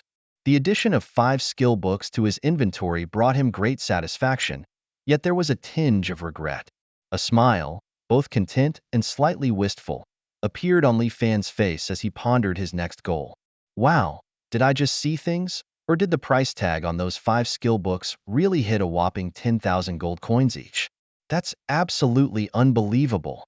In the game, that's like spending tens of millions of Longwa currency just for a single book. It's sheer madness. Oh my goodness. How are there so many fabulously wealthy players in the endless skies? Just this morning, I thought gathering 200 gold coins would be enough to snag a skill book, but looking at it now, that idea seems like a joke. Guys, did you notice that out of 7 skill books, 5 were sold for 10,000 gold coins each? Could it be that one person bought all 5? No way, that's impossible. That's 50,000 gold coins we're talking about. Who could possibly shell out that much so casually? It must be a coincidence. Yes, definitely a coincidence. Who else could afford such a vast amount of gold coins nowadays? The auction prices for these 7 skill books have really captured everyone's attention. When the final prices were revealed, the whole crowd was astounded. 5 of the books sold for 10,000 gold coins each, shocking countless players. As an ordinary player who works hard to earn every coin, having saved up only a few coins myself, the thought of spending 10,000 on a skill book is downright disheartening. While feeling a bit envious, many players also couldn't help but admire those who managed to acquire these books. Each of these 7 books is considered a divine skill that could turn any average player into a top contender. It's truly enviable. Oh heavens, how did so many wealthy folks emerge in endless skies? I've painstakingly saved over 7,000 gold coins, and yet I can't even afford one book? Damn my luck. Chang Jun, the leader of the Junlin Tianxia Guild, is feeling quite restless and frustrated. He spared no expense in buying gold coins and even rallied guild members to pool funds, amassing over 7,000 gold coins. He thought he'd at least secure a legendary skill book, but the lowest final price exceeded 9,300 gold coins. This left Chang Jun feeling utterly defeated. It's not for lack of trying, but it seems his efforts were just not enough. Observing this, he could only imagine how much wealthier and powerful other big players in the game must be. Considering this, does the Junlin Tianxia Guild, under Chang Jun's leadership, still stand a chance to reclaim its former glory in endless skies? Chang Jun is plagued with doubts. Meanwhile, guild leaders like Zhao Ritian and Zantiangxia also feel defeated, realizing that Endless Skies is vastly different from previous games, with many new powerful players joining the fray, signaling a dramatic shift in player dynamics. Ha ha ha, I finally managed to purchase these skill books, including the coveted poisoning skill. Soon, I will surpass Tai Shui-shin and become the top player on the server. General, Tai Shui-shin is just a lucky guy. His strength is nowhere close to yours. Representing the powerful CF Federation, you are destined to be the strongest on the server. Ha ha ha. Cut. I like your straightforwardness. In Shengshui City, the CF Federation will always shine the brightest.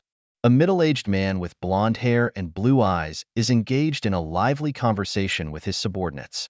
He's the successful buyer of the skill book on poison tempering. Hailing from the United States, this man holds the rank of brigadier general in the military.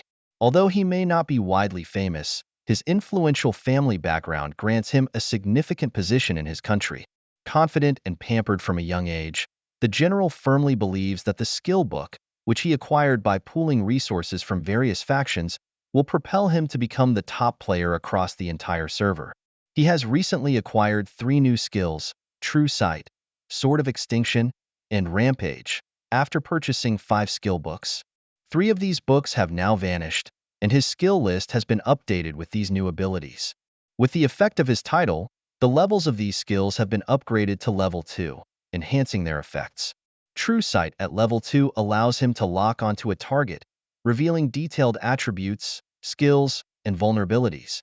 This skill is slightly less effective against creatures 10 levels above him or of legendary rank, consuming 1 MP per use with a cooldown of 60 seconds. To upgrade this skill further, he needs 1 million experience points and must be at least level 30. It's a scouting skill, and although each level upgrade might not seem significant, Li Fan is quite satisfied with it.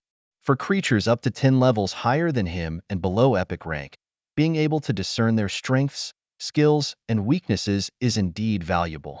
The effects of Sword of Extinction and Rampage have also been slightly altered at level 2.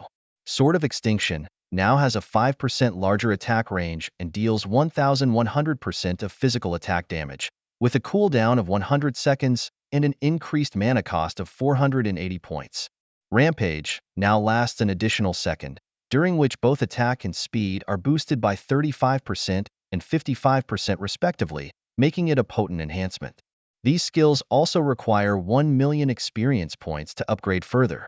Li Fan, having just leveled up, decides to delay their advancement to level 3 as he is not in a rush to increase his own level, understanding that being too high level could reduce the efficiency of farming monsters. Previously, he had spent a significant amount of experience points to maximize skills like Shield and Sword Art and Storm Sword Art. Otherwise, he would have been at least level 35 by now. The first Divine Creation event in the Endless Sky has concluded, and buying 5 skill books was a complete success for him. Unfortunately, had he known the competition would be so fierce, he might have spent some time grinding through nightmare dungeons to acquire better gear to sell for gold, regretting missing out on 2 skill books. His memory from a previous life on the details of this event is vague, only recalling the approximate timing and nothing about the final prices of the 7 skill books. He had initially thought that the gold he sold to Xixia Fairy would be enough for at least 1 book. Thankfully, he had the ticket fees from the Wolf Tribe's altar dungeon, or he wouldn't have been able to afford any at all. Li Fan realized he had underestimated the market when his 50,000 gold coins could only buy 5 books. This made him feel uneasy, and he mentally cautioned himself against overconfidence. Just then, a private message from his good friends, Xixia Fairy and Hua Hudi, popped up, capturing his attention. Xixia Fairy asked in a private chat, "Is there any chance you could sell the Meteor Shower and Sacred Prayer skill books? They don't seem very useful to you." Previously, Xixia Fairy had promptly sent gold coins to Li Fan during a quest. As the strength of mainstream players continues to grow, the production of gold coins in the game has also been increasing. Today, Xixia Fairy generously gave Li Fan over 3,000 gold coins, settling all his debts. She explained that she stayed online later than usual to make sure Li Fan had enough gold for the auction, handing over the coins just in time. Li Fan was very grateful for her thoughtful gesture and replied, "Tai Sui God, not for sale." Xixia Fairy then asked, "Wow, so did you really buy those 5 skill books? How did you manage to get so many gold coins?" Li Fan frowned upon reading her message. "Oh, you tricked me. Why are you so mischievous?" Tai Sui God clarified, "Sorry, I was mistaken earlier. I did not buy the Meteor Shower or Sacred Prayer skill books." Xixia Fairy angrily said, "Tai Sui God, do you think I'm a fool?" Tai Sui God patiently explained, "Oh, not for sale. I'm keeping these books for future teammates." He continued, "Regarding the gold coins, you know about the admission fee for the Wolf Tribe altar, right? Those coins are mine. So I can also find a hidden dungeon, clear it, turn it into a public dungeon, and then charge an entrance fee. It's nothing shady, and I'd face it openly if anyone guessed." Considering their previous friendly cooperation, he even kindly reminded Xixia Fairy how he had managed to accumulate so many gold coins. Xixia Fairy scoffed, "Future teammates? How about our Phoenix Guild's pioneering team? Just tell me who you like, and I'll introduce her to you." Tai Sui God politely replied, "Sorry, I'm busy, let's chat another time." Li Fan then ended their conversation. Although the Phoenix Guild's pioneering team is strong, they are not his people. Li Fan prefers not to spend his resources on training members from other guilds. As for teammates, although he knew many notable players from his past life, he hasn't met many yet. He suddenly remembered a message from Hua Hudi, so he opened it to check. Hua Hudi, once one of the strongest mages in a past life, although not very personable, had not communicated with him for a while after he declined her team invitation in M4399's newbie village. Curious, Li Fan read her private message. Hua Hudi asked, "Tai Sui God, did you buy those 5 skill books that sold for 10,000 gold coins each at the auction?" Tai Sui God responded, "Why do you ask?" Hua Hudi insisted, "Please tell me if it was you. I want to know how big the gap between us is." Li Fan realized that by rejecting her team invitation earlier, he had hurt her pride, and she had been striving to surpass him ever since. Perhaps she wanted to come back and mock him once she surpassed his abilities. Checking the leaderboard, indeed, Hua Hudi's name was in the 88th position on the level leaderboard and 71st on the equipment leaderboard. After completing the daily tasks assigned by the notorious drinker Liu Yanwei, Li Fan finally earned a reward of 280,000 experience points. It was already past 5 in the morning, and he felt a mix of satisfaction and exhaustion from his efforts. His competitive spirit kept his passion and desire for challenges in the game alive. In the game, Tai Sui-shen privately messaged him, claiming that he had purchased the skill book himself, but Hua Hudi questioned the source of his gold coins. Tai Sui-shen mysteriously replied, asking her to guess. Filled with jealousy and a sense of challenge, Hua Hudi vowed to make herself unattainable to Tai Sui-shen. Li Fan started to entertain the idea of forming a guild, realizing that one person's power was limited and that he needed allies to combat foreign demons. He decided to wait for official guild certification before proceeding, and Hua Hudi was one of the teammates he hoped to recruit. Hua Hudi, upon receiving the invitation, was torn, harboring complex feelings towards Li Fan. She admired him yet felt a competitive spirit towards him, which was neither romantic affection nor animosity.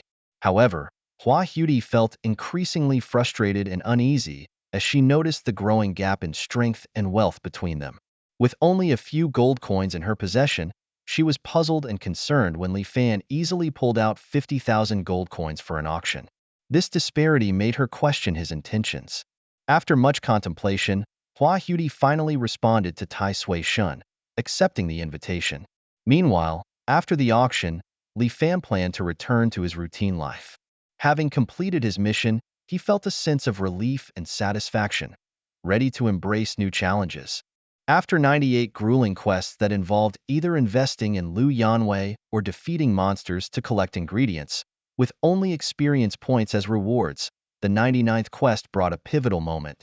Grateful for all his assistance, Liu Yanwei earnestly sought help from Li Fan for a deeply personal request: to avenge his fallen comrades from the Glory mercenary group, decimated by a troll tribe during a perilous adventure.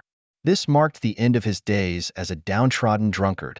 The quest required Li Fan to venture deep into the endless mountains north of Heiyao City, where he needed to eliminate at least 1,000 trolls, ranging from levels 35 to 45. The task was daunting, with a 15-day deadline to complete it solo.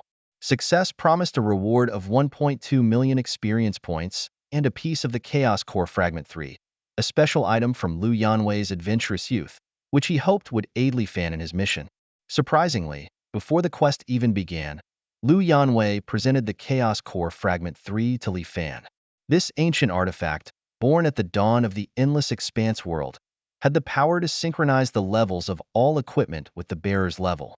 Delighted, Li Fan accepted the gift, unconcerned about the severe penalty of losing access to the quest chain should he fail. As soon as he stored the Chaos Core Fragment 3, his equipment underwent transformations.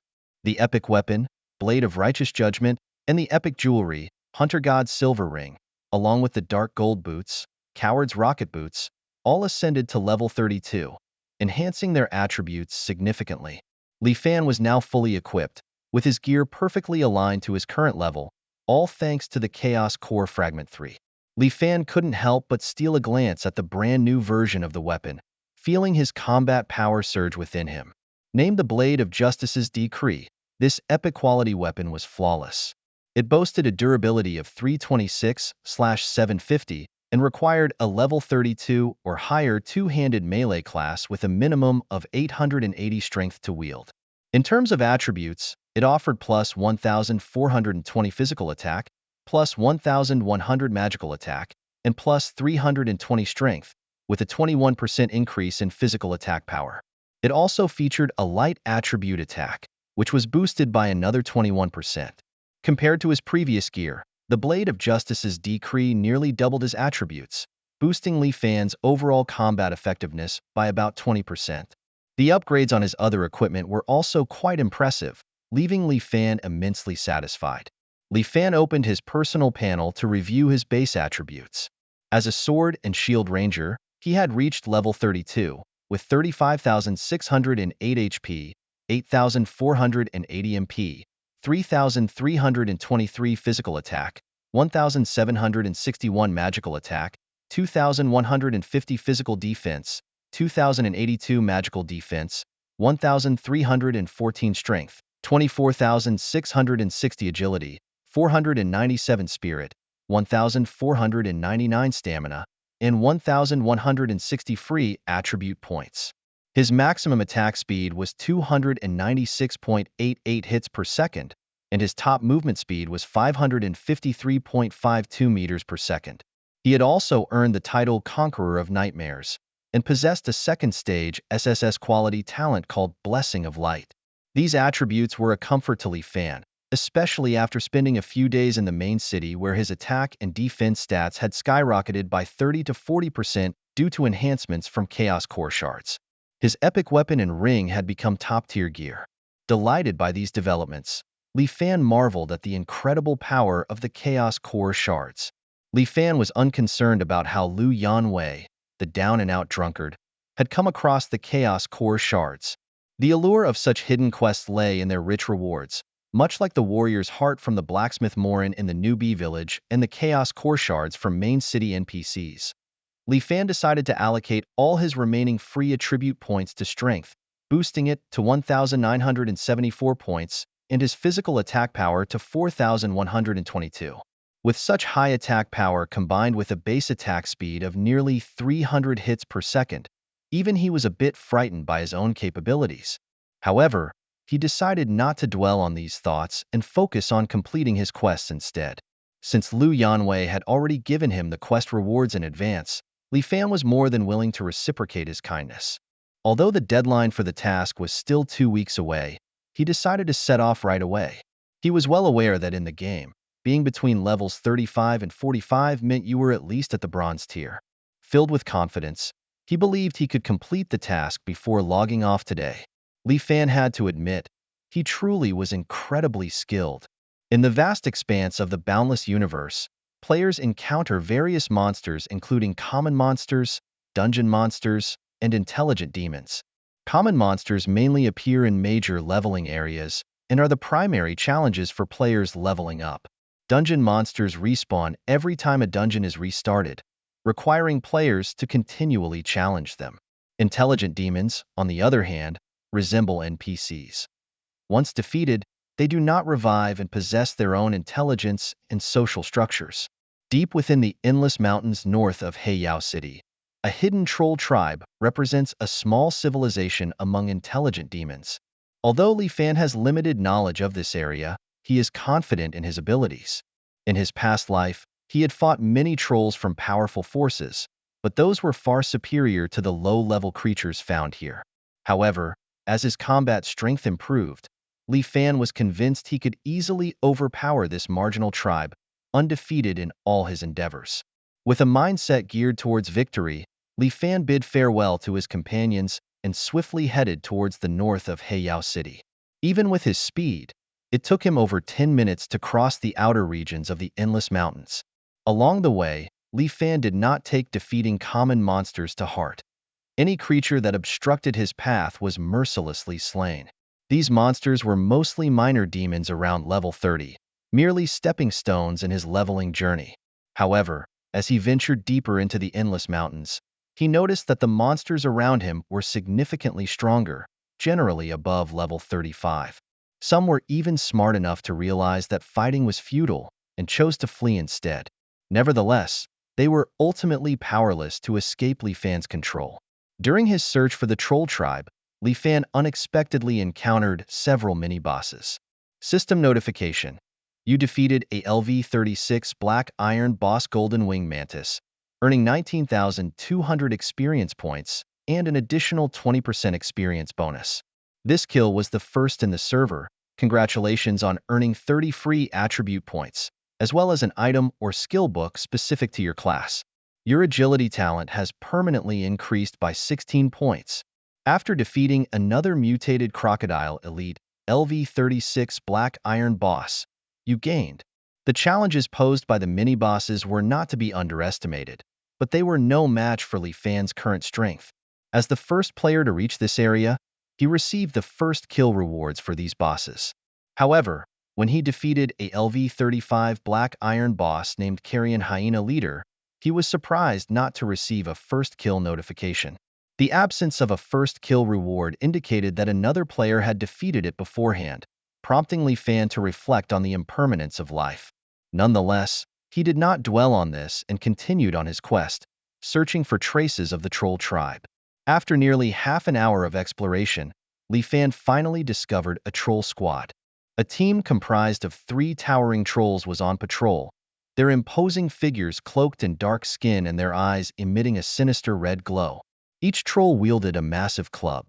Li Fan, using his eye of true sight, identified these creatures as troll patrol guards, classified as level 36 bronze with formidable offensive and defensive capabilities. These trolls were skilled in swinging their clubs, slashing with their claws, and kicking fiercely. Their abilities included sweeping strike, roar, frenzy, and alert. Deciding to engage, Li Fan, a master of sword chi, each of his strikes infused with immense power, effortlessly targeted a troll's vulnerability, inflicting devastating damage. Under his assault, the troll patrol guards were utterly defenseless and were quickly defeated.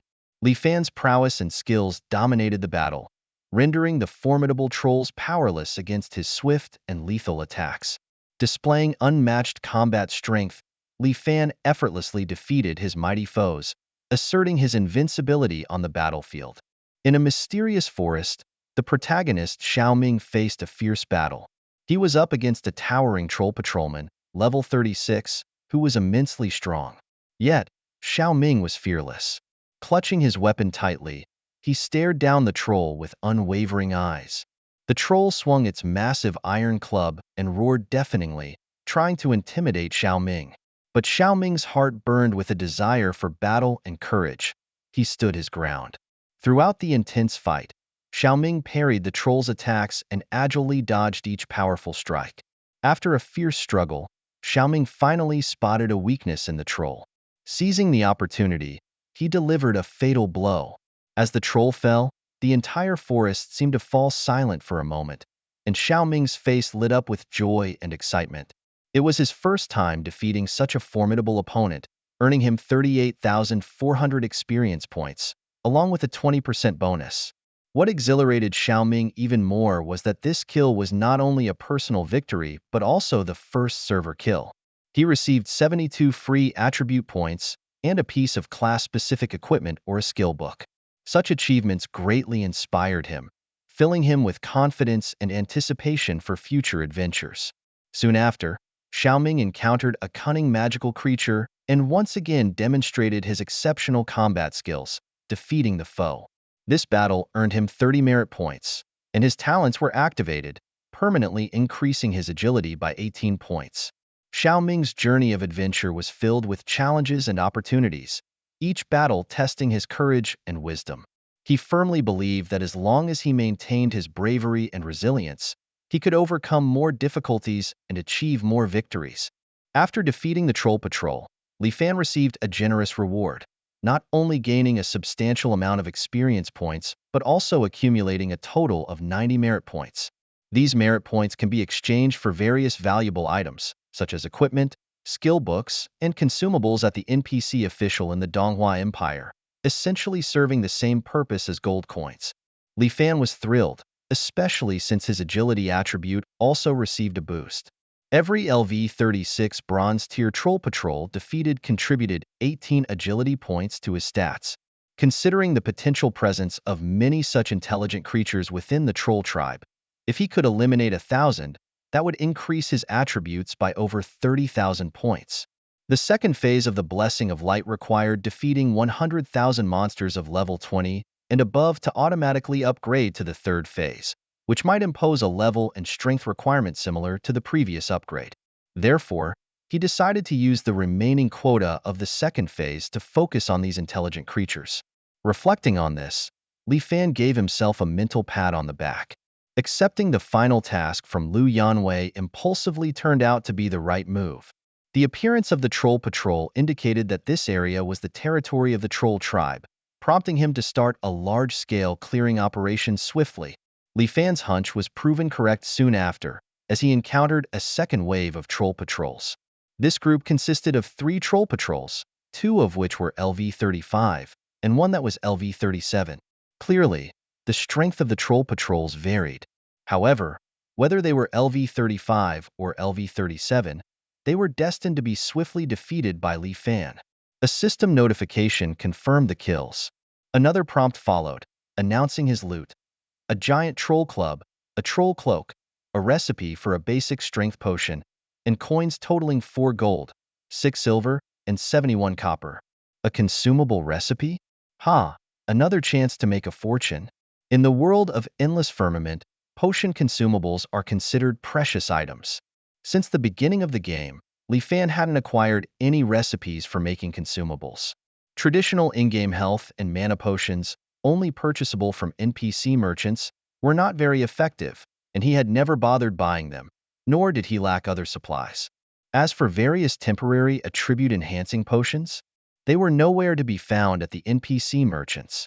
He thought he would need to accumulate enough merit points to exchange for items at the NPC official in the Donghua Empire, but defeating the Troll Patrol had unexpectedly rewarded him with a recipe, a delightful surprise indeed.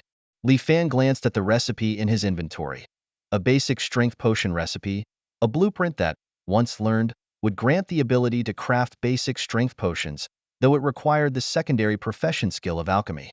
Crafting the basic strength potion would require ingredients like silver blossom, gold silver grass, and white spoon essence, providing an increase of 100 strength points plus an additional 5% boost for the next 60 seconds, with no cooldown. This potion could significantly enhance one's strength by 100 points and increase the attributes by 5%. Unfortunately, Li Fan did not possess the alchemy secondary profession skill. With a heart full of goodwill, Li Fan decided to save his secret potion-making skills for a worthy successor, ensuring a continuous supply of the elixir. He focused his scattered thoughts and bravely continued his exploration of the troll territories, unbothered by the 2 bronze pieces of equipment dropped by a 3-headed troll lord. Though valuable, these items were of lower quality and his backpack could not accommodate them. As Li Fan ventured further, he encountered the 3rd wave of troll patrols. The system notifications of enemy defeats popped up rapidly. After defeating several waves of troll patrols, Li Fan finally reached the core stronghold of the troll tribe. The valley, surrounded by mountains on all sides, had only one entrance, about 5 to 6 meters high. Stealthily, Li Fan defeated 2 bronze trolls guarding the gate and stepped into the valley. Inside, the valley opened up into a spacious landscape with a flat ground dotted with dwellings made of branches and straw. In the distance stood a colossal stone palace, in front of which was a huge, square platform. At the center of the platform, a lifelike, brown, giant troll statue towered, with a bonfire burning brightly. Trolls of all ages bustled about the valley. Aside from their fierce appearance and some gruesomely devouring raw meat, the scene almost resembled a peaceful, harmonious civilization. Looking at the trolls with pity, Li Fan's heart was filled with compassion. In the next moment, he swung his sword. Amidst flashes of blades and swords, Li Fan launched a unilateral slaughter on the trolls. Whether old or young, they were all at least of the bronze tier. These intelligent creatures, born as bronze tier beings, had built the troll civilization, known in Li Fan's world as the Bronze Tribe. Facing Li Fan, these bronze-tier trolls stood no chance, often falling with a single strike. The trolls plunged into chaos. Female trolls fled in panic, while the younger ones, enraged, charged at Li Fan with their weapons. At the same time, a group of well-equipped troll soldiers attempted to block Li Fan's advance, trying to halt his massacre. These soldiers were the strongest in the troll tribe, with levels above 38 and many silver-tier troll captains among them. However, they were no match for Li Fan, who single-handedly wrought a cruel slaughter upon the entire troll tribe. The system notifications of enemy kills surged rapidly. In moments, Li Fan was swept into a frenzied killing spree. Suddenly, the sound of war drums that quickened his heartbeat echoed through the valley. For towering troll chieftains, each adorned in gleaming gold armor, stormed towards him with faces contorted in rage. Deep in the valley, the troll tribe activated their war bravery drum skill, boosting their combat power by 20%, a legion skill so powerful it commanded respect. However, for Li Fan, such an enhancement did not shake his resolve. Even with a 20% increase in the troll's combat prowess, they seemed no more than ants in his eyes. His gaze was firmly fixed on the four advancing troll centurions, showing no fear. The troll centurions, as members of the troll race, were formidable level 42 gold-ranked warriors. Their chilling offensive and defensive capabilities were enough to deter any ordinary fighter. Wielding massive clubs, slashing with sharp claws, and kicking fiercely, they displayed powerful basic attacks. Their skills, including sweeping rage, war stomp, resilience, and last stand, highlighted their formidable strength. Despite the daunting physical prowess of the troll centurions, Li Fan remained undeterred. He calmly analyzed the situation, unfazed by the enemy's offensive and defensive tactics. In this endless expanse called the Celestial Realm, a boss's strength is measured against that of its peers. The trolls, known for their close combat strength and stamina, made the troll centurion's attack attributes particularly fearsome. Yet, Li Fan remained composed. He understood the importance of high attack power but prioritized agility, which was his true weapon. Before the troll centurion could even reach him, Li Fan had already initiated his attack.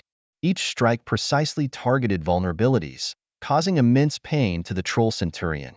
Li Fan's combat skills and cool-headed strategy allowed him to effortlessly dominate the battle and crush his enemies. The troll centurion's high physical and magical defenses made him seem invincible, but Li Fan had already devised a thorough plan. He skillfully utilized various equipment effects to maximize his damage output. The enhanced damage from his toxic earrings and the defense reduction from his storm sword technique made his attacks even more lethal. Each of Li Fan's strikes was as sharp as a blade, leaving the troll centurion struggling to defend. In this battle, Li Fan demonstrated his calm, decisiveness, and masterful control over combat. Although the troll centurion was powerful, he was merely a puppet under Li Fan's control. Each of Li Fan's relentless attacks acted like a deadly blade, methodically dismantling his opponent and showcasing the true essence of a king in battle. When facing the formidable centurion of the four-headed trolls, Li Fan demonstrated great respect towards the golden boss, unleashing his legendary skill, the Fatal Slash, without any reservation. Now upgraded to level 4, each strike inflicted over 5,000 points of damage with a piercing effect. The 20 sword chi beams he unleashed were far more fierce than ordinary attacks. These beams, like a dazzling white pillar of light, instantly penetrated the four-headed troll centurion, causing its health to plummet by a third in just a blink of an eye. The trolls roared in pain, lifting their heads to the sky. However, swords do not discriminate, and these intelligent troll centurions were not mere common mobs that could be respawned repeatedly. They had minds of their own. Therefore, they hesitated to deploy their wide-range AoE skills while their kin were still nearby, for fear of causing friendly fire. When one of the troll centurions attempted a counterattack, only one managed to do so.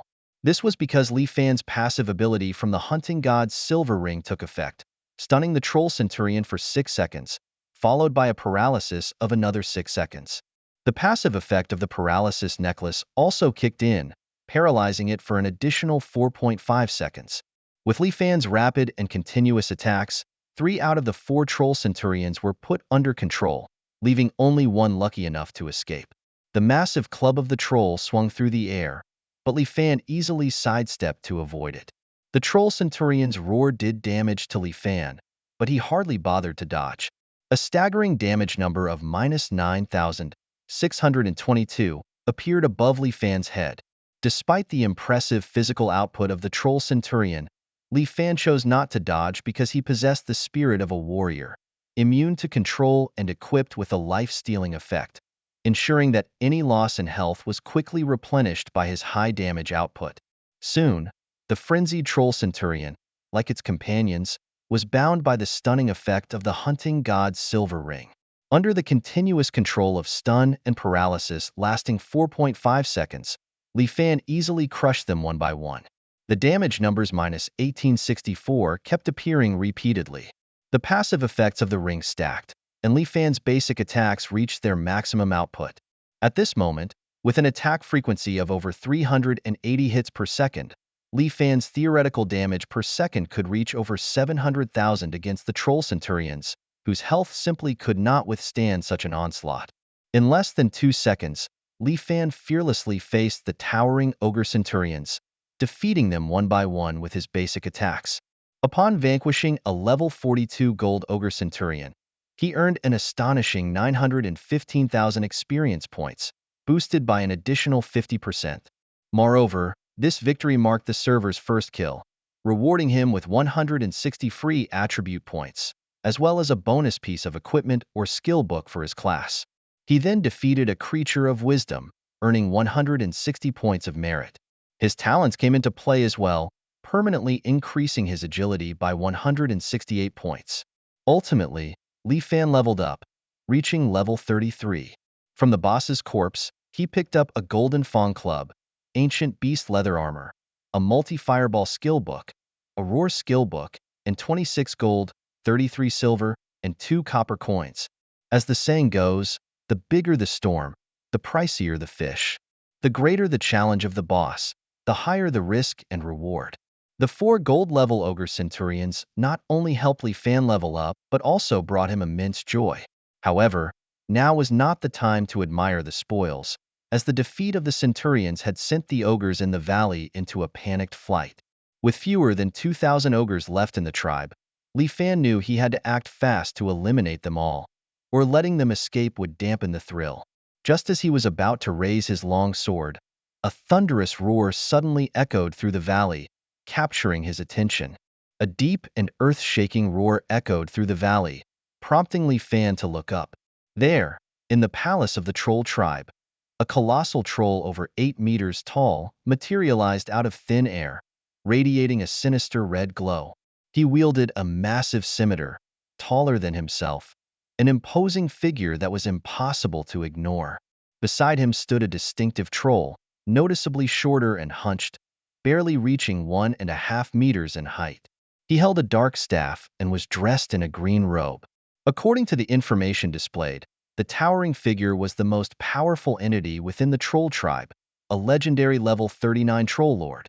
The smaller, hunched figure was the tribe's shaman, a dark gold boss-level troll shaman, at level 40. Suddenly, the troll shaman pulled out a golden miniature troll statue, seemingly filled with magical power. In an instant, all the other trolls in the valley, except for the troll lord and shaman, turned into black light and were absorbed into the miniature statue. A prompt appeared, revealing that the level 40 dark gold creature, Troll Shaman, had used the troll totem to shelter all the ordinary trolls within the totem's internal space. This spectacle made Li Fan, who had initially planned to lock onto the troll lord using the true side eye after a 30-second cooldown, immediately change his strategy. Even though you're a dark gold level creature, you seem even more dangerous than the legendary troll lord. Li Fan decided to use the true side eye to examine the troll shaman. Species: Troll Shaman, Tuba. Race: Troll Tribe. Level and rank: Level 40 Dark Gold Creature. Combat abilities: Physical Attack 2600, Magic Attack 10100, Health Points 700,000, Physical Defense 5569, Magic Defense 5874. Attributes: Strength 2100, Agility 3580, Spirit 6000, Stamina 4800. Regular attack: Arcane Energy Blast. Skill 1: Resist Poison Aura. Unleashes a powerful repelling magic, dealing 400% magic damage to enemies within a 30-meter radius, poisoning them to inflict 1,000 points of true damage per second for 5 seconds. Skill 2: Poison Circle. Conjures a 15-meter radius circle of poison, inflicting 250% magic damage per second on enemies within the area for 10 seconds. Skill 5: Toxic Nova. After chanting for 2 seconds, detonates the toxins within the bodies of nearby poisoned enemies, causing 99,999 points of true damage. Skill 6: Magic Shield. Casts a shield absorbing 50% of maximum health and damage, lasting for 30 seconds. Skill 7: Enlightenment. When health drops to 80%/50%/30%/20%/10%, randomly resets the cooldown of 1 to 3 skills. At 5% health, All skills except the shield enter a cooldown-free state for 15 seconds. Skill 8, Troll Shamanism. As a shaman of the troll tribe, can harness the powers of the troll totem. Weaknesses: eyes and throat. The true sight I revealed all this in a moment, giving Li Fan a clear insight into the full capabilities of the troll shaman. Facing a barrage of wide-area AoE abilities and high targeted damage, along with those mysterious troll totems, Li Fan couldn't help but feel a sense of trouble rising within him. His expression grew increasingly solemn. Although the true sight had revealed some valuable information, it failed to detect some critical data, such as the cooldown times of the troll shaman's abilities. In this regard, he could only observe and adapt during the battle. Deciding to first take down the totems before tackling the troll lord, Li Fan charged at the enemy without hesitation. His body was still in motion, but his sword energy was already striking. The sword energy, like moonlight, cascaded onto the body of the troll shaman. Simultaneously, a flurry of damage numbers appeared above its head: 219, minus 493, including critical hits, minus 237, minus 237. Each slash of sword energy inflicted minimal damage on the troll shaman due to its exceptional dual defenses and a level difference that reduced Li Fan's damage by 35%. Each of Li Fan's attacks could only cause 1 point of mandatory damage, plus 218 points of true damage from his talent, as well as the additional damage and 8% bonus from his venomous earrings against poison targets. Even the physical defense reduction effect of his storm sword technique was futile.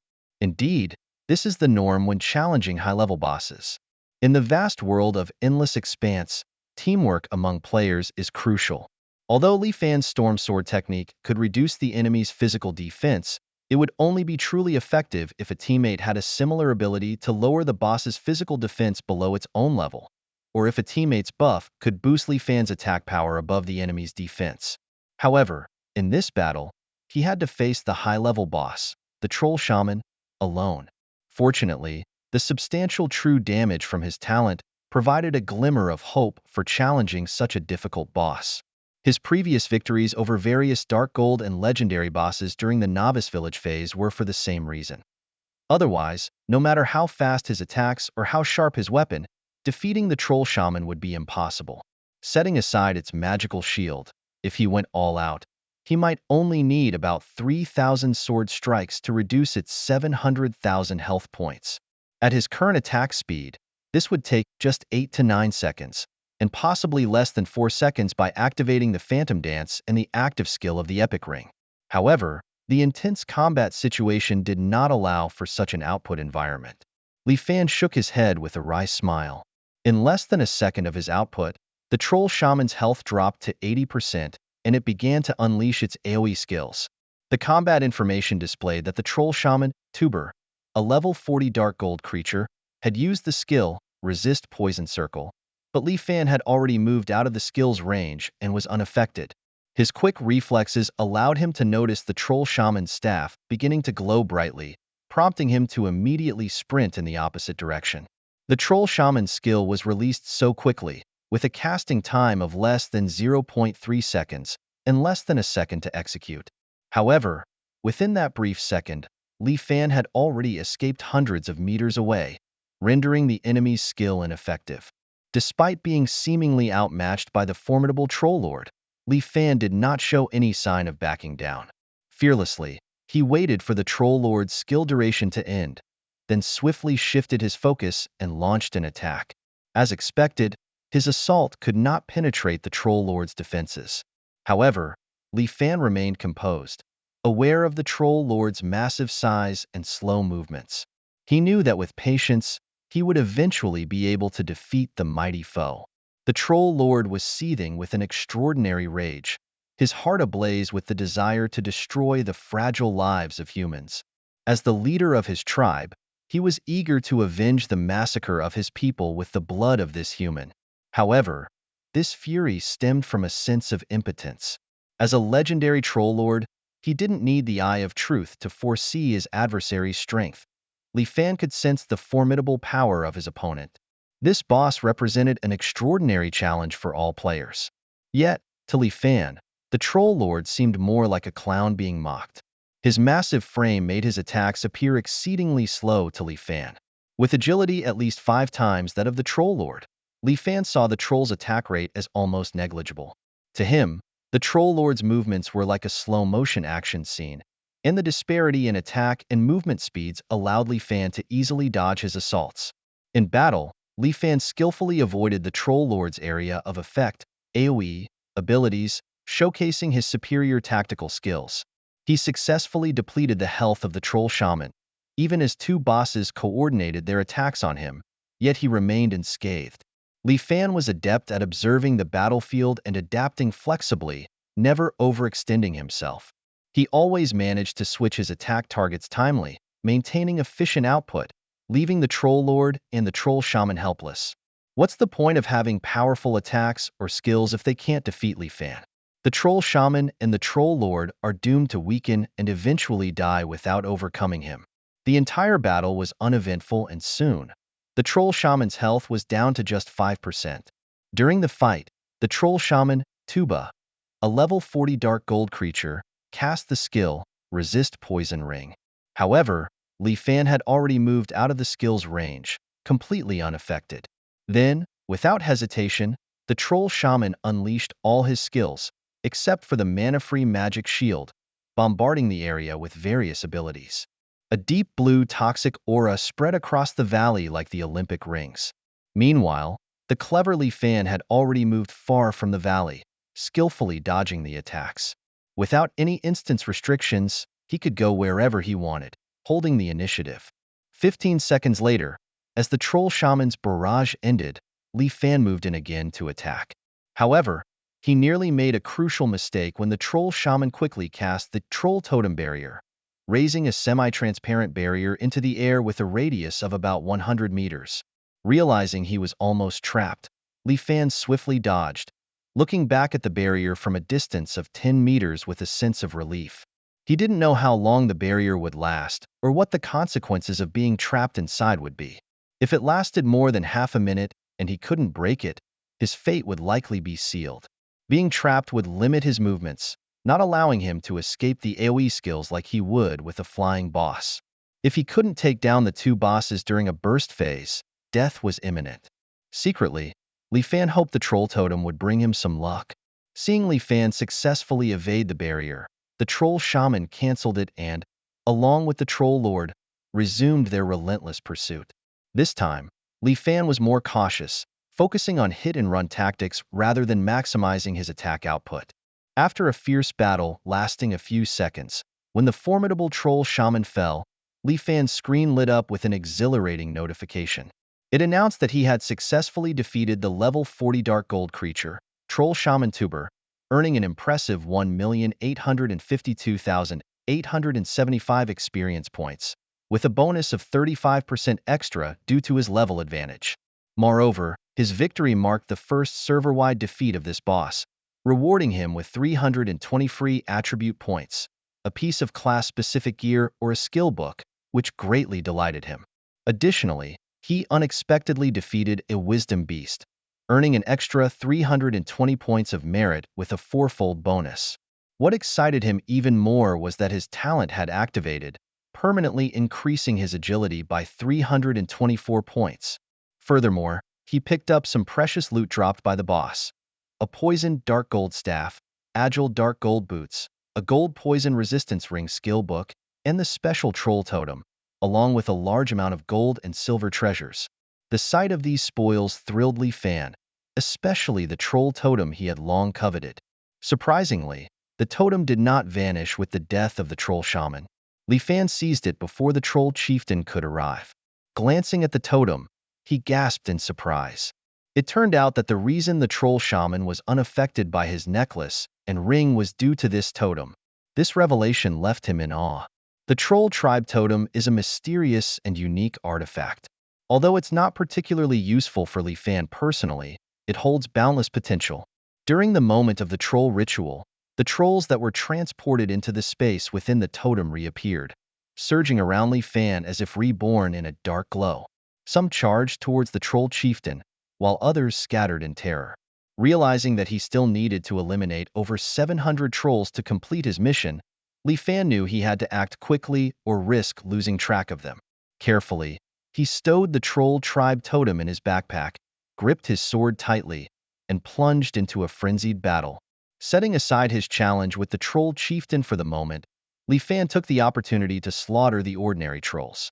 With his exceptional speed, he darted through the ranks of trolls, infuriating the chieftain who could only watch helplessly as his minions fell one by one. With every 20 strikes, an ordinary troll fell dead by his hand, his efficiency chillingly high. Li Fan's experience points soared, rapidly advancing his level and boosting his agility. By the time his agility reached 41,996 points, Liu Yanwei's task had already been completed. Now, as he paused, the ordinary trolls lay dead everywhere, with only the chieftain left howling alone.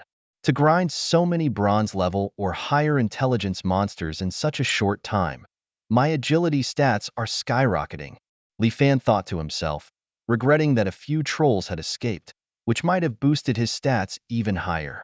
However, now was not the time to dwell on what-ifs. Stimulated by the death of his minions, the troll chieftain's attacks grew more ferocious, forcing Li Fan to take the battle seriously. With his true sight ability fully cooled down, he decisively launched a series of attacks on the troll chieftain. Meet Skuld, the troll lord and the mighty bear. Belonging to the troll race, Skuld is a legendary creature of level 39. His physical prowess is unmatched with an attack power of 19,504 and a magical attack strength of 3,100. He boasts a formidable health pool of 1,466,000 out of 1.5 million, with a physical defense of 12,885 and a magical defense of 12,004. Skuld's attributes are staggering: 12,000 in strength, 6,540 in agility, 2,330 in spirit, and 11,000 in stamina. Skuld's arsenal of attacks includes swinging a large sword, clawing, kicking, and performing a sweeping strike that devastates his enemies. His skills are awe-inspiring. 1. Roar. 2. Frenzy. Dritter war Stomp. 4. Earth Shatter. Skuld swings his massive sword to the ground, creating a shockwave that deals 500% physical damage and stuns enemies within a 150-meter radius. 5. Iron Body. Skuld slowly regenerates 2% of his maximum health every 5 seconds. 6. Bear Strike. Attacks deal an additional 200% of strength as physical damage. 7. Grief. Upon the death of fellow trolls nearby, Skuld's attack and movement speed increase by 1% per fallen troll, up to a maximum of 100%, though this effect dissipates after combat. 8. Rampage. When his health falls below 10%, Skuld becomes frenzied, reducing his defense by 30%, increasing his attributes by 40%, and making him immune to control effects. 9. Demonic Attention. When his health drops below 5%, a demonic avatar aids him in battle. Skuld's weaknesses are his eyes and his rear. His strength is so formidable that his regular attacks surpass the special moves of ordinary trolls.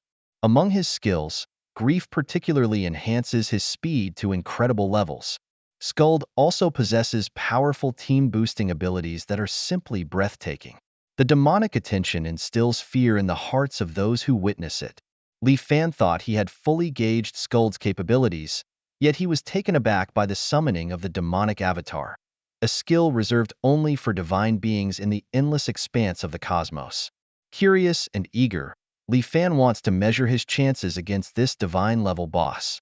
However, his thoughts are interrupted by a system notification alerting him to unusual magical creature activities near the Donghua Empire, advancing his mission, Li Changxing's concerns, to 2%. Did revealing Skuld's demonic attention skill with the true sight eye cause this progress? Despite his pondering, Skuld remains a threat, having just slaughtered ordinary trolls, restoring his health almost completely. For now, the priority remains: defeat the troll lord Skuld. The shattered sword streaked across the sky like a shooting star, numbers soaring above the troll lord's head. -437, -438, -472, -1062. Each attack targeted a deadly vulnerability.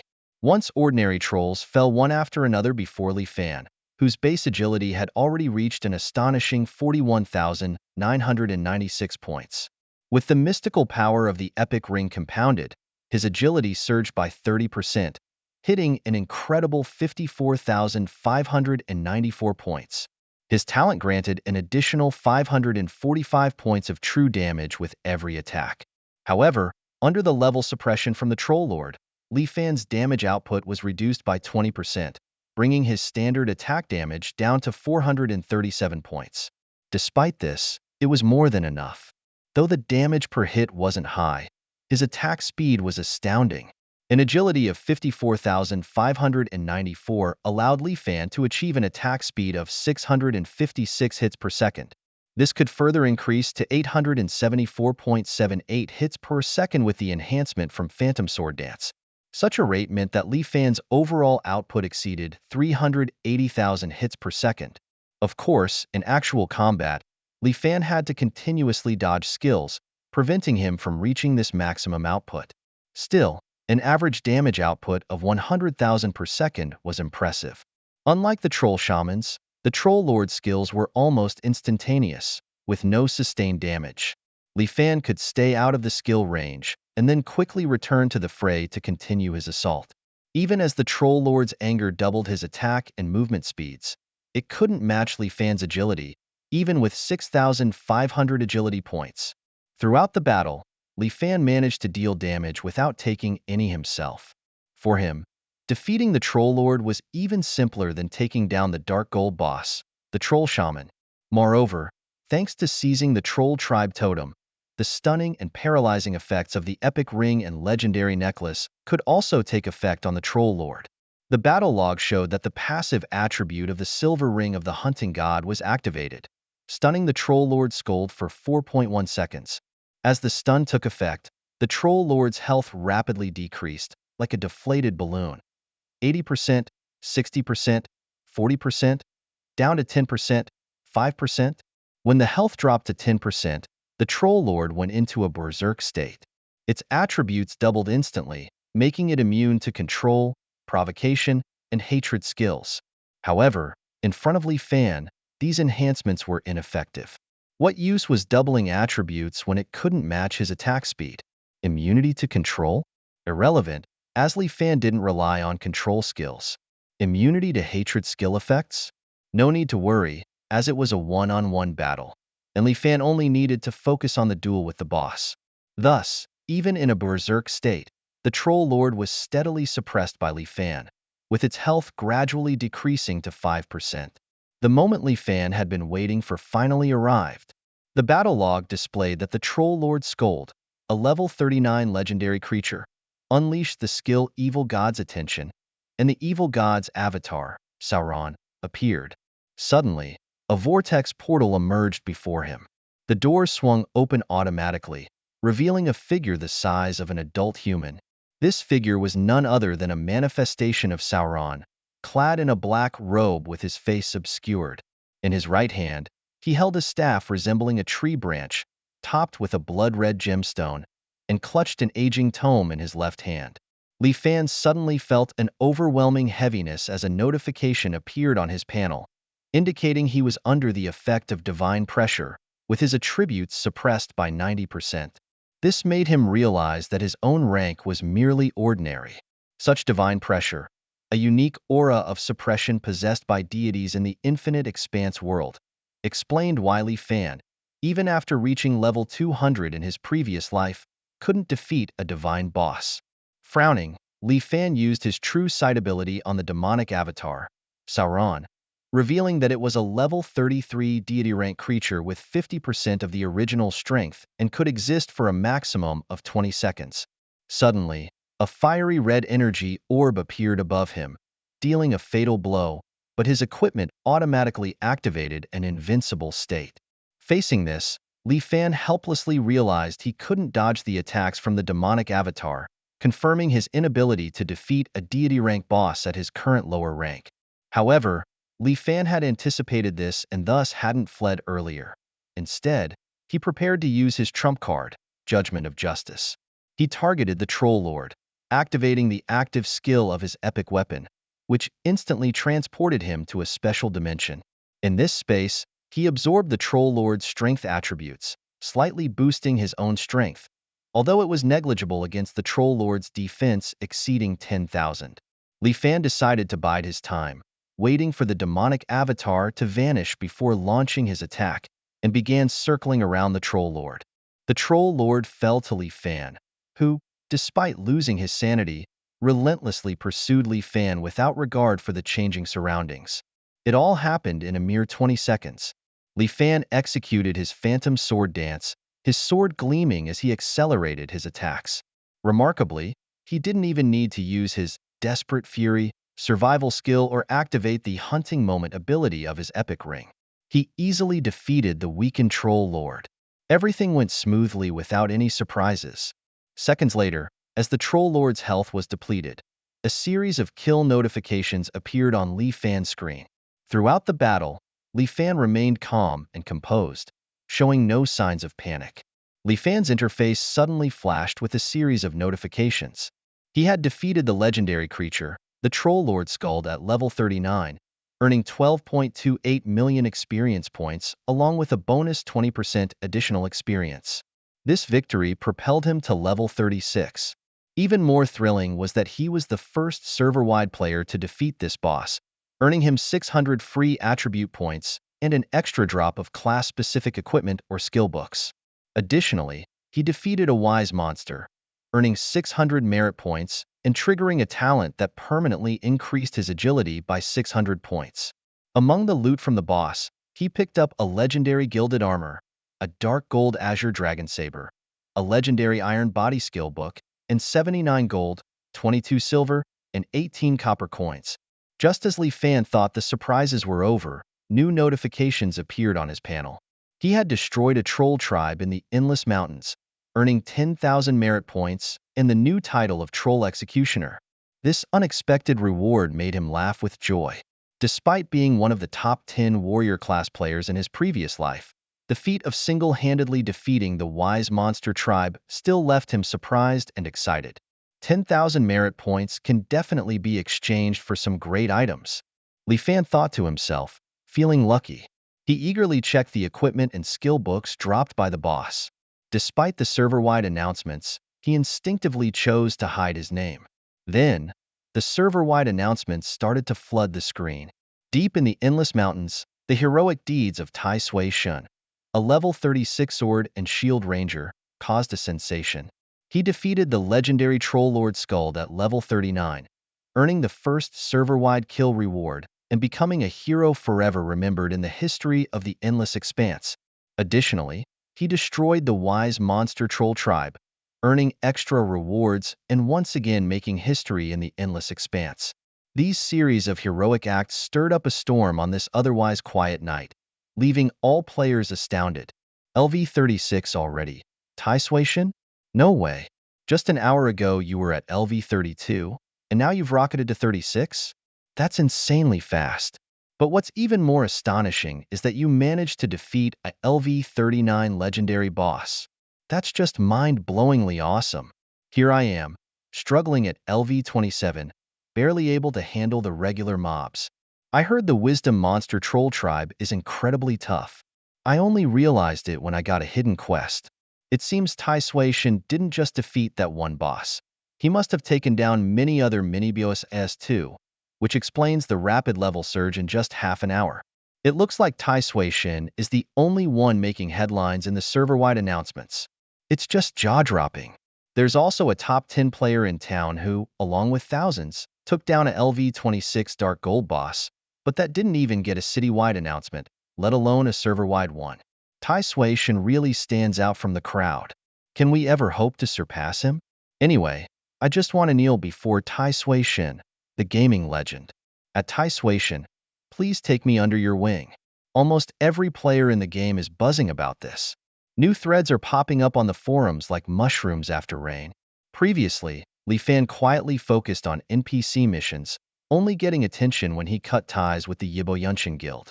Since he didn't update his equipment and used all his experience to level up his skills, Li Fan's level wasn't much higher than the second-ranked player, just about 2 levels ahead. Many thought he was out of the running, unable to maintain his early lead like back in the newbie village.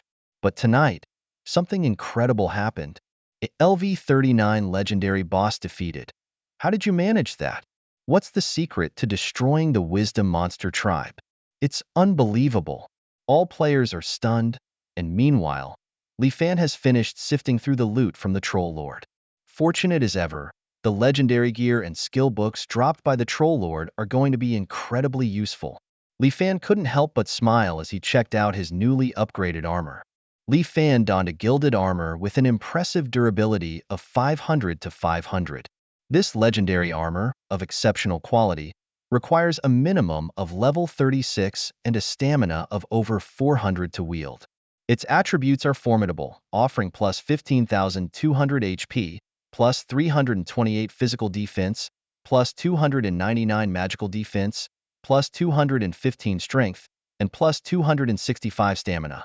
Additionally, the armor boasts a special feature where the maximum HP increases by 20%, and it slowly regenerates 3,000 HP over 5 seconds when damaged. It also reduces the duration of any status ailments by 30% and includes a bloodthirst passive skill, which increases the armor's maximum HP by 150 points during combat with each enemy, with a cooldown of 30 seconds per target. Such a growth-oriented piece of equipment brings immense joy to Li Fan. While other players might view this armor as merely outdated, given its low level and only the maximum HP growth, Li Fan possesses a Chaos Core Fragment 3, making this armor an endgame piece for him. A high HP is crucial for surviving high-difficulty boss fights, a fact well understood by Li Fan. Unfortunately, the skill book Iron Body, which is unaffected by the Chaos Core Fragment, remains beyond his reach for learning.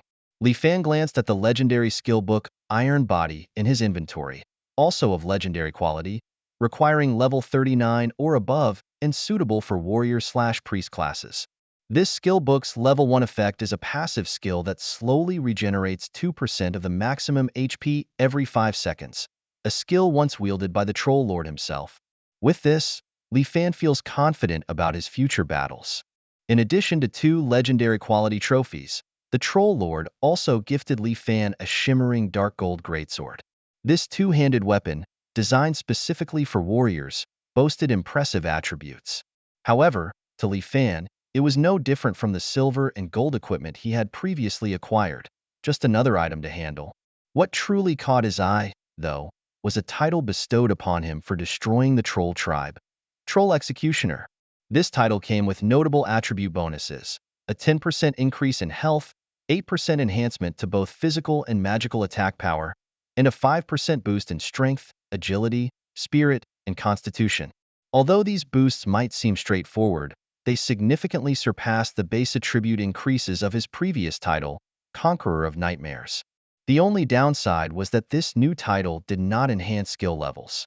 However, considering Li Fan primarily relied on basic attacks rather than skills, he decided to adopt the Troll Executioner title.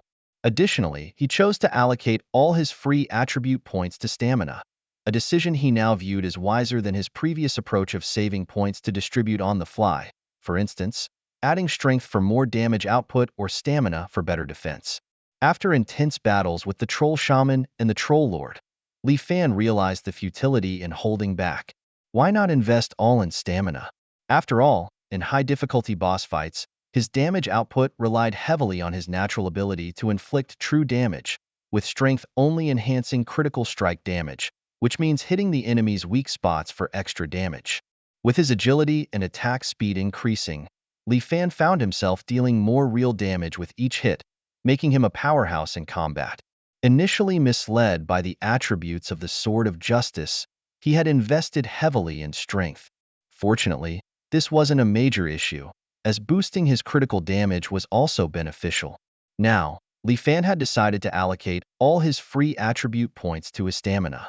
With a high defense and substantial health pool, he felt ready to face any boss. He resolutely added all his free points to his stamina and glanced at his updated character panel. Character: Tai Sui Shan. Base attributes: level 36, 404, 000/1, 490,000 XP. Class, Sword and Shield Ranger. HP, 62,330. MP 8,848. Attack, Physical Attack 4,817. Magical Attack 1,928. Defense, Physical Defense 4,600. Magical Defense 4,343. Attributes, Strength 2,261. Agility 44,725. Spirit 522. Stamina 3,416. Free Attribute Points, 0. Max Attack Speed, 537.66 attacks/second. Max Movement Speed, 994.95 meters/second. Title, Troll Executioner. Talent, Blessing of Light, Phase 2. SSS Quality. Equipment/skills. Details omitted. Having been out of combat for over 10 seconds, the passive benefits of his epic ring had disappeared, revealing Li Fan's stats without any buffs. The focus on stamina had significantly enhanced his physical defense, almost surpassing his attack value. He realized that farming the Wisdom Monster tribe had been highly profitable and planned to focus his efforts there. He remembered that NPC Lin Yuliang's hidden quest involved enhancing a tribe called the Lion Scorpion. Several days had passed, and it was time to tackle the first part of the quest. But before that, he planned to conquer the level 28 public dungeon, Lava Cave. After wrapping up his loot absorption and allocating his free attribute points, Li Fan began planning his path to further strength. There was a public dungeon at level 28 that he hadn't had time to explore while busy with Liu Yanwei's tasks. Now at level 36, he couldn't afford the experience penalty from delaying any longer. Thus, Li Fan decided to run the dungeon before tackling Lin Yuliang's task, hoping to claim the Nightmare Mode's first clear rewards. He messaged his friends, Tai Sui Shun to Zixia, gather 14 people, including yourself, and meet me at Tianyao City's Dungeon Square. I'll lead the Nightmare first clear. Tai Sui Shun to Erguzi, bring your 3 teammates. See you at Tianyao City's Dungeon Square in 20 minutes. Let's soar. Tai Sui Shun to Wahudi, still awake? That's rare. Come to Tianyao City's Dungeon Square. I'll take you through the Nightmare Mode first clear. The Lava Cave, a medium-sized public dungeon for 20 players, didn't restrict the number of challengers. Although Li Fan could enter alone, the severe penalty for a level 36 player in a level 28 dungeon made it wise to include lower-level teammates to indirectly boost the dungeon's yield.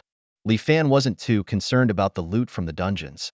He was mainly interested in the first-time clearance rewards and the legendary treasure chests included in the dungeon completion rewards. By pretending to lead his team into the dungeon while actually facing the monsters alone, as he had done previously in the Spider Cave, he could ensure that these rewards remained consistent. Although teaming up would divide his experience points, he didn't mind sacrificing a bit for the sake of training future teammates. With these thoughts in mind, Li Fan began his journey back to the city. At the dungeon square in Tianyao City, amidst the bustling crowd, someone suddenly pointed at a group and exclaimed, "Look, aren't those members of the Phoenix Guild's pioneering team? Oh my, we've actually run into them. I wonder if anyone is courting Zixia Fairy?" Other players admired figures like Chi-Chi, who was well known for her marksmanship and ranked high on the leaderboards. "I wish I could join them," another chimed in. "Forget about it," someone retorted. "The Phoenix Guild mainly recruits female players. Male players have to be exceptionally skilled to get in. Who are those narcissistic guys? What's the deal with this guy named Sinian?" someone else asked. "Ugh, that ID is so sinister. Hanging out with the Phoenix Guild folks? That's just wrong." Even late at night, Tianyao City's Dungeon Square was lively. The area featured dungeons like the level 28 Lava Cave and the level 20 Wolf Tribe Altar, which were popular among newcomers who aimed to complete the Wolf Tribe Altar dungeon 5 times daily for its high rewards and low risks. When Zixia Fairy and her group arrived, they attracted envious glances from the surrounding players. Suddenly, a group of unexpected visitors approached them. The leader of the group, whose ID was Aoshi Dihuang, stepped forward. "Zixia Fairy, we need to talk. Surely, you don't want to see your guild members being hunted by our Aoshi Chuanxiong Guild and Yibo Yunshin Guild," he said calmly. In the gaming forums, Xia Fairy had vocally supported Li Fan in his challenge against Yibo Yuntian. True to her word, she commanded her guild members to confront both Yibo Yuntian and the Ao Shirkun Xiong guild players. During this period, Li Fan was preoccupied with his own matters, leading to hundreds of daily casualties in the Feng Huang guild. However, the losses for Yibo Yuntian and Ao Shirkun Xiong were even more severe, largely because Li Fan had given all his surplus equipment to Xia Fairy, significantly enhancing the overall strength of the Feng Huang guild beyond that of average players. On the other side, Ao Shirkun Xiong and Yibo Yuntian guilds began to buckle under the pressure.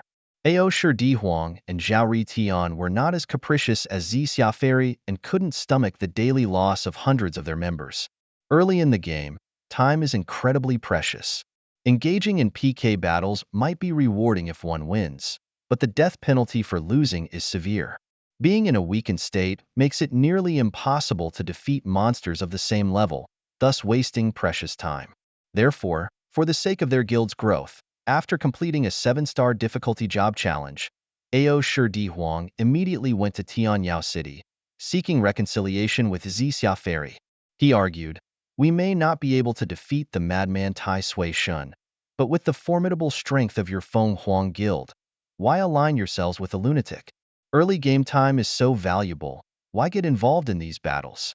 Miss Xia, take my advice. This feud is between us, Ao Shirkun Xiong and Yibo Yuntian guilds, and Tai Sui Shen. You don't need to get involved. I stand here today, representing the will of Yibo Yuntian guild leader Zhao Ri Tian, hoping for peace. Otherwise, we will take serious action against the Feng Huang guild. We are among the top guilds in the gaming world, temporarily unable to defeat Tai Sui Shen. But does that mean we can't defeat you? Xia Fairy, don't you want to protect your guild members from being hunted by us, which could hinder your progress? Please, stop cooperating with Tai Sui Shen." Ao Shir Di Huang said earnestly yet gently. Despite only being level 20 due to time lost on a challenging job quest, he felt safe appearing here because NPC soldiers were stationed nearby, and anyone attempting PK would face their sanctions. Li Fan's previous actions of attacking players in the main city were ineffective in front of NPC soldiers, so Ao Shir Di Huang was not worried about his safety. However, facing Ao Shir Di Huang's threats, Xia Fairy simply smiled coldly. Tai Sui Shen is a friend of our Feng Huang guild, and his stance is our stance. You think you can threaten us? You and Zhao Ri Tian, who have been hiding in the starter village like cowards, dare to come here and threaten us like clowns? It's laughable. With this, the Feng Huang guild remains unshaken, and we now consider your Ao Shirkun Xiong guild our enemy, Xia Fairy retorted, causing Ao Shir Di Huang's expression to darken. Are you out of your mind? Are you really willing to destroy both our guilds just for that lunatic Tai Sui god? Xia Fairy said, puzzled. You'll never understand the conflicts between the powerful, you clown. There's a saying that one woman is worth 500 ducks. Aoji Emperor picked the wrong opponent. He faced off against Aoji Emperor and was quickly overwhelmed by Xia Fairy and others. Meanwhile, Li Fan quietly arrived at the instant square. He didn't reveal himself immediately. Instead, he silently listened to the discussions among the players around, trying to understand Aoji Emperor's intentions. A fierce intent to kill flashed in Li Fan's eyes. In his memory, neither the Aoji Chuanxiong Guild nor Aoji Emperor had left a significant impression. In his previous life, this guild had disbanded in the 3rd or 4th year after the opening of the Endless Firmament, and Aoji Emperor had faded into obscurity, possibly meeting his end. After being reborn, his conflict with Aoji Chuanxiong originated from an incident where he defeated the Silver Wolf King and was met with disrespectful remarks. It wasn't a big deal to Li Fan. However, what he hadn't expected was for Aoji Chuanxiong to form an alliance with Yibo Yunshin. Moreover, Aoji Emperor had publicly supported Zhao Rifa on the forums, maliciously slandering Li Fan. Thus, although Li Fan didn't know much about Aoji Emperor, he regarded him as no different from Zhao Ritian. In his previous life, Zhao Ritian had successfully led the Yibo Yunshin Guild to become a notorious anti-human organization. If Aoji Chuanxiong had continued to exist, it might have evolved into another Yibo Yunshin. Fearing assassination, they hid in the newbie village for days, not daring to enter the main city. Once they reached the main city, they immediately sought out Xixia Ferry for threats, a contemptible act of bullying the weak. Today, your downfall is inevitable. My word is law, and not even gods can save you. With this in mind, Li Fan quietly left the instant square. Perhaps Aoji Emperor thought the NPC soldiers stationed around would keep him safe, thus not worrying about an attack? Too naive. Li Fan felt a lesson was necessary. In the City Lord's mansion of Tianyao City, the City Lord, a member of the Donghua Empire's royal family, praised Tai Sui God. You truly deserve to be the first chosen one to enter the main city. I wasn't wrong about you. To think you defeated the troll tribe all by yourself. As the City Lord of Tianyao City, he greatly admired Li Fan's actions and offered a reward. As an encouragement, you can exchange merit points for an item at half the usual cost. The City Lord looked at Li Fan with admiration. Simultaneously, a merit point exchange list appeared on Li Fan's panel. Donghua Empire Chosen, one's merit points exchange list. Item 1. Hero's Helmet. Quality: LV30 Silver Helmet. Grade: Excellent. Attribute 1. HP plus 900, Dual Defense plus 35, Stamina plus 30. Attribute 2. Physical damage received reduced by 5%. Attribute 3.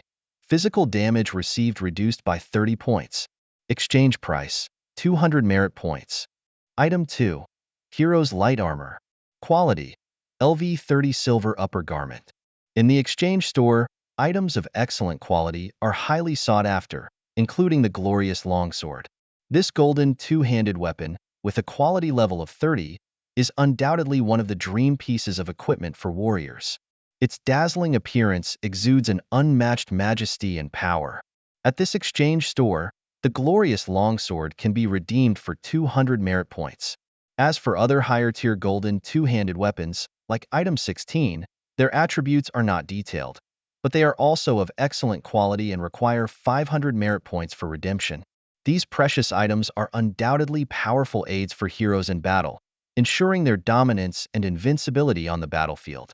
In Tianyao City, Lord Zhao Hong provided a list for item exchange that included a total of 500 various items, featuring top-quality dark gold equipment, skill books, and various special tools and consumables. These precious items filled Li Fan with anticipation and excitement. He originally planned to accumulate more merit points before making any exchanges, but plans don't always work out. So in addition to exchanging for a high-level honor medal of the Donghua Empire's Chosen, Li Fan also opted for a set of medium-grade agility elixirs. These elixirs, when used, instantly boost one's base agility by 500 points for 30 seconds and come with no cooldown period. Each vial costs 1,000 merit points, totaling 9 vials. Fortunately, during the medal exchange, Lord Zhao Hong offered a 50% discount, allowing Li Fan to easily purchase the needed items. Merit points are as precious as gold and should not be squandered lightly. Li Fan resolved to defeat more intelligent monster tribes in the future to amass more merit points. Shaking his head after completing the exchange, he headed towards the instant square. At the instant square, a heated argument was underway. Li Fan's good friend, Chen Ergu, was no longer holding back. He had been spending the past few days leveling up with his 3 old teammates in the Phoenix Guild's pioneering team, enjoying a pleasant and comfortable life alongside beautiful women. Suddenly, some people began to disrespect Xixia Ferry with harsh words. In such a situation, Chen Ergu fearlessly expressed his displeasure and anger loudly. Chen Ergu had already made his move before Li Fan, but unfortunately, he failed to capture the interest of the beautiful girls around him. In their eyes, he was just an average Joe, always seen as someone riding on Li Fan's coattails. This frustrated Chen Ergu deeply. However, when confronted by the provocations of Aoshi Dihuang and Zhao Ritian's group, Chen Ergu fearlessly stood by the girls, including Xixia Ferry, displaying his impressive verbal skills. With just a few words, he caught Aoshi Dihuang and Zhao Ritian off guard. Enraged, Zhao Ritian cursed, "Damn you! I'll remember this. Whether the Phoenix Guild wants peace or not, you won't escape. We, the Yibo Guild, will make sure of that." Zhao Ritian, despite his imposing username, had led the Yibo Guild into becoming a questionable group, showcasing his low standards and crude language. Originally, Zhao Ritian did not want to personally handle the negotiations with the Phoenix Guild and left it to Aoshi Dihuang. But he didn't expect Zixia Fairy's firm stance and was surprised by Aoshi Dihuang's incompetence, who couldn't even handle a confrontation with a woman. Left with no choice, Zhao Ritian had to step in and try to communicate with Zixia Fairy. However, before he could speak, Chen Ergu's taunts left him utterly humiliated. He was called a coward and a clown, labels that Zhao Ritian, as the leader of Yibo Yunshan, had never publicly faced before. More importantly, his evasion from Li Fan's pursuit, which had kept him barely alive until now, was a clear sign of his cowardice. Being mocked wasn't the worst part, but having his sore spots poked made Zhao Ritian's defenses crumble rapidly. Kid, just you wait. I swear on my honor as the leader of Yibo Yunshan, you won't be able to stand in this game. Zhao Ritian fiercely threatened Chen Ergu. Aoshi Dihuang chimed in menacingly, me too. My Aoshi Chuanxiong guild won't let you off either. Chen Ergu responded with a sneer, unafraid. Ha! Who are you trying to scare with those fierce faces? My boss is the mighty Taishangsha. If you dare, repeat those words when he arrives. This scene earned the admiration of the surrounding players. Wow, that's a real man. So brave, impressive. Beauty brings trouble indeed, as the ancient said, someone commented. Rash? Nonsense. Chen Erga scoffed. Didn't you hear what he said? His boss is Taishangshan. If my boss were also Taishangshan, why would I fear these trashy Yibo Yunshan and Aoshi Chuanxiong guilds? They're just minor characters in the game. What can they really do? Overall, Chen Ergu believed that his brother was doomed, given the challenging nature of game powers like Yibo Yunshan and Aoshi Chuanxiong. The players continued to discuss, many admiring Chen Ergu's courage. Some people think that Chen Ergu's actions were too impulsive, standing up for a beautiful woman without thinking and consequently angering two major guilds. They label it as classic, simp behavior. However, others see it differently. They believe that Chen Ergu, like the deity Tai Sui, is fearless. After all, in the game, he is undeniably the top player, a title not easily earned. With such a powerhouse protecting them, it's natural to act boldly. On the other hand, Zhao Ritian and Aoshi Dihuang paused when they heard Chen Ergu's declaration. You claim to be the Tai Sui? Ha, I don't buy it, unless you can? Zhao Ritian began to mock, but before he could finish, he vanished as if engulfed by a flash of white light. Just then, Li Fan, who had just arrived at the dungeon square, showed no mercy and made his move instantly. Li Fan is a man of action, not one for many words, but when he decides to act, he does so without hesitation. As he made his move, staggering damage numbers -5,082 and -7,764 exploded above Zhao Ritian's head, sending him back to the respawn point with just 2 strikes. The damage was even overflowing. The sudden turn of events left the surrounding players dumbfounded. Li Fan swiftly eliminated Zhao Ritian and then set his sights on Aoshi Dihuang. A critical hit for -9,842 damage was enough to instantly dispatch Aoshi Dihuang, whose health was under 10,000, turning him into a burst of white light with a single slash to the head. Next, Li Fan turned his attention to the dozen guild members that had accompanied his foes. Even the strongest among them couldn't withstand more than 3 normal attacks from him. Li Fan's attack and movement speed were astonishing. He wiped out the opposition in less than a second, a lightning-fast obliteration of formidable adversaries. Only then did the spectators realize what had just happened. My God, it's the power of Tai Sui God. What kind of divine skill is this? It's so fast, you can barely see it. Is this the might of Tai Sui God? Seeing it in person is 100 times more shocking than watching a video. It's terrifying. To slaughter like this in the dungeon square is brutally fierce. Some on the forums are saying that Tai Sui truly lives up to the name of a killing god, though they had the wrong person in mind. Look, the NPC soldiers are moving. Now there will be a spectacle. To act so boldly in front of NPC soldiers, Tai Sui God is done for. He can't be mightier than the NPC soldiers, can he? I don't believe it. As the players watched in shock, NPC soldiers approached the dungeon square. Zisha Fairy and others looked worriedly at Li Fan. This scene was entirely different from the slashing at the respawn point a few days ago, which had occurred out of sight of any NPC soldiers. This time, the NPC soldiers, representing not just themselves but the entire NPC faction of the Donghua Empire, had witnessed everything. What would Li Fan do? The situation looked grim. Just as Zisha Fairy and Chan Ergu were growing anxious, Li Fan suddenly pulled out a palm-sized medal from his bag.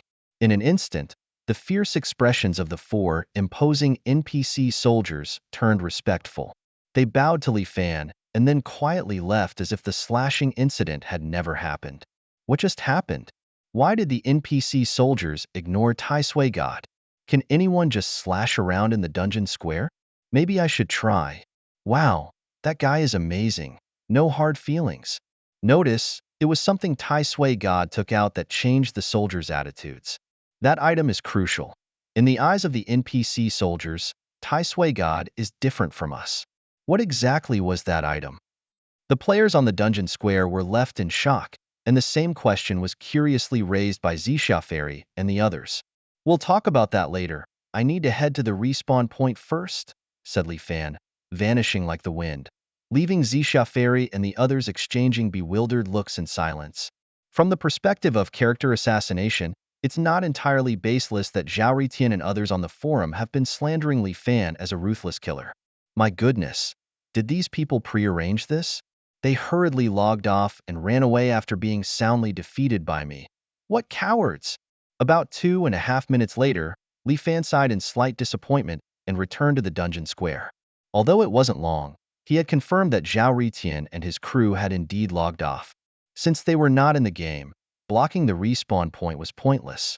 No worries, I have plenty of time. I set aside time every day to defeat you, and sooner or later, you will give up and quit the game. With his mind made up, Li Fan quickly rejoined his comrades, including Zisha Fairy. Chan Ergu, well done. Your performance was truly impressive. Li Fan gave a thumbs up to his good friend Chan Ergu, who, however, responded with a somewhat embarrassed smile, contrasting sharply with his earlier bravery. Reflecting on his actions, Chan Ergu felt he had behaved like a fawning follower, which was somewhat embarrassing, especially since his close friend had witnessed it. Thank you all for supporting our fight against the Yibo Yunshin and Ao Shikuangshan guilds. In return, I'm offering these items to you at half price, which should greatly enhance your combat abilities, Li Fan said to Zisha Fairy as he handed over all the gear he had collected but didn't need himself. The player's backpack can hold up to 100 items, and Li Fan's was packed full. Aside from essential items like the Warrior's Heart and the Holy Prayer skill book, he gave about 85 pieces of equipment and skill books to Zisha Fairy, all of which were at least of silver quality. Wow, this is a huge help for our guild, thank you. Zisha Fairy's eyes sparkled with joy. This was indeed one of the reasons she had sided with Li Fan against Yibo Yunshin and Ao Shikuangshan. But forget about the discount, these are rare treasures, and I won't let you suffer a loss. I'll give you a fair price. Then you owe me a big sum of gold coins. Li Fan Shuklat. Zisha Fairy truly lived up to her reputation as a wealthy and willful player. Come on, join the team. Let's clear this dungeon. All right, let's go. Li Fan formed the team, and Zisha Fairy's group quickly joined. Chan Ergu and his 3 old teammates also joined the team. Lastly, the tardy Huadai secured the final spot in the team. I heard you just defeated the leader of the Ao Shikuangshan guild? Nicely done. That guy has been hunting me down. By defeating him, you've done me a favor, Huadai declared proudly, glancing at Zisha Fairy as if to subtly indicate her prior acquaintance with Li Fan. Zisha Fairy smiled in response. As a woman, she sensed that Huadai might see her as a rival in love. How absurd. She admired Li Fan's personality and respected his gaming prowess, nothing more. Little girl, you're thinking too much. Oume a favor? Well, you really do now, as I expect I'll be defeating him more than once. Li Fan laughed off the topic and moved on. Let's head into the dungeon. Finally, Li Fan reached the ultimate challenge of the Lava Cave Nightmare mode, the legendary creature known as the level 32 Lava Titan. The air in the cave was stifling, almost as if the breath of a fiery dragon was scorching his face, causing him to lose 5 HP every second. As he confronted the lava titan, its immense figure loomed before him, radiating intense heat that shimmered in the dimly lit cave. The titan, made entirely of molten rock and lava, stood as a formidable adversary. However, Li Fan, armed with his unparalleled skills and experience, was ready for the battle. The fight was intense. The lava titan attacked with powerful lava blasts and rock throws, each move testing Li Fan's agility and combat prowess. Yet, with each calculated strike and strategic maneuver, Li Fan slowly wore down his opponent's massive health pool. After a grueling battle that pushed both his limits and the timer of the dungeon, Li Fan delivered the final blow, shattering the lava titan into 1,000 glowing embers. As the creature fell, the cave began to cool, and the oppressive heat lifted, signaling his victory. Exhausted but triumphant, Li Fan had not only defeated the lava titan within the allotted 60 minutes, but also cleared the lava cave, proving once again his mastery of this virtual world. As he exited the dungeon, the sense of achievement filled him with renewed vigor, ready for whatever challenges awaited him next in the endless expanse. Li Fan faced the most formidable boss in the dungeon, a level 32 legendary creature known as the Magma Behemoth. This creature was covered in reddish-brown scales that resembled stone, and its massive body, over 5 meters tall, shook the entire cave with each attack. The Magma Behemoth's attacks were fierce and wide-ranging, featuring ground slams and charging moves that dealt area of effect, AoE, damage and control effects, making it hard to predict and defend against. It even had a shield to absorb damage. However, it wasn't so lucky with its lair's size, which was as vast as 7 or 8 soccer fields combined. This spacious area meant that Li Fan had ample room to dodge its attacks, making this challenge considerably easier than facing the Troll Lord. Despite this being his first encounter with this boss since his rebirth, Li Fan's experience was nothing short of thrilling. There were moments when the Magma Behemoth nearly hit him. After a fierce battle lasting 5 minutes and 39 seconds, the Magma Behemoth finally fell. The system announced, "You have successfully defeated the level 32 legendary creature, the Magma Behemoth, earning 1.23 million experience points. With a 20-member team bonus of 200% and a high-level penalty of -20%, you have cleared the Magma Cave dungeon on Nightmare mode in 5 minutes and 39 seconds. Following the dungeon evaluation, it was noted that Li Fan's contribution accounted for 99.99% of the team's efforts, and the team's completion time was under 20 minutes without any deaths. Congratulations, you have received an SSS rating for the dungeon." The rewards included 6.4 million experience points, with a -20% penalty, a level 32 legendary treasure chest, and as the first team to clear the Magma Cave dungeon on Nightmare mode, the team captain received 400 free attribute points, the title Slayer of the Magma Behemoth, and a level 32 epic treasure chest. As Li Fan excitedly reviewed his rewards, the server-wide announcement began to flood the screen. Server-wide announcement: a brave team has successfully cleared the Magma Cave dungeon on Nightmare mode, led by team captain Tai Sui Shen, a level 36 sword and shield ranger, with teammates Zi Xia Xianzi, a level 31 storm warrior, and Miao Zhuin Shiji, a level 30 swift archer. Their heroic deed will be forever remembered in the annals of endless sky history. The announcement echoed across the server again. Although it was 4 in the morning in Longwa's real world, where silence would typically prevail, the Endless Sky gaming forums were abuzz with excitement. "Wow, another big event? Tai Sui Shun is incredible. I'm completely blown away. Just a while ago, he was in Tianyao City defeating Zhao Ri Tian and Ao Shi Huang, and now he's cleared the Magma Cave on Nightmare mode in minutes? It's unbelievable how quickly they defeated the Magma Behemoth under such difficult conditions." The players on the forum expressed their amazement and admiration. Recently, the frequent server-wide announcements have left many people feeling exhausted and numb. However, amidst this, Li Fan successfully completed the first clear of the Nightmare dungeon, an experience that plunged him into a state of internal conflict. Li Fan is a brave and resilient gamer who is passionate and dedicated to gaming. In the Nightmare dungeon, he faced countless challenges and failures but never gave up, continuously striving to push his limits. After a tough struggle, he finally achieved his first clear, a victory earned through sweat and tears.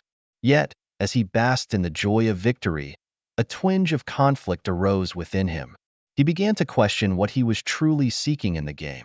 Was it the thrill of victory, the joy of the challenge, the satisfaction of achievement, or the essence of gaming itself? This conflict led him to deeply reflect on his perspective of the gaming world. Li Fan's state of mind was like a tense battlefield, with inner struggles and contradictions intertwining. He started to reevaluate his attitude and aspirations towards gaming, pondering over which path to take in the future. The turmoil of his emotions churned within him, as if an internal war was quietly unfolding. Despite his victory, Li Fan found himself at a new crossroads, facing even harder choices. His heart was like a lake stirred by a storm, tumultuous and restless. This achievement brought him not just glory, but a profound collision of thoughts and a stirring of the soul. Li Fan gripped the Sword of Rend, a two-handed greatsword imbued with mysterious powers.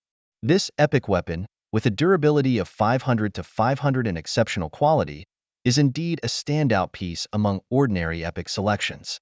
However, wielding it requires being at least level 36, specializing in two-handed melee weapons, and having a strength attribute of over 800 to unleash its full potential.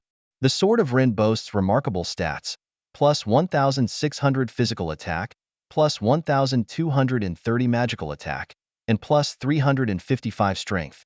Additionally, it enhances damage from physical and magical attacks by an extra 8%, and raises the level of active skills to level 2. Its prowess doesn't end there. Each successful attack has a 10% chance of triggering universal lifesteal, sustaining the user's combat endurance. Moreover, striking an enemy has a 2% chance of inflicting a severe bleeding status, causing 1% loss of health per second for 5 seconds. This bleeding effect, although not stackable, significantly impacts the flow of battle. The sword's passive skill, Rend, weakens an enemy's physical defense by 5% with each hit, stacking up to 6 times and lasting 30 seconds with no cooldown. Undoubtedly, this sword is a formidable weapon of war. However, Li Fan felt conflicted as he already possessed the controversial Blade of Judgment. Although just a common-grade weapon, its attribute enhancements as Li Fan grew far surpassed those of the Sword of Rend. Moreover, the Blade of Judgment had the potential to be upgraded to a mythic quality, making it nearly irreplaceable. Yet, the Sword of Rend's unique attributes of increasing damage, lifesteal, and bleeding effects, combined with the ability to reduce up to 30% of an enemy's physical defense, significantly enhanced its utility against dark gold and legendary bosses, far exceeding the Blade of Judgment. In the endless expanses of the world he inhabited, calculating damage output against bosses was a complex affair. Previously, when facing high defense bosses like the Troll Priest or Troll Lord, Li Fan could hardly penetrate their defenses, relying mainly on true damage from talents and additional damage effects from equipment against poison-susceptible bosses. However, with the Sword of Rend's 30% physical defense reduction, coupled with his own passive skills from Storm Sword technique, his output capability against lower-tier bosses should see a significant improvement. Thus, at this stage, the Sword of Rend still held considerable value for him. Additionally, he considered swapping other equipment to further enhance his combat capabilities. Suddenly, a brilliant idea struck Li Fan, clearing his mind and illuminating his path forward. In battle, Li Fan demonstrated an exceptional strategic vision. Rather than limiting himself to using just his dual-handed greatsword, he cleverly utilized a combination of the Rending Sword and the Blade of Justice. He executed 6 consecutive attacks to weaken the boss's physical defenses, then swiftly switched to the Blade of Justice. Taking advantage of the high stat bonuses it offered, he continued his assault on the now vulnerable boss. This tactic not only successfully diminished the boss's armor, but also allowed him to fully leverage the unique features of his equipment, showcasing his impressive combat skills. In his previous gaming life, players often carried multiple sets of equipment to adapt to different bosses' combat styles. However, since the game server Li Fan was on had only recently launched, high-quality gear was not easy to come by. Coupled with the significant boost from his SSS talent, Li Fan had initially overlooked the crucial tactic of switching equipment. But as battles grew increasingly complex, he realized the importance of reviving this traditional approach, keeping the rending sword as a backup weapon. Additionally, he was thrilled to acquire a legendary quality item, the Lava Behemoth's Magic Belt, during a dungeon raid. This belt, of legendary quality, boasted significant attribute bonuses and a unique passive skill. Beyond the basic stats, what excited Li Fan the most was the fifth attribute, the passive skill of Magic Shield. This skill could block the effect of any one skill attack, greatly enhancing his survivability against high-level bosses. With this Magic Shield, even if Li Fan occasionally made a mistake and got hit by a boss skill, he could avoid damage, significantly increasing his margin for error in combat. Li Fan knew well that every bit of increased survivability was crucial when facing formidable opponents. Li Fan joyfully picked up the legendary belt that had fallen to the ground, feeling a surge of happiness. This wasn't just any legendary item. It was part of the magical armor set from the Lava Beast, a rare piece with set effects. Wearing 2 pieces from the set would boost strength, agility, spirit, and stamina by 150 points each. With 3 pieces, both physical and magical defenses would increase by an additional 10%. Wearing 4 pieces would enhance attack speed by 10% and movement speed by 15%. The most thrilling part was that wearing all 5 pieces would increase maximum health by an additional 15%, and also boost strength, agility, spirit, and stamina by another 8%. Each piece of this legendary set, crafted by the Lava Beast itself, was a perfect match with exceptional set effects. Therefore, without any hesitation, Li Fan decided to take on the nightmare mode of the Lava Cave Dungeon again, hoping for more astonishing rewards. Driven by the dream of acquiring legendary gear and the desire to boost his strength, Li Fan led his team and resolved to use up all 4 remaining dungeon challenge opportunities today. The first successful dungeon run took just about 5 to 6 minutes, and the subsequent runs saw even faster completion times, averaging 4 to 5 minutes each. Including time spent opening treasure chests and inspecting the equipment and skill books acquired, the whole process took roughly half an hour. Ultimately, Li Fan concluded his dungeon marathon for the day. The system notification sounded, "You have successfully defeated, details omitted," followed by another alert, "Congratulations on leveling up, current level, LV38. Soon after, another message announced, "You have received a legendary treasure chest containing details omitted." In his previous life, Li Fan was just an average player in his 30s, struggling to tackle difficult mode dungeons with a team. However, in this life, nightmare difficulty dungeons were a piece of cake for him. Clearing them? Effortless. He dominated with superior attributes, making it seem like child's play. Although these 4 runs didn't include the epic treasure chest from the first-time completion bonus, Li Fan achieved an SSS rating in every challenge, thus earning a legendary quality chest each time. Along with the dungeon boss's loot, within half an hour, Li Fan amassed 13 pieces of legendary quality equipment and 2 legendary skill books. While most players were still overjoyed at acquiring a single bronze piece of equipment, obtaining legendary gear had become commonplace for him. However, there was a slight disappointment. Only 1 helmet from the Magma Giant's armor set dropped. Of the 2 legendary skill books, only 1 was suitable for his use. Li Fan shook his head with a wry smile, feeling that today's luck wasn't exactly perfect. He glanced at the shining legendary helmet above his head and the newly appeared skill in his skill list. This helmet, known as the Steel Helmet, came from the Magma Giant. It boasted impressive durability of 520/520, was of legendary quality and ordinary grade, required a minimum level of 38, and a stamina no less than 550. Its attributes included HP plus 13,327, physical defense plus 300, magical defense plus 285, strength plus 180, stamina plus 230, strength plus 200, fire resistance plus 9%, and a 20% increase in life recovery effects. It also featured the passive skill, Solid as Rock, which increased physical and magical defense by 400 points each and granted a shield that could absorb 20% of incoming damage, refreshing 10 seconds after exiting combat. Moreover, It possessed a legendary quality LV2 active skill that dealt damage to enemies 20 times every 5 seconds during combat, triggering a combo effect that increased physical attack power by 5.5%, stacking up to 10 layers. To upgrade to the next level, it required 2 million experience points and a minimum level of 41. The attributes of the Magma Giant's steel helmet were outstanding. Although it overlapped with the War God Ares helmet that Li Fan previously used, like the epic two-handed sword from the first-time completion chest, Li Fan decided to keep this new legendary helmet for his own use rather than selling it. Li Fan obtained a legendary belt that activated a set effect, boosting all his attributes by 150 points. Although the helmet of the god of war, Ares, wasn't as useful as the belt, it possessed a precious passive ability that granted 3 seconds of invincibility. Li Fan stowed it in his backpack, planning to use it at a crucial moment. Additionally, the combo skill book he acquired was a pleasant surprise. By using experience points, he upgraded the skill to level 2, which allowed him to attack 20 times every 5 seconds, easily stacking buffs that increased his physical attack by 55%. Li Fan invested all the free attribute points from his first completion reward into his vitality, coupled with the Advanced Chosen One's Honor Medal, which added 500 points to his base attributes.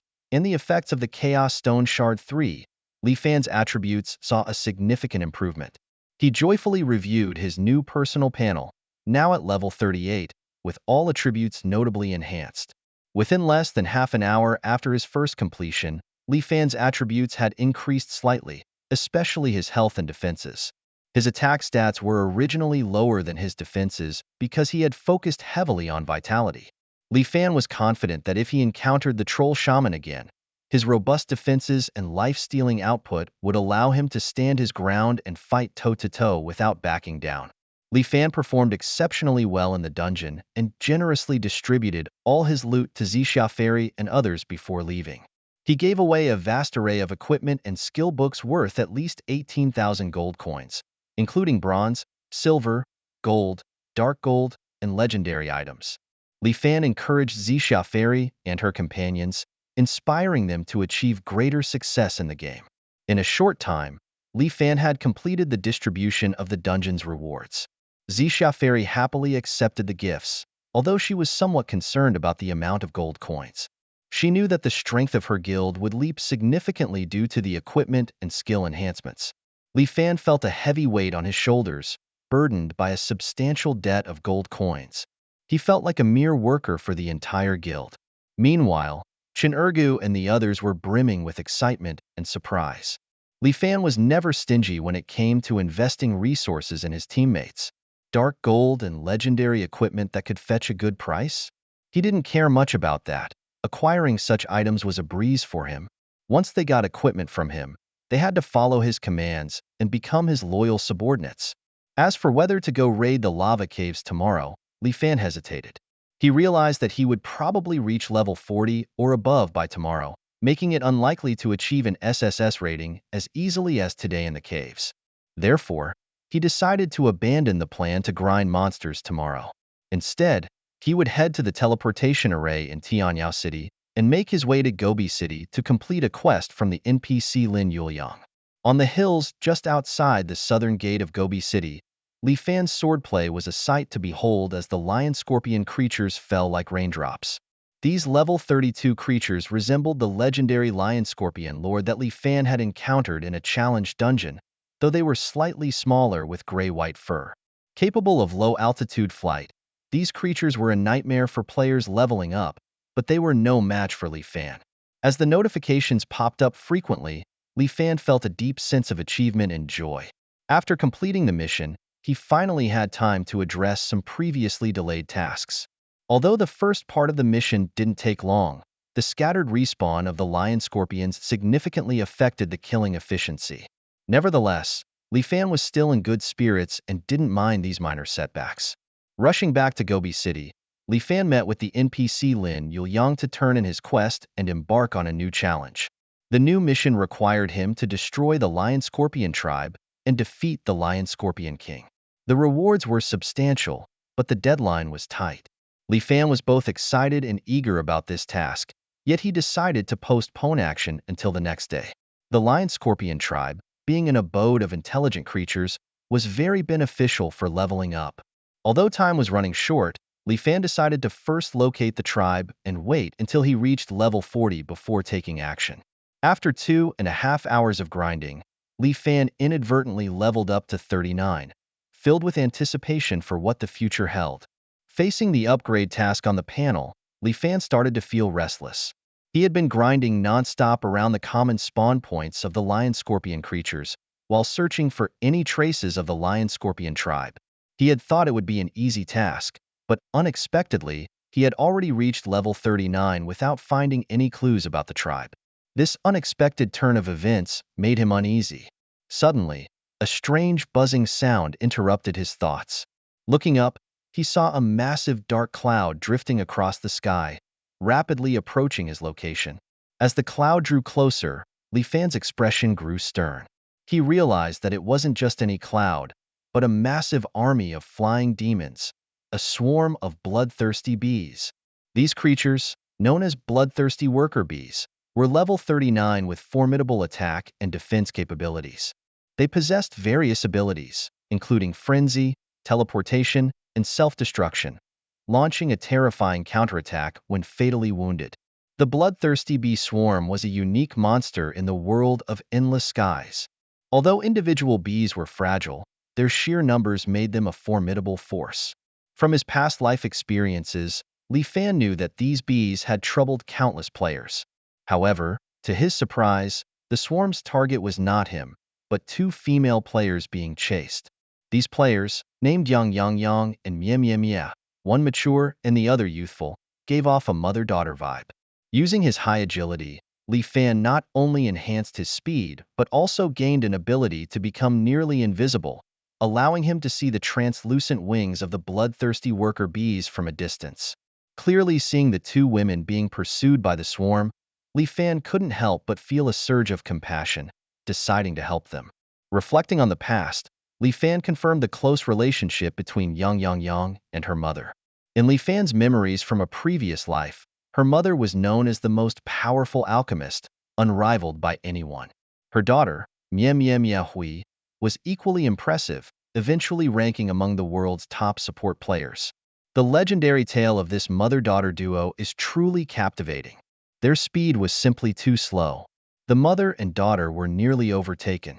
Mie Mie Mie, who had just turned 16, cried out in panic, her face filled with terror as she followed her mother.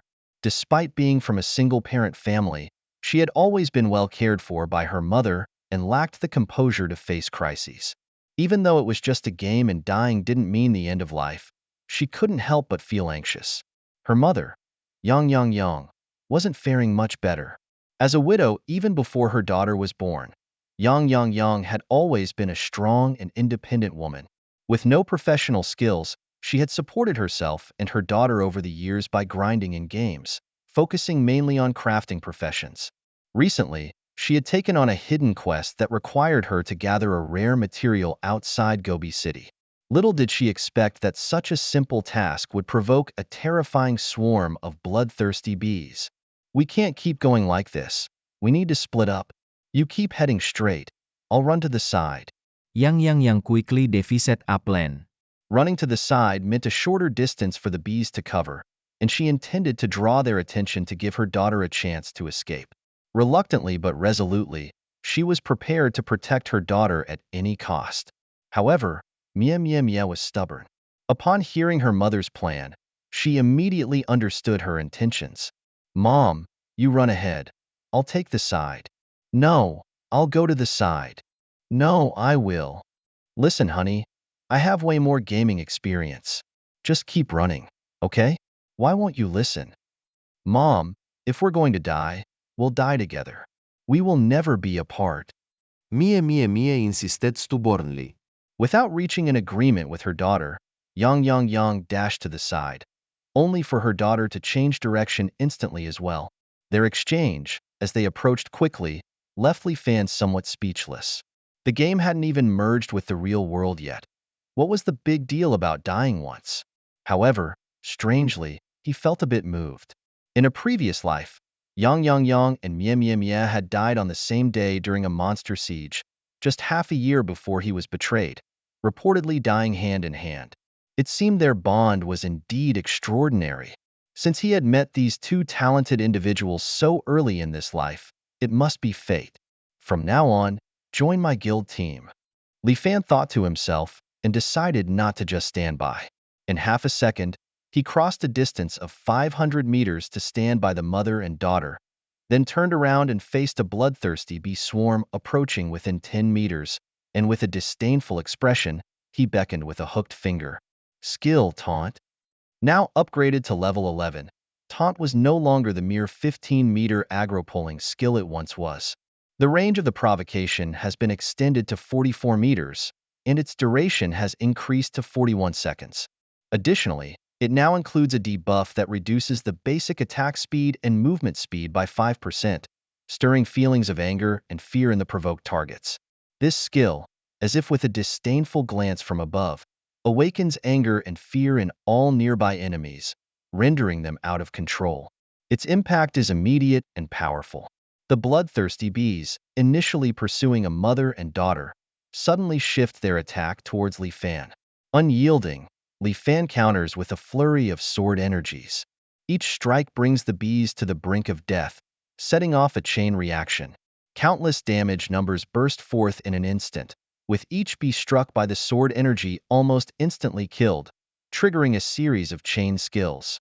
Instant invincibility, teleportation next to Li Fan, and imminent self-destruction.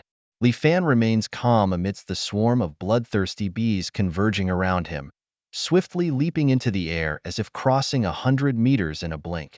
The bees, limited to a single teleport, fail to match Li Fan's speed. Their attempts at flying prove futile. Consequently, behind Li Fan, the bees appear one after another, drawing a red line of death. With successive booms, the explosions begin. The small bodies of the bees release immense energy, the explosions deafening, with fierce winds howling and dust swirling around. The system announces, "You have defeated the bloodthirsty worker bee, gaining 1270 experience points." Another alert follows. "Your talent is activated, permanently increasing your agility by 3 points." The surge in experience points and attributes elates Li Fan. Typically, defeating these dangerous bee swarms yields no equipment or skill books, prompting most players to avoid them. However, the experience and attribute enhancements from this encounter thrill Li Fan immensely. Seizing this rare opportunity, he eagerly continues the battle. As the shockwave from the bee's self-destruction subsides, Li Fan returns to his position, unleashing more sword energy attacks. Damage numbers flutter down as he darts across the battlefield like lightning, effortlessly handling the massive swarm of bloodthirsty bees. His speed advantage is fully displayed. Without such swiftness, even 100 lives would not suffice against the bees' suicidal attacks. Fortunately, Li Fan's speed allows him to easily capture the bloodthirsty worker bees. Their combination of teleportation and self-destruction proves ineffective against him. Just as wave after wave of bees is eradicated, suddenly, several larger, rare bloodthirsty bees emerge from the swarm. Without a second thought, Li Fan swung his sword, sending a powerful blade energy directly at a small section of the bloodthirsty bee swarm, striking about 10 of them.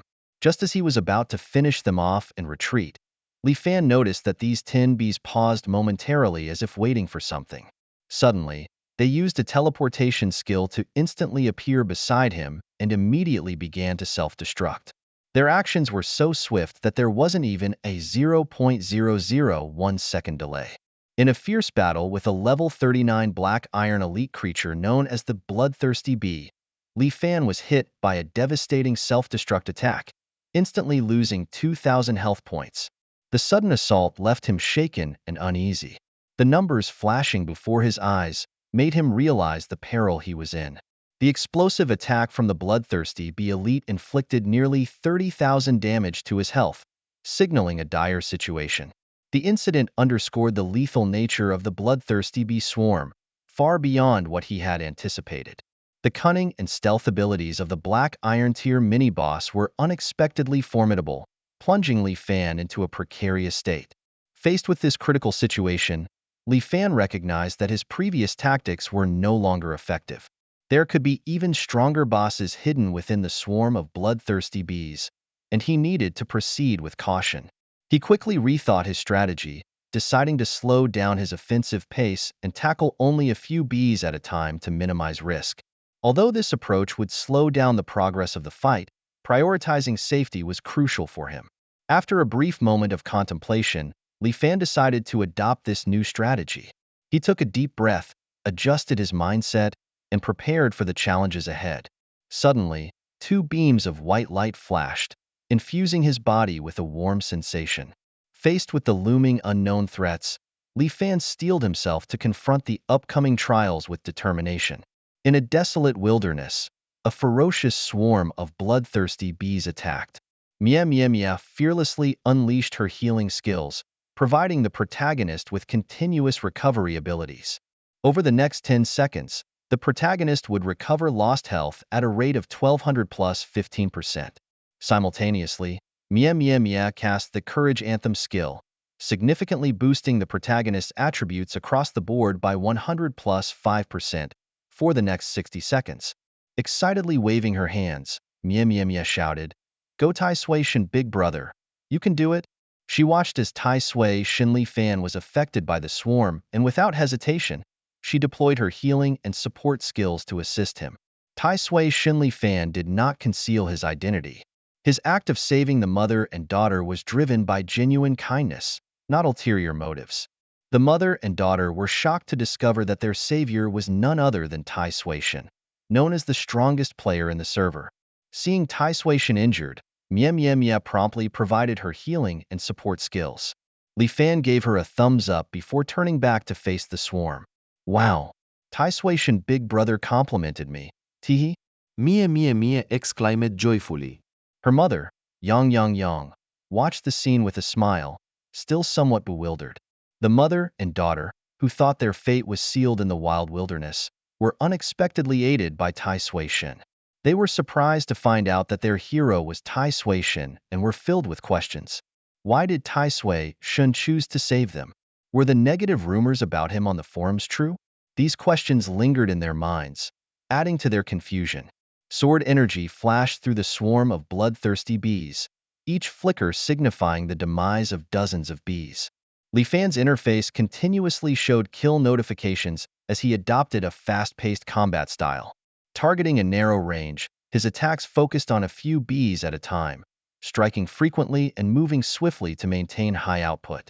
Despite occasionally encountering higher-tier bloodthirsty bees which caused self-damage, his vampiric abilities and passive healing skills kept his health safely above the critical line.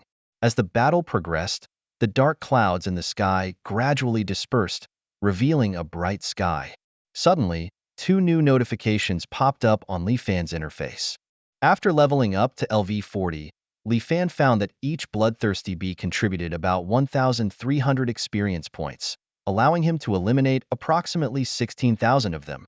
The bonuses from his talents pushed his base agility attribute past 90,000, giving him an exhilarating sense of accomplishment. Even though there were no more experience points to gain, he continued to fight with great enthusiasm. Li Fan was in high spirits, brimming with combativeness. However, just as he was about to completely wipe out the remaining bloodthirsty bees, something unexpected happened. About a third of them suddenly flew up into the sky and disappeared. By then, Li Fan's base agility had reached an astonishing 95,270 points, a truly magical number. With the help of the mighty Tai Sui God, the mother and daughter were overwhelmed with gratitude. The bravery of Tai Sui God deeply impressed them, and their admiration was clearly evident. Although their moment of expressing thanks was interrupted by the mother, Li Fan still managed to smile, unwilling to let awkwardness mar the moment of appreciation. He felt a slight regret inside. He had been ready to show his prowess against the bloodthirsty bees, but the interaction was cut short by their gratitude. As for the girl's astonishment, he could only respond with a wry smile and a shake of his head. He hadn't helped them to gain their favor, yet the young girls misunderstood his kindness. Li Fan admonished, "Young lady, don't jump to conclusions. Focusing on your studies is the right path. However, Facing the sheepish expression of the girl, he realized that silence was no longer appropriate. He calmly stated, "No need for thanks, I just happened to be here. I was actually about to confront those bloodthirsty bees." He paused, then straightforwardly suggested, "It seems we are fated to meet. Why not become friends? One of you is a cleric, and the other is a secondary profession player. I'm planning to create a guild. Would you like to join?" Upon hearing this, the mother and daughter showed delighted expressions. For the daughter, a secondary profession player with minimal strength, following the top player in the game was an excellent opportunity for a safe livelihood. The mother, needing a strong damage dealer, could find no better ally than Tai Sui God in the entire game world. Having just been rescued, they readily agreed without hesitation. Li Fan nodded, pleased, knowing that moderation and enthusiasm could often be more effective. He expressed his gratitude simply, then bid farewell to the mother and daughter. Back in the replica square of Gobi City, Li Fan encountered another bottleneck in his career progression. He needed to pass a professional trial instance to break through his current status. This second professional trial was identical to the experience at level 20. He chose to challenge the highest difficulty of 10 stars to unlock his professional potential, enhance his growth rate, and acquire new skills. As a reborn individual with the game's strongest SSS grade talent, Li Fan naturally opted for the highest level of challenge. With his resolution firm, a vast plain suddenly unfolded before him. The scene before Li Fan was desolate. A vast plain lay barren, with a massive rock sprawled across the ground. About 3,000 meters away, a white wall stood as a clear boundary marking the limits of the activity area. Suddenly, a prompt popped up on Li Fan's interface, alerting him that he had entered a professional trial instance with a daunting difficulty level of 10 stars.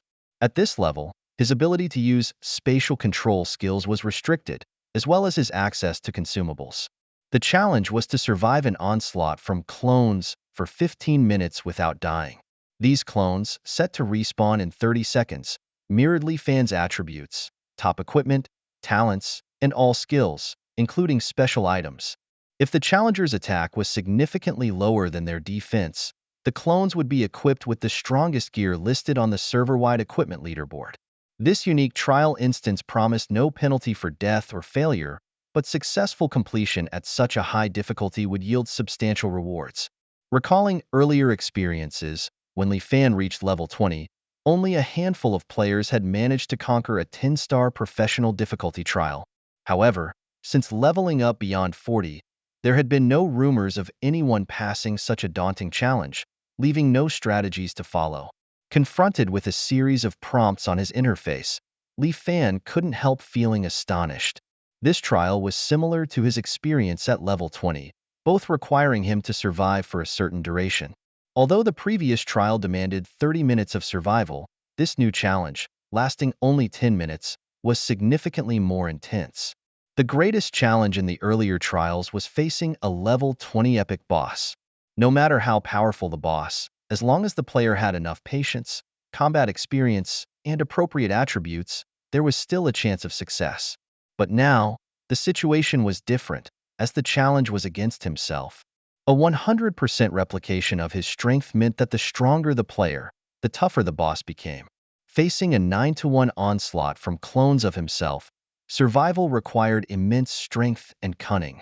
The key challenge was that these clones possessed his strongest equipment. If a player's attack was much weaker than their defense, which meant attacking oneself would cause minimal damage, then the clones would wear the top-rank gear from the entire server's equipment leaderboard. This implied that there was no way to temporarily switch gear to mitigate risk.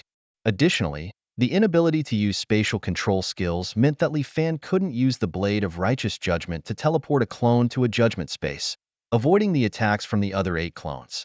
Similarly, talents like Round Space from the famed assassin Sahara were ineffective in this instance. A surge of determination to face challenges welled up in Li Fan's heart. He firmly believed in his innate talent, especially given his exceptional ability to inflict true damage. This convinced him that even if he backed down from the current challenge, he wouldn't be able to withstand an attack from 9 clones in the future. Although clones wouldn't appear on the 9-star difficulty level, Li Fan decided to give it a try, hoping for some unexpected gains. With this thought, his nerves tensed and his focus sharpened, making time seem to fly by in the blink of an eye. Suddenly, 9 familiar figures appeared beside him, tightly encircling him. These were his own clones. A mix of excitement and nervousness surged through Li Fan, but above all, he felt a deep longing and confidence to tackle the unknown challenge. Fierce sword energy, sharp as blades, assaulted Li Fan, with 9 clones appearing simultaneously to attack him. Li Fan felt the piercing intensity of the sword energy as if it enveloped the entire world. It reminded him of the helplessness experienced by intelligent monsters in games when faced with such attacks. Nearly 1,000 sword energies poured down like a torrential rain, forming an impenetrable web that forced Li Fan to flee. Without hesitation, he activated the acceleration feature of his shoes, instantly boosting his speed to swiftly dodge the sword strikes. The sword energy slashed through the air, reducing Li Fan's health by over 30,000 points. Realizing that the clones also possessed their own talents, Li Fan felt lucky that they hadn't unleashed all their buffs and skills, or he would have been instantly defeated. The pressure mounted as he faced the encirclement of 9 clones, each strike sending chills down his spine. With such formidable foes, his only option was to run. The clones relentlessly pursued him, forcing him to keep moving. He knew that using his last resort, like the desperate roar, would leave him with no way out. Fortunately, the clones were not faster than him, and he successfully evaded the first wave of attacks. Thanks to his excellent agility and fast movement speed, Li Fan skillfully maneuvered around the sword attacks. However, he noticed that not all clones were actively chasing him, for were still running normally. This meant that their formation could become disorganized, and once their skill buffs ended, they might activate even more powerful skills, leaving him with nowhere to hide. Anxiety gripped Li Fan as he realized he might not be able to clear the level smoothly, making him increasingly agitated. Li Fan found himself in a desperate situation, seemingly unable to turn the tide of battle. He could only struggle to survive the brutal combat, constantly fending off the enemy's relentless attacks. A counterattack seemed like a luxury, for now, adapting to the harsh conditions of the fight was paramount. As time ticked by, just as he managed to escape the constraints of a double speed buff, the other 4 clones simultaneously triggered similar abilities. In an instant, they closed in on Li Fan, their sword energies swirling through the air, creating an impenetrable offensive formation.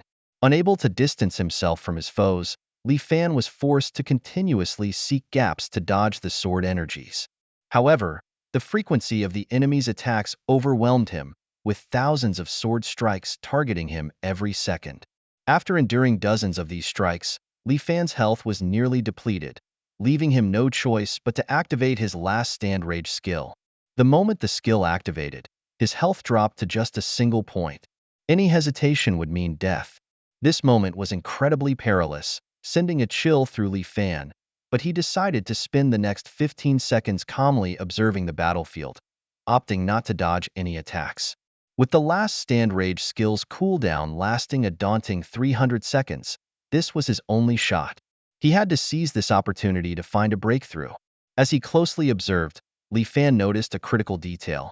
After he activated his last stand rage skill, all 9 enemy clones also unleashed the same skill, despite not being attacked. Could it be that they were mimicking the skills he used? Tentatively, Li Fan executed other skills and, sure enough, the clones replicated them, although they did not trigger any offensive skills. Was it only the buff-type skills they were mimicking? Noting this discovery, Li Fan continued to watch and experiment with different strategies. He launched a counterattack, his sword energy raining down, forcing the enemies to start dodging his strikes. Could this be the breakthrough he needed? He pondered this as he made another observation. The clones he had struck were now missing their attacks. Their sword energies were erratic and off-target. What was happening? Li Fan focused his attention and continued attacking a single target. He noticed that the other clones, when not dodging, still attacked sharply and accurately. In the heat of battle, the protagonist noticed that the clone he was fighting against had significantly slowed down its attack rate. Additionally, the precision of its sword energy had become erratic. It dawned on the protagonist that, although the clone possessed the same strength as him, it lacked his unique combat skills. The clone couldn't dodge and counterattack with the same precision he could. This realization might just be the key to the protagonist's success in overcoming this challenge. In the boundless world of the endless firmament, Li Fan leverages his overpowering attributes and agility to continuously defeat monsters and level up, growing stronger with each battle. However, this should not be mistaken as a reflection of weak personal skills. In his previous life, as a player with average B-level talent, Li Fan took over 2 months just to enter the endless firmament. But after 10 years of relentless effort, he emerged as one of the top 10 warriors recognized globally. His attributes are among the best in the world, and his extensive combat experience allows him to handle warrior class tactics with ease. Although personal skill isn't as visibly apparent as attributes, it plays a crucial role in combat effectiveness. Li Fan could instantly tell that the skill level of the 9 clones in the dungeon was quite poor. The warrior's heart ability not only grants him immunity to control skills, but also enables him to maintain a high level of efficiency in counterattacking after being hit. In contrast, the clones' attacks were erratic, and their movement and counterattacking skills varied greatly, causing many of their sword strikes to merely graze past him. However, Li Fan skillfully dodged most of the attacks, with only a few managing to strike him. The clones' erratic dodging caused them to spread out, unwittingly creating new opportunities for Li Fan. He adeptly used S-shaped maneuvers to effectively walk the dog, managing to control the movement of the clones, eventually facing only 2 to 4 at a time. It was Li Fan's exceptional personal skills that truly allowed him to stand out. Li Fan felt a noticeable decrease in the frequency of attacks against him and breathed a sigh of relief. He firmly believed that even the most challenging levels, rated at 10 stars, should not deprive players of the chance to succeed. Facing 9 clones of himself, Li Fan was undeterred, confident in his ability to beat the level. After some initial trials, he gradually regained his confidence. As his Desperate Fury skill buff was about to expire, Li Fan decisively switched his main weapon to the Ripper's sword. Although the Blade of Justice provided attribute bonuses, it could not break through the clone's defenses quickly and relied on its inherent true damage output. Since active skills were disabled in this dungeon, the Blade of Justice was less effective. In contrast, the Ripper's sword, with its ability to reduce defense percentages, vampiric effects, bleeding, and skill level enhancement, was better suited to Li Fan's current needs. The vampiric effect helped maintain his health during attacks, the defense reduction enhanced his damage output, and the bleeding effect added to this impact. Moreover, increasing the skill level allowed his active skills to surpass the clone's level 2 abilities. Importantly, the clones could only equip his strongest gear and could not switch weapons as he could, which gave Li Fan a satisfying edge. Once he switched weapons, the effect was immediately apparent. His health began to slowly recover.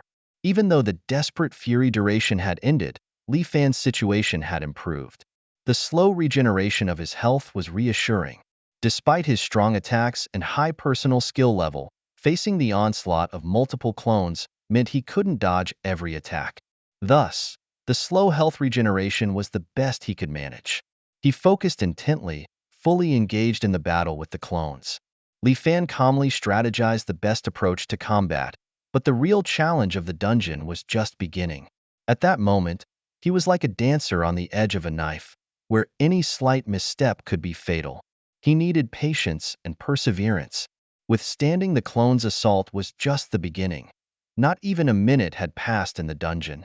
He had to remain highly focused and could not afford to relax. Fortunately, Li Fan's past life experiences had prepared him for intense battles requiring sharp focus, and he was confident in his abilities. As the swordplay intensified and the blades flashed like rain, time ticked on. Li Fan concentrated on the battle, growing more adept as time passed. From being fully focused at the start, he now found moments to consider other strategies. In this brutal gaming world, Li Fan is constantly striving for survival. He knows that his survival skills are more crucial than his offensive abilities, so when facing the replicants, he keeps nimbly dodging their attacks. These replicants, with their bodies as tough as steel, have kept their health above 80% throughout the encounter. Time in the instance has stealthily passed, marking 4 minutes and 26 seconds, and over the past minute, Li Fan has managed to maintain his health above 80%, bolstering his hope and determination to survive. In another minute, he will be able to unleash his desperate fury skill. Perhaps then, he could attempt to enter a peak burst state, activate his skills, and eliminate one or two replicants in a swift move. At this moment, Li Fan's spirit is filled with an unyielding will and a deep desire to survive, ready to face any challenge and fight for his existence. The battle was incredibly tough, with the main goal being to survive for 10 minutes under the onslaught of clones. However, Li Fan had a different plan in mind. The reason was straightforward. Hidden within the professional trial were special rewards. When he first advanced to a level 20 career, the challenge was merely to survive. Yet he chose to confront all the bosses in the dungeon. His exceptional performance earned him a 12-star rating and a successful career advancement. If he had simply followed the task requirements and not countered the bosses, he wouldn't have received such generous rewards. Now, the situation was similar. After getting used to the rhythm of the battle, Li Fan was confident he could handle the 10-star difficulty, so he decided to see if he could counter the clones and win even greater rewards. He noticed that all 9 clones were wearing steel helmets from the Magma Beast, an equipment that was not invincible. His invincible skill would only activate in dire situations. With the Dire Straits Rage buff, he could withstand numerous attacks without falling, allowing him to change the combat dynamics and liberate one of the clones. The clones had activated their Dire Straits Rage buff slightly later than him, giving him a slight advantage in skill cooldown time, perhaps just a fraction of a second. But that fraction of a second might be enough for him to go all out and take down a clone. He decided it was worth a try since the skill cooldown was long, and he had only one chance. As the intense battle raged on, Li Fan kept a close eye on his Dire Straits Rage cooldown. 54 seconds, 53 seconds, 52 seconds, down to 1 second. His skill was ready again. Now was the moment. With determination in his eyes, Li Fan activated one active skill buff after another. Phantom Sword Dance, activated. Twilight of the Gods, activated. Active Hunting Moment from the Ring, activated. Skill Rampage acquired from the auction, activated. Dire Straits Rage, activated. He switched his main weapon to ensure maximum output. Then, the active skill Deadly Slash and Sword of Extinction were activated. He launched a series of attacks. In that instant, Li Fan entered his strongest attack mode. His primary target was clone number 9, the last one he remembered activating the Dire Straits Rage skill. His attacks were concentrated bursts of sword energy, so he strategically adjusted his angle to encompass the surrounding clones as well. In a flash, minus 4,396, minus 4,396, minus 4,396, minus 4,396. The lengthy battle had already pushed his ring's passive abilities, storm sword technique, and combo skills to their limits. Wielding the Ripper Sword, Li Fan's every swing seemed to tear through the enemy's defenses, rendering their physical protection utterly useless. Even after switching his main weapon, this devastating effect persisted for a full 30 seconds. Li Fan's damage output reached unprecedented heights, each attack reducing clone number 9's health by about 4,400 points. Despite the various passive enhancements stacked on the clones, boosting their maximum health to over 180,000, who could withstand Li Fan's fearsome damage output. At this moment, various active and passive skills combined to boost Li Fan's attack speed to an unprecedented 3,000 strikes per second. Yes, that's 3,000 strikes per second. Supported by a base agility of 95,270, his attack speed reached 953.5 strikes per second. With additional enhancements from his ring's passive skills, his agility soared to 123,851 points.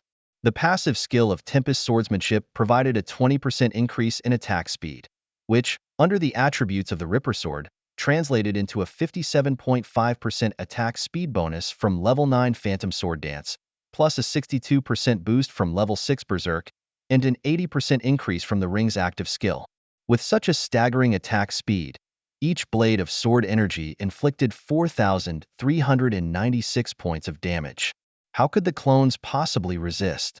In less than 0.01 seconds, clone number 9 fell under Li Fan's sword. Soon after, clone number 7, having just suffered from the previous wave of AoE damage, also collapsed instantly. Li Fan then quickly switched his target to clone number 2, who also fell about 0.03 seconds later alongside his companion. Seizing the moment, Li Fan turned to clone number 4, the closest one, and a flurry of attacks completely crushed it. Immediately afterward, he locked onto clone number 8, the nearest to him. Sword light flashed, and the damage numbers -4,396 kept appearing. The battle log showed that clone number 8 had activated the skill Desperate Fury, which would keep its health above 1 point for the next 15 seconds. As this battle information appeared, the remaining clones seemed to get a hint and almost simultaneously activated Desperate Fury. Watching this unfold, Li Fan felt a multitude of emotions. In a matter of moments, it was all over. Regrettably, he had only defeated 4 clones. However, due to his main weapon, his Desperate Fury skill was 2 levels higher than theirs, granting him an extra 2 seconds of enhancement, which might allow him to defeat a couple more opponents. Li Fan pondered this. Meanwhile, he didn't stop attacking. Desperate Fury kept his and the clone's health above 1 point, but wasn't a true invincibility skill. Li Fan continued his fierce assaults until the remaining 5 clones' health was reduced to a critical state. Only then did he finally halt his attacks. Why stop? Not out of laziness, but because even with his weapon changed, the legendary skill Berserk still had a 10% Omni-Vamp effect. At this point, the clones, also enhanced with various buffs, were fully unleashing their power. He didn't want to allow the clones to heal through their attacks. The 5 critically wounded clones faced him, each waiting for the other's next move as time ticked by. As the cooldown for his ultimate rage ability was about to end, Li Fan's nerves remained tightly wound, with no room for relaxation, especially when the clones suddenly started to scatter in panic. This unexpected turn of events took Li Fan by surprise. Could these boss replicas actually feel fear and choose to flee? He was utterly shocked. However, there was no time to ponder. He decisively pursued the clone closest to him. Activating his movement buff skill, he rapidly closed the distance and launched an attack, catching the weakened clone off guard and swiftly defeating it. Yet, the remaining 4 clones had already fled far beyond 100 meters, all in full flight mode. He had no choice but to continue the chase. Just as his ultimate rage was about to expire, Li Fan, through sheer grit, managed to take down 2 more clones. Meanwhile, sensing that Li Fan's ultimate rage had worn off, the last 2 injured clones suddenly turned to counterattack. But Li Fan was prepared, quickly donning the helmet of the war god Ares for protection. Sorry, your counterattack is futile, and I will crush you all. With the mission timer reading 5 minutes and 47 seconds, all clones were defeated, and Li Fan successfully completed the professional trial ahead of schedule. Finally, Li Fan breathed a sigh of relief as the last clone fell, his face lighting up with a triumphant smile. The professional assessment this time was far shorter than the 20th level one, yet the challenge was unprecedented. First came the pressure. Facing an attack from 9 clones with identical equipment and skills, anyone would feel bewildered, right? Surviving under such immense pressure was a crucial first step to success. Next was the test of survival skills. Just like Li Fan himself, if he hadn't calmly observed the differences between himself and the clones during the critical moments of fury, and adjusted his tactics accordingly, he might have been quickly defeated. Only by meeting these 2 criteria was there a chance to pass the assessment. As for the counterattack during the second wave of critical fury, Li Fan could only silently thank his weapon, the rending sword. Had it not been for acquiring it a few hours earlier, he might have been able to counterattack, but at best he would have only defeated 1 or 2 clones. After all, his combat abilities were truly exceptional. The rending sword, with its enhanced level 2 active skill effect, truly helped him turn the tide. If his critical fury duration hadn't been 2 seconds longer than that of the clones, he wouldn't have been able to defeat them all. Fortunately, he had chosen the Blade of Righteous Judgment when entering the dungeon. Otherwise, he wouldn't have been able to counterattack all the clones and clear the dungeon ahead of time.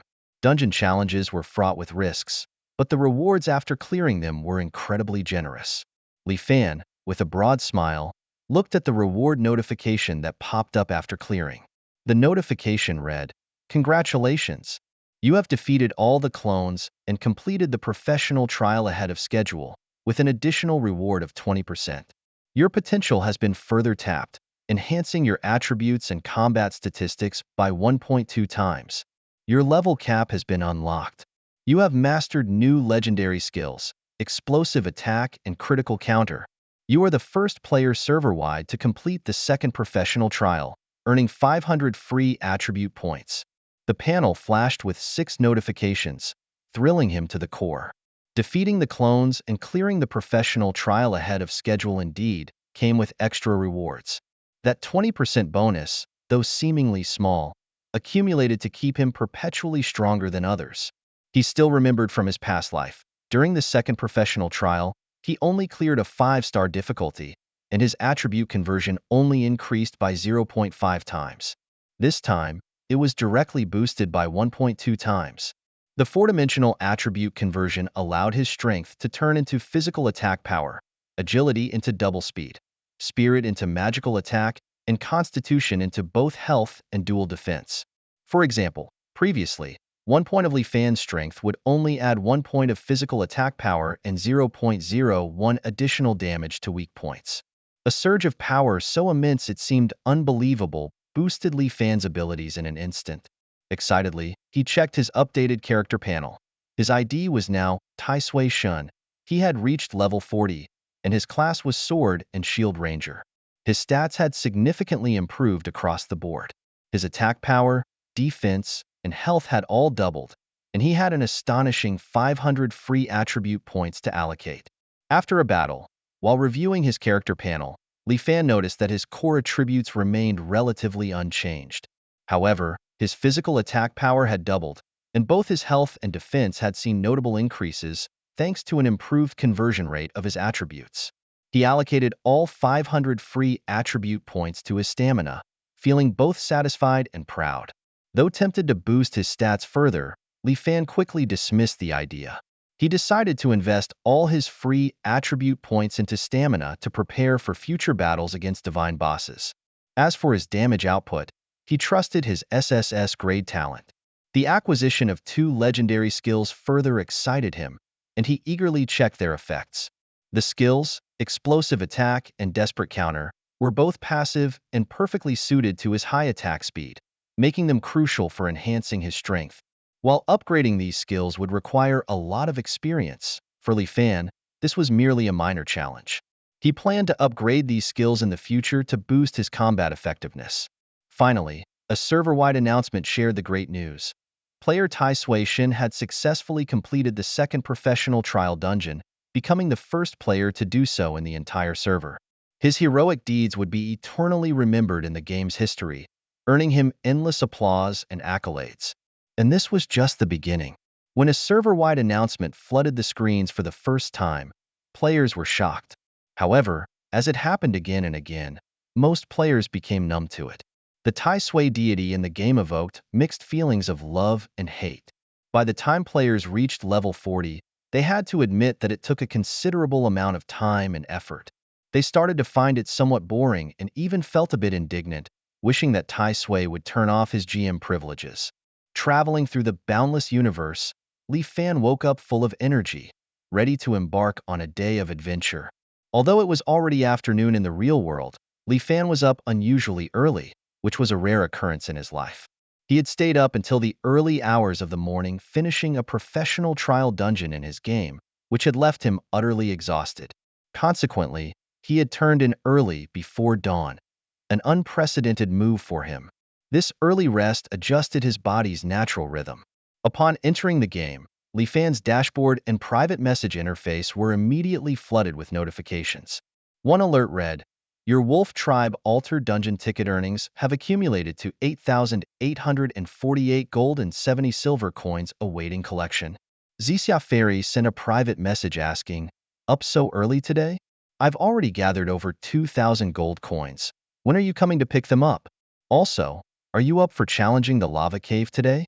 while Butterfly also messaged, "Wow, has the sun risen from the west? You logged in so early today? When are you planning to start the guild?" Mia followed up with a message, "Good afternoon.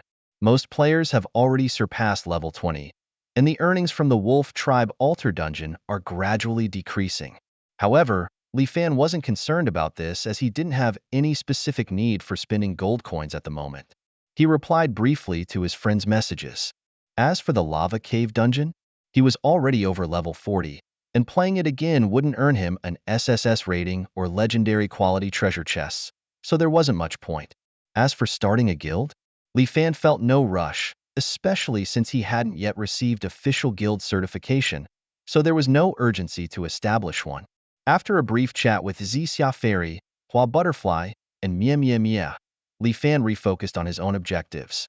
Having reached level 40, advancing a few more levels would allow him to challenge a new public dungeon, and he also recalled a hidden task at level 42, along with special dungeons that could elevate his rank. However, upon logging in, Li Fan knew his primary task was to head to the Lion Scorpion tribe. The rewards for slaughtering the Wise Monster tribe were too enticing. Coupled with the hidden task rewards, he had to give it his all. Why go alone? At such heights, coldness ensues. Li Fan had far surpassed the average player, and no one could match him. Perhaps this is what they mean by the loneliness of a top player. The Lion Scorpion tribe was not easy to find. He had searched for several hours the previous day without success. Now, he had to set off. Thinking this, Li Fan immediately took action, leaving Gobi City and dashing northward, searching like lightning. Gobi City was so named because it was located on the edge of the Donghua Empire map, surrounded by a lush forest to the west, while the other three directions were barren Gobi landscapes. Today seemed to be his lucky day, as it didn't take long for Li Fan to spot several lion scorpion creatures lying near a desert canyon. He quietly cast true sight on one of them. In this mysterious realm, a warrior named Li Fan stumbled upon several lion scorpion patrol guards. Despite being ranked as bronze creatures, their formidable attack power was not to be underestimated, instilling fear in those who dared to confront them. Filled with a passion for challenge, Li Fan was keenly aware of the weaknesses of these flying creatures and resolved to eliminate them all. A fierce battle ensued. Li Fan darted through the ranks of the lion scorpion guards like lightning, his sword strikes sweeping through the air with boundless force. His attack speed left the patrol guards powerless to retaliate. With the enhancements from his combo strikes and the Sword of Storms, Li Fan's attack soared to nearly 10,000 points, effortlessly slaying all the lion scorpion guards. As the battle drew to a close, the system's notification sound chimed. Li Fan had earned a wealth of experience points, attribute points, and merit points as rewards. Satisfied, he collected his spoils of war and eagerly sought out the next group of lion scorpion patrol guards. In this world brimming with the unknown and challenges, Li Fan demonstrated his fearlessness and decisiveness. His strength and courage earned him admiration. Defeating enemies and collecting spoils of war immersed him in the thrill of battle, a pleasure he relished endlessly. After several rounds of patrols, Li Fan successfully eliminated all the guards and approached the location of the lion scorpion tribe. His gaze turned toward the distant canyon, where towering cliffs on both sides, over 30 feet high, formed a natural barrier. The canyon was deep and shadowy, its end invisible at a glance. Above, over a dozen lion scorpions soared in the sky. To the distant observer, they were but tiny black specks, yet Li Fan's sharp eyes could discern them clearly. This canyon must be the stronghold of the lion scorpion tribe. He had finally found it. Clutching his great sword tightly, Li Fan could hardly wait to engage in fierce combat with the enemy. With a grin, he swiftly charged deeper into the valley. As Li Fan was about to enter the canyon, a deafening roar suddenly erupted, and dozens of massive lion scorpions leaped towards him. He silently admired the high alertness of these flying creatures. Undeterred, Li Fan charged forward with determination in his eyes. Soon, he was fiercely battling the swarm of lion scorpions. Most of these creatures were patrolling soldiers and other bronze warriors around level 40, angrily trying to block Li Fan to protect their tribe. Their tails launched venomous stings like rain, but Li Fan easily dodged them, breaking through the barriers that stood in his way. Upon entering the canyon, he discovered hundreds of lion scorpions bustling around, ready to confront his intrusion. The lion scorpions in the sky posed a challenge, but those on the ground became his prey. With astonishing speed, he swiftly struck down a large number of lion scorpions, sparing none regardless of age or gender. Li Fan's attacks were incredibly powerful, almost every strike proving lethal. Before the lion scorpions could take flight, he accelerated his attack pace, unleashing various skills to crush his foes one by one. As the lion scorpions fell, Li Fan's agility attribute rapidly increased, with kill notifications continuously popping up. Eventually, his agility reached an impressive 103,358 points, having slain nearly 400 lion scorpions. Although the remaining lion scorpions flew away, when they landed again, Li Fan was ready. He understood their habits well, knowing their large bodies could not sustain prolonged flight. When they landed exhaustedly for a rest, Li Fan was set to launch another attack, initiating the next wave of battle. In this one-sided slaughter, Li Fan demonstrated unparalleled combat prowess, leaving the lion scorpions in the canyon utterly powerless. At this moment, all Li Fan had to do was wait for his prey to come to him. He handled the incoming attacks from the lion scorpions with ease, seemingly unconcerned. As the lion scorpions were forced to land and rest, Li Fan quickly seized the opportunity, launching an attack without hesitation. The kill notification popped up, fueling his desire to slay more. In the scene, one clever lion scorpion chose to land on top of the canyon, trying to avoid Li Fan's assault.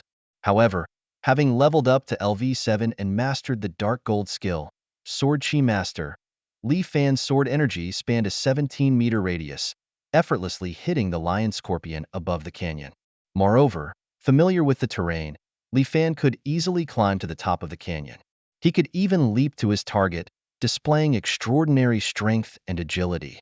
Although his jumping speed was slightly slow, it posed no threat to Li Fan as he faced the swarm of lion scorpions. As soon as they landed to rest, they couldn't escape Li Fan's pursuit.